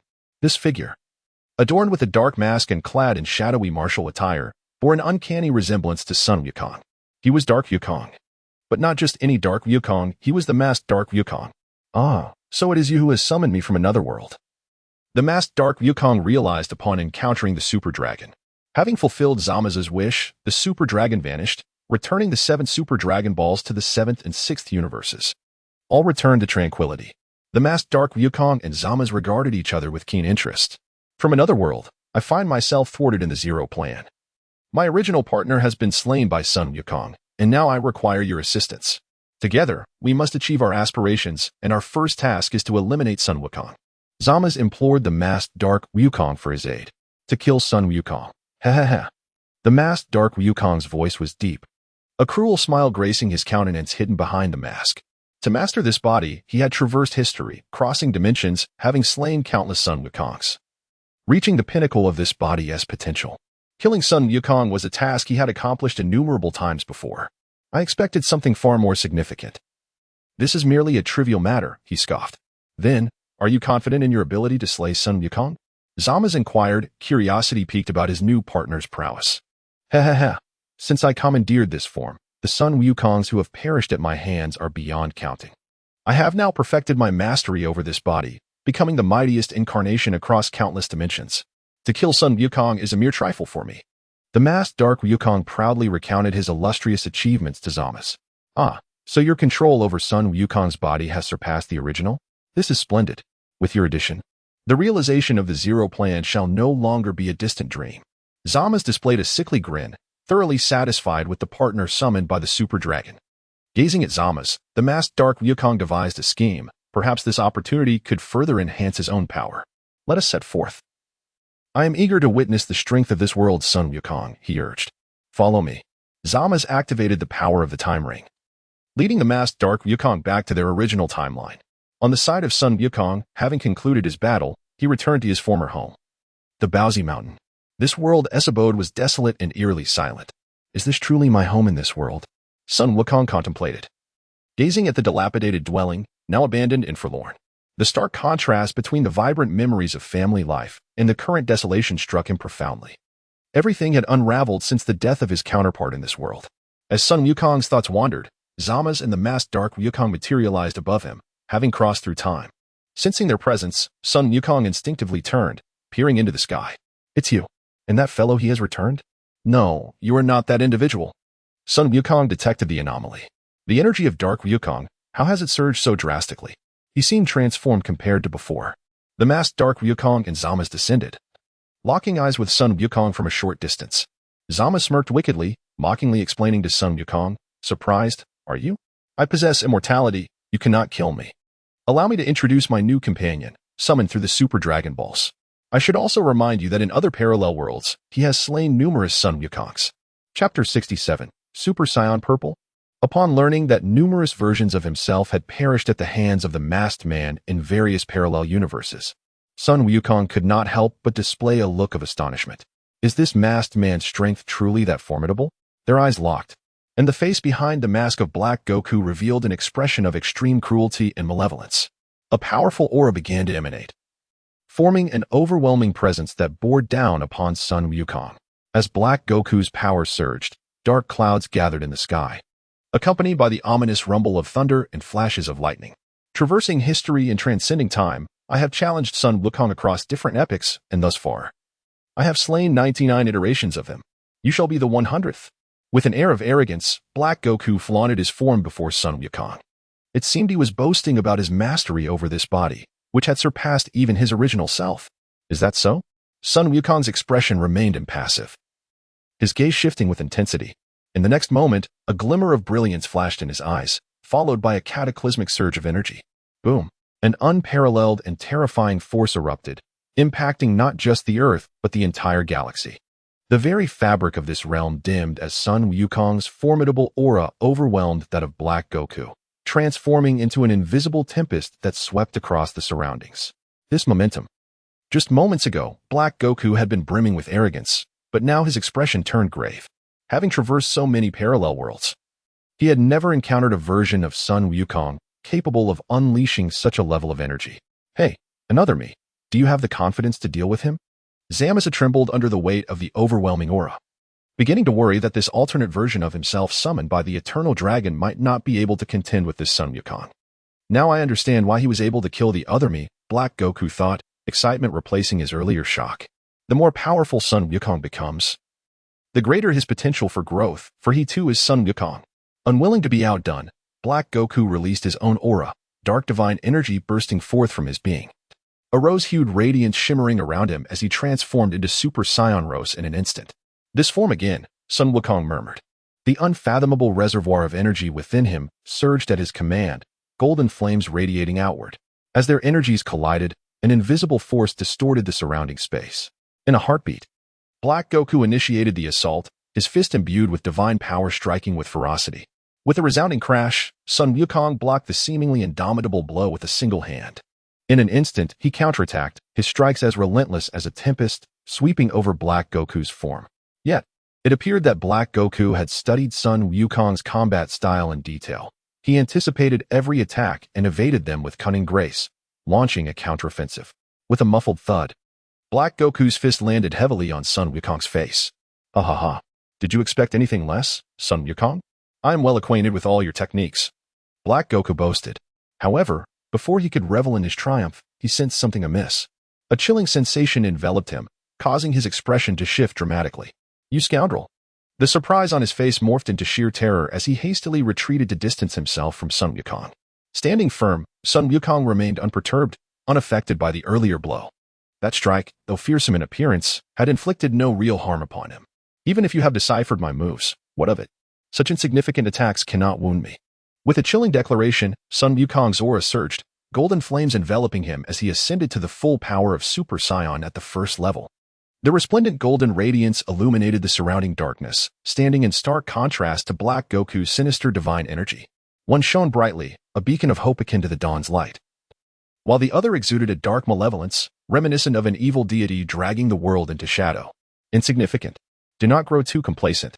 Black Goku's pride could not tolerate such provocation. Defiant, he charged at Sun Wukong at full speed. The ensuing impact echoed as Black Goku was sent hurtling backward, crashing into a mountain several miles away. With Black Goku temporarily repelled, Sun Wukong's cold gaze shifted to Zamasu, who stood in stunned silence. In less than a tenth of a second, he teleported before Zamasu, seizing him by the throat, rendering him immobile. Foolish Scion, I have warned you that I am immortal. You cannot kill me.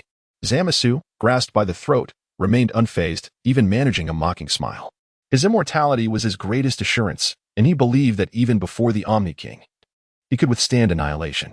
Yet, he seemed overly confident. Mere immortality should not challenge the might of the Omni King. Any god of destruction could easily nullify his immortality. Are you certain that I cannot kill you? Sun Wukong inquired with a smile, channeling the power of a god of destruction within him. A deep purple aura gradually supplanted the golden flames. In this moment, Sun Wukong's golden hair transformed into a striking purple hue, presenting a visage reminiscent of a new form of Super Saiyan. However, its essence remained that of the first level, merely altered in color by the god of destruction's power. The power of a god of destruction? Are you a candidate chosen by Lord Beerus? Zamasu exclaimed incredulously. The thought of such power instilled fear within him, for he had previously conspired with another version of himself to eliminate all the Kais, indirectly leading to the death of a god of destruction. With the resurgence of this destructive energy, Zamasu felt an overwhelming sense of crisis. Although apprehensive, he clung to his immortality, convinced that even if Sun Wukong wielded such power, he could not obliterate him. It seems you are quite wary of my current strength. This is my first time utilizing it, by the way. I wonder if your so-called immortality is truly invincible. Without further ado, Sun Wukong unleashed the power of destruction to dismantle Zamasu's form. Chapter 68.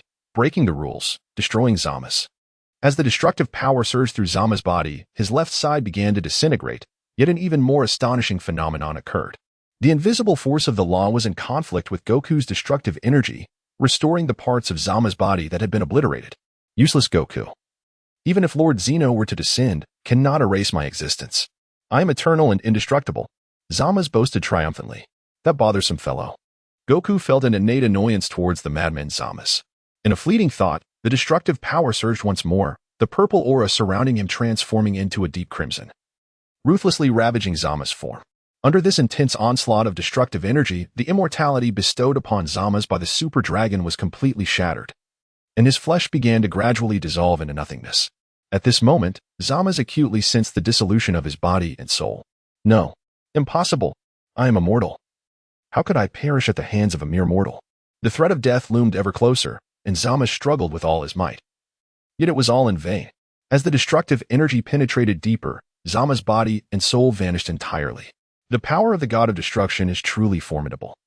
Had I not mastered this power, I would have been utterly helpless against his immortality. Gazing at the spot where Zamas had dissipated, Goku murmured in awe. As the destructive energy dissipated around him, his cold gaze surveyed the distant, ravaged hilltop, locking onto the position of the masked Black Goku. Goku charged forth in a burst of rage.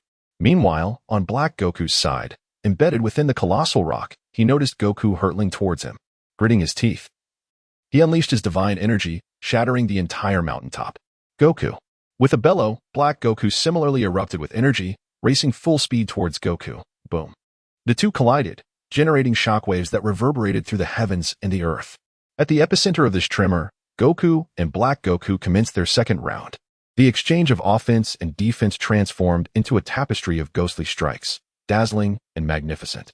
As a hunter of Goku from multiple timelines, Black Goku was intimately familiar with all of Goku's combat techniques. His methods were lethal, meticulously crafted to exploit Goku's weaknesses, and for a moment, he matched Goku in his Super Saiyan full power state. This all-encompassing strategy targeting his very essence was a first for Goku, leaving him astounded. Should it have been another version of Goku from a different timeline, he might have truly suffered under Black Goku's unique tactics. Yet for the Goku before him, this style of combat was not insurmountable. After a series of exchanges, Goku fully discerned Black Goku's attack patterns and techniques, effortlessly neutralizing all of his assaults. Ha ha ha ha ha. With his attacks proving ineffective, Black Goku summoned even greater ferocity, unleashing a tempest of strikes upon Goku. The onslaught intensified, aiming for a comprehensive assault on Goku. Unfortunately, this combat style was ineffective against him. After deftly countering Black Goku's numerous attacks, Goku, now impatient, initiated his counteroffensive. The first stage of Super Saiyan power fully transformed into the pinnacle of the second stage. The sudden surge of power placed immense pressure on Black Goku, instinctively prompting him to adopt a defensive stance. Bang! With a burst of strength, Goku sent Black Goku flying, and in the next instant, he followed up with another heavy punch. What tremendous force! This Goku's power has reached such a level. Black Goku crossed his arms to form a defense, struggling to withstand Goku's relentless assault. This overwhelming physical power was akin to facing a god of destruction. Denying Black Goku any opportunity to counterattack, Goku's strikes descended like a torrential downpour. Initially, Black Goku managed to fend off Goku's techniques through his understanding of Goku's fighting style. However, with the vast disparity in their strengths, he was soon sent soaring into the skies after the fourth exchange. Goku would not relent, his aura surging as he ascended into the heavens. Ha ha ha! Delightful! The repelled Black Goku cackled maniacally, locking onto the swiftly descending Goku. Gathering energy in both hands, he swiftly swung them, unleashing hundreds of energy blasts aimed at Goku. Yet such ostentatious assaults bore no effect on Goku. He bulldozed through the onslaught, sending Black Goku spiraling away before launching into a continuous barrage of attacks. The relentless onslaught was terrifying in its intensity. Black Goku found himself utterly defenseless, resorting to passive defense. Ha ha ha ha ha! Driven to the edge, Black Goku's aura surged once more. The rose-red divine energy skyrocketed as he transformed into Super Saiyan Rose second stage, barely managing to escape Goku's grasp. Another transformation? Goku was intrigued by Black Goku's new form. Having trained in divine energy himself, he could also transform into Super Saiyan God and Super Saiyan Blue. The Super Saiyan Rose second stage exhibited by Black Goku revealed to Goku the potential of divine energy and the possibility for further enhancement. Let us commence a new round. Goku. Unleash your new transformation, Black Goku proclaimed with renewed confidence. He transitioned from defense to offense, charging at Goku. Empowered by his new transformation, his speed, strength, and reflexes experienced a tremendous boost. The transformation into Super Saiyan Rose second stage instilled him with the conviction to confront Goku. Believing he could force Goku to unleash his full power, perhaps even defeat him. Yet, unexpectedly, Goku's strength was terrifyingly overwhelming, compelling him to the brink even in his Super Saiyan second stage. In close combat, he was no match. Energy battles also failed to reveal any openings, causing Black Goku to panic. This world's Goku was exceedingly formidable, the most pressuring version he had ever encountered. Bang, bang, bang, bang, bang, bang, bang, bang, bang, bang. The battle intensified, golden and pink lasers weaving through the night, their speed utterly terrifying. As the conflict escalated, their battlefield transitioned from Earth to the cosmos. The two stood amidst the starry expanse, gazing at one another from a distance of less than 10 meters. Chapter 69, The Legendary Warrior Arrives, Broly. The expressions of the two were strikingly different. Super Saiyan 2 Goku remained calm and composed, showing no signs of fatigue after a series of intense battles. In stark contrast, the masked Black Goku was visibly exhausted, panting heavily from the recent skirmishes. Is this the extent of your combat prowess after taking my body? How disappointing, Goku remarked dismissively. Initially, he had held a glimmer of hope regarding the strength of masked Black Goku, but the reality of their confrontation unveiled the truth that this adversary was merely a facade. The lies he had spun to eliminate 99 of his own selves had crumbled without any effort. However, the reality was far more complex. The masked Black Goku before him harbored a truly terrifying power, one that rivaled the gods of destruction across countless realms. Ultimately, it was not that masked Black Goku was weak, but rather that Goku was exceedingly strong. Ah, how exhilarating. Masked Black Goku revealed a sickly grin. Almost immediately, his divine energy surged once more, transforming visibly before Goku's eyes. With a resounding roar, his power skyrocketed, and his appearance shifted dramatically. His once short pink hair now cascaded down to his waist, exuding a more sinister charm. The immense power radiating from him began to disrupt the very fabric of the seventh universe. The mask at the corner of his eye shattered, dissipating into nothingness. Is this a transformation akin to Super Saiyan 3rd grade? Goku squinted, intrigued by the new form of masked Black Goku. Some power, yet not overwhelmingly strong. This is my true strength. Surprised, are you? Goku, I have unlocked your body to this extent as a deity. Once I eliminate you, I shall be the strongest being across all parallel universes. Masked Black Goku proclaimed, brimming with confidence. Empowered by Super Saiyan Rose 3rd grade. He felt unfazed even in the presence of the gods of destruction, convinced he could defeat them. Goku remained silent, his serious gaze scrutinizing masked Black Goku. His keen insight revealed that while the divine energy emanating from masked Black Goku was indeed formidable, it fluctuated erratically, lacking the steadiness that true power should possess. So your form lacks stability, and this power does not belong to you, Goku deduced, uncovering masked Black Goku's secret. Your strength derives from that mask, correct? You forcibly enhance your abilities through it, and dare to claim you have surpassed me? Goku's face contorted in disdain. I have never cared about the process of gaining strength. I only value the outcome. Masked Black Goku, unfazed by Goku's scorn, retrieved a bundle of special time scrolls from his waist and cast them into the cosmic void. Come forth, evil dragon. As the scrolls unfurled, Goku found himself facing a familiar foe, the Super One-Star Dragon. However, this incarnation was under control, its eyes glowing red. Reduced to a mere puppet of masked Black Goku.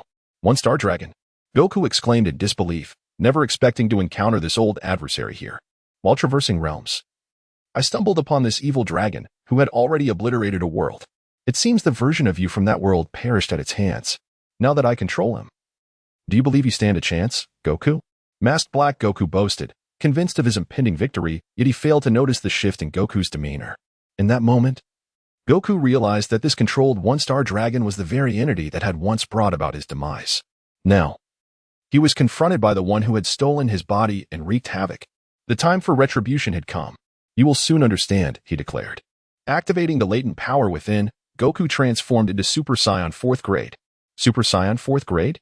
This must be your full strength, masked Black Goku remarked, familiar with the form. Having encountered several Gokus who could achieve this transformation. Without a word, Goku sprang into action. In the blink of an eye, he appeared before One-Star Dragon, unleashing a torrent of violent energy that engulfed the creature. Its physical form, including the original Dragon Balls, was obliterated by this overwhelming force. The newly summoned Super One-Star Dragon met its end within mere seconds, utterly bewildered by its sudden demise. What? Masked Black Goku was taken aback. The evil dragon he had just summoned had perished so swiftly? Before he could react, Goku teleported in front of him. Do not underestimate the power of the divine, Goku shouted. Masked Black Goku, filled with rage, threw a punch at Goku, only to have it effortlessly dodged. At that moment, Goku had shed any inclination to toy with his opponent.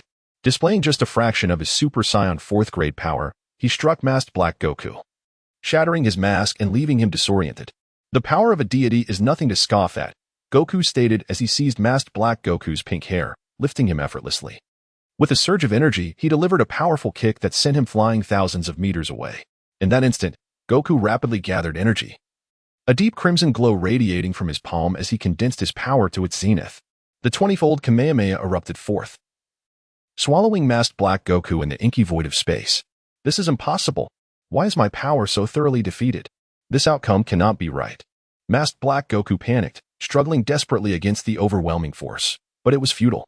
The dark mask tethered to his soul shattered under the might of the 20-fold Kamehameha. leading to his demise. With this, there should be no more accomplices, right?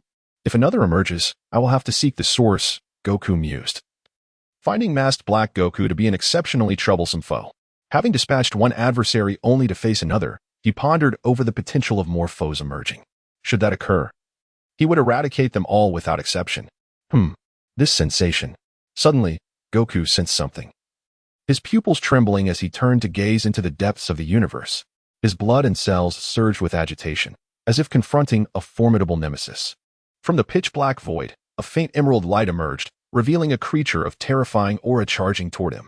That, could it be Broly? Goku immediately identified the approaching presence. The legendary warrior of the Scions, appearing once every millennium, the fabled Super Saiyan, Broly. Chapter 70. The first spark of battle intent. Upon recognizing Broly, Son Goku summoned every ounce of his focus. Despite his formidable strength, he could not afford to underestimate the legendary Super Saiyan Broly, especially considering the overwhelming aura that radiated from him. Compared to the masked Black Goku he had just defeated, this presence was terrifying beyond measure. From the distant cosmos, a radiant green aurora surged forward, accelerating until it halted directly in front of Son Goku. As the verdant light dissipated, Broly's wild form emerged, embodying the mythical Super Saiyan state with blood-red eyes and an aura that expanded like a raging tempest, resembling an unrestrained beast in its primal fury. Son Goku scrutinized Broly, noting subtle differences from the Broly he remembered. Though his appearance had slightly altered, Goku was certain this was indeed Broly, now utterly devoid of self-awareness and consumed by fury. Even without consciousness, Broly's instinct would guide him to Goku, leaving the latter feeling helpless. It was a bitter irony that his childhood antics had awakened such relentless vengeance in Broly, a grudge that lingered through the years. What Son Goku did not realize was that the Broly before him was not the friend he once knew. Instead, he was a creature lost in the depths of his own power. Broly, too, recognized Goku as the one who captivated him through their shared bloodline, marking him as his target. A deafening roar erupted from Broly, sending tremors through the fabric of space. His muscular form lunged at Son Goku with ferocious speed. Annoying pest, Goku muttered, unleashing his energy to evade Broly's assault while delivering a powerful kick to Broly's face. With a resounding crash, Broly was sent hurtling through the cosmos like a cannonball. The retaliation only fueled Broly's madness as torrents of energy erupted from his mouth, aimed squarely at Goku. With deft agility, Goku dodged the energy blast and charged towards Broly, unleashing a flurry of punches and kicks upon him, each strike raining down like a storm of needles. In mere seconds, Broly endured dozens of relentless blows, his robust physique marked with the imprints of Goku's fists. Such a hardened body, Goku marveled, retreating momentarily after the onslaught. He had shown no mercy, yet Broly's resilience was astonishing, rivaling even his own Super Saiyan fourth form. Had it been the masked Black Goku, he would have surely been reduced to nothing under such relentless attacks. Broly's primal screams of pain only escalated his fury. With no finesse, he charged forward, his immense fist aimed at Goku with unstoppable force. Instinctively, Goku crossed his arms to shield himself from the devastating blow. The universe erupted in an explosion as Goku was sent flying by Broly's strike. This guy's power has reached such heights, Goku thought, shaken by the sheer might of Broly's casual attack, akin to a planet colliding with him. Yet, such an assault was still insufficient to subdue him. With a fierce shout, Goku reclaimed control over his body, his bloodline power surging anew. The crimson aura replaced his golden energy, crackling with red arcs of electricity. In an instant, he transformed from Super Saiyan 4th with black hair to Super Saiyan 4th with red hair, entering the limit break state. With renewed strength, Goku advanced, unleashing his fist imbued with cataclysmic force upon Broly. The impact resonated through the cosmos, sending Broly's formidable form flying. Seizing the moment, Goku teleported and delivered another powerful strike. Yet, this time, Broly's instinctual defense kicked in. Although devoid of conscious thought, he adeptly countered Goku's attack, gripping his fist with one hand and neutralizing the force.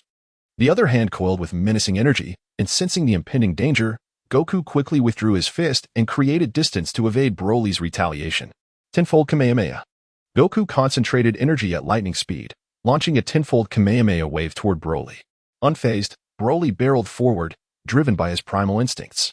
The wave collided with Broly, creating an explosive impact. Yet astonishingly, Broly's formidable physique absorbed the blow, propelling him toward Goku. Caught off guard, Goku was struck by Broly's wild force. sent careening through the cosmos for nearly 10,000 meters before coming to a halt.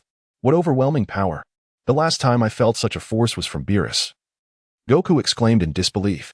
This Broly was not inferior to Beerus. Since crossing into this world, Goku had not felt such a surge of battle intent. His blood boiling with excitement. Previous skirmishes had failed to ignite his fervor, but Broly's strength stirred the warrior within him, compelling him to engage in a true battle. As Goku marveled at the unfolding scene, Broly surged forth once more, transforming into a green comet hurtling toward him. Come at me. Goku welcomed the challenge, refusing to evade. Ready for a head-on clash? With a resounding crash, this encounter yielded a starkly different outcome. Goku, empowered by his Super Saiyan 4th form, stood firm against Broly's feral assault. The tide of battle shifted as Goku unleashed his might, sending Broly flying once more.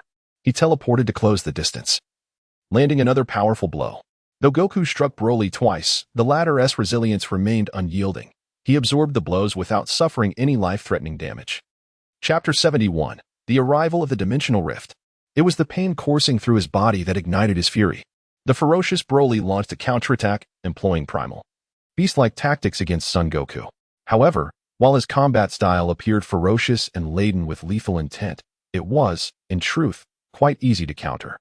As a seasoned warrior with countless battles under his belt, Son Goku possessed an immense reservoir of combat experience, and to him, Broly's animalistic approach was riddled with vulnerabilities. With his terrifying combat prowess unleashed, Son Goku deftly neutralized all of Broly's assaults while simultaneously unleashing a relentless barrage of devastating strikes. The unyielding onslaught continued unabated. No matter how resilient Broly's physique was, injuries were inevitable. The agony only drove Broly further into madness, amplifying his strength as he incessantly retaliated against Son Goku. Yet to no avail. To the onlooker, this spectacle resembled a grown adult overpowering a child, a clear case of dimensional disparity. With Broly reduced to nothing more than a human punching bag, the battle was decidedly lopsided, with Son Goku dominating Broly entirely, leaving him without any means of counteraction.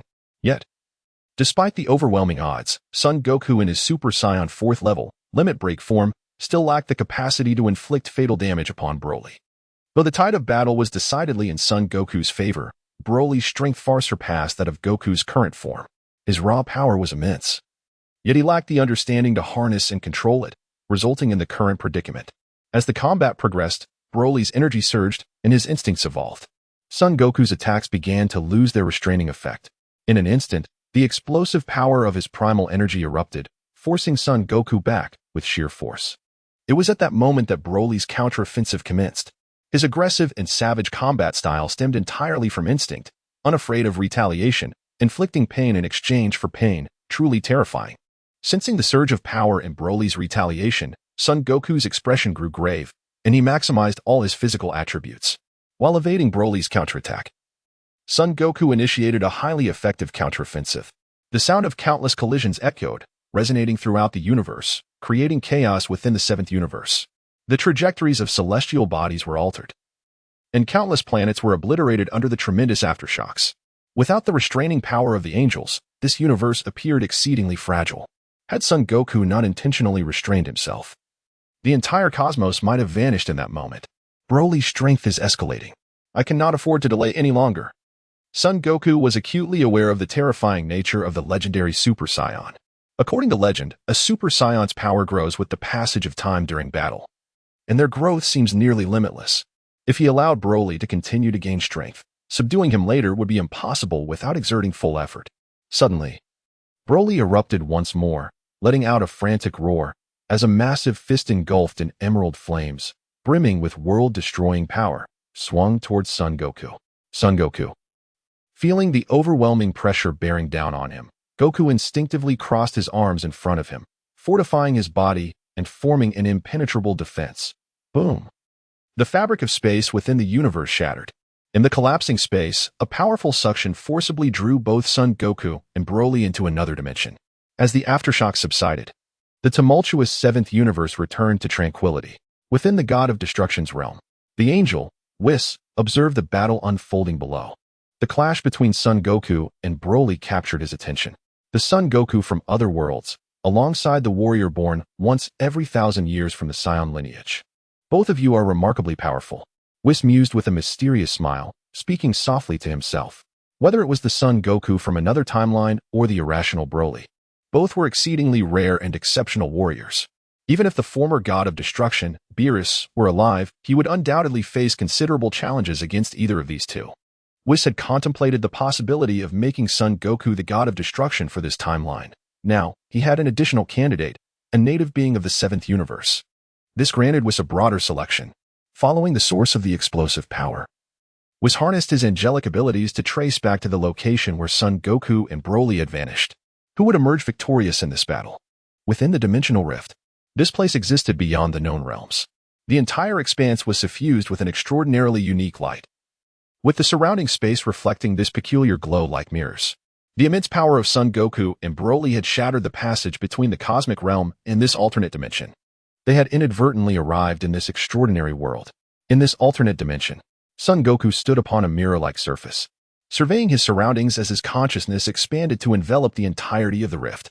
Though this otherworldly realm lacked the fortitude of the void where he had battled Beerus, it allowed him to showcase his true prowess. Previously, during his fight with Broly in the universe, he had been cautious of unleashing too much power for fear of annihilating the very world itself. Now, he was ready to unleash his full potential. At that moment, Broly stood on a mirror platform a myriad of meters away, visibly suppressed, his muscles quivering, and a fierce glint in his eyes. The primal energy continued to augment his strength. The escalating power had reached the limits of his physical form. Should he continue to grow stronger, he would inevitably descend into self-destruction without Son Goku needing to lift a finger. It was likely that the legendary Super Saiyans of past eras met similar fates. Son Goku reflected as he gazed at Broly in the distance, whispering to himself. Although he lacked comprehensive knowledge of the legendary Super Saiyans, Broly's current state led him to surmise the ultimate destinies of these fabled warriors. With the passage of time, the primal energy would grow ever more potent, driving its bearers into madness, unleashing their power, transforming them into mindless beasts of destruction. A human body can only endure a finite amount of energy, and Broly was no exception. Yet the limitless expansion of the primal energy would elevate strength to the utmost threshold of what the body can bear, ultimately leading to self-destruction. Broly before him was a living testament to this phenomenon. Crack, crack. Son Goku moved his body, the sound of his bones echoing as he prepared for what was to come. Chapter 72. Broly awakened forcefully. At this moment, Broly's visage was a terrifying and grotesque sight. His form expanded once more, transforming from a 3-meter-tall giant into a beast towering at 3.5 meters. The overwhelming power surged within him, nearing the limits of his physical capacity. A cacophony of anguished cries erupted from his lips. Turquoise energy coalesced into a storm of destruction, sweeping in all directions, disrupting the fabric of the alternate dimension. Within this tempest of energy, countless turquoise energy blasts were unleashed without restraint, bombarding the surrounding space. The alternate dimension trembled as innumerable mirrors shattered, scattering fragments throughout the void. A dozen energy blasts tore through the fabric of space, hurtling towards Son Goku, who deftly dispelled them with a casual flick. Has he nearly lost control? Son Goku pondered gravely. He needed to utilize his true capabilities to subdue Broly. For if he failed, not just the alternate dimension but potentially the entire 7th universe and beyond would face dire consequences. Clenching his fists tightly, the veins on his forehead bulged slightly as his aura shifted dramatically. The bloodline power surged, and divine energy ascended, culminating in an explosive convergence of two distinct forces. In an instant, the crimson energy intensified, elevating Son Goku's power level, energy purity, and combat prowess to unprecedented heights. The azure divine energy intertwined with the deep crimson bloodline power. The resounding blue divine might permeated the entire alternate dimension, evoking a sense of primordial chaos. This mirrored realm was starkly divided, one half bathed in radiant blue light, divine and resplendent, while the other half was shrouded in a menacing green glow, wild and fearsome. In this moment, Son Goku transformed, the Super Saiyan 4 God Blue form manifesting.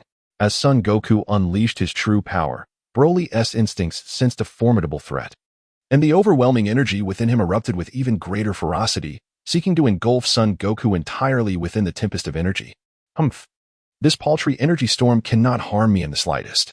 A confident smile crept across Son Goku's lips as he charged forward, brazenly pushing through the energy storm, disregarding all overwhelming forces and arriving before Broly. With a force akin to a battering ram, he struck Broly head-on. The blinding brilliance erupted within the alternate dimension storm. The energy tempest generated by Broly was shattered by the terrifying force emanating from within, sending ripples of destruction that obliterated countless spaces in the alternate realm. Amidst the myriad of shattered mirror fragments, Broly's body was sent hurtling backward, akin to a kite severed from its string, his cries of despair echoing through the void. The crimson glow in his eyes dimmed significantly, dulled by his suffering. Son Goku, unwilling to relent, pursued Broly with renewed vigor. The full force of the Super Saiyan 4 God Blue enveloped him, launching a relentless barrage of attacks upon Broly. The seamless fusion of divine energy and bloodline power unleashed a destructive force far exceeding mere addition. It was an exponential augmentation. "It is time to awaken, Broly," Son Goku exclaimed, as a torrential onslaught of fists and feet descended upon him. Each blow possessed the destructive capability to severely injure Broly's formidable form, enduring catastrophic impacts. Broly roared in agony, his cries reverberating through the air. The overwhelming force began to erode the energy that had controlled his body, gradually diminishing the wild power within him, allowing the true personality governing his body to resurface. The thunderous sounds of impact resonated continuously as Son Goku unleashed his full might, systematically suppressing Broly. Pain dominated Broly's instincts. He flailed his arms in a desperate attempt to fend off Son Goku's assault, tears welling in his eyes. As the feral persona within him receded, Broly's consciousness began to emerge. The crimson glow in his eyes faded, revealing the remnants of his true gaze. "It is over, Broly." With a thunderous shout, Son Goku concentrated all his might into one final, devastating blow. In a moment too swift to evade, Broly braced for an obliterating strike. The sheer horror of the force was unimaginable. In that instant, an overwhelming impact fragmented Broly's consciousness, sending him hurtling through the air. As he flew, countless barriers of the alternate dimension were shattered, the distance of his flight immeasurable, until he vanished into the depths of the realm. After an indeterminate distance, Broly lay upon a fragment of the alternate dimension's mirror, his expression reflecting human emotion. This signified that he had finally been awakened. "It hurts. It hurts so much. Where am I? Why am I here?" Broly, bewildered, struggled against the pain to rise. The moment he stood, a wave of pain washed over him, nearly causing him to fall once more. Though he had previously succumbed to rage, fragments of memory began to coalesce into a coherent recollection. "I remember. After I lost control, I encountered an exceptionally powerful individual who brought me to this state." Broly comprehended the turmoil that had unfolded within him. "Broly," a voice reverberated from above, belonging to Son Goku. Broly looked up to see Son Goku gathering a deep crimson energy potent enough to obliterate the alternate dimension multiple times over. As the intensity of this energy registered within him, Broly's brow furrowed, his heart racing. If struck, he would not merely face death but utter devastation. "Let this be the final blow to end your reign of chaos." 100 times. As Son Goku focused his energy, Broly's unusual reaction caught his attention. "Stop. I am awake," Broly shouted emphatically. "Huh?" Son Goku, sensing something amiss, gazed down at Broly, bewildered. "What is happening? The legendary Super Saiyan is begging for mercy? Was their relationship one of relentless enmity? Why has he suddenly begun to plead? Please, stop. I concede. Do not strike me." Broly waved his hands frantically, signaling Son Goku to refrain from attacking. He was genuinely terrified. In his previous rampage, he had felt nothing, but Son Goku's relentless assault had forcibly awakened him. If this continued, the consequences would be unfathomable. He would almost certainly perish. Hearing Broly plead for mercy left Son Goku in a state of disbelief, questioning whether he was hallucinating. This adversary, once sworn to an eternal struggle, was now beseeching him for mercy? Chapter 73. Is the new Broly going to fight the old Broly? Son Goku gazed intently at Broly, his expression grave. After a moment of contemplation, he reined in his aura and gradually descended before Broly. Uncertain whether Broly was feigning ignorance or genuinely awakened, he inquired, "You are Broly, correct?" A hint of confusion flickered in Broly's emerald green eyes as he met Goku's gaze. "Do I know you? We seem to have never crossed paths before," he replied, puzzled. In the fragmented memories that lingered within him, this was indeed their first encounter. Could it be that this individual had heard of him from somewhere? Upon receiving a response, Goku narrowed his eyes slightly, his penetrating gaze seemingly able to pierce through Broly's very soul. "Is something the matter with you?" Broly, still bewildered, asked in earnest confusion. After observing Broly for some time, Goku came to a realization. This version of Broly was distinctly different from the one he knew. After a thorough reassessment, he finally felt at ease. "It's nothing. I merely made an error. Since you are not the Broly I am familiar with, I can relax my guard." Although uncertain about the circumstances, Broly sincerely expressed gratitude. I have been under the sway of this power for a long time. Had I not encountered you, I fear I would have remained in a rampage for an extended period, perhaps never to awaken again. To Broly, Goku was now his benefactor. Without his intervention, his life would have likely come to a tragic end. With the relentless surge of power, he had lost track of when his demise might come. However, it was but a trivial effort, and I thoroughly enjoyed this battle. Since arriving in this world, it is the first time I have fought with such exhilaration. Aside from the god of destruction, you are the first to provide me with such formidable pressure, Goku said with a smile, lauding Broly's immense strength. He could sense that within Broly's being lay an even more terrifying power yet to be unleashed. Once fully awakened, his combat prowess could potentially surpass Goku's Super Saiyan Blue state. Arrived in this world? You are not from this realm? Broly seized upon this crucial detail. Son Goku did not belong to this world. Moreover, this individual had encountered another version of himself from a different realm? Allow me to clarify, Goku stated candidly, recounting the reasons behind his misunderstanding of Broly. Their conversation continued for approximately 10 minutes, during which Goku shared his experiences battling another Broly from a different world. Upon learning that his counterpart in another dimension had fought Goku, Broly's eyes widened in astonishment. There truly exists another version of me in another world? And that version is a bloodthirsty, warlike man. A veritable machine of destruction? Is the Broly from another world truly that insane? Broly gasped, overwhelmed by the revelation. The contrast was stark. While he might rampage in destruction, he would never harm any human while in a lucid state. The other version of himself was a complete antithesis. To be honest, when I first encountered you, I thought you were coming for me like that, Broly. It seems I was mistaken. Individuals from different dimensions have entirely divergent fates. With that, Goku turned, channeling energy to prepare for a powerful strike.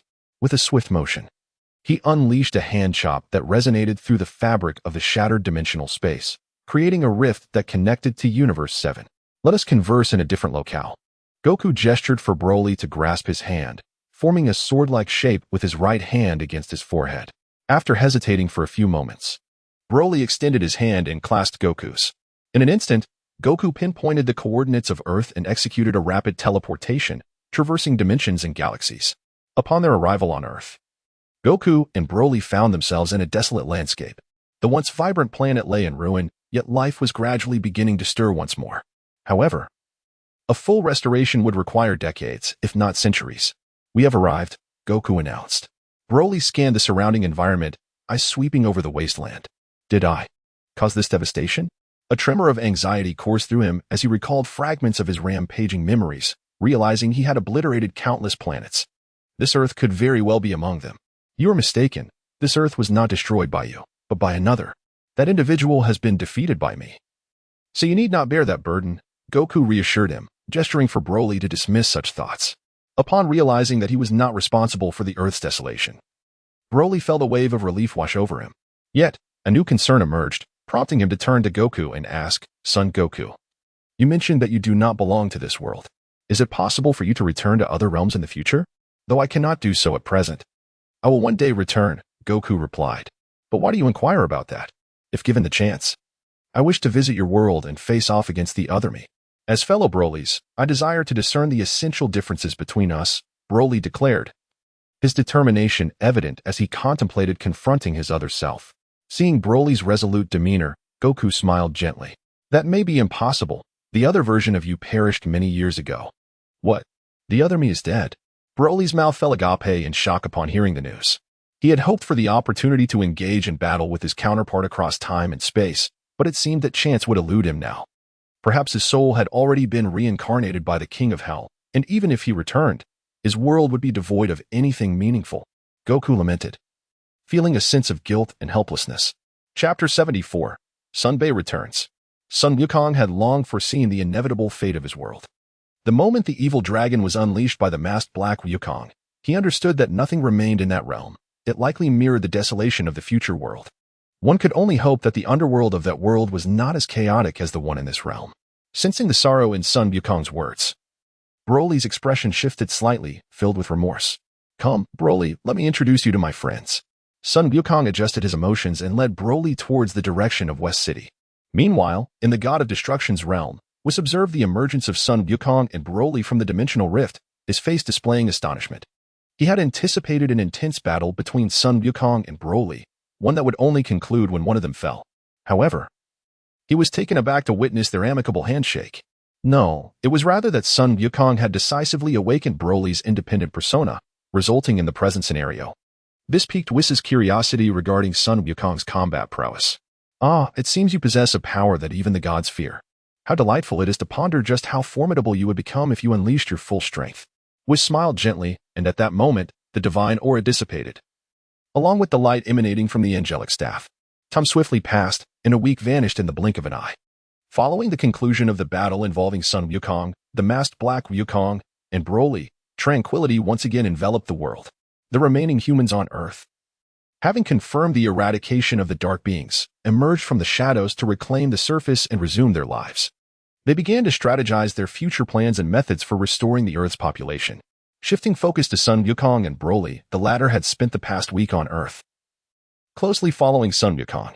This was partly due to his fear of losing control and causing irreparable damage, and partly because Sun Wukong was the only being in the universe capable of restraining him. Through this time spent together, Sun Wukong and Broly formed a bond of trust. Sun Wukong learned of Broly's past, while Broly came to understand the essence of Sun Wukong's character. Their relationship flourished, evolving into an inseparable friendship. It was hard to fathom that the Broly who once relentlessly pursued Sun Wukong in another timeline had now become his companion in this one. During their week together, Sun Wukong recognized Broly's pure and kind nature. Once assured that Broly posed no threat to this world, he imparted some techniques for controlling his powers. Initially, Broly struggled with the training, finding it difficult to manage his strength. Yet, as time progressed, Broly's remarkable talent for cultivation began to shine through. His control over his powers improved, transforming his previously volatile energy into a calmer presence. Though he had yet to master complete control, he grew increasingly adept. Such rapid progress left Sun Wukong in awe of Broly's extraordinary talent. It appeared that he had never undergone any training since birth, relying solely on his innate strength. With such a tremendous natural advantage, the potential for his future achievements was boundless, especially with a capable mentor guiding him. Of course, Sun Wukong did not remain idle during this week. After a period of consolidation, he stabilized his own realm and honed his ability to harness and release his powers. While there was no substantial increase in his combat strength, he could now fully utilize the 5th tier of Super Saiyan power. In West City, before the dilapidated entrance of Capsule Corporation, the time machine once again breached the fabric of time, returning to the future world. As the hatch opened, Trunks, the time-traveling Sun Wukong, and the time-traveling Vegeta returned once more. We have returned. This time, that wretched imposter will pay dearly. The fury within the time-traveling Vegeta was palpable. He could not forget the humiliation of his proud Super Saiyan Blue being mercilessly trampled. Now, having undergone intense training, his strength had surged, and he was determined to capture that foe decisively. Alone, we are still no match for him with our current powers. This time, we must join forces, Vegeta, the time-traveling Sun Wukong remarked, fully aware of the adversary's might. Their previous escape had been merely due to the opponent's mercy, leaving them a chance to return. I am well aware, Kakarot, replied the time-traveling Vegeta, his expression sour. He had no desire to collaborate with Sun Wukong, but the current circumstances necessitated it. Despite his significant power increase, he knew he could not face that foe alone, lest he risk his life. The dark beings. We must prevail this time. Revived, Trunks' gaze was resolute, and his demeanor serious. His aura and appearance were markedly different from his last visit. Evident that he had undergone considerable trials to save the future world, training in the past timeline. His strength had dramatically increased, though the extent of his power remained uncertain. At this moment, atop the Lam-Z mountain, Sun Wukong was instructing Broly in techniques for power control. Midway through his lesson, an overwhelming sense of awareness detected the arrival of his past self, Vegeta, and Trunks. After such a long wait, they have finally arrived. Sun Wukong's expression turned serious. Throughout the week, he had anticipated the arrival of these individuals. Given their previous defeat, it was likely that his past self, Vegeta, and Trunks had all become stronger. The sudden change in Sun Wukong's demeanor piqued Broly's curiosity, prompting him to inquire, "What's the matter?" "Nothing, just the individuals I previously defeated have returned to this world," Sun Wukong replied.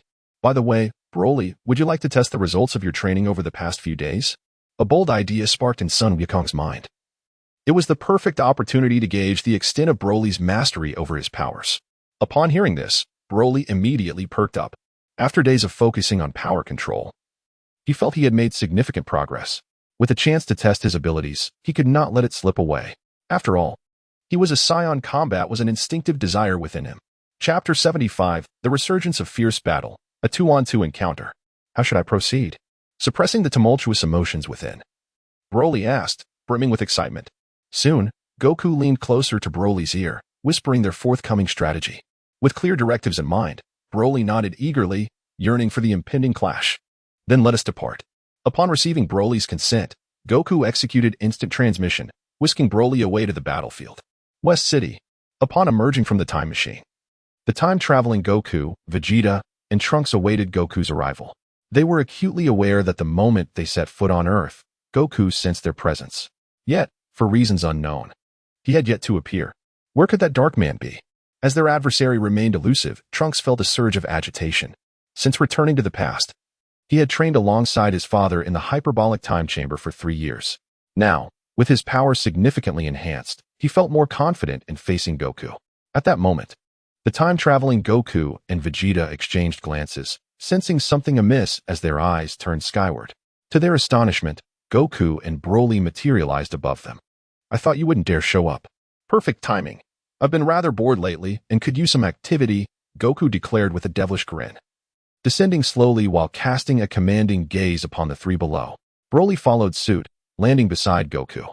Dark man. Upon seeing his nemesis once more, Trunks felt his rage escalate. A powerful emotional surge ignited all the energy within him, radiating a dazzling golden light infused with divine power. Trunks transformed into a Super Saiyan second grade. Yet he was enveloped in divine energy. While he appeared to be in Super Saiyan second grade, his combat prowess far surpassed that of a typical Super Saiyan in that form.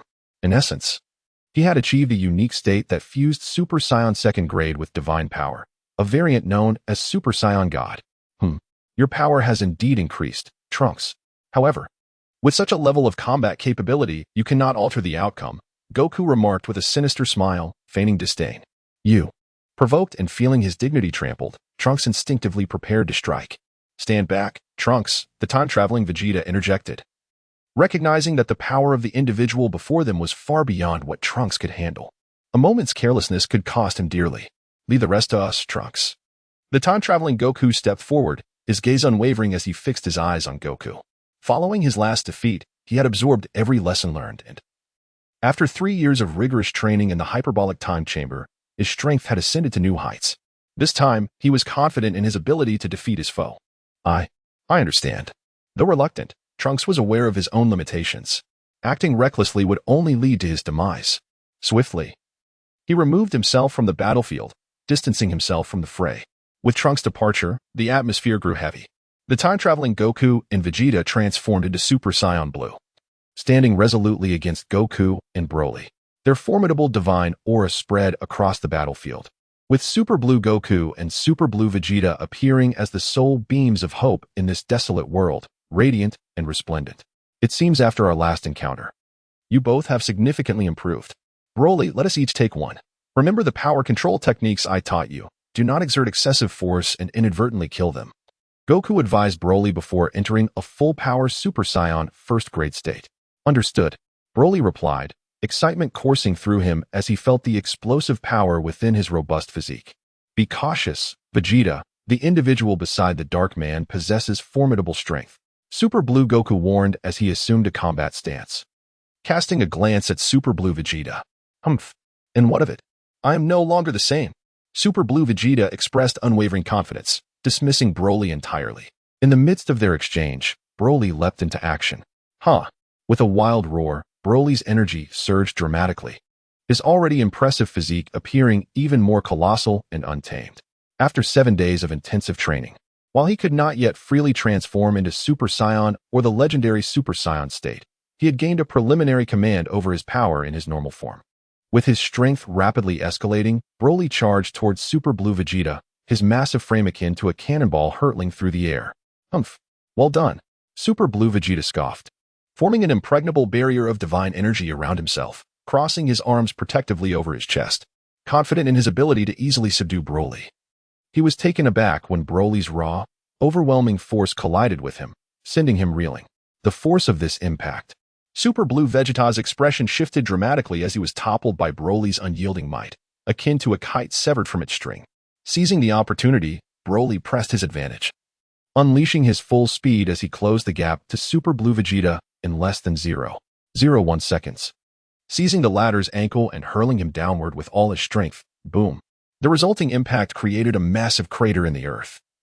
The force resonating for miles around. Struck hard, Super Blue Vegeta felt his internal energy churn violently, spitting out a mouthful of bile. Unrelenting. Broly showcased his fierce and domineering combat style to the fullest, treating Super Blue Vegeta as a mere plaything, repeatedly slamming him into the ground. Do not underestimate me. A furious Super Blue Vegeta unleashed a surge of divine energy, breaking free from Broly's grasp. With a clenched fist, he retaliated with a powerful blow. Bang! The forceful strike sent Broly soaring into the sky. Not allowing Broly a moment to recover, Vegeta swiftly brought his hands together, gathering energy before unleashing a devastating wave of energy from his palms, aimed at the airborne Broly. However, a terrifying sight unfolded as Broly, unfazed, pressed through Vegeta's energy wave, charging toward him once more. What? This turn of events caused Super Blue Vegeta's heart to sink, sensing the impending danger. Chapter 76, Battlefield Shift. The Realm of the Kais. Before he could evade, Super Saiyan Blue Vegeta crossed his arms over his chest. With a resounding bang, a powerful shockwave erupted, unleashing a tempest that surged outward in all directions. Broly's colossal punch, fueled by all his might, was firmly intercepted by Super Saiyan Blue Vegeta, whose indomitable strength withstood it. "You're impressive," Broly exclaimed with exhilaration upon witnessing Vegeta's ability to block his assault. He had long feared that a moment of carelessness could lead to his opponent's demise, which is why he had been holding back, fighting with trepidation. However, the Vegeta before him was undeniably a formidable warrior, allowing Broly to unleash his attacks without reservation. Yet, to Super Saiyan Blue Vegeta, Broly's words of praise were laced with mockery. "Enough with your arrogance." Stung by the remark, Super Saiyan Blue Vegeta erupted with divine fury. The terrifying divine aura pushed Broly back, and seizing the opportunity, Vegeta charged forward, launching a relentless barrage of punches and kicks that fell like torrential rain. With every strike infused with unparalleled destructive power, Vegeta's princely combat style was showcased to its fullest extent. His formidable assault momentarily suppressed Broly, forcing him into a defensive stance. The marks of impact multiplied upon Broly's body, the stinging pain igniting the warrior's blood, awakening his combative instincts. The sensation of pain gradually transformed into exhilaration, and Broly entered a state of battle. His terrifying capacity for learning and innate combat instincts began to manifest. From initially being utterly suppressed, he had now managed to barely withstand the blows and even counterattack. This guy is unusual. As the battle progressed, Super Saiyan Blue Vegeta discerned Broly's alarming nature. Despite lacking any combat techniques, Broly began to retaliate, his strength escalating. Vegeta had never encountered such a type of adversary. He understood that he needed to conclude the battle swiftly. He resolved to unleash his true power to completely subdue Broly. For if the latter grew strong enough to surpass him, it would be too late to rein him in. The scene shifted back to Super Saiyan Blue Goku and Super Saiyan Goku, who stood in mutual confrontation, neither opting to strike while remaining vigilant of each other and the battle between Super Saiyan Blue Vegeta and Broly. Could that individual also be a Saiyan? A type I have never seen before. I hope Vegeta can handle him. After a fleeting thought, Super Saiyan Blue Goku focused intently on the Goku before him. To him, Goku appeared shrouded in an inscrutable mist, obscuring the depths of his power. The strength and realm of his opponent were completely indiscernible. Only through combat could the true extent of each other's abilities be unveiled. Goku observed that Vegeta and Broly's confrontation had escalated dangerously. A critical realization dawned on him. The Earth could not withstand the ferocity of their battle. Even with his ability to mitigate some of the damage, he could not entirely shield the planet. They needed to relocate the battlefield to another realm, perhaps the cosmos, lest the Earth shatter into countless fragments in the wake of their conflict. After much contemplation, Goku envisioned a suitable location in the vast expanse of the world. There was only one place fit for their clash. Clenching his right hand, he gathered energy within his palm. Upon witnessing this, Super Saiyan Blue Goku heightened his vigilance. With a calm smile, Goku aimed his hand toward the sky, unleashing a surge of energy that pierced the dark heavens. After traveling thousands of meters, it exploded, scattering countless golden particles throughout the void, a sight of exquisite beauty. The energy particles rapidly disseminated, enveloping a significant portion of the battlefield. What are you planning? Super Saiyan Blue Goku sensed an ominous aura. You will soon find out. As the words left his mouth, Goku clenched his hand toward the void. In an instant, the scattered energy erupted, intertwining to form an immense net that cloaked the majority of the battlefield. Space was shifting. In a mere thought, Goku transported everything ensnared by the energy net, himself included. With a whoosh, Goku, Super Saiyan Blue Goku, Broly, and Super Saiyan Blue Vegeta vanished from Earth. This spectacle left Trunks, who remained outside the battlefield, utterly astounded. Not within the energy net's reach, he was not transported away. What has the dark figure done? My father and Uncle Goku's presence has vanished. Trunks felt an impending sense of crisis.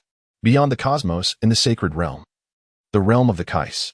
Goku, Super Saiyan Blue Goku, Broly, and Super Saiyan Blue Vegeta found themselves simultaneously transported to this desolate expanse. Since the death of the Kai, the realm had become an uninhabited wasteland. Devoid of any distractions and remarkably sturdy, it served as an ideal battleground. Super Saiyan Blue Vegeta and Broly were indifferent to the location, their sole desire being to vanquish one another. Upon arrival in the realm of the Kais, the two resumed their fierce confrontation, unleashing destructive power that reverberated throughout the sacred grounds. You actually managed to transport us to the realm of the Kais. Is this instantaneous movement? No. Such a feat cannot be accomplished through mere teleportation.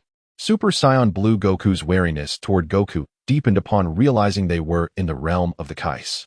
He did not possess such abilities, yet he sensed something was amiss. Why would this individual go to such lengths to bring them here for battle? Now we can officially commence. Goku cracked his knuckles, a terrifying aura expanding rapidly. An invisible pressure weighing heavily on Super Saiyan Blue Goku. In the blink of an eye, Goku surged forward, delivering a powerful strike directly at Super Saiyan Blue Goku. The latter assumed a defensive stance. With a resounding impact, the earth trembled and the space quaked as Super Saiyan Blue Goku was forcibly sent flying by the devastating blow. What a terrifying adversary.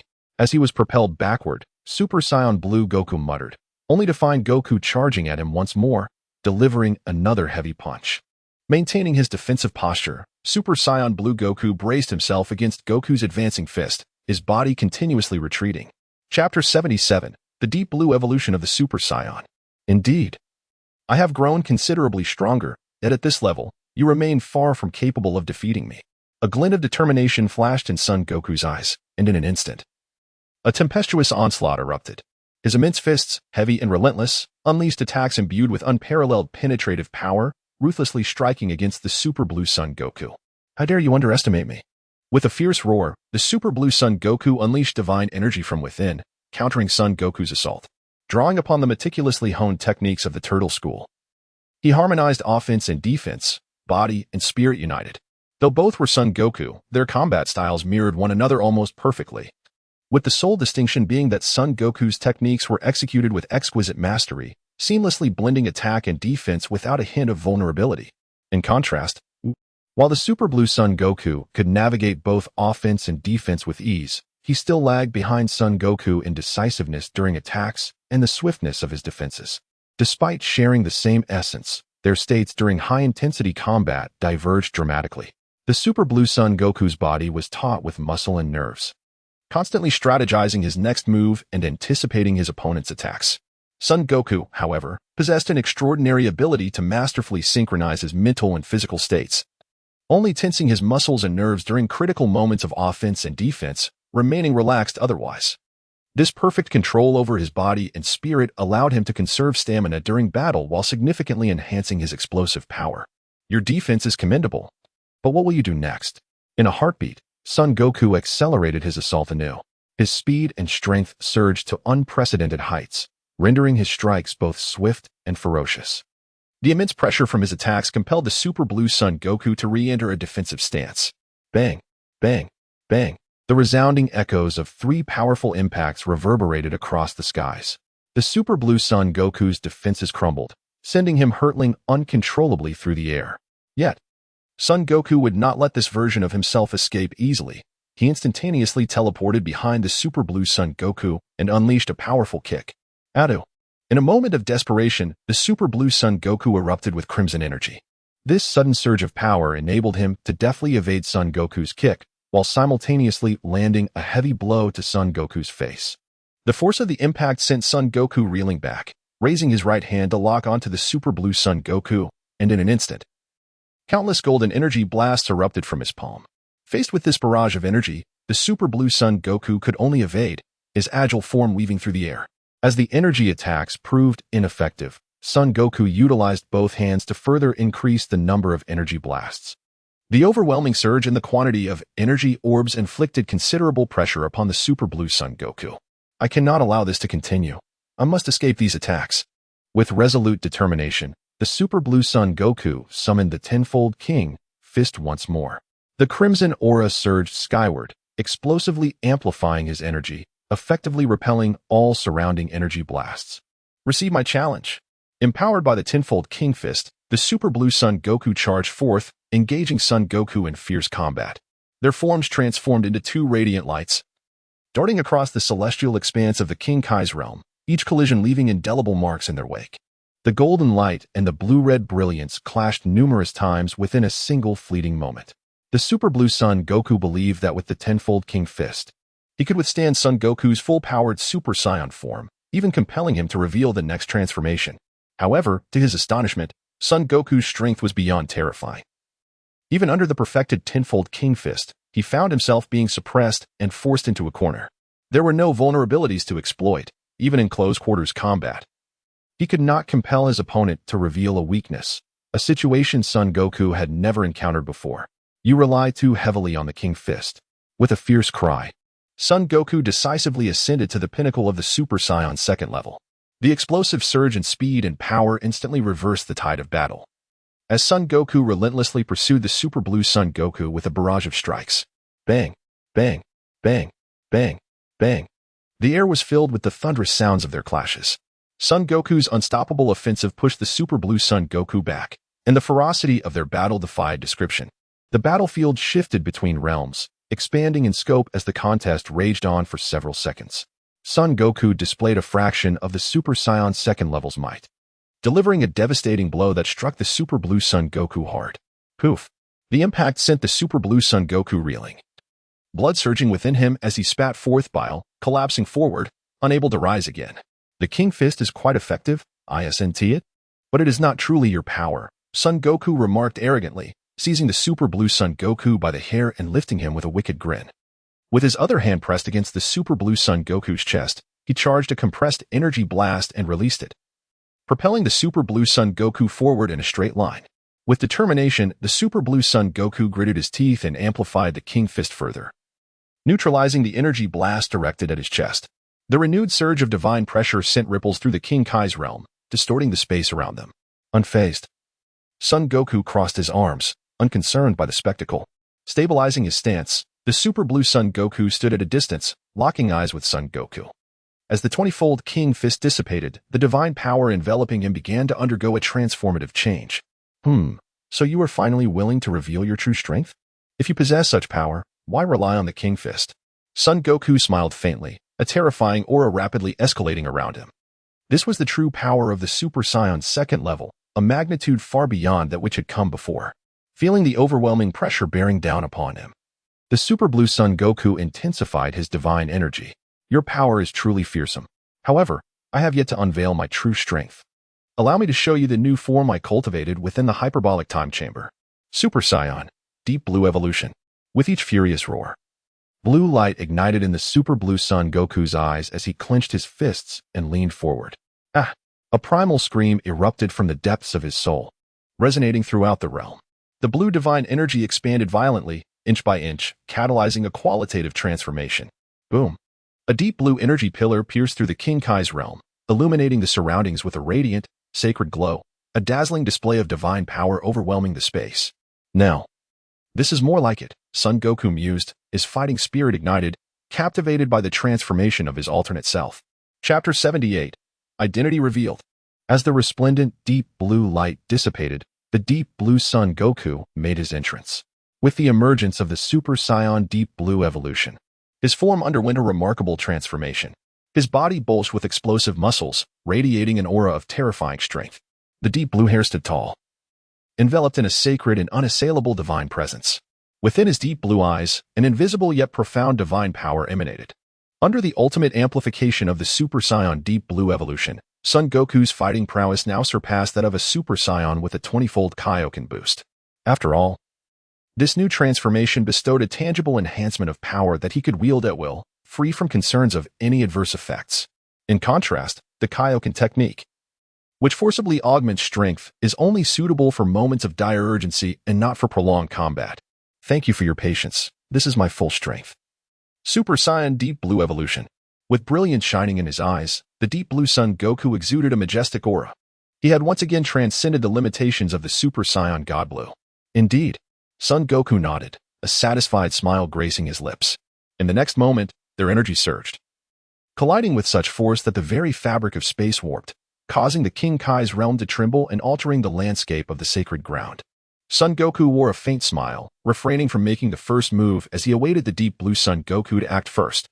The Deep Blue Son Goku scrutinized Son Goku, searching for the optimal moment to strike. Their gazes locked, and after a brief pause, both their auras expanded simultaneously, transforming into a tempest that swept across the King Kai's realm. At that moment, the fierce battle commenced. The Deep Blue Son Goku stepped forward, propelled by immense divine energy, resembling a phantom as he traversed the space. With a whoosh, he zipped past Son Goku, even exceeding a distance of several meters within the blink of an eye. The explosive speed astonished Son Goku, who slowly turned to face the Deep Blue Son Goku. Your strength has indeed increased significantly, but with such a level of power, attempting to put on a show before me is still far from sufficient. Son Goku's golden aura surged upward. Is this truly the extent of your power as a Super Saiyan second level? Humph, having achieved his purpose. The Deep Blue Son Goku gazed at Son Goku with fiery determination. The golden aura and the deep blue divine energy permeated the King Kai's realm, creating a dichotomy of combat zones. In a flash, both warriors sprang into action. Boom! The resounding impact echoed as the Deep Blue Son Goku and Son Goku struck simultaneously, vanishing from their original positions. Their speeds reached unimaginable heights, rendering them invisible to the naked eye, leaving only a faint sense of their presence. Above the King Kai's realm, the duel between the two Son Gokus commenced anew. At the center of their clash, flashes of white light flickered continuously, with waves of destruction radiating outward. The intensity of this battle far exceeded expectations. The Super Saiyan Deep Blue evolution of Son Goku unleashed a relentless barrage of attacks, each strike fierce and brimming with lethal intent. Conversely, Son Goku no longer adopted a playful demeanor. He unveiled the true strength of his Super Saiyan second level to contend with his counterpart. Son Goku reveled in this confrontation, refining his combat techniques and striving for perfection through his battle with his own reflection. The Deep Blue Son Goku, too, adapted to the Deep Blue evolution during the skirmish, his explosive power growing stronger with each passing moment.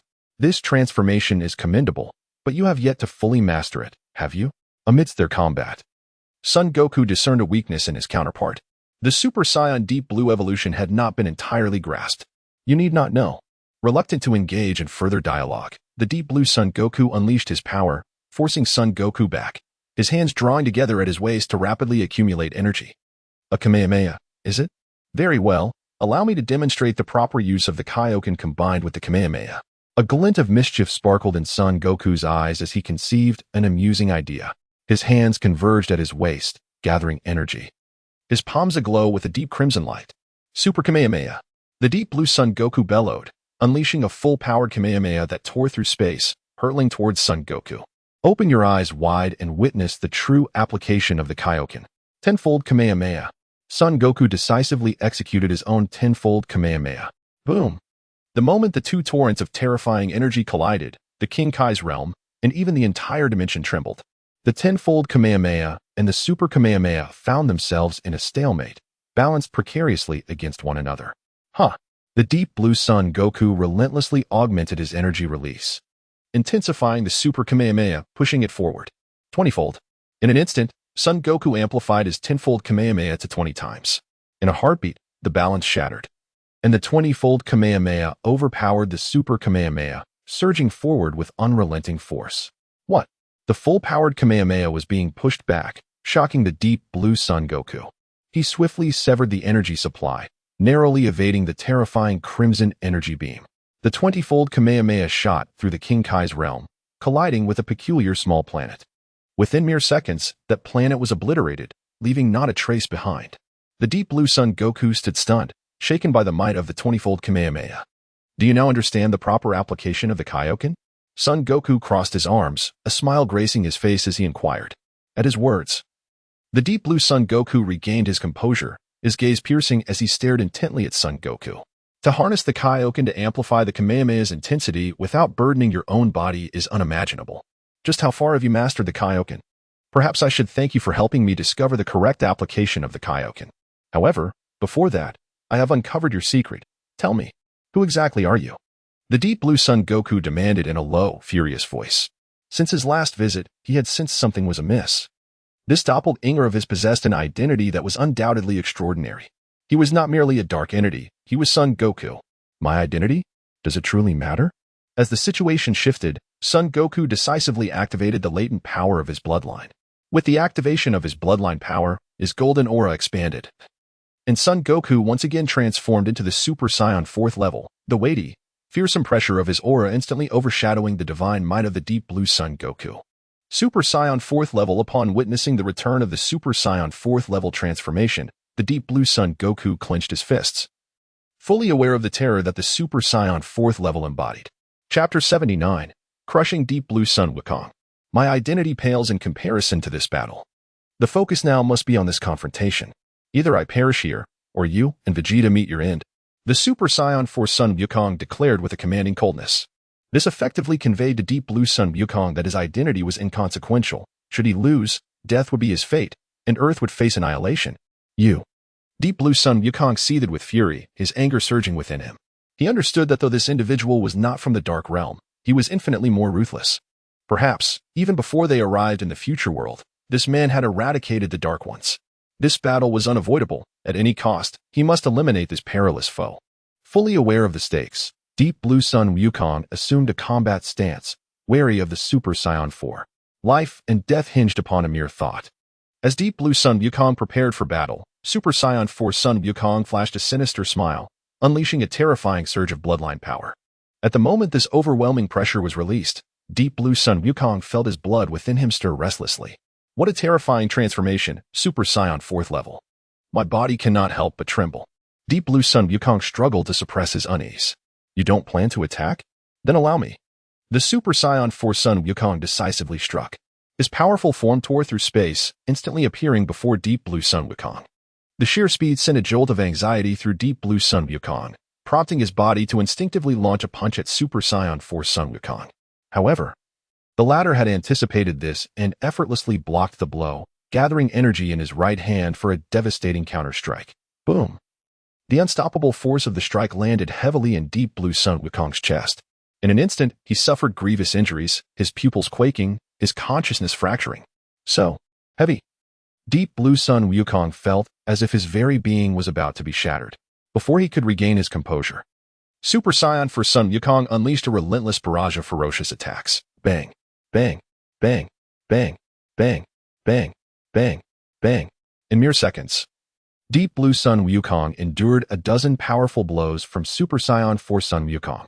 His upper body was marred with bruises, and it felt as though his bones were splintering.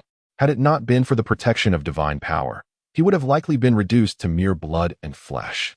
Is this the extent of your so-called Super Saiyan Deep Blue evolution? Super Saiyan 4 Son Wukong merged his hands and unleashed a concentrated strike. Boom!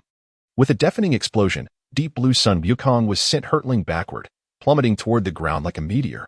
In mere moments, he crashed into the earth of the Kaioken realm, creating a massive pit over 10,000 meters deep. The terrain of the Kaioken realm shifted, with colossal rocks thrusting upwards, forming enormous columns. This illustrated the sheer ferocity of Super Saiyan 4 Son Wukong's attack. At that moment, deep blue Son Wukong lay prostrate on the ground, convulsing, his deep blue form flickering in and out of existence. My power, utterly defeated. How can this guy's strength be so overwhelming? For the first time, deep blue Son Wukong felt the crushing weight of despair and impotence. The overwhelming combat prowess of Super Saiyan 4 Son Wukong extinguished any hope of victory. The only presence he could deem comparable was the god of destruction. No, this domineering strength surpassed even that of a god of destruction. Struggling to rise, deep blue Son Wukong found Super Saiyan 4 Son Wukong slowly descending, planting a single foot upon his back. The terrifying pressure enveloped him entirely, rendering him immobile. The intense pain surged through deep blue Son Wukong. his anguished cries echoing into the heavens. Under this oppressive force, it felt as if his spine might snap. Then, Super Saiyan 4 Son Wukong ruthlessly hoisted Deep Blue Sun Wukong and delivered a powerful strike to his abdomen. The dreadful force coursed through Deep Blue Sun Wukong, and with a single blow, he spat blood, his breath waning. It's over. Super Saiyan 4 Son Wukong's indifferent words fell like an executioner's decree as he gathered strength in his right leg, delivering a crushing knee strike to Deep Blue Sun Wukong's midsection. In an instant, Deep Blue Sun Wukong shot forth like a cannonball. Boom, boom, boom, boom, boom, boom, boom. The propelled Deep Blue Sun Wukong smashed through numerous colossal rock columns, only coming to a halt after traveling an indeterminate distance. Observing the elongated trail of smoke ahead, Super Saiyan 4 Son Wukong shook his head in disappointment. It seemed he had set his expectations too high for this alternate self. Was the battle truly over? Clearly not. At the edge of the smoke, the dormant divine power erupted, transforming into a tidal wave that dispersed the haze. Deep Blue Sun Wukong, with great difficulty, rose to his feet, clutching his agonizing abdomen, glaring fiercely at the distant Super Saiyan 4 Son Wukong. The divine power within him, under his command, began to mend his wounds. What a terrifying adversary! Deep Blue Sun Wukong gritted his teeth against the pain, regulating his breathing. The divine power surged at his behest, and amidst the deep blue energy, a crimson glow re-emerged. Once again relying on the Kaioken? Super Saiyan 4 Son Wukong felt a sense of disappointment at this sight. However, in the next moment, something unexpected transpired. Deep Blue Sun Wukong did not summon the Kaioken to amplify his strength as anticipated. Rather, he harnessed it to enhance his ultimate technique. Assuming the stance of the Kamehameha, Deep Blue Sun Wukong concentrated the Crimson Malevolence and Deep Blue Divine Energy into his palm, the terrifying energy doubling to its absolute limit. Huh? Has he learned so quickly? Super Saiyan 4 Son Wukong's expression brightened as he mirrored Deep Blue Sun Wukong's stance. Both of their palms radiated with deep crimson energy beams. The energy continuously escalating, casting the surrounding space in a vivid scarlet hue. The outcome rested upon this decisive moment. 20-fold Super Kamehameha. With a desperate resolve, Deep Blue Sun Wukong unleashed his freshly comprehended ultimate technique. 20-fold Kamehameha. Without hesitation, Super Saiyan 4 Son Wukong unleashed his own 20-fold Kamehameha. The two crimson energy beams collided, unleashing a terrifying shockwave that reverberated throughout the Kaioken realm, rendering the very heavens and earth dim. The ultimate techniques of Deep Blue Sun Wukong and Super Saiyan 4 Son Wukong clashed in a stalemate, maintaining a precarious balance. Yet, due to the overwhelming might, the space at the center of the collision began to fracture. Chapter 80. The tragic tower that lasts but 3 seconds. To be precise, it is not merely space that has been shattered, but the very barriers of this world. A minute black hole is greedily consuming the 20-fold Kamehameha waves of 2 Son Wukongs. If this is not stopped, the world's barriers may burst again, giving rise to temporal chaos capable of devouring everything. At this moment, Super Saiyan 4 Son Wukong also sensed the anomaly. We can no longer remain in a stalemate. This world's space cannot withstand my power. A glimmer of determination flashed in his eyes. Acting with decisive speed, he doubled the intensity of the 20-fold Kamehameha wave to 40-fold. In an instant, the equilibrium was shattered, and the situation reversed. The 40-fold Kamehameha wave ruthlessly overwhelmed the 20-fold Super Kamehameha wave of Deep Blue Sun Wukong. This is disastrous. Deep Blue Sun Wukong felt an overwhelming sense of imminent peril. Every cell in his body screamed with urgency. The 40-fold Kamehameha wave was bearing down on his ultimate technique. About to consume him, there was no escaping this distance. As he was engulfed by the 40-fold Kamehameha wave, Deep Blue Sun Wukong emitted a cry of anguish. His divine power was suppressed, his body subjected to horrific torment, and his consciousness teetered on the brink of collapse. The destructive force of the 40-fold Kamehameha wave was sufficient to obliterate him completely. In this dire moment, Super Saiyan 4 Son Wukong wisely reigned in his power, dissipating the energy of the 40-fold Kamehameha wave. Meanwhile, Deep Blue Sun Wukong, gravely injured, struggled to remain upright, his arms hanging limply, his consciousness nearing collapse. The form of Super Saiyan Deep Blue flickering in and out of existence. How disheartening. I have trained for so long, only to be utterly defeated. Just as Deep Blue Sun Wukong's words fell, he uncontrollably toppled forward, unconscious, observing his unconscious counterpart. Super Saiyan 4 Son Wukong paid him no mind, instead turning his gaze toward the distance. There lay the battlefield of Broly and Vegeta. Scene shift.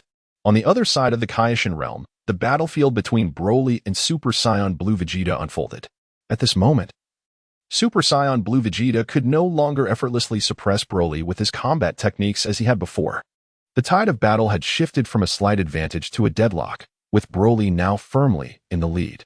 Broly's terrifying combat prowess was beyond imagination. He not only mastered the fighting style of Super Saiyan Blue Vegeta but had also turned the tables, suppressing Vegeta in return. As the battle progressed, both fighters' powers steadily increased. But the rate of increase for Super Saiyan Blue Vegeta lagged, far behind Broly's burgeoning strength. This guy has something strange about him. I cannot afford to delay any longer. Just as Super Saiyan Blue Vegeta resolved to end the battle swiftly, he suddenly sensed a significant reduction in Sun Wukong's divine power, creating a momentary distraction for him. Has Kakarot been defeated? Super Saiyan Blue Vegeta was astonished by the fall of Sun Wukong. Having mastered the Deep Blue evolution state, it should not have been so easy for him to be defeated. It was precisely this fleeting moment of distraction that Broly seized upon. Catch this. Broly summoned a vast amount of energy, forming a compressed energy sphere. As this energy sphere materialized, the Kaioshin realm shifted in color, and rings of energy converged towards Broly's palm. This emerald energy sphere, brimming with boundless destructive power, was pressed against Super Saiyan Blue Vegeta's chest. In an instant, a violent emerald energy beam shot skyward, piercing through the Kaioshin realm and consuming Super Saiyan Blue Vegeta's form. The ferocity of the destruction was unimaginable, prompting Broly to retreat to a distance. In his view, with this strike, the outcome was already determined. However, as the emerald energy beam faded, Vegeta emerged unscathed into Broly's line of sight. Yet, at this moment, he was no longer in his Super Saiyan Blue form, but had transitioned into the Deep Blue evolution state. Indeed, he had mastered this form. Originally, this power was meant for confronting Sun Wukong, but Broly's overwhelming strength compelled him to unleash it prematurely. Seeing this, Broly's eyes widened in surprise, quickly giving way to a smirk that revealed his excitement. You were the first, aside from Kakarot, to force me to unleash my full power. Now, do not obstruct me. With a profound gleam in his eyes, Deep Blue Vegeta surged forth like lightning. In a mere 0.01 seconds, he reached Broly, delivering a devastating blow. Boom! His powerful fist struck Broly squarely in the face, sending him hurtling skyward. Not granting Broly a moment to recover, Deep Blue Vegeta swiftly closed the distance, fingers interlocked, gathering energy before unleashing a powerful downward strike.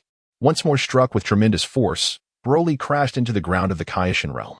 Seizing this opportunity, Deep Blue Vegeta rapidly amassed energy. His hands drew together, forming the stance of an energy cannon. Golden lightning crackling as a golden energy sphere of limitless destructive potential shimmered in his palm. Finally, final flash. The energy reached its zenith, erupting from Deep Blue Vegeta's palm as a destructive energy beam. The explosive energy pierced through space, locking onto Broly, descending with an annihilating force capable of obliterating all. Feeling the overwhelming destructive potential of the final flash, Broly recognized the danger, but more than that, he felt exhilaration. He gathered energy in his hands, unleashing a destructive beam to counter Deep Blue Vegeta's final flash. At the moment their energies collided, the final flash gained overwhelming superiority, swiftly obliterating Broly's destructive beam. This is bad. Broly realized the peril and instinctively raised his hands to shield himself. Boom! The final flash consumed Broly's form, triggering an unimaginable cataclysm. Half of the Kaioshin realm was engulfed, and a relentless shockwave ravaged everything in its wake. Huff, huff, huff. Deep Blue Vegeta gasped for breath in midair. Once assured that Broly had been engulfed by his final flash, he laughed unabashedly. Serves you right. My power is not something of your caliber. Deep Blue Vegeta had scarcely reveled in his triumph for 3 seconds when every cell in his body began to tremble. At the epicenter of the final flash explosion, emerald light blossomed, soaring into the heavens, transcending dimensions in an ultimate expansion. Chapter 81. The King of the Past emerges to save the day. Within the immeasurable energy beam, there emanated an ancient Saiyan power. Is this force radiating from that individual? What is happening to my body? Deep Blue Vegeta was astonished to discover that his body was trembling uncontrollably.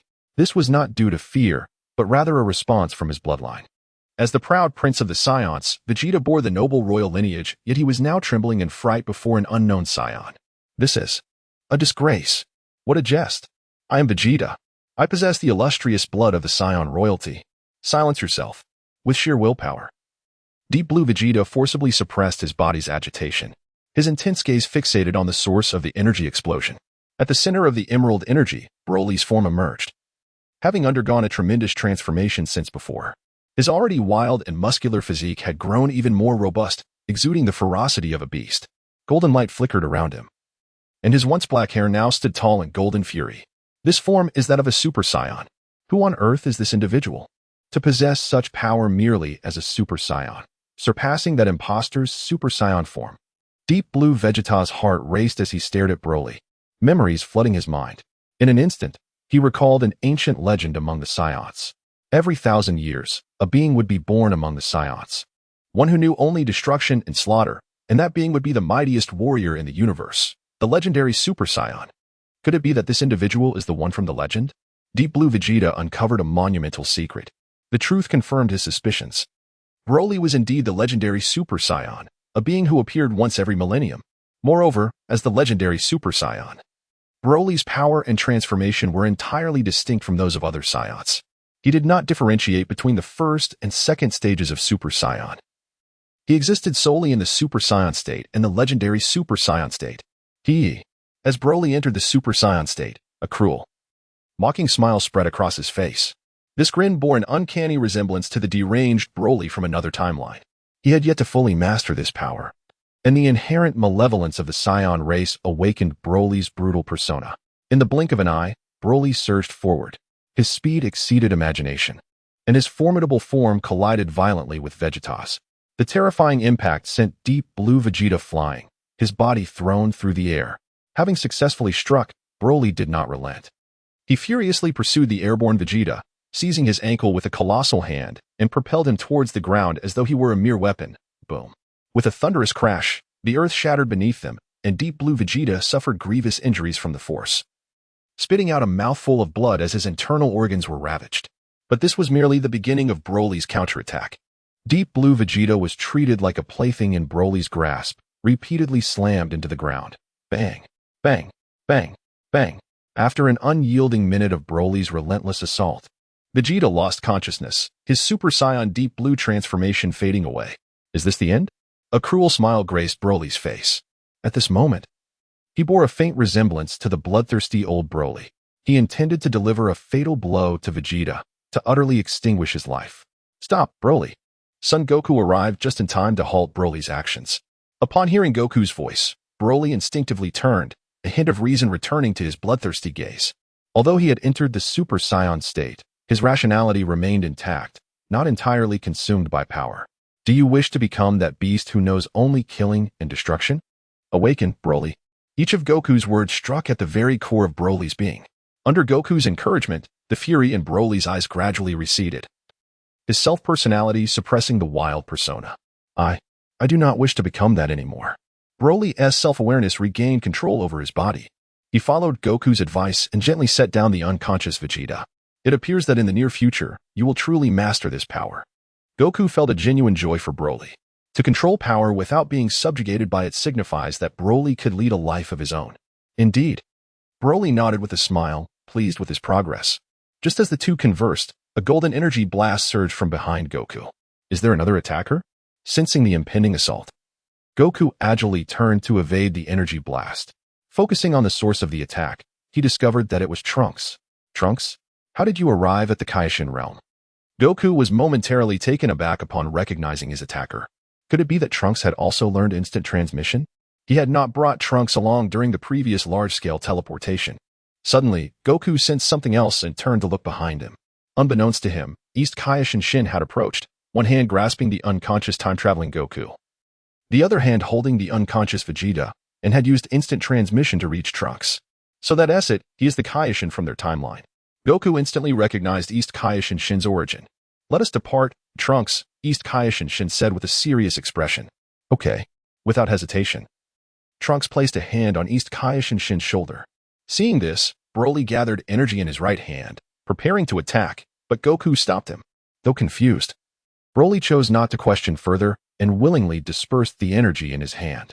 Soon, East Kaishin Shin executed instant transmission once more. In the blink of an eye, the four of them vanished from the Kaishin realm. Are we just letting them go? Broly inquired, puzzled. There's no need to rush. They will return shortly. Goku vaguely anticipated what would transpire next, feeling a sense of excitement within. Although Broly was bewildered, he chose to trust Goku. P.S. A little hint for the readers, an unimaginable super warrior is about to be born, and his new form, I assure you, has never appeared in the original work. Chapter 82, The Unrivaled Vegeto. The scene shifts to Earth. At this moment, the East Kaioshin is tending to the gravely injured Time-Space Goku and Time-Space Vegeta. As the healing technique is applied, the wounds on their bodies gradually mend. With their injuries healing, Time-Space Goku and Time-Space Vegeta awaken, although they are now conscious. The depletion of divine energy cannot merely be restored through healing arts, while they can still transform into Super Saiyan Blue Evolved. Their overall strength may only reach 90% of its true potential. But even if they could unleash 100% of their power, what difference would it make? They had been overwhelmingly defeated in their prime. Now that they have recovered, nothing has changed. At this moment, an oppressive silence envelopes the atmosphere. And Time-Space Goku and Time-Space Vegeta fall into a contemplative silence. Despair quietly descends upon them. They are shrouded in hopelessness. This is a battle that cannot be won. How infuriating. Besides that imposter Kakarot, there is another formidable foe. Time-Space Vegeta clenches his fist in anger, feeling an unbearable sense of indignation. His proud dignity is trampled upon in this moment. The power of that individual so overwhelming that the hope for victory seems utterly invisible. Time-Space Goku's inner thoughts are tumultuous. During their confrontation, he truly comprehended what it meant to be flawless. Whether in strength, combat techniques, battle experience, or control over the body, that individual far surpasses him. That person is perfection incarnate, an embodiment of what he could become after transcending to a new level. Unless the god of destruction, Beerus, intervenes. The rules clearly state that gods cannot traverse time and space. Thus, Beerus from the past cannot arrive. The Beerus of this world has also vanished due to the death of the Kaioshin. Everything is over. Is there truly no hope left? Is this world destined to be trampled upon? Trunks clenches his fist tightly, feeling an intense sense of dissatisfaction. Is the only fate for this broken world to face annihilation? Mr. Goku, Mr. Vegeta, it is not yet over. There remains one final solution. Do you remember the warrior that was born from your fusion when facing Majin Buu? The East Kaioshin, Shin, removes the Pot-era earrings from his ears and offers them to Time-Space Goku and Time-Space Vegeta. Pot-era, are you suggesting that I fuse with Vegeta once more to become Vegeto? Time-Space Goku recalls the moment when they fought against Buu. They may not have been able to defeat that Goku, but Vegeto was a different story. Kaioshin, I recall that once fused using the Pot-era earrings. We can never separate again, correct? Time-Space Vegeta questions sharply. For him, fusion is acceptable, but if the price is being eternally bound to Goku, that is absolutely unacceptable. But why did we suddenly separate when facing Majin Buu? Was it due to the special energy radiating from Buu? Time-Space Goku asks in confusion. Not at all. The East Kaioshin Shin clarifies, noticing their puzzled expressions. The duration of the Pot-era fusion for Kaioshin is permanent, but for mortals, it lasts only 1 hour. Upon hearing this, Time-Space Goku and Time-Space Vegeta exchange a knowing glance, their unspoken understanding evident. TCH. I can endure this for just 1 hour. Time-Space Vegeta scoffs in irritation but ultimately consents to the fusion. To save this ravaged world and to defeat that arrogant imposter, he is willing to take the plunge. With their minds made up, the two simultaneously take the Pot-era earrings from East Kaioshin Shin and adorn themselves. As they don the earrings, a mysterious force draws their bodies together. In an instant, a dazzling white light soars into the sky, piercing through the darkness of this world. The magnificent sound reverberates globally, and a colossal white beam ascends, illuminating all shadows. Within this radiant light, two distinct powers merge seamlessly, ultimately coalescing into a new, formidable force. Trunks and East Kaioshin Shin are fully alert, their eyes fixated on the resplendent white beam. As they watch, the immense white beam dissipates. And Time-Space Goku and Time-Space Vegeta vanish without a trace, replaced by a warrior clad in a blue and orange martial arts uniform, embodying the characteristics of both Goku and Vegeta. The unparalleled fusion warrior, Vegeto. Standing upon the earth, an invisible yet potent aura emanates from Vegeto, unsettling East Kaioshin Shin and Trunks. With this power, victory is assured. East Kaioshin Shin, witnessing Vegeto's formidable presence, recalls a moment from the past. Vegeto's overwhelming strength is capable of subduing anything, even possibly rivaling the god of destruction, Beerus. This is how my father and Uncle Goku appear after fusing? Trunks gazes in disbelief at the powerful warrior radiating boundless confidence. It has been so long since I last moved. Vegeto speaks with a dual voice, stretching his body. As a fusion warrior, he is neither Goku nor Vegeta. He is simply Vegeto. Trunks, Kaioshin, leave everything to me from here on out. As soon as he finishes speaking, Vegeto vanishes from sight. In the Kaioshin realm, Goku and Broly have been waiting for some time. By the way, when will they arrive? Broly asks. Feeling bored. They have already come. Goku senses their presence, his gaze slowly drifting towards the sky. Broly follows his gaze upward. There, he sees Vegeto hovering in the air, arms crossed, looking down upon Goku and Broly. Is he the opponent we will face next? Then I shall take him on. Upon seeing Vegeto, Broly eagerly anticipates the battle. Wait, Broly. Goku intercepts Broly's rush towards Vegeto. Why? Broly questions Goku in confusion. You have yet to fully master your power. Fighting someone like him would not benefit you. It could even provoke another Berserk transformation, Goku explains. Chapter 83. Ultra 4 Son Goku vs. Ultra Blue Vegeto. Listening to Son Goku's persuasion, Broly fell into deep contemplation. Memories of his previous, uncontrolled state resurfaced in his mind, and he was resolute in his desire never to revert to that form. All right, I will heed your words. Broly took a deep breath, forcibly suppressing his innate combat instincts and relinquishing his Super Saiyan form. He understood that progress does not necessarily require fighting. As a spectator, he could also benefit. With Broly's concession, Son Goku prepared to face Vegeto. At that moment, Vegeto descended slowly from the heavens, his cold gaze fixed on Son Goku. A subtle smile playing at the corners of his mouth, exuding confidence that seemed capable of conquering all. Before we begin, let me advise you, do not compare me to Son Goku or Vegeta. I am unlike them. If you approach me with the same mindset you used against them, you shall suffer a crushing defeat. Vegeto's dual voice echoed, arrogant and haughty, a testament to the confidence of the mightiest fusion warrior. In response, Son Goku smiled silently and took a step forward, his ferocious aura erupting like a tsunami, stirring the very fabric of existence. In an instant, he achieved the Super Saiyan 4th level, limit break state, his raw, untamed power raging. Come to battle. Son Goku challenged Vegeto. Humph, truly a terrifying aura. You are the strongest opponent I have encountered since my inception. However, that does not mean you can triumph over me. Allow me to showcase my power. Vegeto. Blue. With a roar, Vegeto unleashed the divine energy within him, blue divine power soaring into the skies, a terrifying force radiating outward.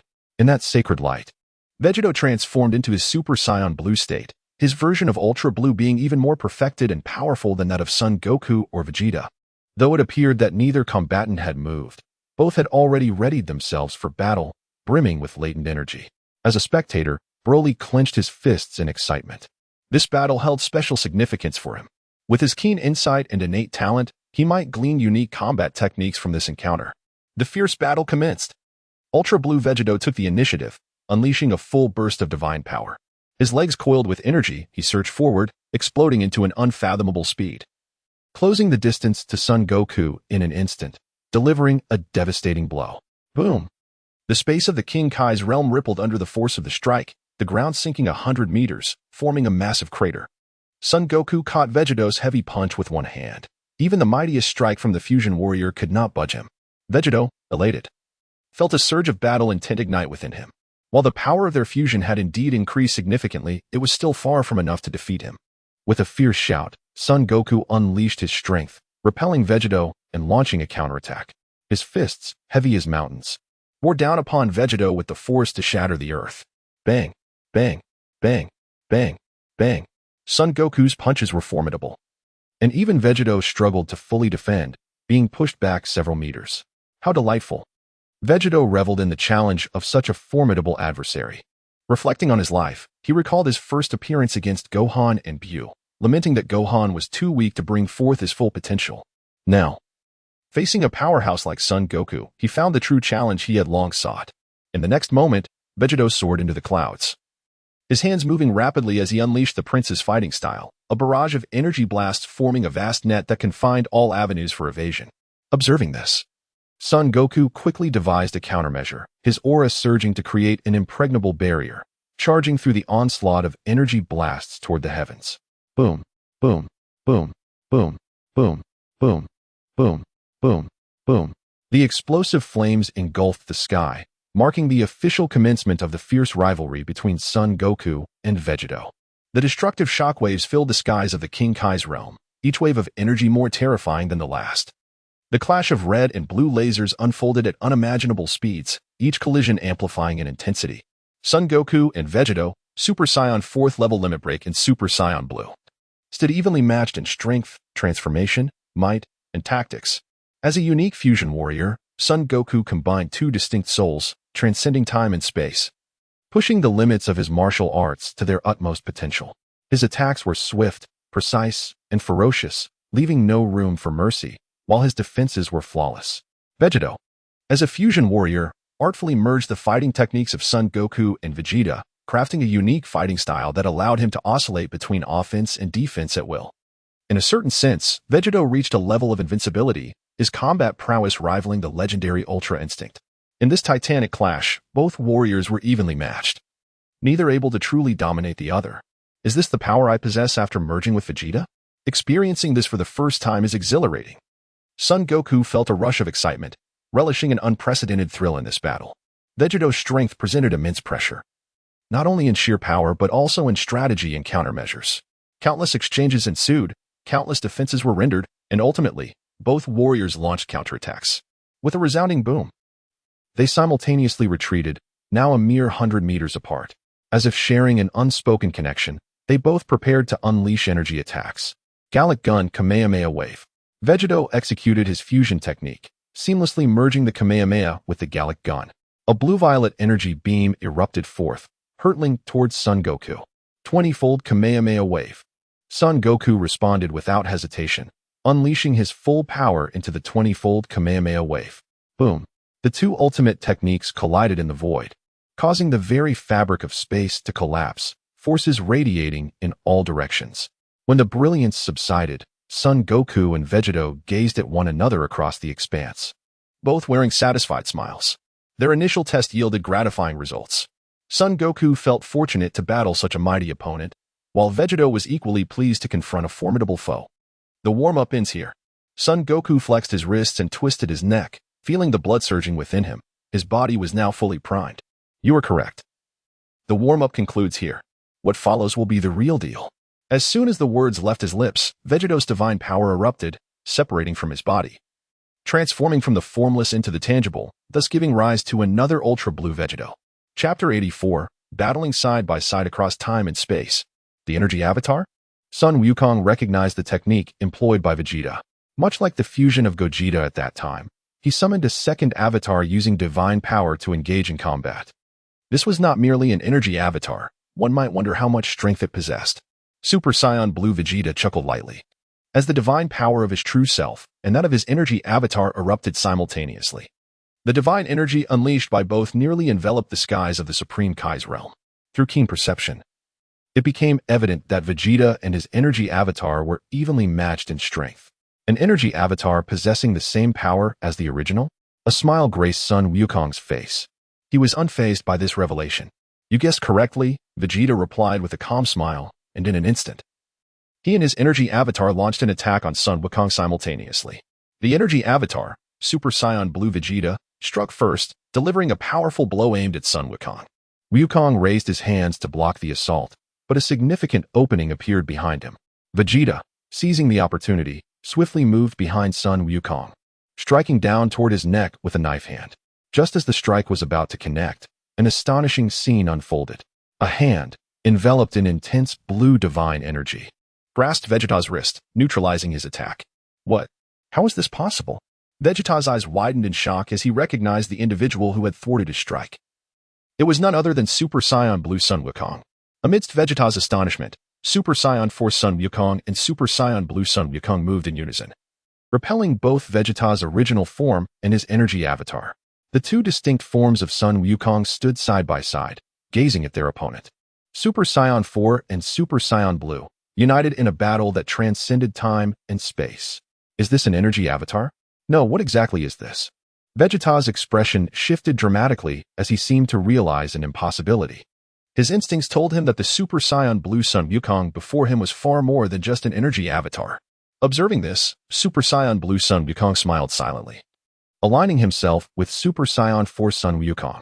Super Saiyan 4 faced Vegeta's original form, while Super Saiyan Blue confronted the energy avatar.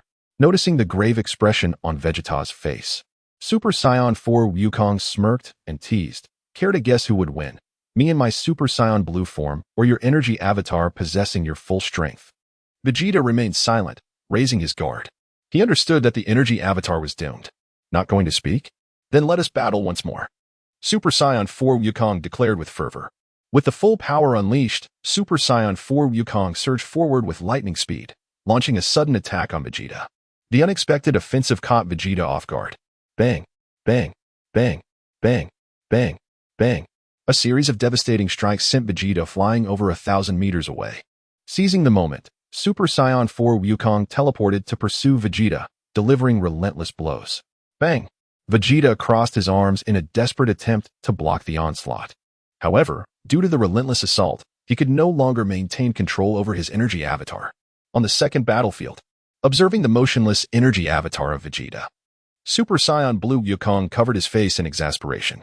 Fighting against one devoid of self-awareness is utterly pointless, he lamented. He resolved to eliminate this foe swiftly and confront Vegeta's original form. Gathering his hands at his waist, he concentrated his divine power. Kamehameha. Super Saiyan Blue Wukong decisively unleashed his ultimate technique. A torrent of overwhelming energy erupted from his palms, engulfing the energy avatar of Vegeta. Under the onslaught of such formidable power, the energy avatar was dismantled and completely vanished. With the energy avatar dispatched, Super Saiyan Blue Wukong swiftly locked onto Vegeta's energy and teleported to the main battlefield. On the primary battlefield, Super Saiyan 4 Wukong's fierce and relentless assault showcased the full extent of his raw power. Aware that he could no longer afford to remain on the defensive against the advancing Super Saiyan 4 Wukong, Vegeta recognized the necessity to take the initiative. Otherwise, defeat was inevitable. The energy avatar has been destroyed. No, I cannot continue like this. Vegeta concentrated all his efforts, seeking a flaw during Super Saiyan 4 Wukong's offensive. However, such thoughts were not lost on Super Saiyan 4 Wukong. Unleashing the full might of his formidable physique, he executed a devastating punch, channeling all his strength. Boom! The sound of space tearing apart erupted violently. This strike from Super Saiyan 4 Wukong unleashed a tremendous distortion of space, its terrifying power shattering portions of the spatial barrier. The world-destroying blow struck Vegeta's arms. In an instant, his defense crumbled, sending Deep Blue Vegeta hurtling hundreds of meters away. What overwhelming power! The fourth level of Super Saiyan is far beyond my expectations. Barely stabilizing himself, Vegeta grimaced in pain as he felt the agony radiating from his arms. Before he could catch his breath, Super Saiyan Blue Wukong silently appeared behind him, launching a powerful sweeping kick. Vegeta, sensing the impending danger, Vegeta instinctively attempted to evade but was too late. Bang! Struck with tremendous force, Vegeta's body was sent careening out of control, piercing through numerous colossal rock pillars, only to come to a stop after traveling over 10,000 meters. With one strike successful, Super Saiyan Blue Wukong grinned wickedly. But just as he intended to pursue Vegeta, Super Saiyan 4 Wukong joined him. Isn't it a bit unfair? 2 against 1? Super Saiyan 4 Wukong teased with a mischievous smile. It's rare for me to emerge like this. I want to savor the thrill of battle. Furthermore, we are not truly 2 against 1. He is a fusion of me and Vegeta, so in a strict sense, it's more like 2 against 2. Super Saiyan Blue Wukong mirrored the wicked grin of Super Saiyan 4 Wukong. Indeed, this could be considered a 2-on-2 match. Standing alongside Super Saiyan Blue Wukong, Super Saiyan 4 Wukong gazed toward the rocky expanse thousands of meters away. Heh, this is my first time battling a fusion warrior. It's genuinely exhilarating. Super Saiyan Blue Wukong exclaimed, rubbing his nose, filled with fighting spirit. At that moment, the Supreme Kai's realm began to tremble violently. The vast and boundless pressure of divine power swept across the entire realm, and from the rocky expanse thousands of meters away, a deep blue sacred light pierced through the sanctum, reaching another dimension. Sensing the immense divine energy, both Son Wukongs felt their smiles fade, replaced by a grave expression. Chapter 85, The Ultimate Harmony of Body and Mind. A formidable wave of divine power surged forth. The ultra-blue Son Goku, astonished yet exhilarated, felt an invigorating thrill. He had never feared the strong. Battle was his sole sanctuary. Be cautious, he means business, the Ultra-Force Son Goku warned, adopting a combative stance. Both versions of Son Goku remained acutely vigilant against the azure divine light that pierced the heavens. In a swift moment, the deep blue energy beam dissipated, revealing Vegeta in a new form. He emanated an ominous, profound power, standing as an embodiment of a creator deity in the void. Super Saiyan Deep Blue Evolution. Yet, this was no ordinary transformation. It was the pinnacle of Super Saiyan Deep Blue Evolution. While the Time-Space Son Goku and Time-Space Vegeta struggled to master this form. Vegeta was different. He was Vegeto. Unbeknownst to Vegeto, delicate cracks had formed on the Potera earrings dangling from his ears, a consequence of his overwhelming power. In the state of Super Saiyan Deep Blue Evolution, Vegeto's strength had surpassed the earrings' limits. His deep, cold gaze surveyed the Ultra Blue Son Goku and Ultra Force Son Goku not far away. In an instant, a flash of blue light flickered in his eyes. Suddenly, an unseen attack transformed into a devastating wave of force. The Ultra Blue Son Goku and Ultra Force Son Goku's expressions shifted dramatically as their bodies instinctively dodged to opposite sides. In a fleeting moment, the space between them erupted from the impact of the invisible force, sending shockwaves that rippled across the land for thousands of meters. In the next heartbeat, Deep Blue Vegeto charged forward, an unstoppable force, his fist poised to strike the Ultra Blue Son Goku. The Ultra Blue Son Goku clenched his fists, bracing against Vegeto's ferocious onslaught. The sheer power of the blow sent him reeling backward, nearly 10,000 meters in an instant. After deflecting one attack, Deep Blue Vegeto launched a relentless barrage of crushing blows. Faced with this relentless assault, the Ultra Blue Son Goku could only adopt a defensive posture. However, defense was merely temporary. As Vegeto's onslaught intensified, the Ultra Blue Son Goku was eventually struck hard and sent crashing into a rock pillar. Vegeto had no intention of letting the Ultra Blue Son Goku escape. He aimed to end him decisively. In a critical moment, the Ultra Force Son Goku teleported in front of the Ultra Blue Son Goku, channeling a tenfold Kamehameha wave towards Deep Blue Vegeto. Seeing this, Vegeto assumed a defensive stance, bracing himself against the impact of the tenfold Kamehameha wave. As he was pushed back approximately 10 meters, he summoned his strength to disperse the attack. If your power is only at this level, you will undoubtedly be defeated in this battle. Deep Blue Vegeto declared with unwavering confidence, his divine might radiating throughout the sky, exuding an air of invincibility. Are you all right? If your energy form is shattered, you may cease to exist, the Ultra Force Son Goku cautioned. Vegeto's strength is formidable. Neither of us can triumph in a one-on-one duel. Ha! I am not so fragile, and I welcome the chance to duel with Vegeto, exclaimed the Ultra Blue Son Goku.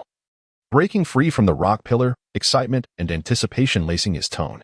Since we cannot conquer him alone, let us join forces. I refuse to believe he can handle both of us effortlessly. The Ultra Force Son Goku gazed at him gravely for a moment before a smile of excitement broke across his face. Sensing a mutual understanding, the two Son Gokus assumed identical combat stances.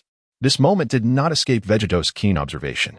Humph, utterly tedious, he sneered, a shadow crossing his eyes. Now, he would take things seriously. Huh, shouted the Ultra Blue Son Goku. Hiya, roared the Ultra Force Son Goku.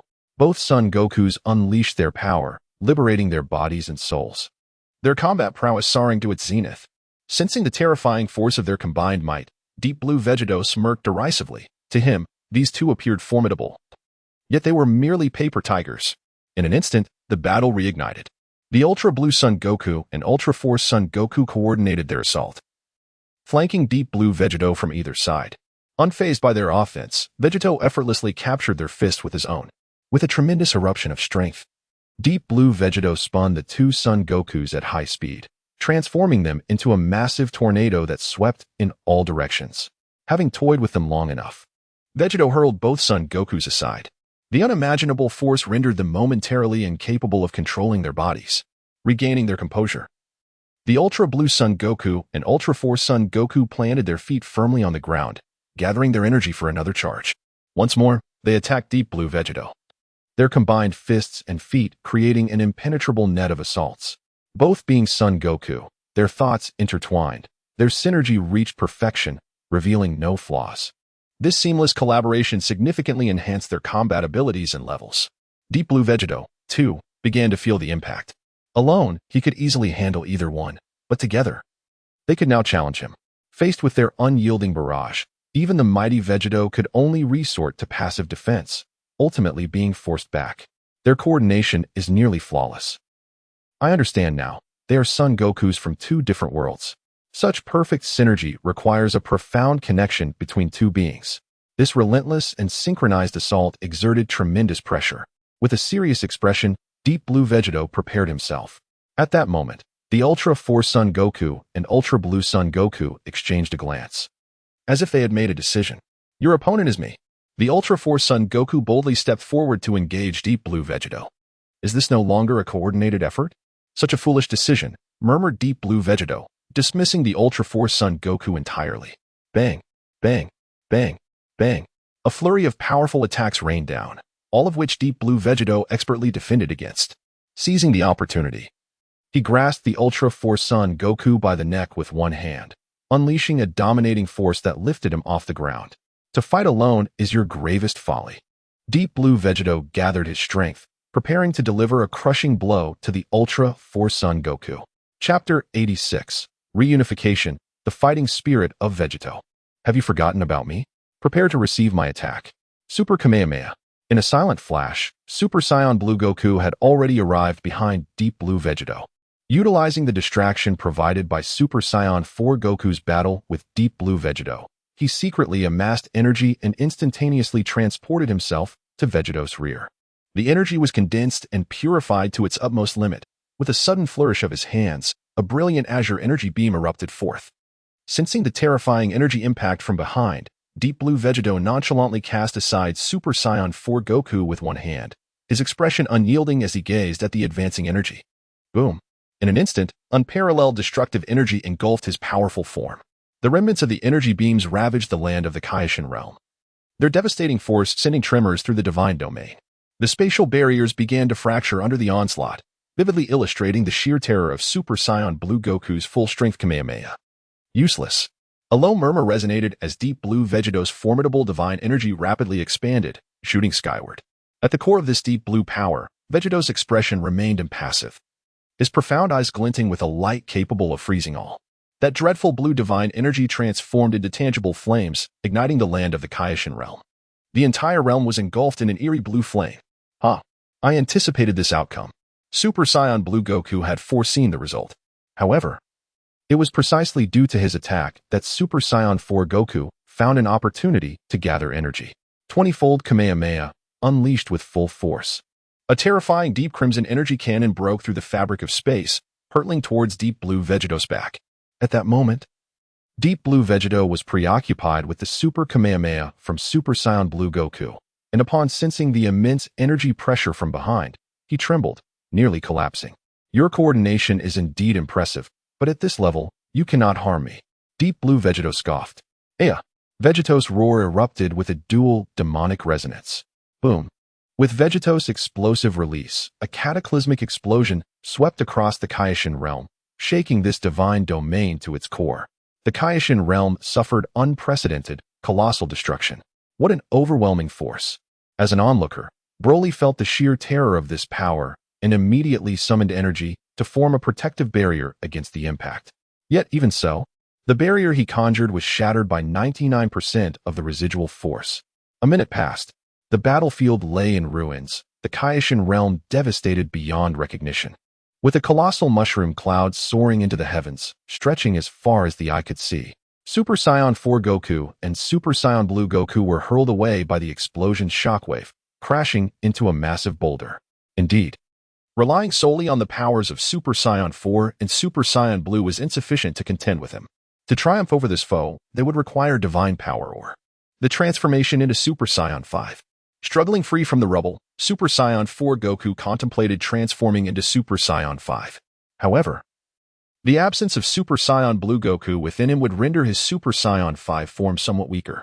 Meanwhile, Super Saiyan Blue Goku emerged from the debris, voicing his frustrations. I knew it. I was too overconfident. After finally experiencing the thrill of battle, I encountered such a formidable opponent. I nearly got obliterated. At that moment, an ominous storm of divine power surged through the heavens, dispersing the thick smoke and leveling the battlefield. Deep Blue Vegito stood unwavering in the void, exuding an aura of invincibility. I know this is not your true strength. Show me your full power. This is your final warning. Otherwise, I shall not hesitate to end this battle. His words reached the ears of both Super Saiyan 4 Goku and Super Saiyan Blue Goku, causing their expressions to grow solemn. Soon, the two ascended slowly into the sky, positioning themselves before Deep Blue Vegito. Ultimately, the two Gokus merged, becoming one once more. Just as I suspected. You two are indeed one entity, originating from different worlds. You are a fused warrior, aren't you? Deep Blue Vegeto realized the truth. No wonder this Goku possessed such formidable strength, even capable of splitting into two distinct beings. They were born from a fusion that transcended time and space. Indeed, the newly unified Goku's gaze was filled with cold determination. The previous suppression by Deep Blue Vegeto had resulted from their temporary separation, which had weakened their power significantly. Now, reunited, he would unleash his full might to subdue Vegeto. Whoosh! As Goku concentrated, blue divine flames ignited around his Super Saiyan 4 form. Super Saiyan Blue ascended. Witnessing this unprecedented transformation, Deep Blue Vegeto sensed an intangible threat and narrowed his eyes slightly. A perfect fusion of Super Saiyan 4 and Super Saiyan Blue? Very well. The petty skirmishes end here. I shall show no mercy from this point onward. Deep Blue Vegeto's fighting spirit surged as his divine power erupted. Yet, he seemed oblivious to a crucial detail. As his strength intensified, the Patera earrings he wore approached their breaking point. The cracks on the earrings became increasingly prominent. A detail Goku keenly observed. Your power has exceeded what the earrings can withstand. It seems this battle is nearing its conclusion, Goku cautioned, feeling a tinge of regret. Vegeto was such an excellent adversary, yet he could not sustain his existence for long. Thank you for your advice, but this is not your concern, Vegeto retorted. Do you think I am unaware of the earrings' instability? Even without them, I can still exist, albeit at a cost. Come now, let us battle. Add some excitement to my fleeting existence. Vegeto was utterly consumed by the desire to fight Goku. Though forcibly maintaining their fused state would come with severe repercussions, it mattered little to him. The only ones affected would be the Super Saiyan Goku and Vegeta from the alternate timeline. Chapter 87, The Ace of Vegeta, Ultra Blue 3? It was clear to Goku that Vegeta emanated a fervent fighting spirit. The opponent was all in, and as a fused warrior, he had to determine the victor against another fused warrior. The two locked eyes, their unspoken momentum expanding limitlessly. Goku unleashed 100% of his Ultra Instinct Blue power. Vegeta also fully liberated the power of his Super Saiyan Deep Blue transformation. Their auras continuously swelled, the mere pressure of their presence causing the King Kai's realm to tremble. This divine domain was on the verge of being shattered by the sheer force of their might. As their power reached a critical peak, Goku and Vegeta moved simultaneously, pouring every ounce of energy into a devastating strike aimed at one another. Bang! The force of their collision was terrifying, resulting in an explosion that fractured the space and caused the divine realm to collapse. The terrifying aftermath brought the King Kai's realm to the brink of annihilation. Such a staggering spectacle left even the legendary Super Saiyan Broly in awe. Boom! With a second clash, the dimensional fabric of the King Kai's realm was utterly shattered, exposing the barriers beyond the universe. Fortunately, they fought within the King Kai's realm. Had it been in the universe, such blows would have led to total obliteration. Boom! A third collision shattered the cosmic barriers, completely dismantling the King Kai's realm. The universe itself sensed a dire threat, forcibly harnessing primordial energies to expel Goku and Vegeta from the seventh universe. As blinding white light flickered in the sky of the King Kai's realm, this realm on the brink of destruction was salvaged. Where did they go? At that moment, Broly, as an observer, scanned the surrounding world. The intensity of the battle stirred his blood, and he yearned to join the fray. Yet, at this crucial moment, the two had vanished. In the realm of the gods of destruction, the Angel Whis quietly monitored the battle occurring in the King Kai's realm.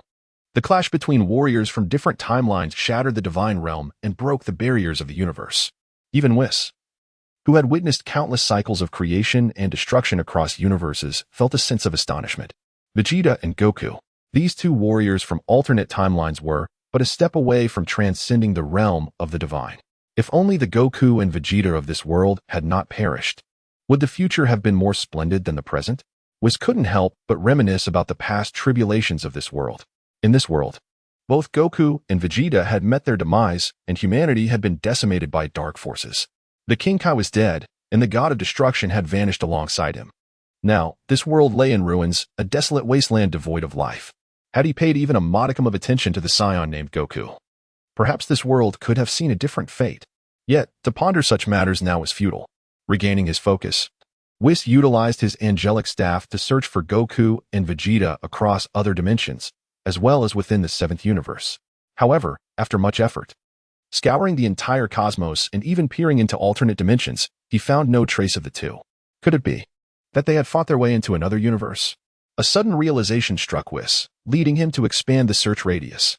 The scope of his inquiry extended beyond the 7th universe, probing into numerous other universes one by one.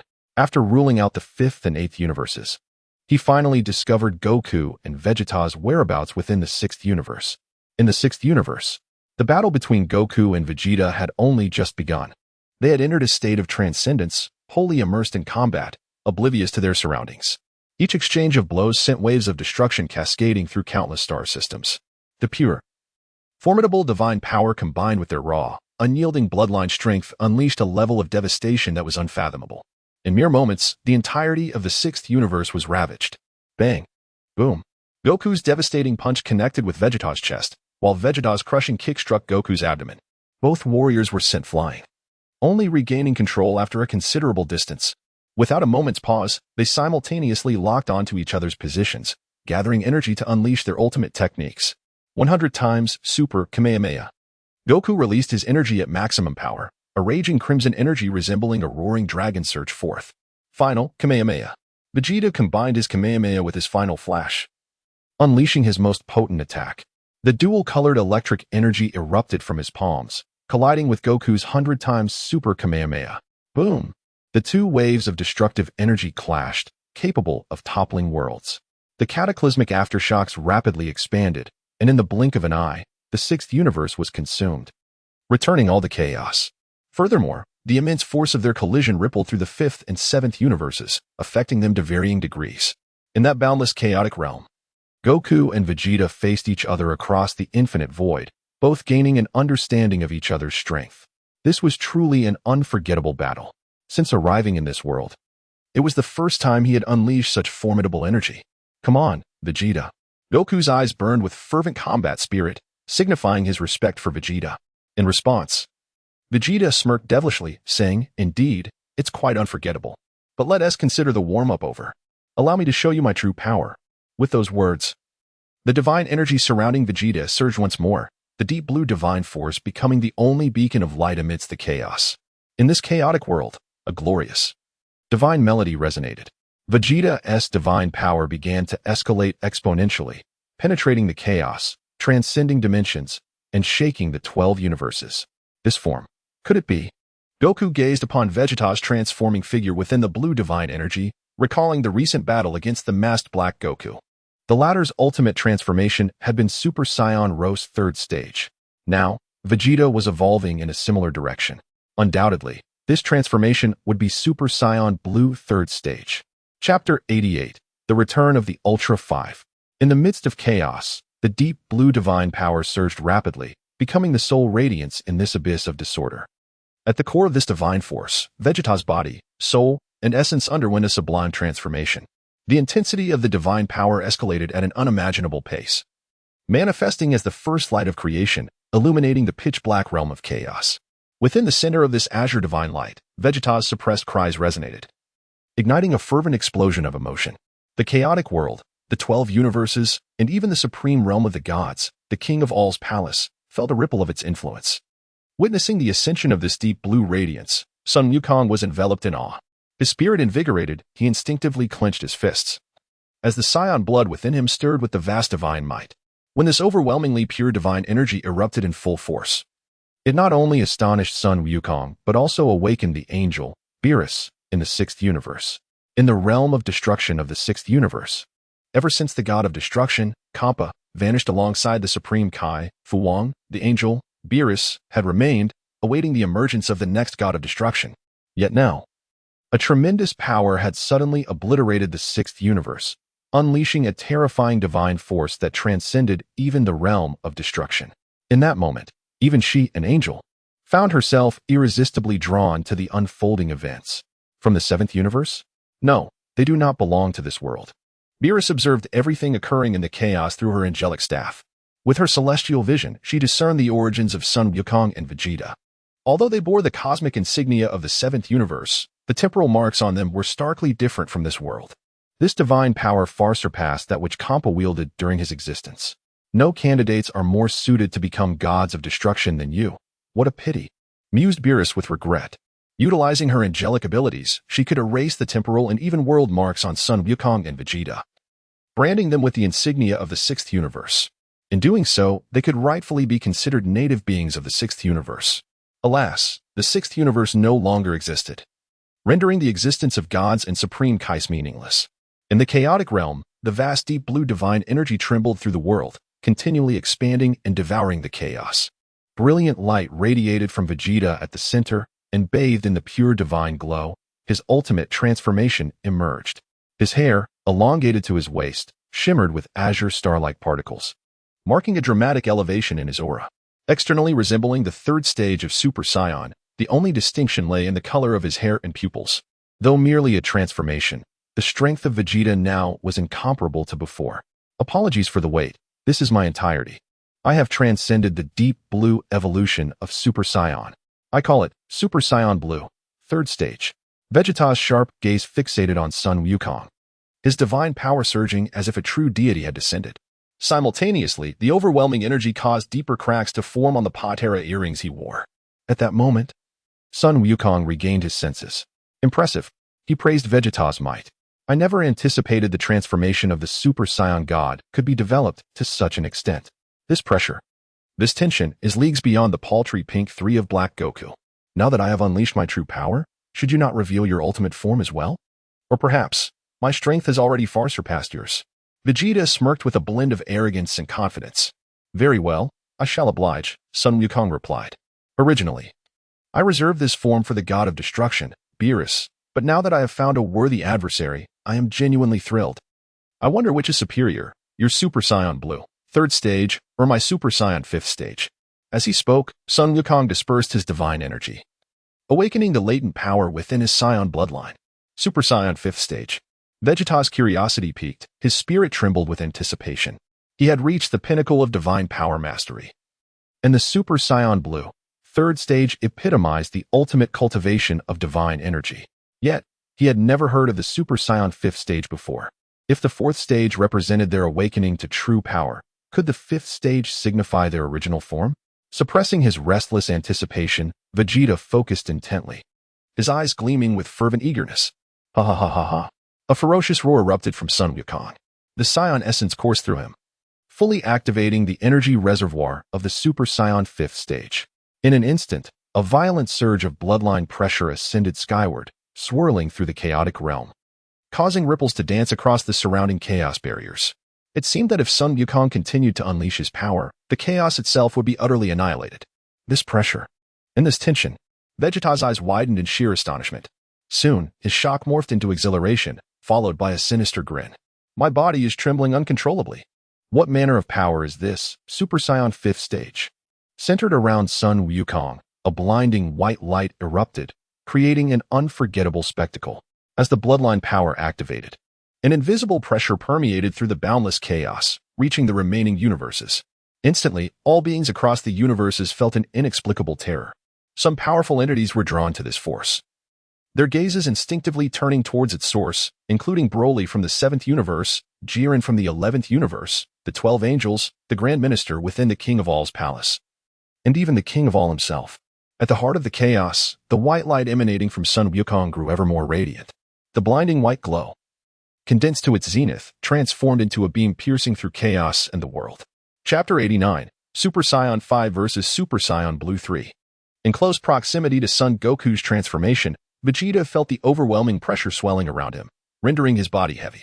His Super Saiyan Blue form was suppressed, the deep blue flames surrounding him flickering like a candle in the wind. Only when the radiant light gradually constricted and the overwhelming aura receded was Vegeta able to clearly perceive Son Goku's form. He stood more robust and imposing than in his Super Saiyan fourth form, cloaked in pristine white fur, his eyes radiating an ancient, primal essence. This was the Super Saiyan fifth form.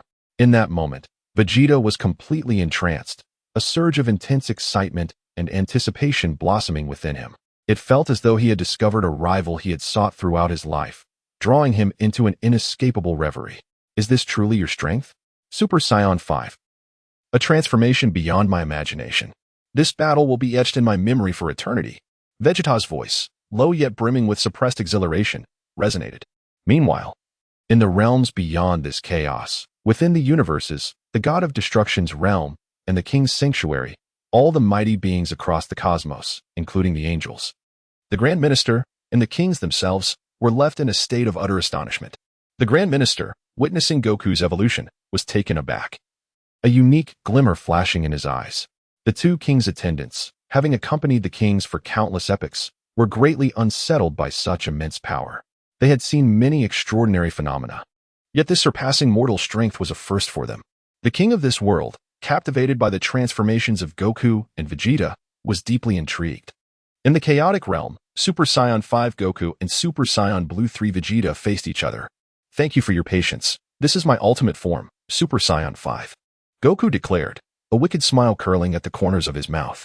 With just a single statement, he unleashed an intangible intimidation that struck deeply at Vegeta's heart.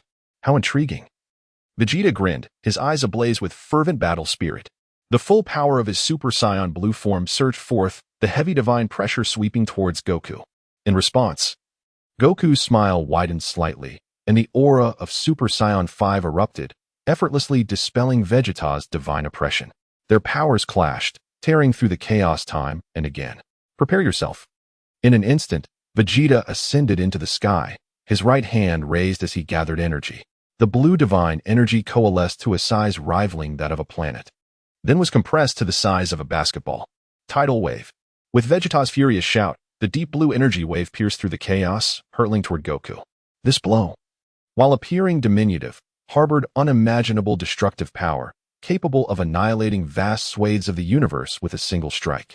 It was indeed formidable. In his Super Saiyan 4 Blue state, Goku would likely have struggled to withstand it. Yet now, he was Super Saiyan 5. Goku raised his hand, locking onto the deep blue energy beam.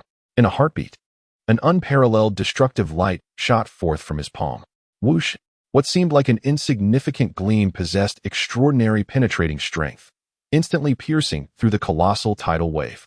The explosion illuminated the chaos, its flames quickly extinguishing into billowing smoke, obscuring the space between Goku and Vegeta. With his initial strike thwarted, Vegeta amassed his power and charged through the smoke, advancing toward Goku. Just as I hoped, Goku, influenced by Vegeta's fierce determination, found himself engulfed in a white aura as he surged forward. With a resounding boom, the world trembled as their fierce battle reignited. The ultimate clash between Goku and Vegeta commenced.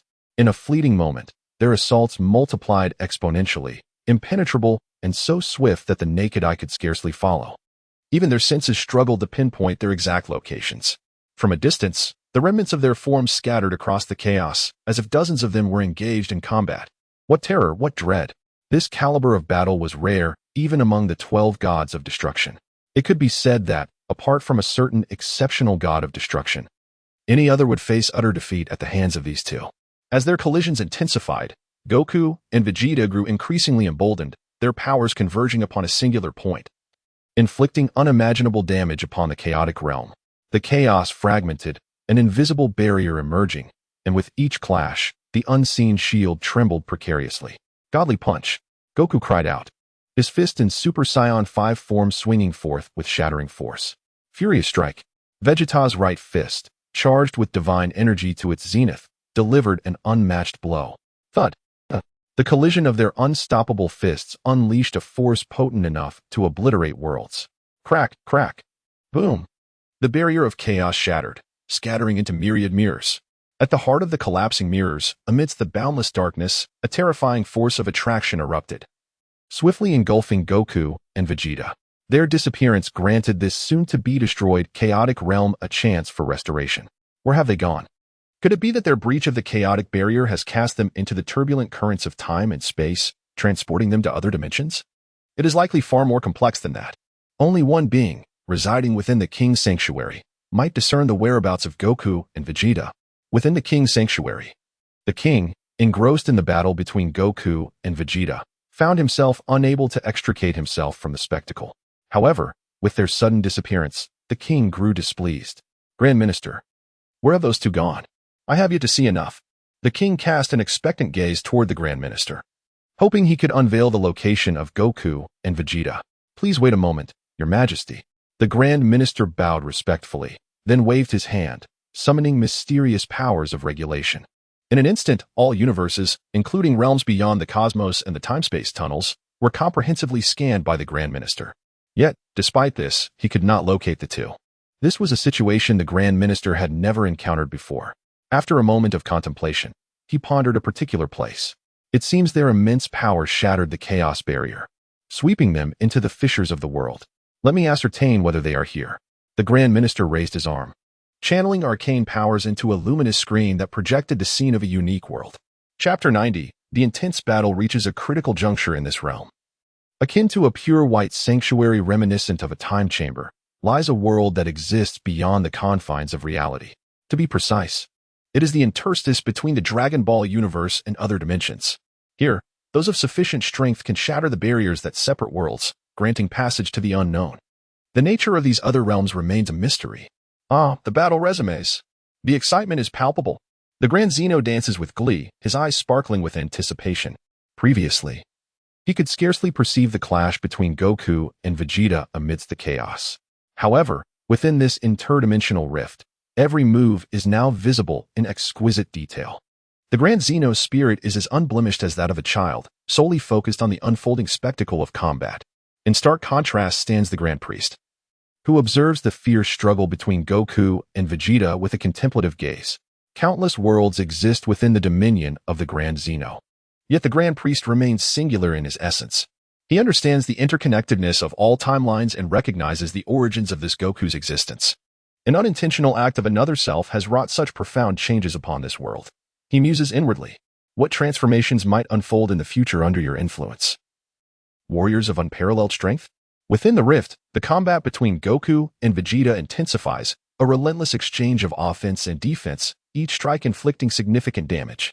Though seemingly trivial, their might is such that 3 blows could obliterate an entire universe.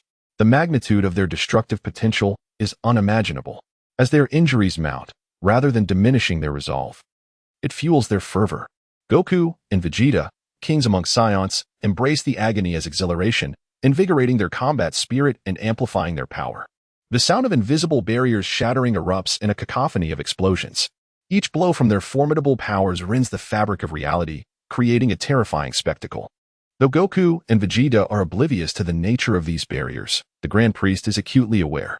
These invisible shields connect to other worlds.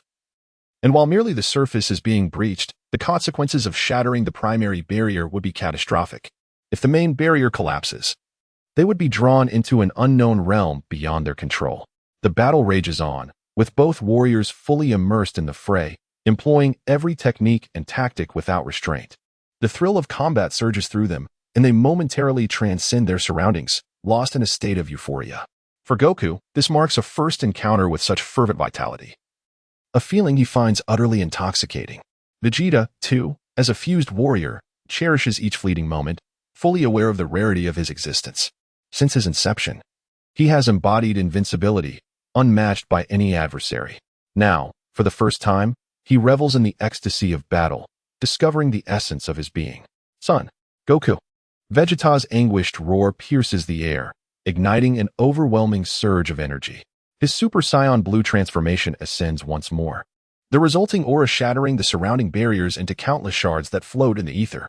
His combat prowess swells, enveloping the rift in an aura of dread. Goku, momentarily daunted by this formidable presence, steadies himself and grins menacingly. Vegeta's power now rivals his own Super Saiyan Blue form. Hiya! Goku bellows, reigniting the latent power within him as his Super Saiyan Blue strength reaches new heights. They charge at each other with renewed vigor, their assaults swift and devastating. A whirlwind of unrelenting force. As the battle unfolds, Vegeta's battle attire is utterly destroyed, revealing his sinewy form marred by countless wounds. Goku, similarly, bears the marks of their fierce contest, his own body a testament to the unyielding struggle. Receive my blow. Crushing strike. Seizing the moment, Vegeta channels his divine energy into an unstoppable attack, a deep blue flame radiating unparalleled destruction as it crashes into Goku's chest. The sheer force of this strike could shatter multiple worlds. Even in his advanced form, Goku is sent hurtling through the air, obliterating numerous barriers before he finally comes to a halt. What a heavy punch. He grimaces, feeling the searing pain radiate from his chest. A permanent imprint left behind. Before he can catch his breath, Vegeta appears before him in an instant. Goku's eyes flash with primal fury. The ancient might of the dragon surging forth. You shall receive my fist as well. Dragon fist, eruption. Boundless energy converges upon Goku's fist, manifesting as a white dragon's head, surging toward Vegeta. Reacting instinctively, Vegeta crosses his arms in defense. A tremendous roar reverberates through the rift as a colossal white dragon bursts forth, colliding with Vegeta's arms. The overwhelming force propels him backward, shattering countless barriers in its wake. What is this technique? Vegeta's heart races as he struggles to resist the dragon's advance, though he possesses the memories and techniques of both Goku and his own counterpart. This raw, unadulterated power is entirely foreign to him. Vegeta, exerting every ounce of strength and defense, is gradually forced back by the relentless onslaught of the white dragon, his protective barrier crumbling under the pressure. Should this dragon continue its assault, defeat would be inevitable. As the unrivaled fusion warrior, Vegeta refuses to succumb to failure. This level of attack cannot possibly defeat me. He unleashes his divine energy, veins bulging, his visage a mask of fierce determination. Chapter 91. Ultra Blue 3, Ultimate Sublimation. Vegeta gritted his teeth, steadfastly reinforcing his protective shield with divine power, resisting the advance of the colossal white dragon. Yet, in this moment, everything seemed predestined. The destructive force of the dragon fist was beyond imagination, nearly breaching his energy barrier. Facing his impending first defeat, Vegeta's heart brimmed with unwillingness. He refused to let the battle conclude in such a manner, nor would he accept failure. Crack. Boom. As the power surged forth, Vegeta's protective shield, forged from his divine might, shattered completely. The white dragon collided with Vegeta, its terrifying impact sufficient to pierce everything, propelling Vegeta's body through countless invisible barriers, sending him flying far away. Oh yeah. Driven to the brink, Vegeta unleashed the latent potential within his body. His divine power surged once more, radiating an overwhelming brilliance that forcibly halted the advance of the white divine dragon. What? The dragon fist was blocked, leaving Son Wukong astonished, struggling to comprehend the impossibility. The dragon fist unleashed in the 5th stage of Super Saiyan was terrifyingly destructive, something he could hardly withstand even at his peak. Yet now, Vegeta had managed to block it, and judging by his demeanor, it seemed he had broken through once again in this battle. Boom. A tremendous explosion resonated as Vegeta's divine power underwent another sublimation, unleashing a majestic aura that not only neutralized the dragon fist but also sent Son Wukong reeling back 1,000 meters. At that moment, Vegeta was enveloped in a cerulean divine light, suspended at the epicenter of the world's rift. Was he about to transcend once more? Son Wukong's pupils narrowed slightly, instinctively sensing something. After their clash, Vegeta had unlocked his potential, shattering the shell of latent possibilities and advancing towards a higher realm. Was the evolutionary path of Super Saiyan God truly without limits? If what he suspected was true, Vegeta was metamorphosing into an entirely new domain. What could possibly exist beyond the 3rd stage of Super Saiyan Blue? Could it be Super Saiyan Blue 4th stage? It was not an impossibility. As Vegeta's divine power continued to elevate, his formidable strength began to influence the surrounding rift. The blue divine energy manifested as devastating blue-white lightning, striking the space around him and obliterating countless invisible barriers. Vroom vroom vroom. The air was filled with a cacophony of piercing roars as the divine pressure expanded to its utmost limits, enveloping the entire rift. The primary barrier of the rift underwent horrific deformation under the influence of this ever-evolving divine power. This spectacle was keenly observed by the Omni King, the Grand Priest, and the 2 Omni King guards within the Omni King's palace. A glimmer of anticipation sparkled in the Omni King's eyes, utterly captivated by Vegeta's newfound form. The Grand Priest, another supreme being, was equally drawn in by the vast divine radiance across the entire realm of gods. Even the destroyer gods would likely find it impossible to elevate divine power to such a degree. The 2 guards exchanged glances, silently nodding before returning to a serene state. Within the rift, Vegeta's divine power storm grew ever more magnificent and fearsome, akin to an awakened divine giant ape unleashing an unbounded roar, seemingly intent on annihilating everything in its vicinity. A deep blue luminescence enveloped Vegeta's form, obscuring his silhouette. Not far away, Son Wukong felt the overwhelming divine might emanating from Vegeta, his heart racing with excitement. With his keen perception, he recognized that Vegeta had reached a critical juncture in his transformation. It's about to succeed.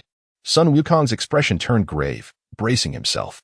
He sensed that if Vegeta achieved this breakthrough, Even unleashing all his abilities would not guarantee victory. Soon, under Sun Wukong's watchful gaze, Vegeto's transformation entered its final phase. Boom! An immeasurable pillar of divine energy shot skyward, piercing the rift, reaching the very edge of the world, and plunging into the depths of chaos. The primary barrier of the rift was torn open by the shockwaves generated during his transformation, as he beheld the dissipating deep blue energy pillar. Vegeto was enveloped in pure deep blue particles of light, shrouding his face in a hazy glow. After several seconds, a vast amount of divine power was retracted back into his body. As the deep blue particles vanished, Vegeto's visage emerged. The eyebrows of Ultra Blue 3 lengthened. His expression is cold as ice, resembling the visage of death. Most notably, his extraordinarily long blue hair deepened in hue, shimmering like exquisite deep blue gemstones, radiating an entrancing glow. Moreover, a deep blue tail emerged behind him, writhing continuously. Under the baptism of immense divine power, all his battle wounds vanished, revealing perfectly sculpted muscles that could enchant countless women. Thanks to you, I have shattered my limits and transcended to this stage beyond Super Saiyan Blue 3rd Stage. I shall name it Super Saiyan Blue 3rd Stage, Ultimate Sublimation. Vegeto clenched his fists, a confident and devilishly charming smile returning to his face. One powerful enough to conquer all. With power surpassing the ordinary 3rd stage of Super Saiyan Blue, he now possessed strength tenfold greater. This dramatic increase in combat prowess instilled in him the confidence to vanquish all, believing he could completely subdue Sun Wukong, even in his 5th stage, within 3 rounds. To him, the 5th stage of Super Saiyan was the pinnacle of Sun Wukong's capabilities. Yet unbeknownst to him, Sun Wukong's strength was far from simple. Clap, clap, clap. Sun Wukong could not restrain his applause for Vegeto's new form, genuinely praising, "What a flawless transformation. I never imagined that the evolution of Super Saiyan God could reach such heights. Had you appeared sooner, perhaps I would have been no match for you." Yet now, the outcome remains uncertain. Vegeto's overwhelming strength ignited within Sun Wukong a burning determination to fight to the last moment, regardless of the cost. Upon hearing this, Vegeto's smile faded as he sensed something amiss. Could it be? You have mastered a form even stronger than Super Saiyan 5th stage? Vegeto exclaimed incredulously. As a fused warrior, his power was nearly equal to that of Sun Wukong before him. Now that he had broken through his limits, he should be the stronger of the two. Chapter 92, The Ultimate Ascension of Ultra Blue versus the Destruction God of Ultra 5. To my astonishment, the opponent, having fought to this extent, still harbored hidden depths. After a brief moment of shock, a defiant smile graced Vegeta's face. "Son Goku from another world. You are truly infuriating. Since the onset of this battle, everyone has been toyed with by you, from Goku to Vegeta and Trunks, and now, it is my turn, Vegeta." Vegeta was neither angry nor fearful. Rather, he was filled with anticipation and excitement. "Frankly, since I have reached this level of power, you are the first to compel me to unleash my true strength. What follows will be my ultimate form, Vegeta." With that, the pure white aura surrounding Goku was entirely retracted into his being. His flowing white hair began to move as if stirred by an unseen wind, emanating an overwhelming destructive power from within. The world, trembling beneath Vegeta's immense presence, was pulled into another realm by this unique force. A brilliant purple light erupted from Goku, illuminating the entire dimension.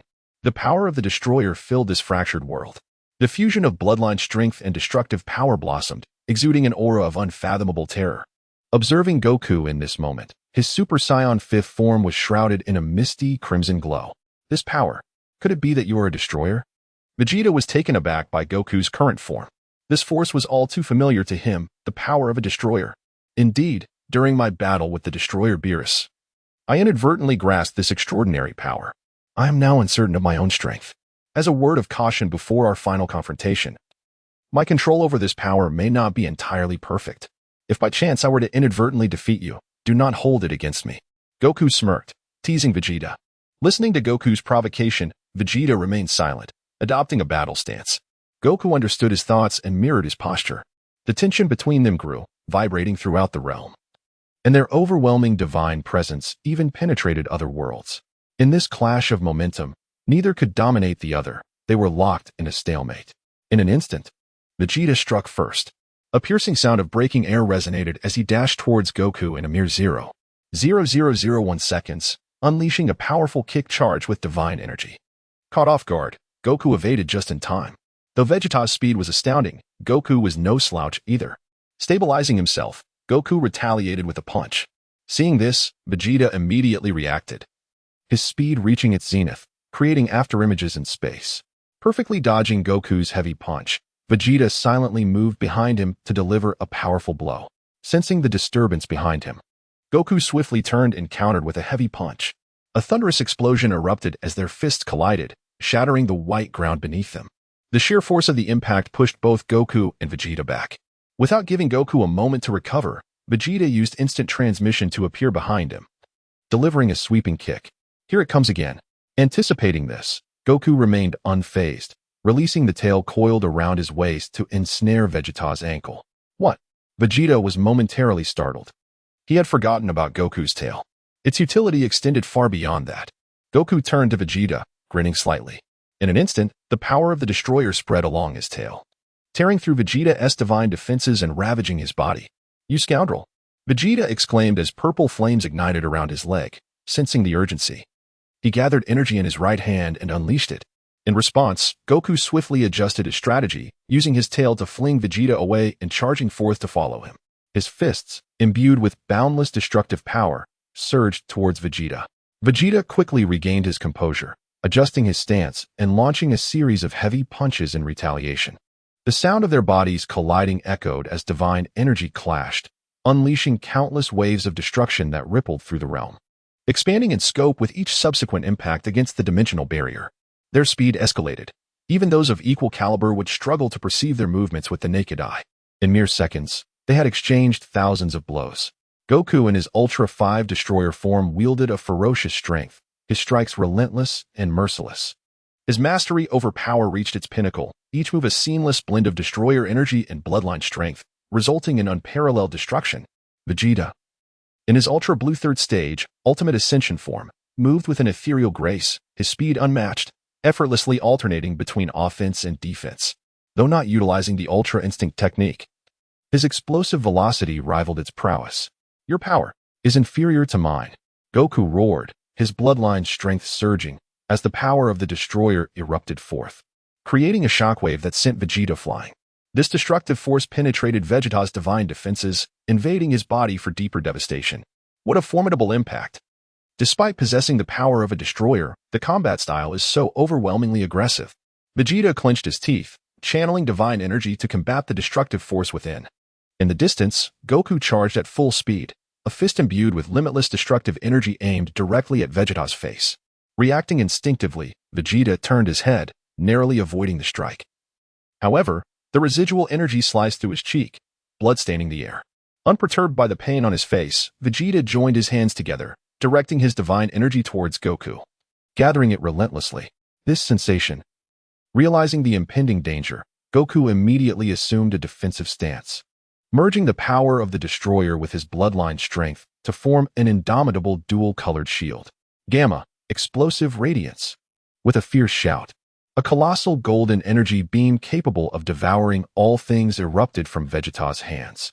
Chapter 93, A Draw, A Regretful Conclusion. The roaring golden energy beam collided with Sun Wukong's invisible energy shield. After being pushed back several meters, Sun Wukong waved his arm, dispersing the gamma burst. Just as he was about to strike again, he noticed an anomaly with Vegeta. At that moment, Vegeta was in a fluctuating state, his form barely maintaining its integrity. Is he on the verge of disintegration? Witnessing this scene, Sun Wukong refrained from attacking. He understood that Vegeta should have vanished long ago. It was merely his obsession with their battle that sustained this fused warrior until now. The ultimate outcome of this fight was likely to remain unresolved. Meanwhile, Vegeta contemplated his fading limbs, a hint of regret flashing in his eyes. Even if he forcibly maintained his form, it was not a sustainable solution. His power was too immense, overwhelming the Patera earrings, and this world would not permit such a formidable warrior to endure. If only I were not a fused warrior. In that moment, Vegeta yearned to be an independent entity, not merely the product of Sun Wukong and Vegeta's fusion through the Patera earrings. He possessed his own thoughts and personality. He should be himself, not a mere amalgamation. Yet, none of that mattered. Vegeta's only regret was his inability to continue battling his current foe. Shame and solitude replaced his fighting spirit. How could this scene escape Sun Wukong's notice? "Hey Vegeta, how long can you maintain your current state?" Sun Wukong's voice resonated through the energy, reaching Vegeta's ears. In response, Vegeta met Sun Wukong's gaze and replied, "In a non-combat state, I can last at most a minute. If we engage in battle, it will be even shorter. Regrettably, it seems our fight cannot determine a victor." "Less than a minute? That's still sufficient." Sun Wukong's eyes gleamed with determination. "Come on, can't you be a bit more optimistic? You are the fusion of another me and Vegeta. If it were me, I would never waste a single second." With a sudden surge of divine power, Sun Wukong's energy soared.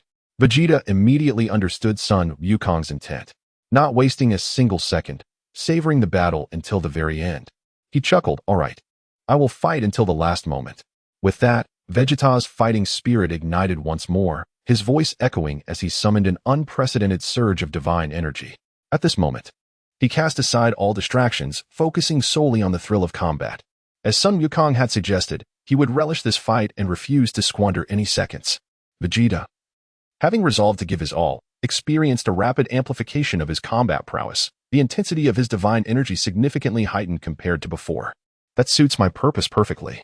Vegeta, driven by the spirit of battle, a flash of purple brilliance flickered in Sun Wukong's eyes.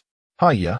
Vegeta roared, channeling his energy to its utmost limit, concentrating it in his hands to form a super attack. All his convictions and everything he possessed were poured into this single strike. Gamma, burst, Kamehameha, flash, cannon. The destructive energy, a harmonious blend of gold and blue, exploded forth, the electric arcs crackling around the energy sphere, exerting an invisible might that compressed the very fabric of the world. At that moment, the world trembled on the brink of collapse, the main barrier riddled with cracks from the ensuing shockwaves. Sensing the horrifying destructive power of Vegeta's ultimate technique, Sun Wukong felt a thrill of excitement, every cell in his body awakening to the challenge. At this critical juncture, he had managed to elevate his energy to such heights. "Indeed, I underestimated you, Vegeta. If time permitted, I would wish to engage in a thrilling battle with you until the very last moment, but alas." As he reflected, Sun Wukong's form radiated with a duality of white and purple light. In his Super Saiyan God form, the essence of his bloodline converged with the power of destruction, the silver and purple brilliance intertwining. He positioned his hands together, preparing to unleash his energy cannon. Purple, red, and blue hues manifested in his palms, ever expanding in grandeur. The overwhelming pressure he exerted rivaled, if not surpassed, Vegeta's ultimate technique. Ultimate, destruction, Kamehameha, wave. A resonant shout erupted from Sun Wukong as a deep crimson energy beam shot forth from his hands. This ultimate technique, enhanced by the power of destruction, possessed the capacity to obliterate the 12 universes. "Receive this. This is all I have."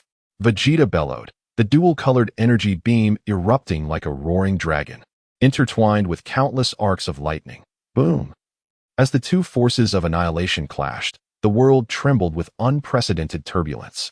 Countless invisible barriers shattered, and even the main barrier of the world trembled, covered in a web of intricate cracks. Vegeta's Gamma Burst Kamehameha Flash Cannon and Sun Wukong's Ultimate Destruction Kamehameha Wave found themselves in a delicate balance, neither gaining the upper hand. This was a battle of endurance. Whoever could withstand until the end would emerge victorious. However, time was not on Vegeta's side, and he made a startling decision. Vegeta forcibly amplified his energy release, altering his approach to detonate their combined ultimate techniques. Boom! An indescribable explosion erupted, engulfing the fissure of the world in its cataclysmic force. In that instant, time, space, and all existence seemed to freeze. Inside the Xeno's palace, the Grand Minister, Xeno, and the two Xeno guards silently observed the scene, not uttering a word. As time passed, the explosion's brilliance faded, and the fissure of the world lay battered on the brink of collapse. The main barrier now swayed precariously, showing signs of imminent rupture. Sun Wukong and Vegeta, both returning to their usual states, stood only 100 meters apart. It seemed this final battle would end in a draw. Sun Wukong smiled softly, raising his thumb towards Vegeta. Noticing Sun Wukong's gesture, Vegeta also smiled. Crack. Boom. The Pod-era earrings worn by Vegeta shattered in response. His form, now ephemeral and wavering, began to dissipate with the destruction of the earrings. This battle, truly unforgettable. Yet, regrettably, there would be no more opportunities. Chapter 94, Post-War, Returning to Earth. In this final lamentation, Vegeta's form dissipated, splitting into the transcendent Son Goku and transcendent Vegeta. as Vegito had significantly prolonged his existence and expended tremendous energy during battle. The burden of this was now shouldered by the Transcendent Son Goku and Transcendent Vegeta following Vegito's disappearance. The dual drain on their spirit and body rendered both Transcendent Son Goku and Transcendent Vegeta unconscious, leaving them unable to awaken for the time being. The only one present who remained conscious was Son Goku, whose gaze was fixed in the direction of Vegito's vanishing form. After this battle, it seemed unlikely that Vegito would ever return, yet he held on to the belief that one day in the future they would reunite. Regaining his composure, Son Goku's eyes scanned the ravaged landscape around him. Fortunately, this place had not been entirely destroyed. Otherwise, he could scarcely imagine where he might have ended up. He noticed the crumbling spatial barrier nearby and, with a shiver of trepidation, remarked on the precariousness of their situation. Last time, he had been swept into this time-space due to the turbulence of the temporal currents. Now, he was determined to avoid breaking through the spatial confines and being thrust into another realm. With the cessation of this battle, the nearly collapsing spatial rift had begun to stabilize. Everything within the rift commenced a visible process of self-repair. Meanwhile, Son Goku stood still, his immense mental acuity extending through the fissures of the spatial rift to sense the energies of the outside world, pinpointing a direction. He concentrated deeply for a moment and successfully identified the path to departure. Swiftly, he descended before another version of himself and Transcendent Vegeta, grasping their unconscious forms and executing instantaneous movement to exit the spatial rift. On the devastated Earth, Trunks was striving to expand his perceptive abilities, hoping to trace the source of the battle. The East Kaioshin, Shin, was doing the same beside him. The presence of his father and the dark being had completely vanished. As if they had exited this world entirely, Trunks felt an unsettling premonition about the outcome of the battle. It will be all right, Trunks. The future will surely return to its former glory. Goku and Vegeta may not have been able to defeat the dark being individually, but Vegito was different. His power was sufficient to conquer all. Even the Majin Buu who absorbed Gohan was no match for Vegito, Shin reassured Trunks, who was engulfed in turmoil. In his mind, Shin considered Vegito's strength as invincible. Apart from the god of destruction, Beerus, there was no being capable of confronting Vegito head-on. While his assumption held some truth, it was limited to the context of individual warriors. Son Goku was not merely an individual. His existence was uniquely extraordinary among fused warriors. A sudden sound of rushing air pierced the atmosphere. Trunks and Shin immediately turned to face the disturbance in space. Before them stood Son Goku, holding the unconscious forms of Transcendent Son Goku and Transcendent Vegeta as he reappeared on Earth. Father, Uncle Goku. Trunks' pupils constricted in disbelief. This is impossible? Did even Vegito lose? The East Kaioshin exclaimed incredulously. To him, Vegito was an unstoppable force, an entity that could never be defeated. Is it true that even someone as formidable as Vegito could not vanquish this Son Goku? Trunks' heart was engulfed in turmoil. If Vegito had fallen, he could scarcely fathom who could save this world. Dark Being, your next opponent is me. Clenching his jaw, Trunks unleashed all his energy, once again entering his unique Super Saiyan God state. His power was negligible, yet he was determined to fight until the very last moment. This was his world, and it was his duty to save it. Stand down, Trunks. Continuing this battle is futile. Besides, I am not your enemy. Son Goku gestured for Trunks to cease his aggression. He had no desire to fight him. However, Trunks appeared not to heed his words. In Trunks' eyes, Son Goku had become the embodiment of a malevolent force, one who toyed with lives and saw humanity as mere insects. He was resolute in his decision to eliminate Son Goku himself. Silence. Dark Being, I am the last warrior of Earth. To destroy humanity, you must first destroy me. Trunks roared, his resolve unwavering. Energy surged around him, and he prepared to unleash a devastating attack as white and purple flames danced around his form. Observing this, the East Kaioshin hurriedly distanced himself from Trunks, feeling inconsequential in the presence of such formidable warriors. If caught in the aftermath of their clash, he feared for his very life. It would be catastrophic. If he perished, the god of destruction, Beerus, from the previous world would vanish as well. One death, two fates. Son Goku regarded Trunks, who was prepared to face death without fear, and smiled wryly, feeling helpless. It seemed his earlier performance had been too convincing, leading Trunks to believe he was truly Black Goku. Now, any attempt at explanation would be futile. Son Goku gently set down the unconscious Transcendent Son Goku and Transcendent Vegeta. having no intention of clarifying matters with Trunks. At this moment, Trunks was beyond reason. Perhaps it would be necessary to subdue him before offering an explanation. Dark being. For the future of humanity, I must eradicate you. Trunks gathered all his energy and unleashed the Gallic Gun. A terrifying force surged towards Son Goku. Sigh. Son Goku sighed in resignation as he faced the incoming attack. Focusing a portion of his power, he effortlessly swatted at the Gallic Gun. In an instant, Trunks' full-force Gallic Gun was shattered by Son Goku's casual motion, dissolving into a myriad of particles that scattered into the void. Despite having expended considerable energy in his battles with Vegito, Son Goku was far beyond Trunks' capacity to contend with. The sight of his ultimate technique being dismissed so easily left Trunks with a face of utter despair. Indeed, the disparity in their strength was insurmountable. Just as Trunks prepared to make a final stand against Son Goku, Transcendent Son Goku and Transcendent Vegeta began to stir. Stop, Trunks. He is not the Dark Being. It is unnecessary to continue this meaningless struggle. Transcendent Son Goku awakened just in time to implore Trunks to halt his aggression. Chapter 95, The Truth Revealed, Grudges Resolved. Uncle Wukong. Trunks, who had initially intended to fight to the death, now stood frozen in disbelief. What was happening? Wasn't this man the Dark One? Why did Uncle Son Wukong suddenly claim he was not the Dark One? Everything has come to an end, Trunks. Long before we arrived in this world, the Dark One had met his demise at his hands. He hails from another realm, Kakarot. At that moment, Vegeta also awoke, urging Trunks to reconsider. Frankly, Vegeta himself had not anticipated the immense power of Kakarot from another world, who had mercilessly tormented them. Upon hearing Vegeta's counsel, Trunks felt a profound sense of confusion and bewilderment. Yet soon, that confusion was replaced by an overwhelming fury. The Dark One, you wretch, you are utterly unforgivable. Don't think that by controlling my father and Uncle Wukong you can deceive me. I shall never be fooled again. Trunks' eyes blazed with fiery wrath, clearly misunderstanding the situation.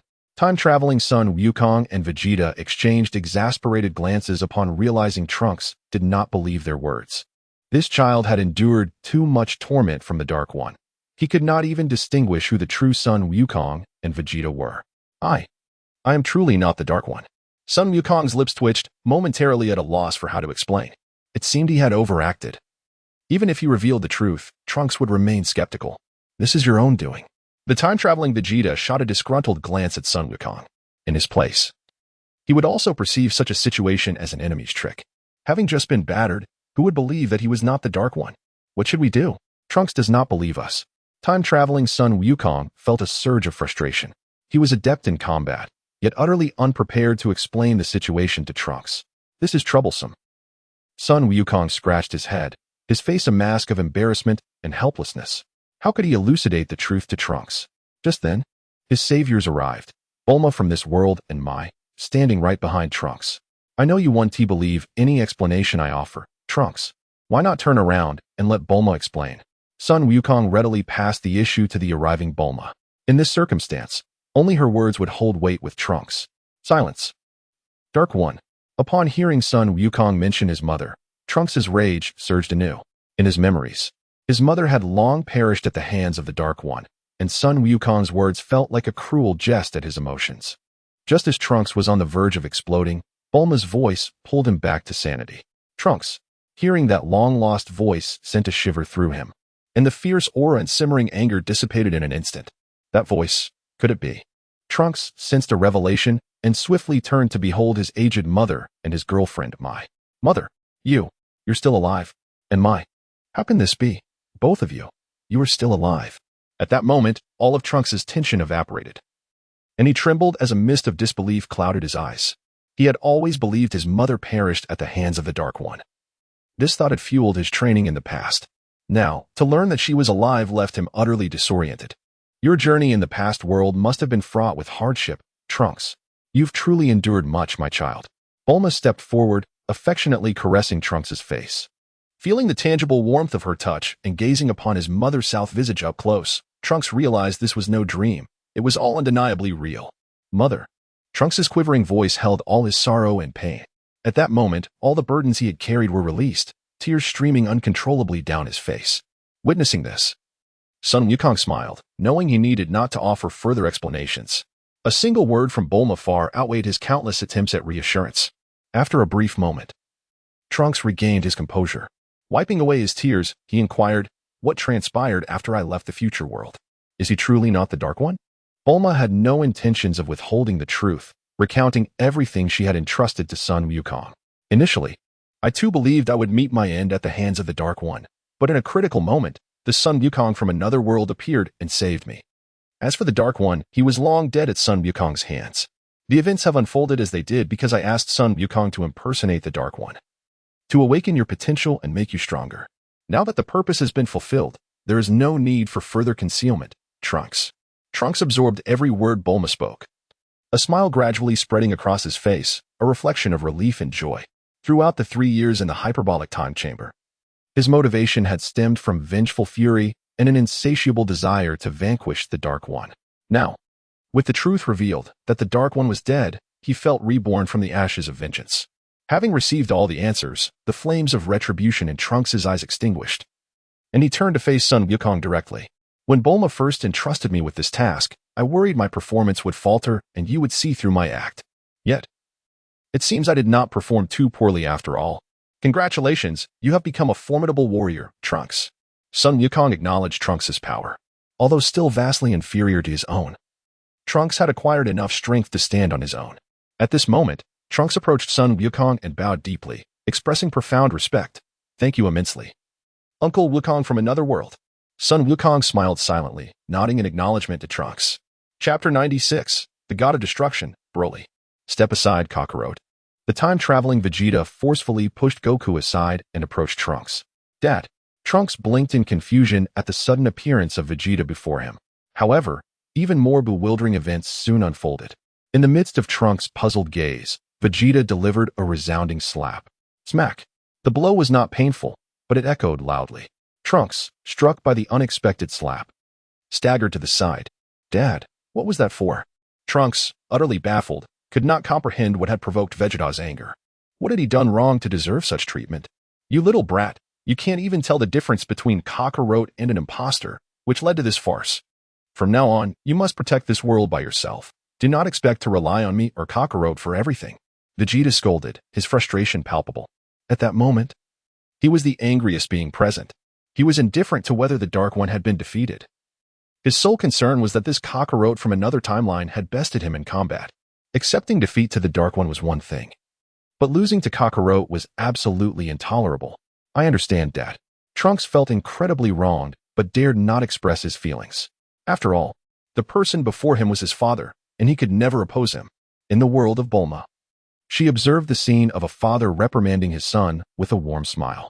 If the Vegeta of this world had not perished, Trunks would have been able to enjoy the bliss of a complete family, just like this. Noticing Bulma's gaze, the time-traveling Vegeta turned to her. Perhaps due to their bond as husband and wife, even across dimensions, they understood each other's feelings. Bulma silently nodded at Vegeta. As the truth emerged, the crisis in the future world was entirely resolved. The time-traveling Goku, Vegeta, and the East Kaishin, Shin, returned to their respective timelines. Trunks remained in this world, leading humanity in the construction of a new home. As for Goku, he still needed to stay in this world for a while longer, seeking an opportunity to leave. In the Kaishin realm, which was on the brink of collapse, Broly was seething with frustration, unable to sense the situation on the battlefield. Little did he know, the battle had already concluded with Goku and Vegeta evenly matched. "If only I could control my own power," Broly lamented. "Damn it, I must continue to train and strive to master that power." Broly recognized that his true strength was on par with either Goku or Vegeta. It was merely his lack of finesse in controlling that power that held him back. If he could perfectly harness the explosive energy of the Super Saiyan transformation, he would have the confidence to challenge both Goku and Vegeta. As Broly ruminated on his inadequacies, a radiant spectrum of colors broke through the dimensional veil and gracefully descended beside him. Drawn by the sudden manifestation of light, Broly turned his gaze toward it. Buzz, buzz, buzz. As the light dissipated, the identity of the visitor was revealed. He was Whis, the angel of this world. "Who are you?" Broly heightened his guard. His Saiyan instincts warned him that this strangely attired man was anything but ordinary. Preparing for battle, the energy within Broly surged, ready to erupt at any moment. "Allow me to introduce myself, Broly. I am the attendant of the God of Destruction. You may call me Whis. Do you wish to truly master your own power?" Whis, with his emotionless gaze, observed Broly, his purpose for visiting evident. In the entirety of Universe 7, it seemed that only this legendary Super Saiyan was suitable to become a god of destruction. What do you want? Broly's piercing eyes fixed on Whis, revealing his readiness to engage in combat at any provocation. I possess a method to aid you in mastering your power, but I have a condition. I wonder if you would agree, Broly.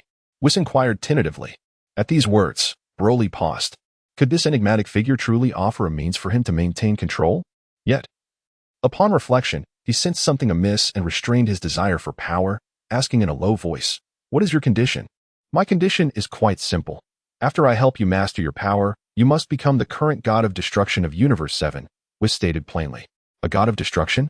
Broly felt perplexed. He had never heard of such beings existing in this world, and the title sounded suspiciously villainous. Indeed, the previous god of destruction of Universe 7 has passed, and a new one must rise. By the decree of the Grand Minister, I am tasked with selecting a new god of destruction, and you are the most fitting candidate in the entire universe, Whis reiterated. Broly found himself in a dilemma. Although he was unaware of what a god of destruction entailed, it certainly did not sound like a benevolent role. Furthermore, he felt a lack of trust toward the individual before him. If only Goku were here, he could help him decide. At that moment, a whooshing sound echoed as Goku teleported into the Kaioshin realm. Broly. You are the attendant of the god of destruction. Goku, who had come to retrieve Broly, was taken aback to encounter Whis. Greetings, Goku. It is a pleasure to meet you. I presume you have encountered me in your own world, Whis replied respectfully. Goku, you've arrived just in time. This person is saying I should become the god of destruction of Universe 7. I've been uncertain about what to do. Please help me decide. Broly rushed to Goku's side, seeking his friend's counsel. Goku was his only ally in this world, and he trusted no one else. A god of destruction? Goku raised an eyebrow in disbelief. Isn't the god of destruction supposed to be Beerus? Why would they suddenly want Broly to take on that role? This doesn't feel right. Chapter 97, Invitation to the God of Destruction Realm. In the current world, all gods of destruction have perished, and Lord Beerus is no exception. The universe now requires a new deity to maintain order and ensure its development. Across the vast cosmos, the only individual who meets the criteria for selection as a god of destruction is none other than Broly. Whis explained this with an impassive demeanor, betraying no emotional fluctuations. Having lived through countless ages, Whis's profound state of mind allows him to perfectly conceal all his emotions. What did you say? Are you implying that Beerus is dead? Upon hearing the news of the demise of the god of destruction, Beerus, Goku was taken aback. Such a thing seemed impossible. He had personally experienced Beerus's overwhelming power. Even in his current form, Super Saiyan God, he could not be entirely confident in defeating Beerus. Seeing Goku's disbelief, Whis nodded, reaffirming that Beerus had indeed passed away. As Goku processed this information, his emotions fluctuated wildly, his countenance shifting rapidly. The mighty god of destruction, Beerus, had met his end. This revelation inevitably reminded him of the recent encounter with Black Goku, a being who had wreaked havoc throughout the universe, slaughtering innocents and gods alike. Could there perhaps be a connection between Beerus's death and that individual? However, Goku quickly dismissed the thought. Black Goku was far too weak to have slain a god of destruction, unless he had employed some extraordinary means. What was the true cause of Beerus's death? Goku adamantly asserted that Black Goku lacked the strength to kill Beerus and pressed Whis for the truth. In response, Whis had no intention of withholding information from Goku. With a gentle tap of his angelic staff, a radiant light enveloped the three of them, projecting a vivid scene into the air. The image depicted Trunks engaged in battle with the Demon King, Dabura. In an attempt to resurrect Majin Buu, the sorcerer Babidi had controlled Dabura to come to Earth, seeking to extract the immense energy within Trunks' body as a power source for Buu's revival. However, under the guidance of the Supreme Kai, Trunks' power had surged, allowing him to draw the Supreme Kai sword, his weapon against Dabura. During their confrontation on Earth, the sword was turned to stone by Dabura's saliva, utterly destroyed. Consequently, the old Supreme Kai, sealed within the sword, lost his life as well. The Supreme Kai, Shin, also perished in the clash with Dabura. Before his demise, he passed the title of Supreme Kai of Universe 7 to Trunks. Dabura, the destruction of the Supreme Kai sword.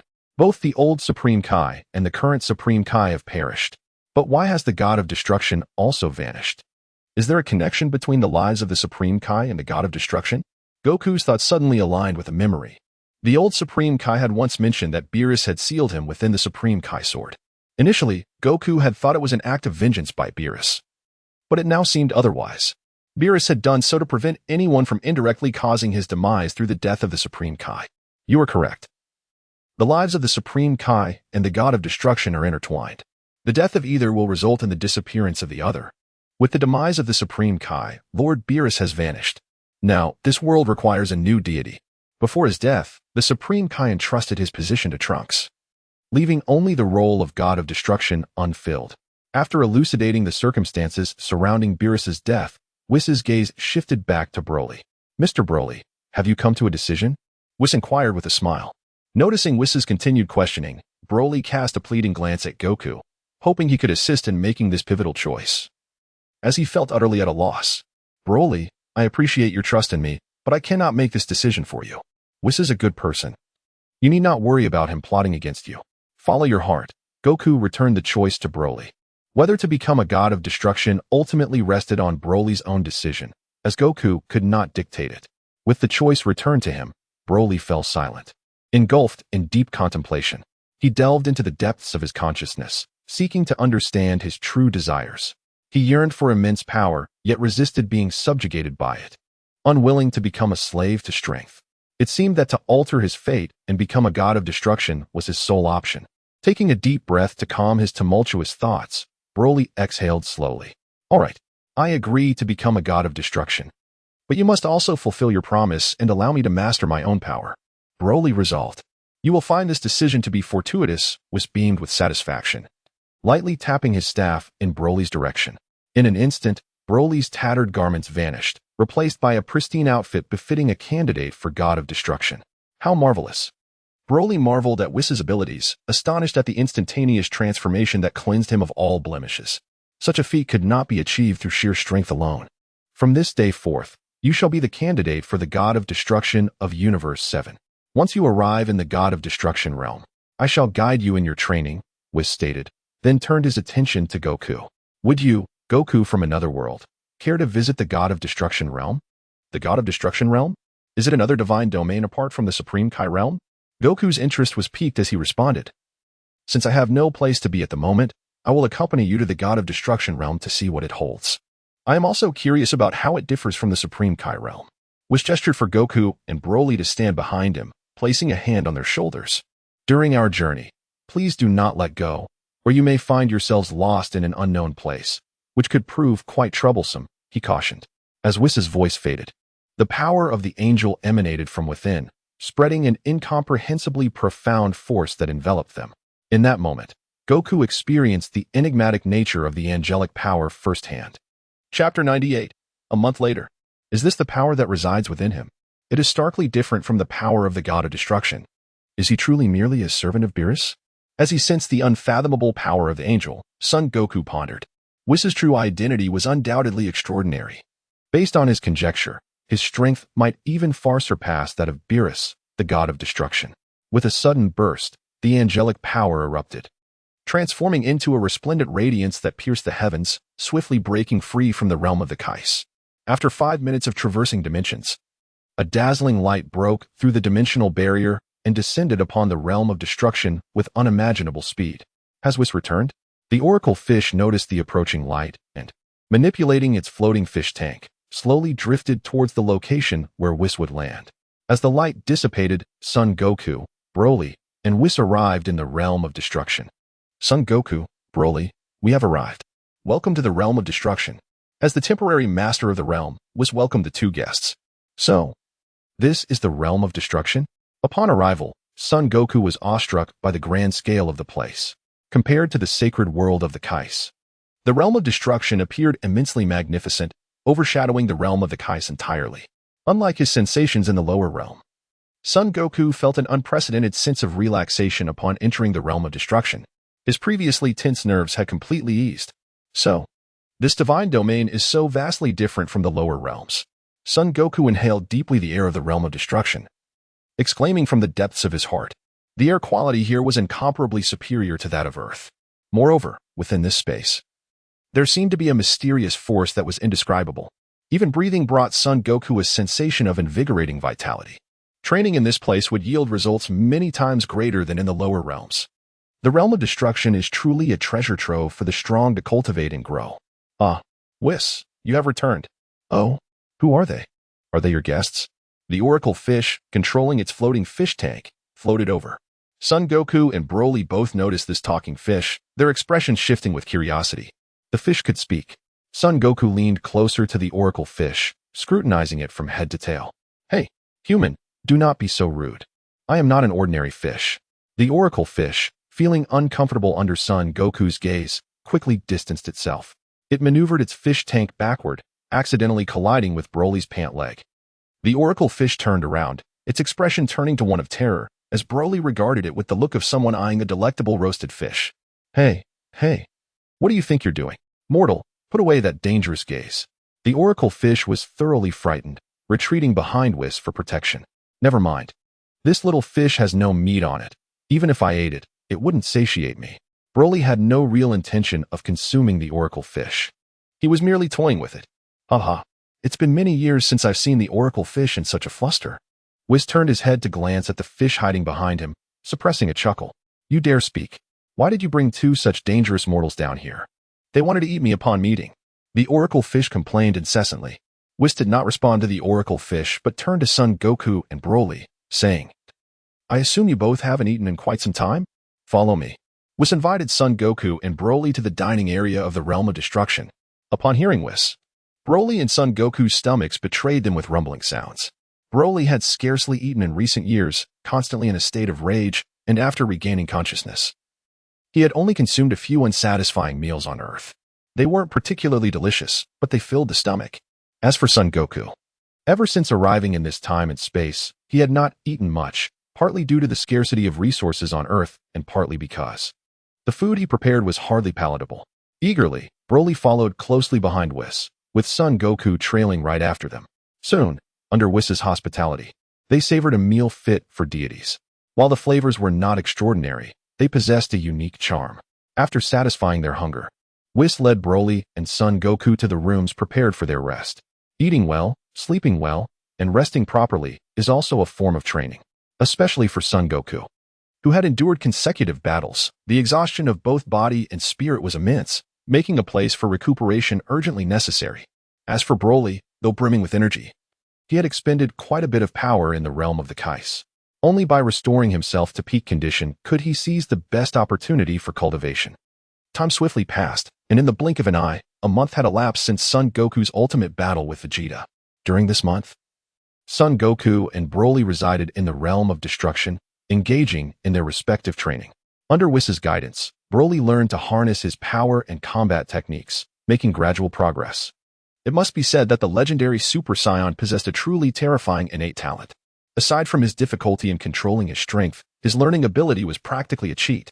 All techniques and fighting styles could be mastered by Broly with just a glance. Such formidable talent even elicited admiration from Whis. Broly not only possessed unfathomable potential but also exhibited remarkable comprehension. With Whis's mentorship, it was likely that in a few years, he would rival the former god of destruction, Beerus, or perhaps surpass him. During this period, Son Goku was not idle either. Taking advantage of the exceptional environment of the realm of destruction, he deeply contemplated and absorbed the experiences from his battle with Vegeta. Currently, Son Goku floated in the center of the lake in the realm of destruction, his legs crossed in a meditative posture. He had retracted all his aura, enhancing his power internally without releasing any energy, rendering him undetectable to enemies. In this moment, Son Goku appeared as tranquil as the sky, yet when he unleashed his power, he would transform into a surging tide, consuming all adversaries in his wake. Chapter 99. Challenge the Angel. In the distance, Whis observed the transformation of Sun Wukong. Over the past month, he had subtly guided him, and indeed, Sun Wukong had absorbed the lessons, demonstrating an understanding that rivaled even Broly's. Now, a month later, it was evident that Sun Wukong had ascended to a higher level of divine power. In terms of combat, Whis had little to offer. The path ahead was one that Sun Wukong must tread alone. After a month of interaction, Whis had developed a preliminary understanding of Sun Wukong and felt a twinge of regret for this formidable being, no matter how powerful he became.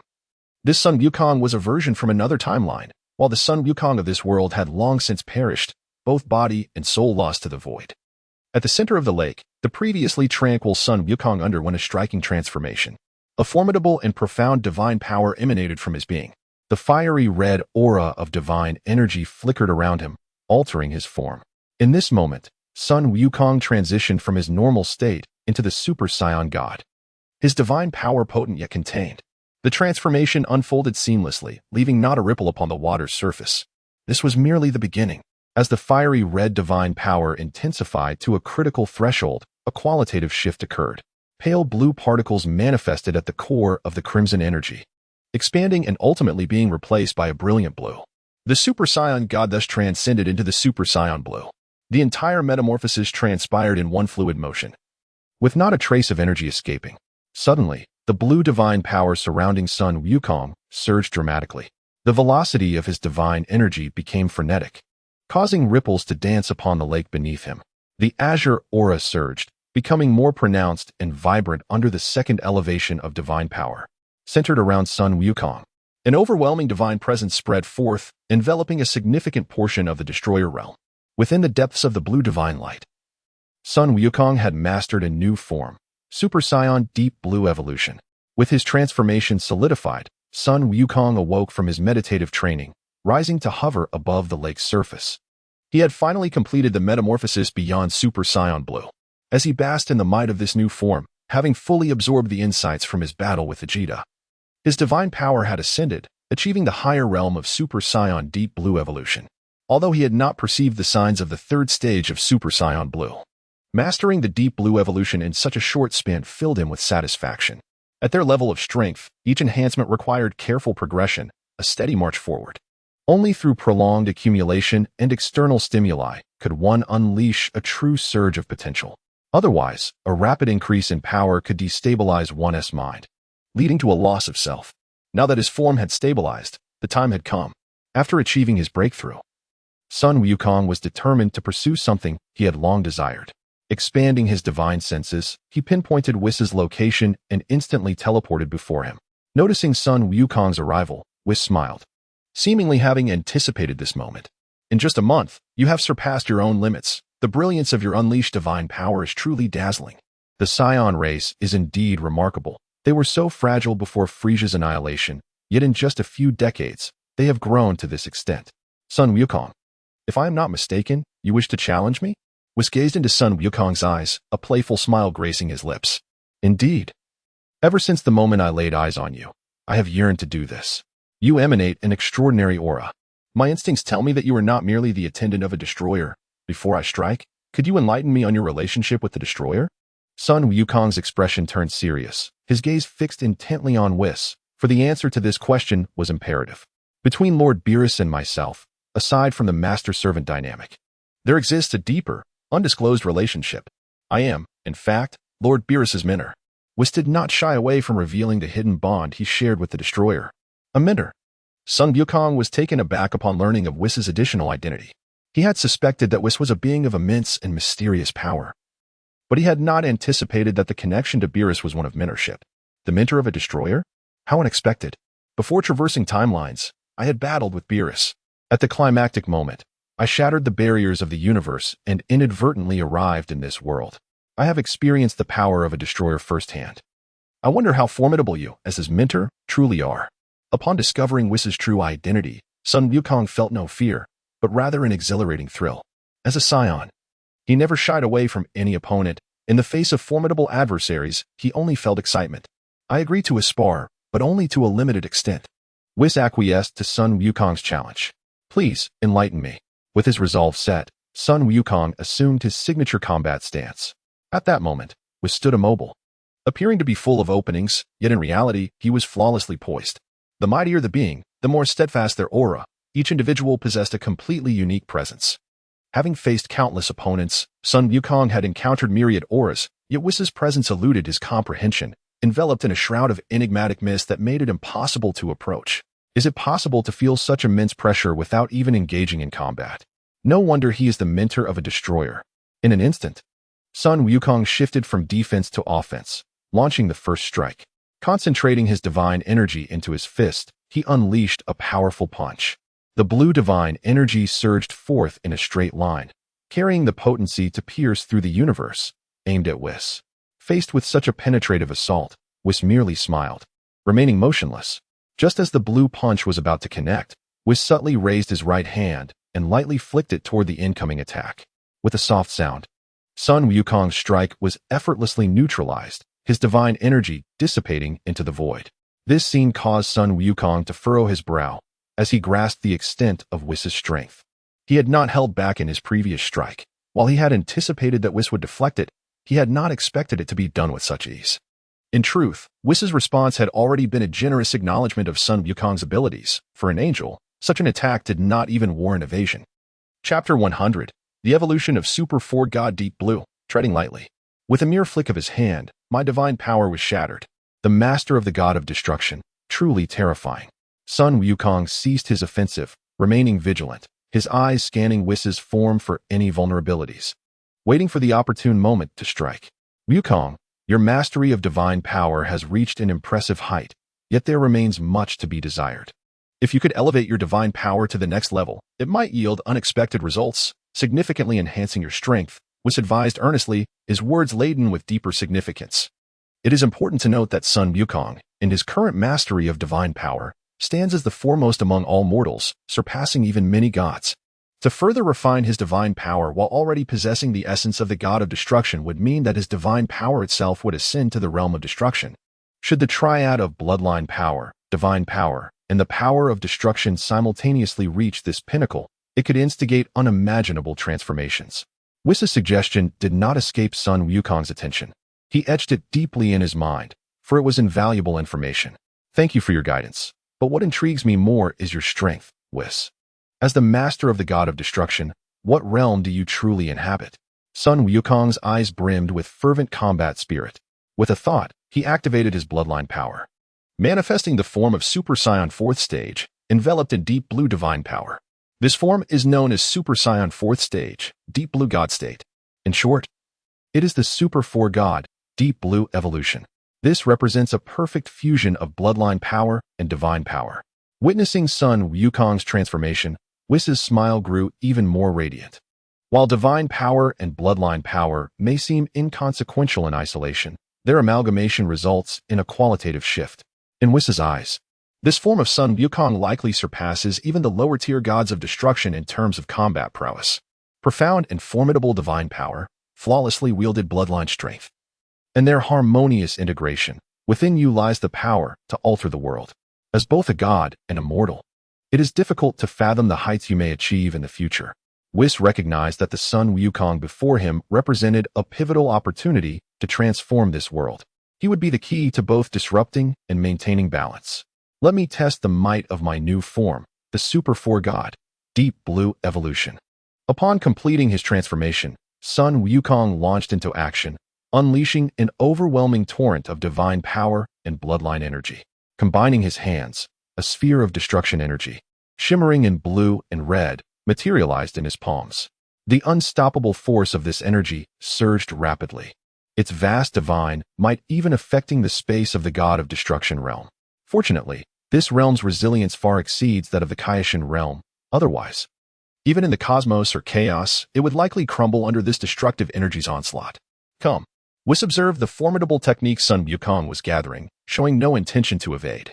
From his elevated position, transcending both mortals and gods, Sun Wukong's ultimate attack appeared as child's play to him. Had they battled at the same level eons ago? Perhaps his sentiments would have differed. Angels are not inherently invincible. Crackling with explosive energy, countless destructive bolts erupted around Sun Wukong, drawing Whis' attention to this meticulously compressed technique. Receive it. With a shout, the concentrated energy transformed into an immense beam of annihilation, shooting forth relentlessly. Kamehameha? Divine Kamehameha? No, it is none of these. This is an unprecedented obliteration bombardment beam, its destructive capacity beyond any descriptor. Oh my, such a fearsome energy, comparable to the full might of other universes' gods of destruction. Whis mused with a quiet smile, his staff swirling as invisible angelic power coalesced at the black gem atop it. A minuscule, imperceptible vortex formed on the gem's surface, akin to a black hole, voraciously consuming the potency of Sun Wukong's ultimate technique. What should be an annihilative force capable of obliterating an entire universe now lay vulnerable before this immense absorption capability, akin to a feeble infant at the mercy of fate. What? Realizing the dire situation, Sun Wukong swiftly severed the energy flow. With the source of energy cut off, the warped space and quaking ground returned to their original tranquility. The two locked gazes, and at that moment, Sun Wukong felt a profound awe towards the formidable angel, Whis. The strength was overwhelming, almost unfathomable. An angel, standing above all gods of destruction. Not only was he inscrutable, but his combat style was also unlike anything Wukong had ever witnessed. Wukong, while your power is formidable, it remains merely an extension of your own strength. The fusion of bloodline power and divine power may elevate your destructive and combat capabilities beyond that of a god, but to progress further, you must grasp the primordial force that transcends nature and the cosmos, the essence present at the inception of all things. This is the final counsel I can offer you. How much you comprehend depends solely on you. Whis, caught in the moment, imparted his last piece of wisdom. It was all he could do.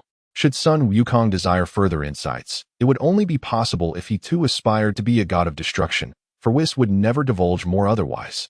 I understand. Though I wield immense power now, it remains but an exterior strength. Everything you have said, I shall engrave in my heart. I am deeply grateful for your guidance. With that, Sun Wukong chose not to continue the battle. He had personally experienced the might of the angel, a strength beyond imagination, beyond comprehension. Even without exerting his full power, he surmised that should he assume the form of Super Saiyan 5th stage, God of Destruction, the outcome would likely remain unchanged. Awakened to the vastness of the world, Sun Wukong marveled at its enormity, a concept he could hardly grasp. Back in his original world, he believed Super Saiyan 4th stage to be the pinnacle, that he stood atop the universe. Yet, in this rebirth into another realm, he discovered that power knows no bounds. Chapter 101. The Grand Priest Summons? Steadying his mind, Sun Wukong reverted from his transformed state. Although their encounter was brief, it had imparted significant benefits to him. Today, the realm demonstrated by Whis was something he aspired to achieve in the future. Let us conclude our sparring for now, should the opportunity arise. I would be eager to seek your guidance again, Sun Wukong humbly requested. He had discerned the formidable nature of Whis, an entity that stood above the gods. And he was certain that Whis had already identified his shortcomings. A mere suggestion from such a being could serve him a lifetime of wisdom. Of course, if you remain in this time and space, you may seek my counsel anytime, Whis replied with a smile, having recognized Sun Wukong's remarkable talent and potential. If Sun Wukong were to achieve greatness, perhaps even ascend to the ranks of the gods, Whis would take pride in having guided him. At that moment, a thought entered Whis's mind. Whis. Upon hearing that familiar call, Whis trembled slightly, a flicker of surprise crossing his eyes before he regained his composure. The one communicating with him was none other than the Grand Priest, the supreme deity in the universe aside from the Omni King, and he was also Whis's father. Grand Priest. Is there something you require of me? Whis mentally inquired. No need for such formality, Whis. As father and son, we may speak as such in private. Observing Whis's peculiar demeanor, Sun Wukong chose not to interrupt. Very well, father. May I inquire why you have reached out to me? Is there a pressing matter that requires my assistance? Whis adjusted his tone and got straight to the point. An alternate version of Sun Wukong has appeared in the Destroyer realm of Universe 7, yes? Bring him to the Omni King's palace. The Grand Priest stated his purpose directly. Understood, father. Though Whis's expression remained unchanged, a tempest of emotion surged within him. Could it be that the Grand Priest had been observing this Sun Wukong since his arrival in this world? What secrets did Sun Wukong possess that warranted such attention from the Grand Priest? Is there something about me? Whis pondered, glancing at Sun Wukong, who looked back at him with a look of confusion. Nothing of concern. Someone reached out to me earlier, expressing a desire to meet you, Whis replied, restoring his previous demeanor and smiling. Someone wishes to meet me? Sun Wukong found this curious, as aside from Trunks, he had no acquaintances in this world. Who is this person? He asked, intrigued. My father, the Grand Priest. Whis's revelation startled Sun Wukong. Your father? Sun Wukong's mouth fell agape, staring incredulously at Whis. He had always assumed Whis was an ancient entity born with the universe, never realizing that he had a father. Who was this Grand Priest? How powerful was he? Why did he wish to see him? A myriad of questions flooded Sun Wukong's mind as he began to grasp that this world was far more complex than he had imagined. Whether it was the destroyer or the angels, or even the grand priest who sought to meet him, they all represented a level of existence beyond his comprehension. Indeed, Whis affirmed. Contemplating this, Sun Wukong understood that he was about to encounter a being far more terrifying than any angel. All right, I will accompany you to meet the grand priest, he decided after much deliberation. Very well, Whis nodded, gently tapping his staff against the ground. In the next moment, angelic power enveloped both Sun Wukong and Whis, transforming them into a radiant beam of light that transcended dimensions, vanishing at the edge of the Destroyer realm. Beyond the cosmos, in the exalted domain of the gods, the Omni King's palace. The entrance of the palace shimmered with ripples, buzzing, with a flash of brilliance. Whis and Sun Wukong arrived simultaneously at the Omni King's palace. Upon arrival, Sun Wukong was captivated by the spectacle before him. Is this place also a realm of the gods? How magnificent! It is incomparably larger than the Destroyer realm, he marveled, his gaze sweeping the surroundings as his senses expanded. He had thought the domain of the gods to be impressive, akin to that of the destroyers, but he quickly realized that his perspective was limited. The grandeur of the Omni King's palace exceeded imagination. His perceptive abilities could not fathom its extent. Furthermore, the space seemed to contain layers within layers, resembling a private universe. We have arrived, Wukong. This is the entrance to the Omni King's palace, Whis remarked calmly, smiling at Sun Wukong. The Omni King's palace, Sun Wukong murmured, a realization dawning upon him. This divine realm was likely named after a god. Whis had mentioned that his father was the grand priest, and the master of this divine domain was the Omni King. This world harbored an abundance of deities. Let us proceed, Wukong, Whis urged. Right, Sun Wukong nodded, casting aside his distractions and following closely behind Whis as they approached the grand entrance of the palace. Upon entering the hall, the surroundings transformed once more. It felt as though they had stepped into another world. The ground beneath them became a translucent crystal corridor, and in the dark corners, special crystals emitted a soft blue glow upon sensing the arrival of Whis and Sun Wukong, illuminating their path. As they walked, Sun Wukong caught sight of a figure ahead, draped in blue angelic attire. The aura surrounding this being was profound and inscrutable, appearing as ordinary as any human. Could anyone within the Omni King's palace truly be ordinary? It seemed implausible. Could this be Whis' father, the grand priest? Sun Wukong speculated, noting the similarities between the figure and Whis. His suspicion was soon confirmed as Whis halted before the grand priest. I pay my respects, father, Whis said with reverence. There's no need for such formality. The grand priest replied with a gentle smile, his gaze shifting from Whis to Sun Wukong. At that moment, Sun Wukong met the grand priest's eyes. Chapter 102. Arrival at the Divine Temple of the All-King, the Temporal Corridor. Is he truly the High Priest? I cannot fathom his depth. Sun Wukong remained silent, yet his heart was stirred with restlessness. The High Priest before him appeared to be shrouded in an invisible mist, rendering him inscrutable. Compared to angels, the High Priest exuded an even greater air of mystery, making him an exceedingly fearsome presence. Upon their initial encounter, the High Priest offered a subtle smile and greeted Sun Wukong. The moment he spoke, it instantly awakened buried memories deep within Sun Wukong's mind. It was this very voice that he had heard in the darkness after being consumed by the negative energy blast of the Super One-Star Dragon. You were the one who called out to me.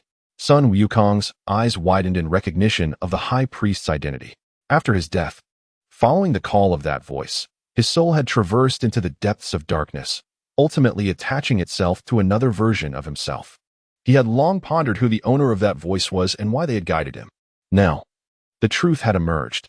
The one who had led him to rebirth in the dark was none other than the High Priest. Beside them, Whis, upon witnessing Sun Wukong's recognition of the High Priest, displayed an expression of astonishment.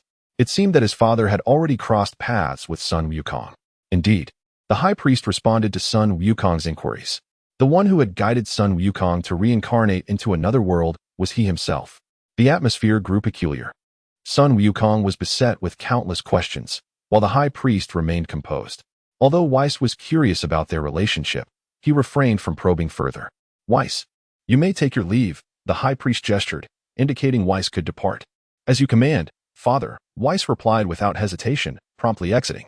With Whis' departure, the vast crystal corridor was left with only Sun Wukong and the High Priest. In that moment, Sun Wukong was overwhelmed with questions he longed to pose to the High Priest, yet he found himself at a loss for words. Sun Wukong, I am aware of the myriad questions that weigh upon your heart. Come with me, and you shall uncover all the answers. The high priest beckoned, turning to walk deeper into the crystal corridor. After a brief hesitation, Sun Wukong resolved to follow the high priest. As they traversed the seemingly endless crystal corridor, neither knew their destination. They walked in silence for an indeterminate distance until the high priest suddenly halted. Observing this, Sun Wukong also came to a stop. Standing behind the high priest, "We have arrived," the high priest announced, and at their feet, the crystal corridor erupted in radiant brilliance. What power is this? The mysterious force expanding invisibly invigorated Sun Wukong. He heightened his perception, keenly sensing the changes in the surrounding space and the interplay with this unique energy.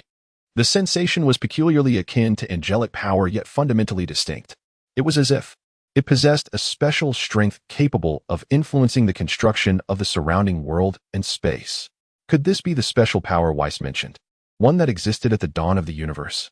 Sun Wukong recalled Weiss's earlier hints. Indeed, it appeared there was no better explanation. Before long, the radiance within the crystal corridor expanded further, shattering the crystals beneath their feet, and the surrounding space began to transform. When the light dissipated, Sun Wukong and the high priest found themselves in a unique realm. Within the surrounding space, Sun Wukong beheld countless familiar scenes. These spaces displayed events from the past, present, and future across various worlds. "What is this place?" Sun Wukong inquired. "Here lies the nexus connecting all parallel worlds and timelines. In this realm, you can witness the past, present, future, and any occurrences within other parallel worlds. It is also known as the temporal corridor," the high priest explained with a smile. "You mentioned I would discover the answers I seek. Now that I am here in the temporal corridor with you, may I not be informed of those answers?" Sun Wukong gazed intently at the high priest, his expression grave. In response, the high priest's smile grew even brighter as he clasped his hands behind his back and strode deeper into the temporal corridor. His voice echoing in Sun Wukong's ears, "Be patient, follow me, and you shall naturally obtain the answers you desire." Without hesitation, Sun Wukong resumed his pursuit of the high priest, moving further into the corridor. Along this journey, Sun Wukong bore witness to events unfolding across all timelines. The past and future, everything that transpired, was laid bare before him. What captivated him most was a scene from a parallel timeline where the fifth stage of Super Saiyan still existed. Chapter 103, Both Divine and Human. Sun Wukong traversed the temporal corridor alongside the high priest, the two of them delving deeper into the enigmatic expanse of time and space. After what felt like an eternity, the high priest came to a halt before a particularly unique temporal juncture. "We have arrived," he proclaimed, waving his hand to summon a mysterious force that projected everything occurring within this special realm onto a luminous screen. At the sight of this projection, Sun Wukong's pupils constricted slightly. The images revealed were none other than the moment of the malevolent dragon's birth, the rampage of the super one-star dragon across Earth, culminating in the moment it took his life. Undoubtedly, this parallel universe was the world of GT Son Goku. "This is my world." Upon realizing that this parallel realm indeed belonged to him, Sun Wukong's emotions became a tumultuous blend of complexity. Through the luminous screen, he witnessed the aftermath of his demise. The super one-star dragon slaughtered everyone on Earth, his companions, his family, his children. Ultimately, the vast majority of the universe was obliterated by the relentless expansion of the dragon's malevolent energy. In the end, the masked Black Wukong traversed through time and space, vanquishing the super one-star dragon and subsequently utilizing the scroll of time to contain its power. This was the fate and calamity endured by his world after his death. Everything was annihilated. His family perished, and the Earth he had sworn to protect was reduced to cosmic dust. All that he once cherished was obliterated in an instant. "If only I had been stronger back then, even a fraction of the power I possess now." Sun Wukong loathed his own weakness and impotence. At that moment, the high priest summoned a special power, gently tapping another temporal expanse to Sun Wukong's right. In an instant, the events unfolding within that realm were projected before them. Sun Wukong's attention was captivated by this extraordinary screen. The images depicted him being consumed by the super one-star dragon's negative energy blast, yet instead of perishing, he converged the energy of the entire universe to defeat the dragon, thus saving the world. "How can this world differ so profoundly from mine?" Sun Wukong exclaimed in astonishment. In this alternate reality, he had altered his fate and slain the super one-star dragon. But why had he failed? This is the conclusion of another parallel universe within your original world. A similar world, yet diverging outcomes. Another version of you succeeded, while you met defeat. The high priest elucidated beside him. In that moment, Sun Wukong grasped the reason for his unexpected rebirth 14 years prior. It was not mere coincidence, but a deliberate orchestration by the high priest. So, everything that transpired after my death was your design. Upon understanding the truth, Sun Wukong displayed a calm demeanor. He had been reborn and was no longer the individual he once was. He now possessed a new future and a fresh beginning. The high priest leaned closer to Sun Wukong, a knowing smile gracing his lips as he inquired, "Now that you have been reborn, do you not wish to alter the outcome of your world? Indeed, you are a deity now. If you desire to change everything, no one would stand in your way." His voice echoed softly in the darkness, enticing Sun Wukong to contemplate actions that defied the natural order. This was yet another test for him. To alter the future of my world, Sun Wukong murmured, lost in thought. Deep down, he yearned to do so, but he recognized the gravity of such a decision. The Dragon Balls served as a poignant reminder. What difference would it make to change the world's outcome? Every cause yields an effect. Should he proceed, it would only invite greater calamity. Indeed, you can now enter the temporal corridor and return to the moment before the world was destroyed to change it all. As a god, you possess the right to do so, even if it births another parallel universe, the high priest continued, seemingly eager to witness this possibility. You are mistaken. Sun Wukong firmly denied, turning deliberately to face the high priest. While it is true that I have ascended to godhood, you overlook a crucial aspect. I am still human. The present circumstances are the fruits of past seeds. The Dragon Balls have imparted this wisdom to me. Let us return to the matter at hand. High Priest, your intent in bringing me to this temporal corridor must extend beyond merely revealing the truth. Upon witnessing Sun Wukong's decisive clarity, a mysterious smile adorned the High Priest's face, as if he rejoiced in the correctness of Sun Wukong's choice. My summons to the Xeno's palace and this temporal corridor serve a simple purpose.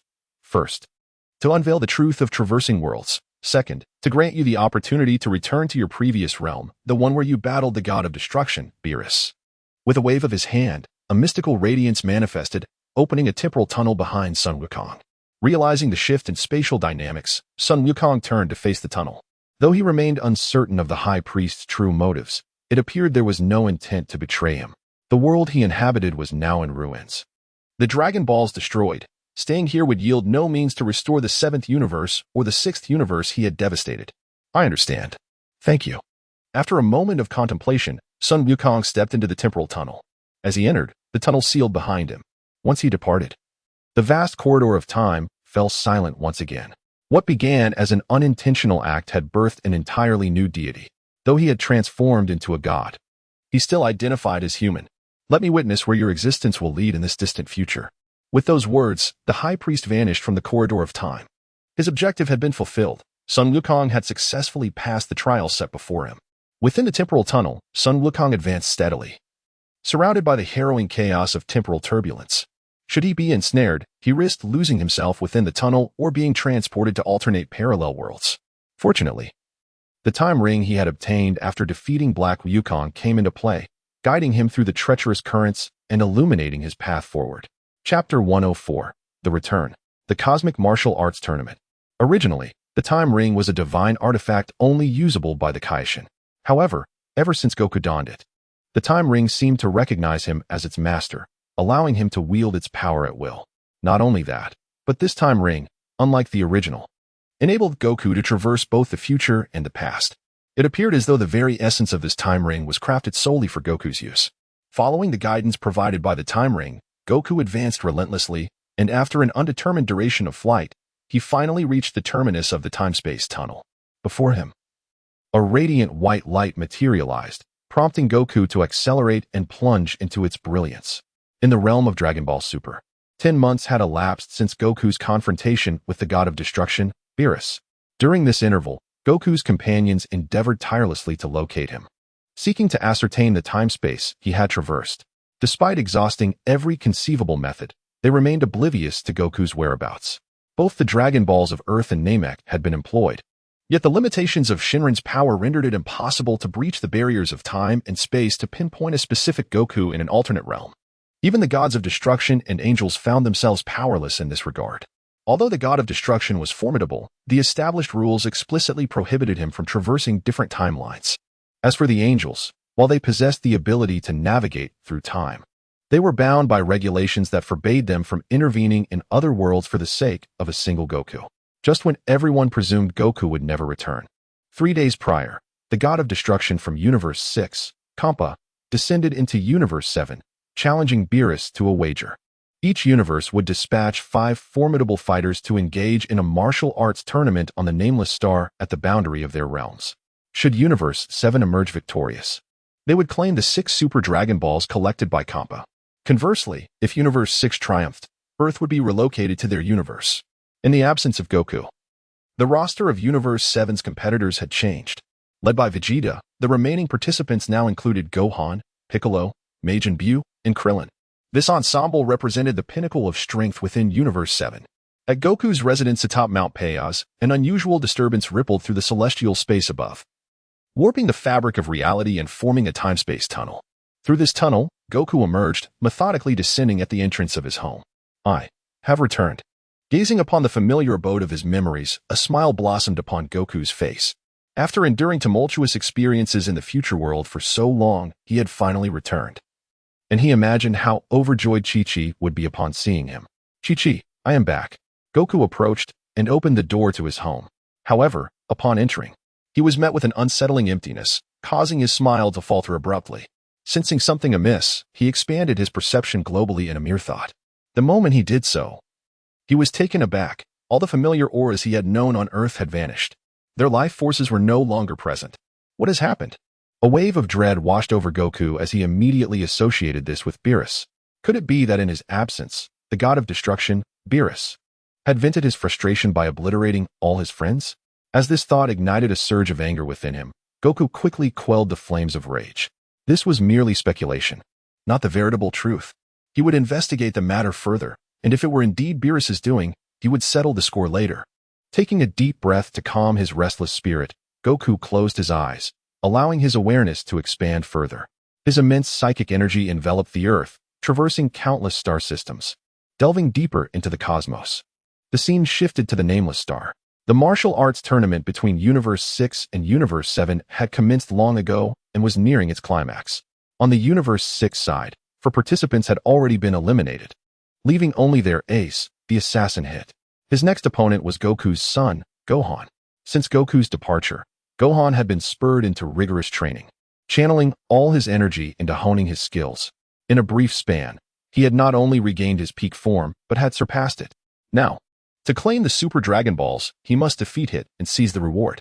On the platform of Universe 7, only one opponent remained. Gohan. Your father's return hinges on your performance. It is a matter of whether you can seize this opportunity, Beerus remarked nonchalantly, glancing at Gohan. He was indifferent to Goku's return. His only concern was to avoid losing. The thought of Kampa's triumphant demeanor if he were to win made Beerus uneasy. "Leave it to me, Lord Beerus." Gohan replied with unwavering determination, his eyes radiating a newfound sharpness. At this moment, his mind was solely focused on achieving victory in the competition. "Gohan, that opponent is formidable. Exercise caution during your battle," Vegeta advised, his voice laced with concern just before Gohan's entrance. Understood, Gohan nodded at Vegeta, then leaped from the platform, landing gracefully on the arena floor. The ace assassin from Universe 6, Hit, also descended into the arena. As both competitors positioned themselves, the referee's voice rang out, "Begin." Huh. As the match commenced, Gohan unleashed his full power, entering a mysterious state where his energy surged forth like a colossal wave. The moment this terrifying aura erupted, a glint of cold light flickered in Hit's eyes as he stood with his hands in his pockets, exuding an enigmatic presence. As Gohan's energy peaked, he initiated the assault, seizing the initiative.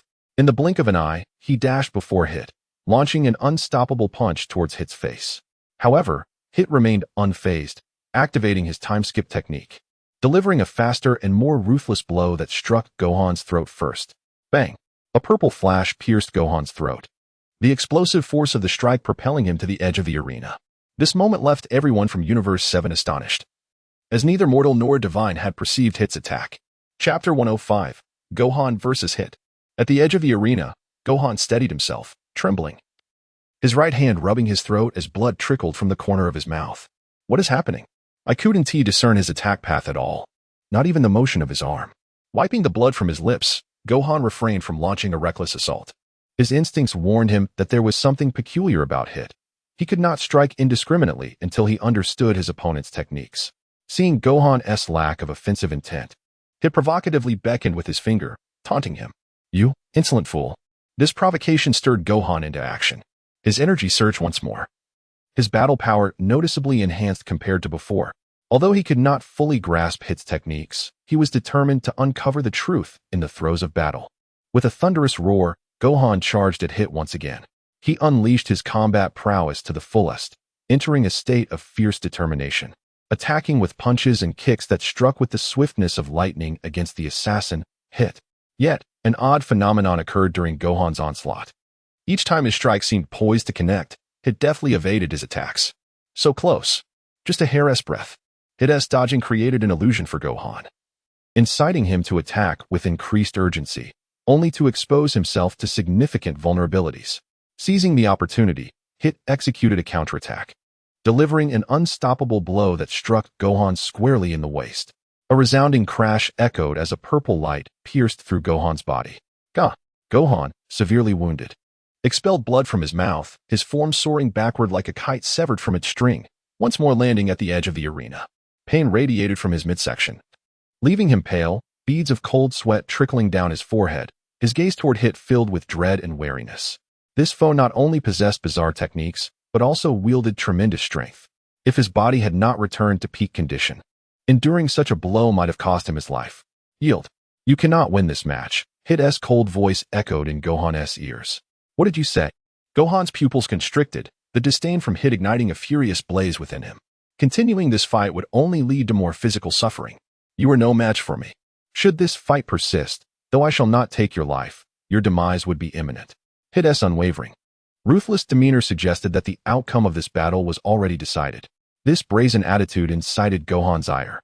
He straightened his back, a defiant smirk gracing his lips as he retorted, "Are you implying that you can kill me at any moment?" Hit offered no reply. His icy demeanor conveyed the answer. "Do not underestimate me. My strength far surpasses your expectations." With a mighty roar, Gohan's energy erupted anew, fueled by his anger, his power intensifying rather than diminishing. Stubborn fool, Hit's crimson eyes gleamed with a chilling light.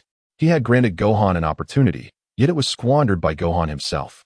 Thus, he bore no responsibility for what was to follow. The scene shifted back to Earth.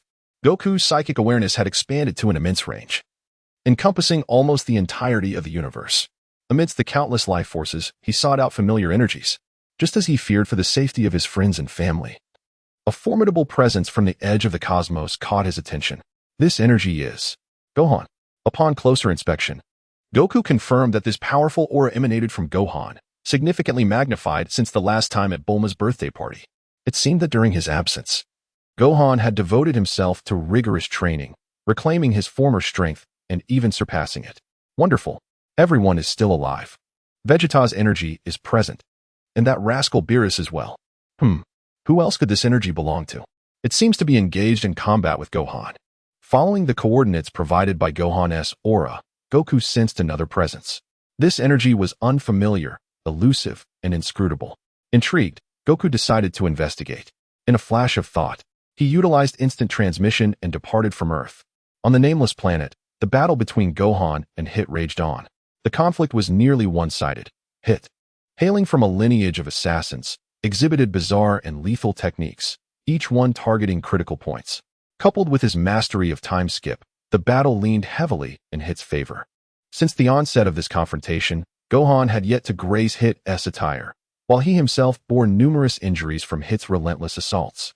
For anyone else, enduring such repeated onslaughts would have surely led to collapse, yet Gohan not only withstood the blows but rose time and again to retaliate.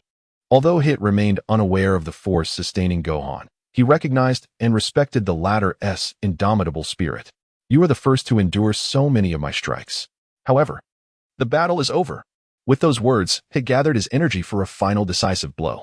A dull thud resounded as a striking punch landed squarely on Gohan's jaw, sending him airborne, his pupils dimming as he fell backward. This scene did not escape the eyes of the deities and spectators from both universes. In Universe 6, the god of destruction, Kampa, erupted in laughter, incessantly mocking the god of destruction, Beerus, from Universe 7. Unfazed by Kampa's taunts, Beerus shifted his focus to Vegeta. It's your turn, Vegeta. Should you lose, you know the consequences. Beerus could not bear the thought of his universe succumbing to Kampa-S. Rather than let Earth suffer disgrace in Universe 6, he would rather obliterate the universe himself. Vegeta scoffed, offering no direct response. He dismissed Beerus' threat. His concern lay with unraveling the mystery behind Hit's enigmatic techniques. Witnessing the motions of Hit's arms was one thing, but during the attack, the punches seemed to vanish altogether, even eluding his keen vision. Facing such an opponent posed considerable pressure. Chapter 106, a glimpse, shocking Kampa. The scene shifts back to the arena. Hit's cold gaze fixates on the fallen Son Gohan, his crimson eyes devoid of any compassion. Enduring so many of his heavy blows, Son Gohan can be regarded as a formidable opponent. Nevertheless, this adversary ultimately lies defeated before him. Referee, declare the result of the match. With his hands tucked into his pockets, Hit impassively turns and walks towards the audience of Universe 6. In his eyes, the outcome of this battle is already determined. There is no point in continuing. At that moment, the referee, just regaining his senses at the edge of the stage, was about to check on Son Gohan's fighting capability when an unexpected event transpired. The space on the martial arts stage rippled, and Son Goku materialized beside Son Gohan. Sensing the presence of another, Hit halted his steps and turned around. This person is not ordinary. The instant Hit laid eyes on Son Goku, his assassin's instincts warned him. This man is extraordinary. An enigmatic aura envelopes him, rendering his depths inscrutable. Gohan. Son Goku gazed at his son, who lay unconscious and bleeding, and an unnamable fury surged within him. As his call reverberated in Son Gohan's mind, the previously unconscious Gohan gradually regained awareness. His blurred vision sharpened, and upon recognizing the figure before him, all fatigue and pain vanished as he tremulously exclaimed, You are Dad? Son Gohan could hardly believe the sight before him. This was no dream, nor an illusion. It was indeed his father. Son Goku had returned. Yes, it's me. I'm back. But tell me, what happened to you? Are those injuries from that guy? Son Goku glanced at the assassin, Hit not far away. A mere sweep of his gaze sent chills down Hit's spine.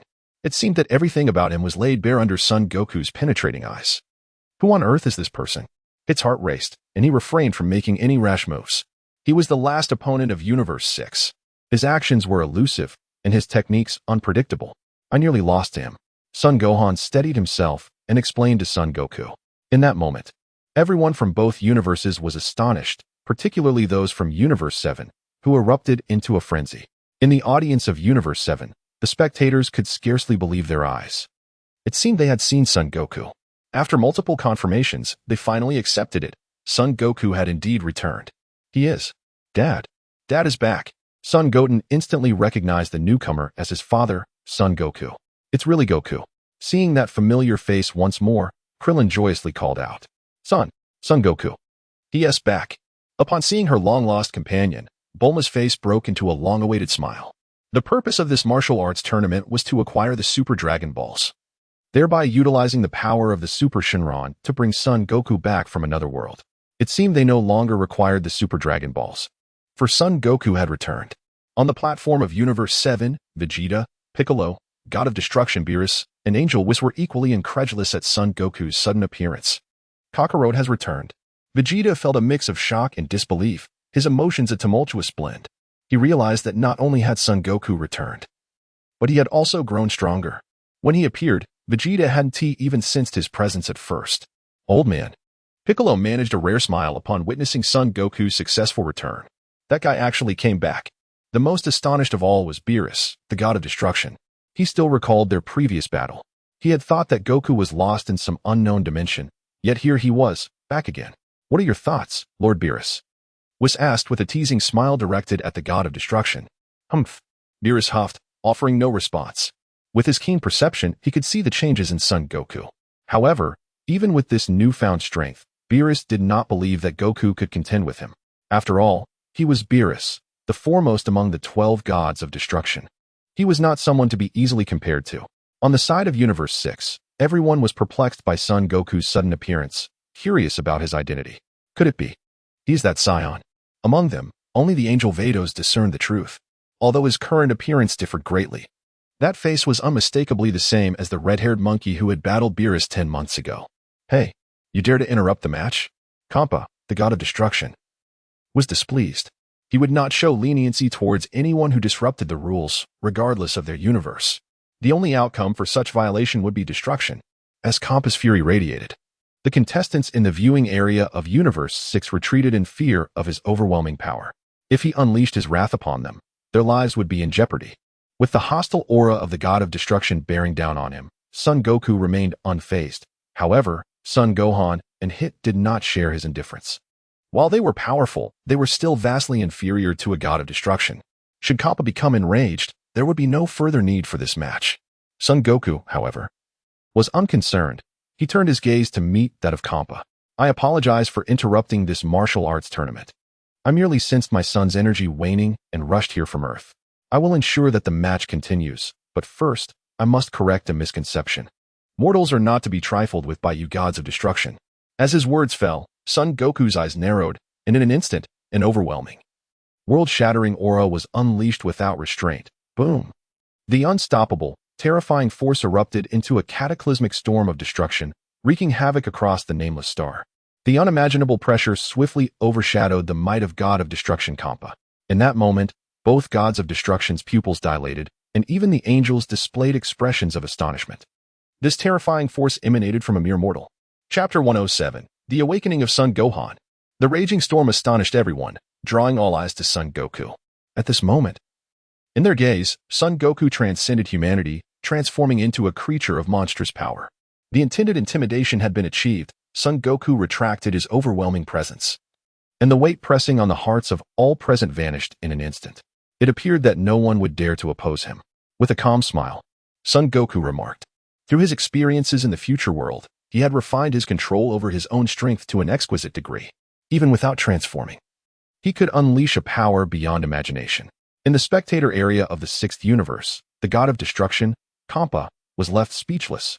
Overwhelmed by the aura radiating from Son Goku, he involuntarily retreated, plopping down onto the sofa. The sheer force he had just witnessed was undoubtedly on par with the realm of a god of destruction, and furthermore, it was among the pinnacle levels. Who was this suddenly formidable mortal? His strength could rival that of a god of destruction. It seems this mortal is indeed the one, was confirmed. Realizing that Son Goku was the very individual who had battled the god of destruction, Beerus. It was astonishing, in such a short time. This mortal had grown to such heights, with an aura that could rival that of a god of destruction. How fortunate it would be if such a powerhouse belonged to their 6th universe.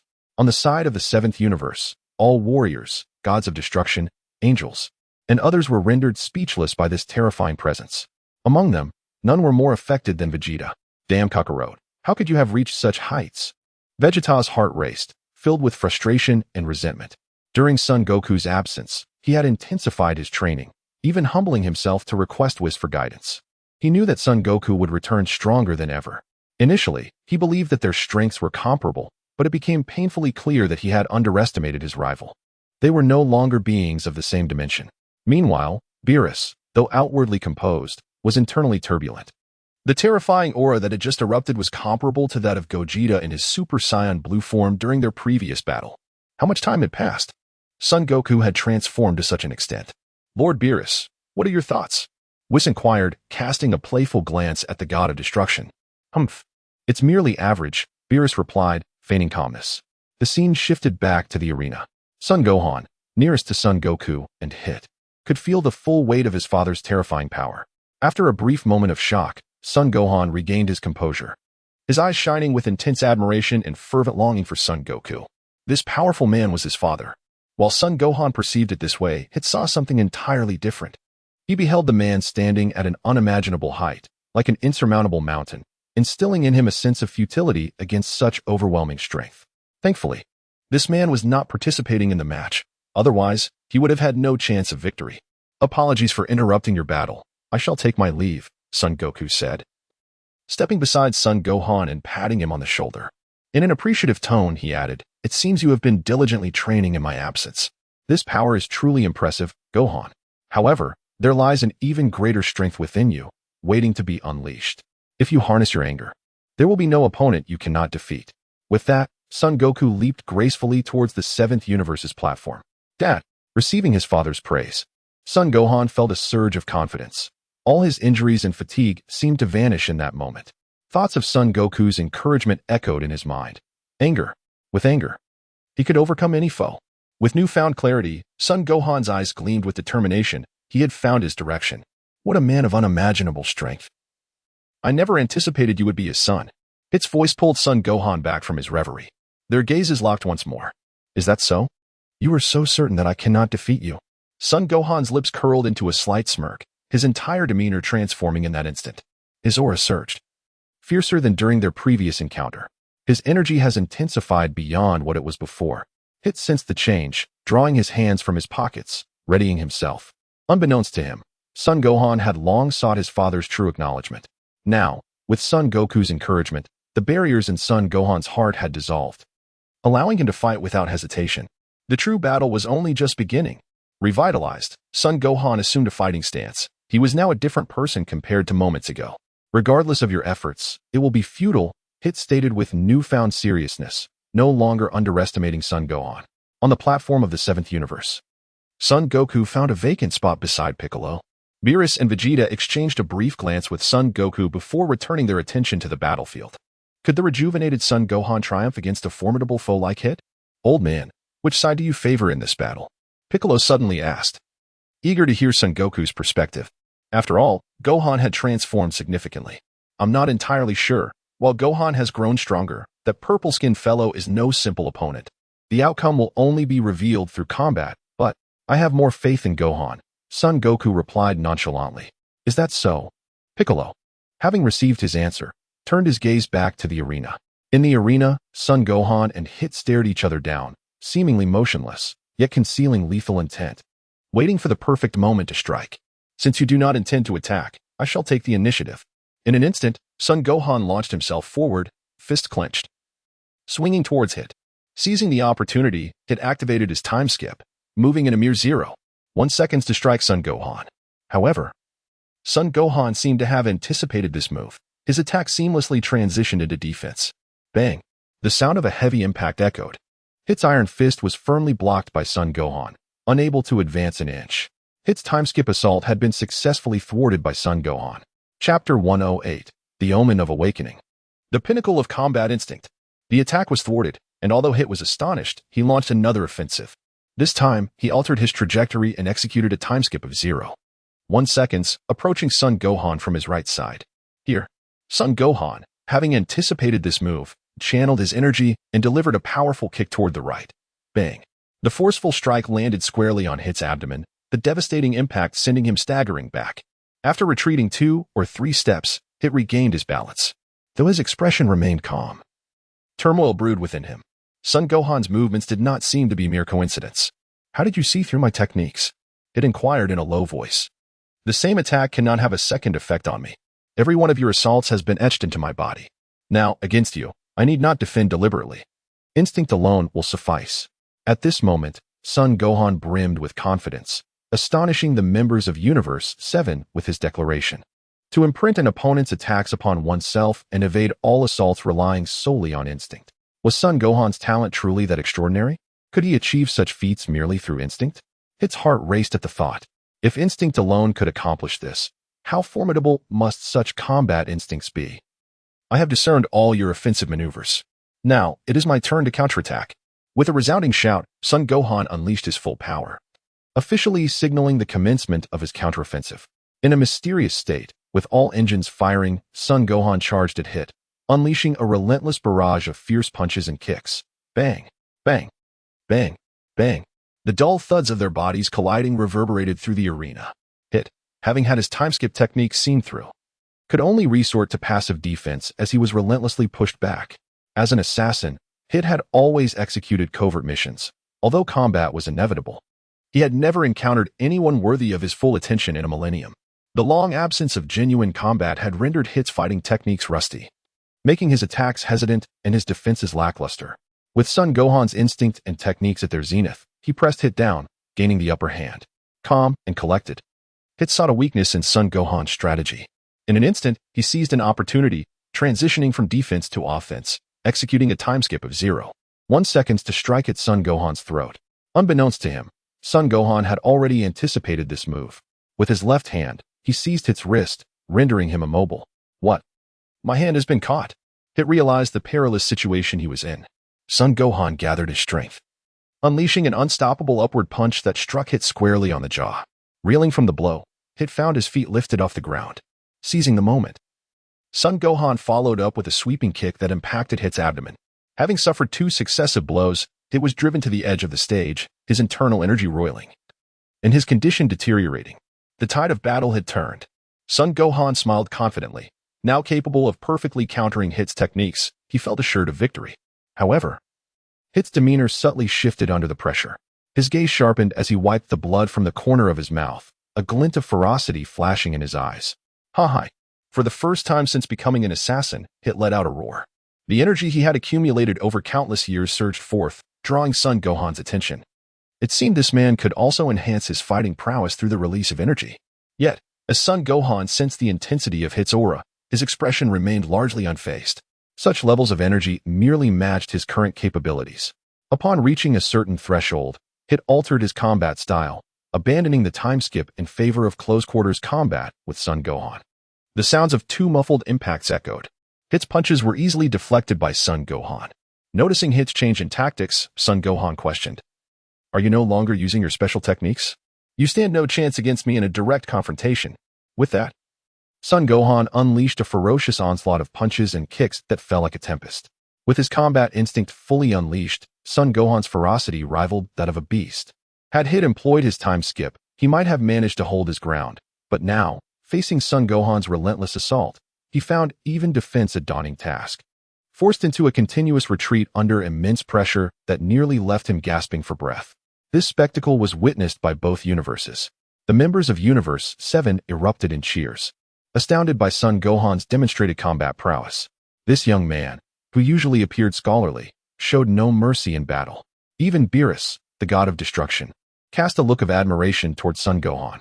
Whis, the angel, contemplated nurturing Son Gohan's terrifying potential. In stark contrast, the 6th universe was in disarray. As Hit was pressed back, Kampa, the god of destruction, could no longer remain composed. It was their last hope. Should he lose, it would signify the utter defeat of the 6th universe. Losing the Super Dragon Balls was trivial, but what of Kampa's dignity as a god of destruction? Hit, if you lose, I will not let you off easily, Kampa bellowed in frustration. Meanwhile, the battle intensified on the stage. Son Gohan's fierce punches and kicks relentlessly pressured Hit, cornering him against the edge of the arena.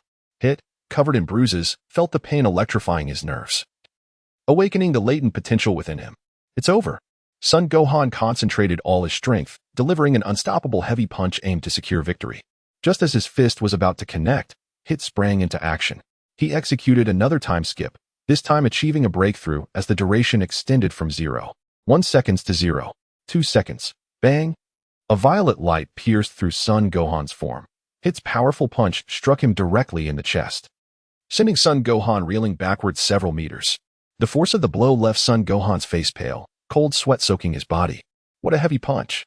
Son Gohan felt a sense of dread, unable to comprehend what had just transpired. Logically, he should have evaded Hit's attack by instinct.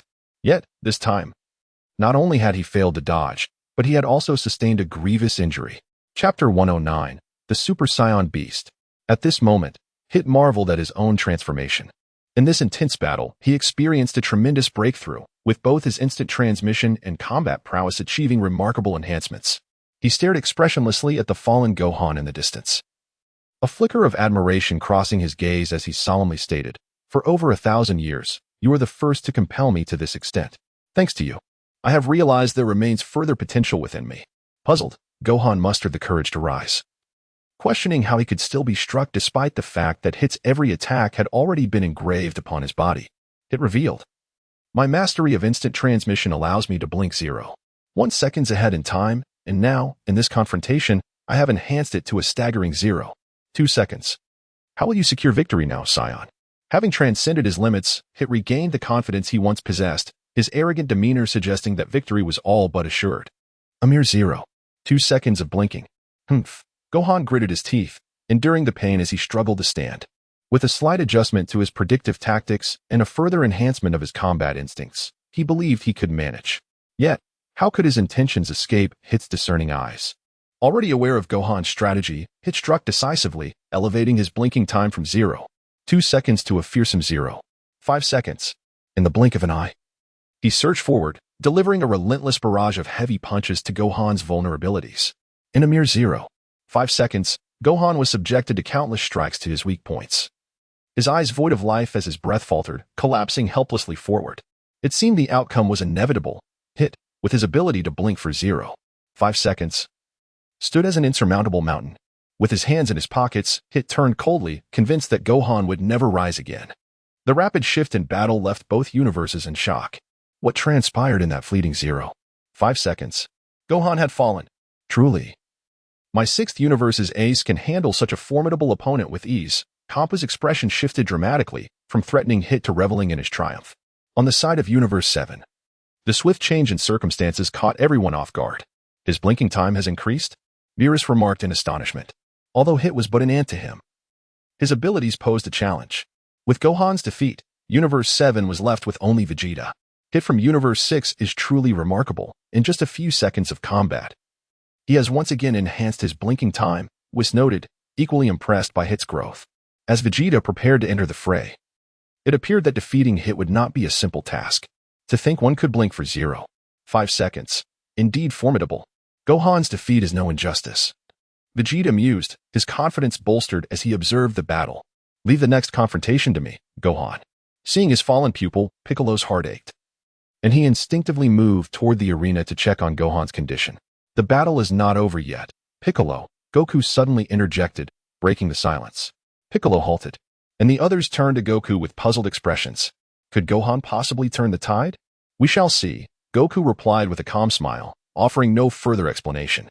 No one knew better than him the potential his son possessed. He firmly believed Gohan would not succumb to Hit. After all, he was his son. On the arena, with his hands in his pockets and ready to depart, Hit sensed an unusual presence behind him and turned again. It was impossible. The sight before him left Hit astounded. Gohan had risen once more. Despite the merciless onslaught he had just endured, Gohan stood tall. You truly are formidable, capable of blinking for 0.5 seconds. Gohan inhaled deeply, adjusting his stance as a fierce, potent energy began to surge within him. A pale aura emanated from his being. A continuous flow of energy that shook the very fabric of reality. The explosive surge of power left Hit in shock, beads of sweat forming on his purple scalp. You still have hidden strength? Hit exclaimed in disbelief.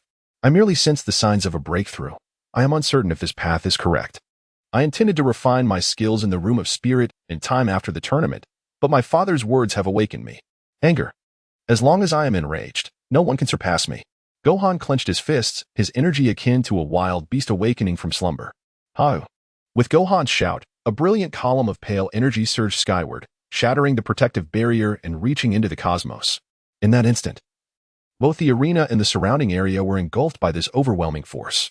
The angels intervened swiftly, repairing the shattered barrier around the nameless star. The violent energy flow sparked silver lightning that lashed against the planet. The 6 super Dragon Balls beyond the nameless star trembled under the weight of this newfound power. Gohan's aura transformed entirely, resembling a primordial beast, filled with bloodlust and ferocity, instilling a profound sense of dread in others. The silver light radiating through space began to recede.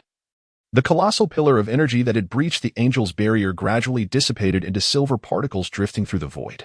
As the light faded, Gohan's form underwent a remarkable metamorphosis. His blood-red pupils, silver hair standing tall, his muscles expanded, appearing even more formidable, surrounded by a chilling silver aura. In that moment, he no longer seemed like a mere warrior. He resembled a beast, an ancient beast returned.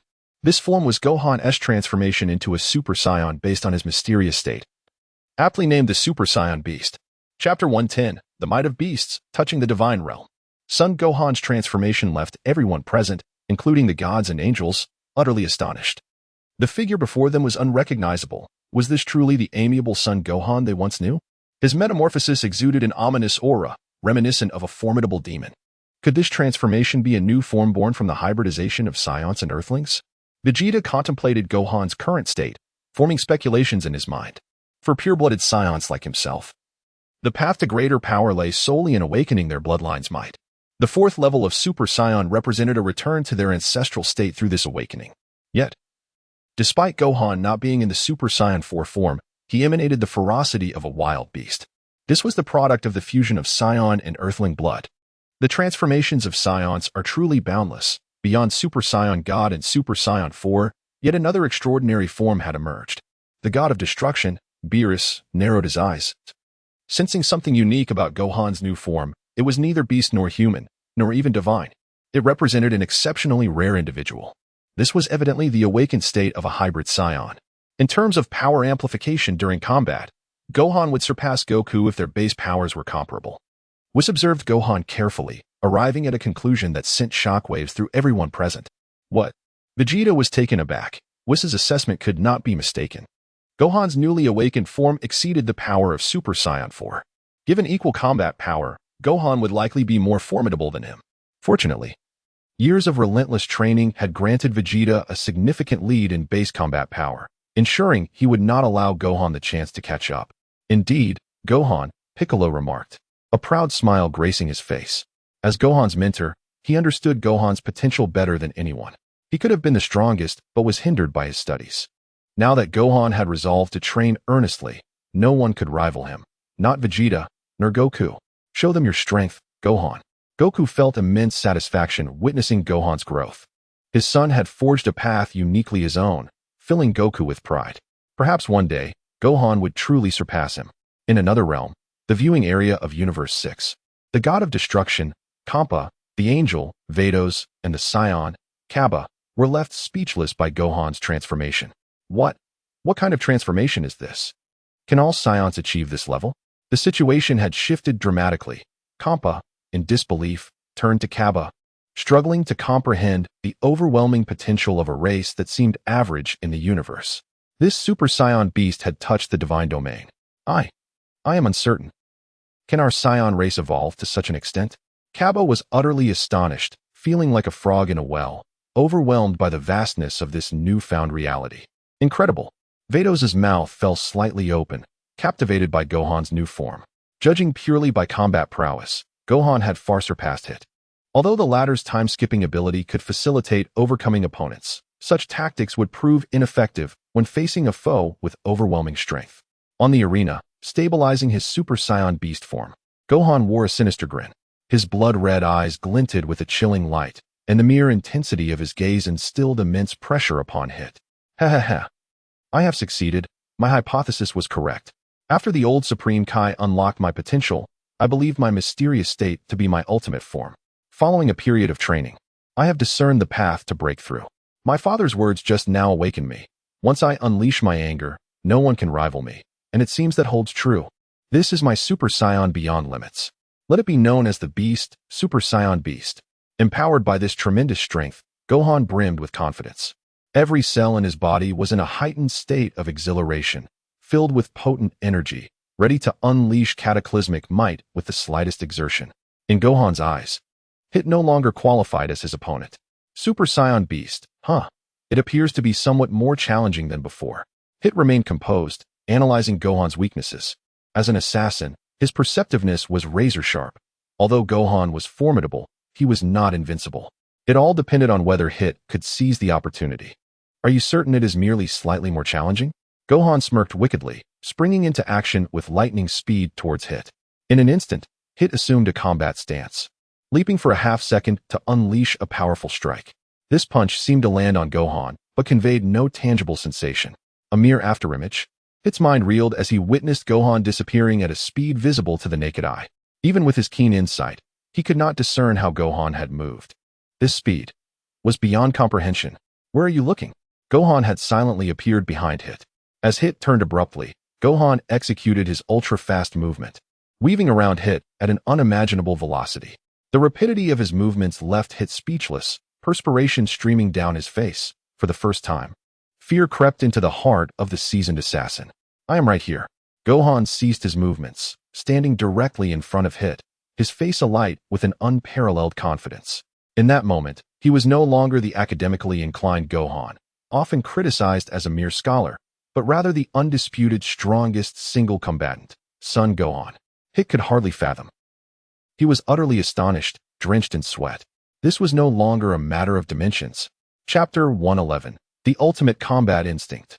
To be honest, I was taken aback myself. Son Gohan marveled at the incredible power he now wielded, a faint smile gracing his lips as he proclaimed, "The strength of the Super Saiyan Beast surpasses my wildest expectations. I am now confident in my ability to defeat my father in his fourth stage of Super Saiyan." His audacity in uttering such words revealed the extent of his self-assurance regarding his newfound power. In other words, his strength had surged dramatically, inflating his confidence to an extreme degree. This young man remained blissfully unaware of the immense heights his father had reached. While the Super Saiyan Beast was indeed formidable, it paled in comparison to Goku's might. Hit wasted no words, his entire being shifting into a heightened state of vigilance, unwilling to afford even a moment's carelessness. Gohan, too, had abandoned any thoughts of merely testing his strength. With a mere thought, he launched himself into action. A swift rush echoed through the air. His speed was unparalleled. And in the blink of an eye, he stood before Hit, his fist, imbued with colossal force, crashing down towards Hit's face. Such velocity, Hit marveled, yet hesitated not for an instant, activating his time-skip technique. For a mere half a second, he leaped to counter Gohan's heavy blow, but alas, the disparity in their energies was insurmountable, existing in entirely different realms. Gohan's iron fist was faster and more ferocious. With a resounding thud, Hit was struck hard. A colossal imprint left upon his visage, his body uncontrollably retreating several meters. The impact left him momentarily dazed. Before he could regain his senses, Gohan surged forward once more, his unimaginable speed sending tremors through Hit. Once again, he employed the time skip to retaliate. Yet Gohan had fully deciphered Hit's technique, while his left hand blocked Hit's advance. His right fist charged with energy, aiming directly for Hit's midsection. The force of the blow sent Hit's internal energies surging violently, causing him to involuntarily spew forth bile. His eyes wide with shock, his pupils trembling. Had Gohan not restrained much of his power, that strike would have pierced through Hit's abdomen. The vast gulf in their strengths only served to ignite Hit's long-dormant desire for improvement. Futile. Your time skip is no longer effective against me. You have no chance of victory. With that declaration, Gohan unleashed a tempest of relentless attacks upon Hit. At that moment, Hit could only defend himself, his fists raised to shield his head, desperate to avoid being obliterated by Gohan's onslaught. However, mere defense was not the optimal strategy. If this continued, defeat was inevitable. A flash of determination ignited in Gohan's eyes as he unleashed a devastating strike that shattered Hit's defenses, landing heavily upon his chest. With a grunt, Hit expelled a spray of blood, his form rocketing skyward, colliding against the invisible barrier crafted by the angels. In that instant, his momentum plummeted, cornered by Gohan's relentless assault. "It is over," Gohan declared with resolute finality. With a swift motion, he gathered energy in one hand, a golden beam erupting from his palm. This strike possessed the potential to utterly vanquish Hit. Sensing the lethal threat, Hit, in a moment of desperation, resorted to his true assassin's prowess. In an instant, Hit vanished into the time-skip dimension. Gohan's casual attack passed through Hit's form, crashing against the protective barrier. "What?" Gohan exclaimed in astonishment. How could his strike suddenly bypass Hit's body? What other tricks did this man possess aside from the time skip? The audiences from both universes, along with the gods of destruction, were left bewildered by Hit's state. How much had Hit truly concealed? Amidst the awe of the deities and the crowd, the angel Vados provided an explanation. Hit had unveiled his true capabilities as an assassin, creating a time-skip space where he concealed his real self, projecting an illusion into the tangible realm. His true form was hidden within that temporal dimension. This technique of hiding in another dimension astounded everyone, yet Gohan remained unfazed. "So this is your true skill. You should have utilized this from the very beginning rather than waiting until now." With a confident smile, he gazed skyward at Hit, untroubled by fear. Now he was unstoppable. Even if Hit possessed numerous abilities, they would not suffice against him. "You are correct. From the moment this battle commenced, I should have held nothing back. Ultimately, I underestimated you Saiyans." Hit's cold words hung in the air as he swiftly raised his fist, launching an invisible energy attack. The beast instinctively detected the hidden assault and evaded it. The invisible energy blast shattered the arena beneath Gohan's feet, demonstrating the sheer destructive power of the attack. Without granting Gohan a moment to breathe, Hit unleashed a flurry of even faster and more vicious assaults. Countless invisible energy blasts rained down upon Gohan from all directions. Yet, undeterred by these unseen attacks, Gohan moved with fluid grace, effortlessly neutralizing Hit's barrage with near-perfect defense. The numerous phantom energy blasts were mere illusions. Hit's true form had already traversed the time-skip space to appear behind Gohan. It is over. Hit gathered his strength for a decisive strike aimed at Gohan's vulnerable points. With this blow, the outcome of the battle would be determined. But Hit had gravely underestimated Gohan. He now possessed an unparalleled instinct for combat. Any thought or attack paled in comparison to raw instinct. Sensing danger, Gohan acted without hesitation, pivoting to unleash a powerful counterpunch. With a thunderous crash, the fabric of space was rent asunder. Hit's fist collided with Gohan's, the latter's raw power forcing Hit back, his expression a mixture of disbelief and chagrin. Hit's mind reeled. He had never anticipated that his attack from another dimension could be thwarted by Gohan. How had this young man become so impeccably formidable after his transformation? Futile. I stand at a height far beyond what you can imagine. All of your attacks are ineffective against me. Gohan stood confidently rooted in place, his combat instincts activated to their fullest potential. He had transformed into a living embodiment of war. Chapter 112, The Ultimate Technique of Freedom. Hit's expression was as grim as could be, faced with Son Gohan, who seemed utterly flawless. He could find no point of breakthrough. Defeating this opponent head-on proved exceedingly arduous. Even if he could retreat into the time-skip space, it would only serve to delay the inevitable. I concede that you are formidable, but vanquishing me will not be so effortless. Hit remarked as he once again melded into the time-skip realm. Son Gohan dismissed him with disdain. It's futile. Your every tactic is ineffective against me now. Assuming a battle-ready stance, Gohan unleashed his full combat instincts, effortlessly countering Hit's onslaught. In this moment, he was impeccable. In the audience section of Universe 6, anxiety gripped the spectators as Hit found himself at a disadvantage once more. Even Kampa, the god of destruction, refrained from expressing anger or frustration. There was no doubt that Gohan's displayed power had surpassed Hit's capabilities. At this juncture, Hit could only barely hold his ground. The angel, Vados, had also lost hope for Hit's victory. The probability of Hit triumphing now stood at a mere fraction, perhaps even less than 1 in 1,000. Universe 6 was on the brink of defeat, and the 7 Dragon Balls they had painstakingly gathered would likely fall into the hands of Universe 7. On the side of Universe 7, the gods and warriors alike were thoroughly pleased with Gohan's performance. Undoubtedly, he had reached the realm of the divine. While he may not possess the raw power of the gods of destruction, he had nonetheless entered a divine domain. The beast form of Super Saiyan. An impressive transformation, Vegeta mused, his expression filled with complexity. He lamented internally over Gohan's past decision to abandon training. Although he believed he could surpass Goku, if Gohan continued his relentless training and surpassed him, Vegeta knew the chances of catching up would be exceedingly slim.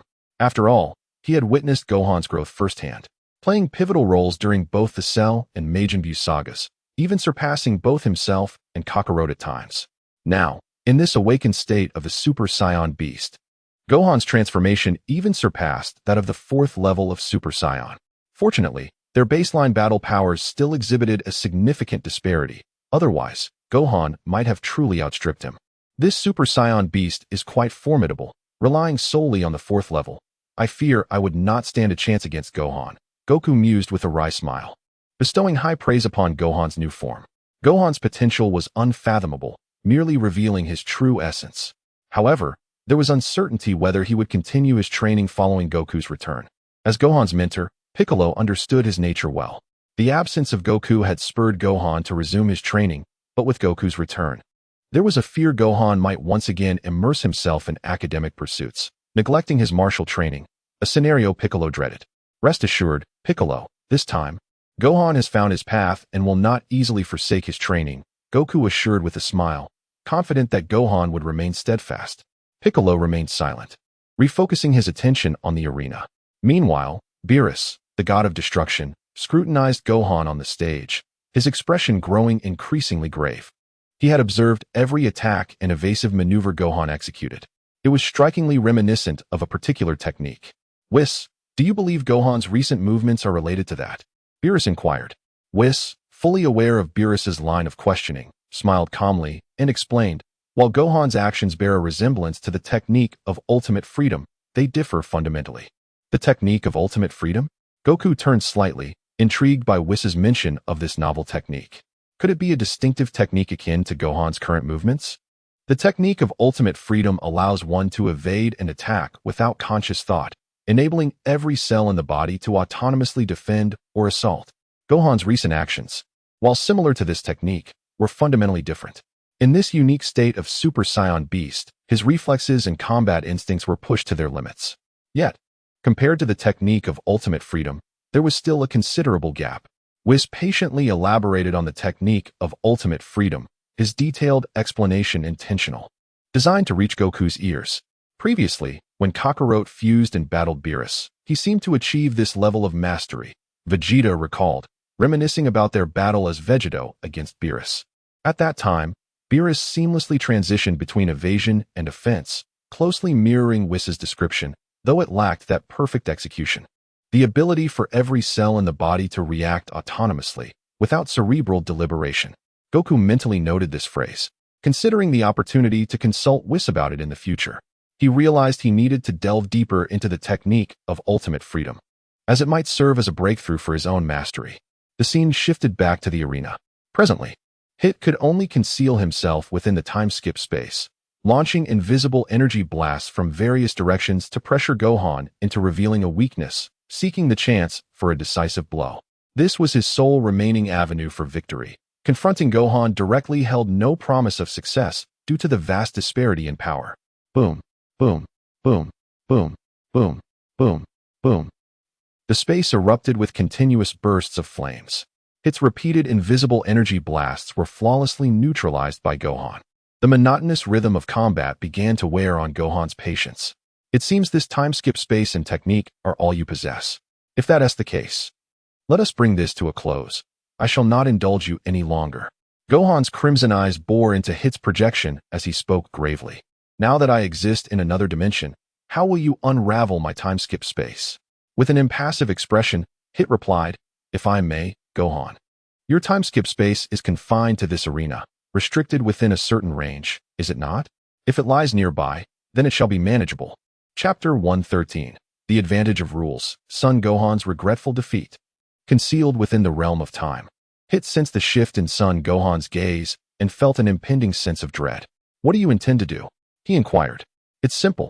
I aim to annihilate you along with this realm of time.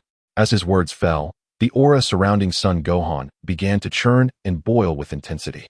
A silvery malevolence spiraled into a colossal tornado, wreaking havoc. Madman.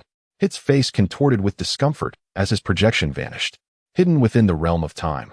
He exerted every ounce of strength to resist and maintain its stability. Countless silver lightning bolts crackled around Son Gohan's form. The overwhelming energy transformed into a cataclysmic force that radiated in all directions.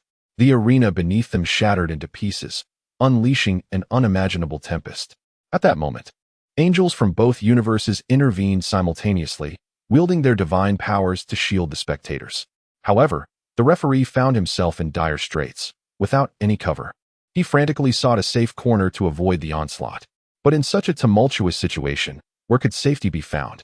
As Son Gohan's energy shockwaves intensified, the spatial barrier behind him fractured like a broken mirror on the brink of collapse. This was the very location of Hit's realm of time. At that moment, Hit, concealed within the temporal domain, wore a grim expression. The explosive power emanating from Son Gohan was beyond terrifying, and he could not withstand it. Stop. Give me a break. Hit poured all his effort into maintaining the equilibrium of the realm, but alas, it was too late given the vast dimensional disparity. Crack. Boom. The realm of time erupted under the relentless surge of Son Gohan's energy, obliterating the arena itself. A blinding flash of light followed. The arena fragmented into countless shards, and Hit's temporal domain was shattered, revealing his true form. Your true self has finally emerged. Son Gohan's gaze locked onto Hit's essence, his eyes glinting with determination. Just as he prepared to seize the moment and eliminate Hit, an unexpected turn of events unfolded. The outcome is determined.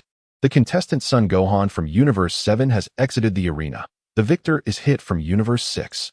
The referee's sudden declaration left everyone in shock. In that instant, not only did Son Gohan and Hit falter, but so too did the spectators and competitors from both universes. Observe, everyone. Contestant Son Gohan is now on the ground, while contestant Hit stands upon the fragments of the arena. According to the rules of the competition, Son Gohan had indeed exited the arena. The referee reiterated the explanation for all to hear. I lost in such a manner. Son Gohan's face was a mask of disbelief, astonished at the unforeseen conclusion. Despite possessing power far superior to Hit's, he ultimately fell victim to his disregard for the rules. The odds of him losing to Hit were 1,000,000 to 1, yet that improbable fate had befallen him at this very moment. What a pity! Had you not been so overconfident and restrained your explosive power, this outcome might have been different. Son Gohan, is it? I shall remember that name.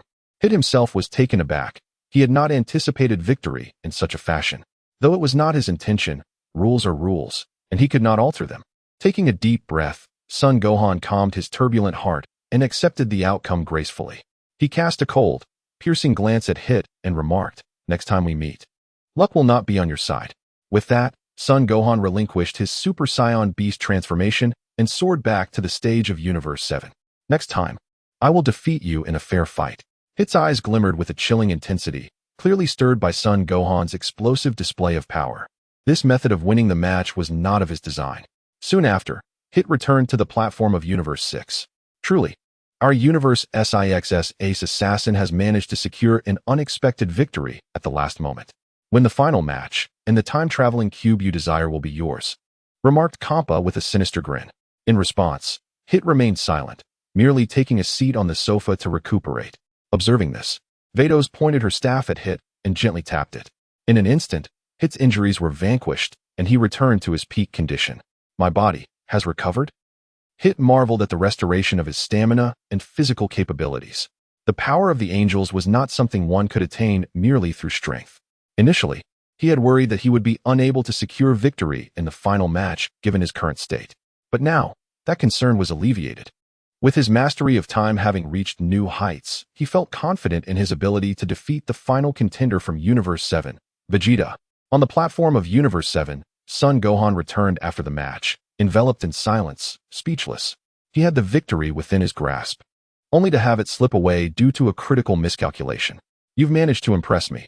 I have to give you credit, Son Goku's son," remarked Beerus, the god of destruction, unexpectedly commending Son Gohan.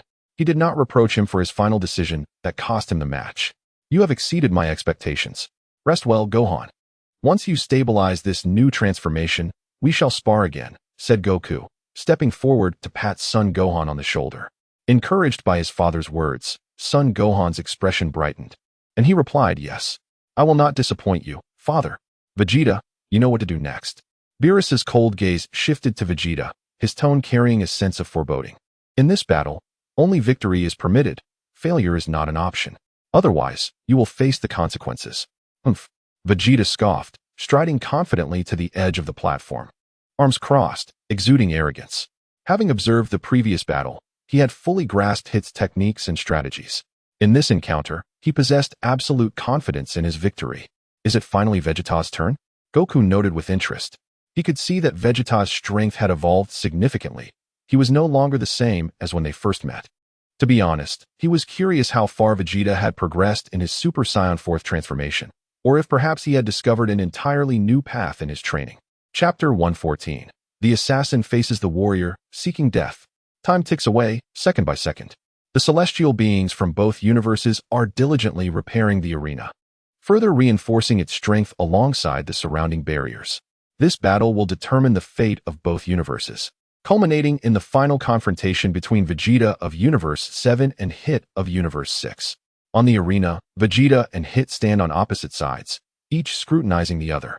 "You were fortunate to defeat Gohan by adhering to the rules, but now you face me, Vegeta." His words are laced with overwhelming arrogance and confidence. In the next moment, a golden aura radiates from him as his bloodline power ignites, transforming his form. His upper garments vanish, revealing his muscular physique adorned with crimson hair, exuding a primal ferocity. The sheer force of his presence instills an undeniable sense of invincibility. Yet, is this truly Vegeta's full potential? Clearly not. He has harbored much more during the past 10 months of relentless training. This displayed form is merely the tip of the iceberg of his unfathomable combat prowess. The oppressive aura is formidable, yet what use is strength if one cannot land a blow? Hit has already slipped into his time-skip space, opting to avoid a direct confrontation with Vegeta. Indeed, Vegeta smirks, raising his right hand and beckoning with his finger. Come, attack me with your time-jumping techniques. Provoked by Vegeta's taunt, Hit's fury ignites, and without hesitation, he unleashes his attack using the time skip ability. Emerging from the time-space, Hit appears before Vegeta in the blink of an eye, launching a strike aimed at his vital points. A resounding thud echoes as Hit's blow connects flawlessly with Vegeta's core. However, what difference does it make? Hit stands frozen, feeling the impact of his punch. Only to be bewildered, it feels as though he struck a planet rather than a person, indomitable and unyielding. With such a feeble assault, he could inflict no harm upon me. A cold smile graces Vegeta's lips as he disregards Hit's attack. What's this? Did you think I couldn't hit you? Vegeta taunts, his smile deepening. Let me show you what a true attack looks like. Clenching his fist, he accumulates a terrifying power before unleashing a devastating blow. In an instant, Hit senses the imminent danger and attempts to escape, but is unable to break free from Vegeta's grasp. With a force akin to a meteorite, Vegeta's strike lands squarely in Hit's abdomen. Blood and bile erupt from Hit's mouth as he is momentarily incapacitated by the searing pain. Seizing the opportunity, Vegeta strikes again, delivering a punishing uppercut to Hit's jaw. Another thunderous crash reverberates as Hit's body is propelled skyward, crashing against the invisible barrier. Regaining his composure, Hit glares at Vegeta with gritted teeth, his crimson eyes quivering in rage. What's wrong? Did you not claim my attacks were futile if they could not touch you? Why then do you appear so disheveled? Vegeta's eyes narrow, a sinister grin adorning his face. He regards Hit with utter disdain, confident in his superiority. Hit is merely an assassin lurking in the shadows, waiting for an opening to strike. In contrast, Vegeta stands as an indomitable berserker, devoid of any vulnerabilities. The only way to defeat him is through a direct confrontation. His formidable Saiyan physique grants him nearly invincible defenses at this level. The disparity in their powers is vast, and Hit's efforts are but a mere tickle against Vegeta. What's the matter? Afraid to attack? Then allow me. As Hit hesitates, Vegeta takes the initiative. With explosive force, he propels himself forward, his body hurtling like a cannonball, moving at a terrifying speed that nearly catches Hit off guard. In a critical moment, Hit leaps 0.5 seconds into the future, dodging Vegeta's strike while delivering a powerful blow to his abdomen. This is Vegeta's Achilles heel. A strike from a fellow warrior of equal caliber could render another temporarily incapacitated. But alas, they are not of the same realm. Hit's heavy punch proves ineffective against Vegeta, who greets the impact with a wicked smile. A chilling sensation invades Hit's core as Vegeta's fist crashes into his face, delivering a devastating blow. Purple blood spills from Hit's nostrils and mouth, painting the air with his agony. Seizing the moment, Vegeta unleashes a relentless barrage, mercilessly battering Hit's body. You are finished. Vegeta shows no mercy as he brings his hands together, channeling power before striking downwards. In an instant, Hit plummets like a meteor, crashing into the center of the arena. The impact sends debris flying and thick smoke billowing into the air. Lying in the arena's center, Hit is immobilized by pain, unable to move. It's over. Prepare for the explosion. Vegeta gathers energy in one hand, blue-white lightning crackling in his palm as he releases a highly compressed sphere of destructive energy. A cataclysmic explosion ensues, shrouding the area in thick smoke and dispersing scorching shockwaves. Yet, amidst the chaos, Hit has vanished without a trace. As Vegeta descends onto the arena, he expands his senses, scanning every corner with piercing clarity. Have you hidden away in your so-called time-space again? It matters not. A coward remains a coward. Vegeta remarks with disdain. Chapter 115, Alternative Super Saiyan 4, The Malevolent Ascension. At this moment, Vegeta regarded Hit with utter disdain. This battle had transformed into a mere child's play. Hit was a prey, and he was the hunter. A sudden sound of slicing air pierced through the atmosphere. An invisible energy blast shot forth from behind Vegeta, imbued with unparalleled penetrating force, aimed directly at him. A signal of danger surged through Vegeta's battle instincts. Without hesitation, he hurled a golden energy sphere to collide with the unseen projectile behind him. Boom! The clash of energies erupted in a magnificent explosion, enveloping the surroundings in a blaze of light, soon followed by thick clouds of smoke that obscured Vegeta from all directions. Before Vegeta could brace himself, numerous invisible energy blasts surged towards him from all sides. Sensing the impending attacks, Vegeta scoffed. unleashing a terrifying surge of his bloodline power that obliterated all the invisible blasts surrounding him. "I found you." A glimmer of fierce determination flashed in Vegeta's eyes as his combat instinct pinpointed Hit's exact location. With a single hand, he forcefully defended against Hit's vulnerable strike. "You." Hit gasped in shock, pondering if all Scions were indeed monsters. Having lived for over 1,000 years, this was the first time he encountered such an opponent, one with impenetrable defenses and astonishing combat instincts. Every move he planned was laid bare before Vegeta.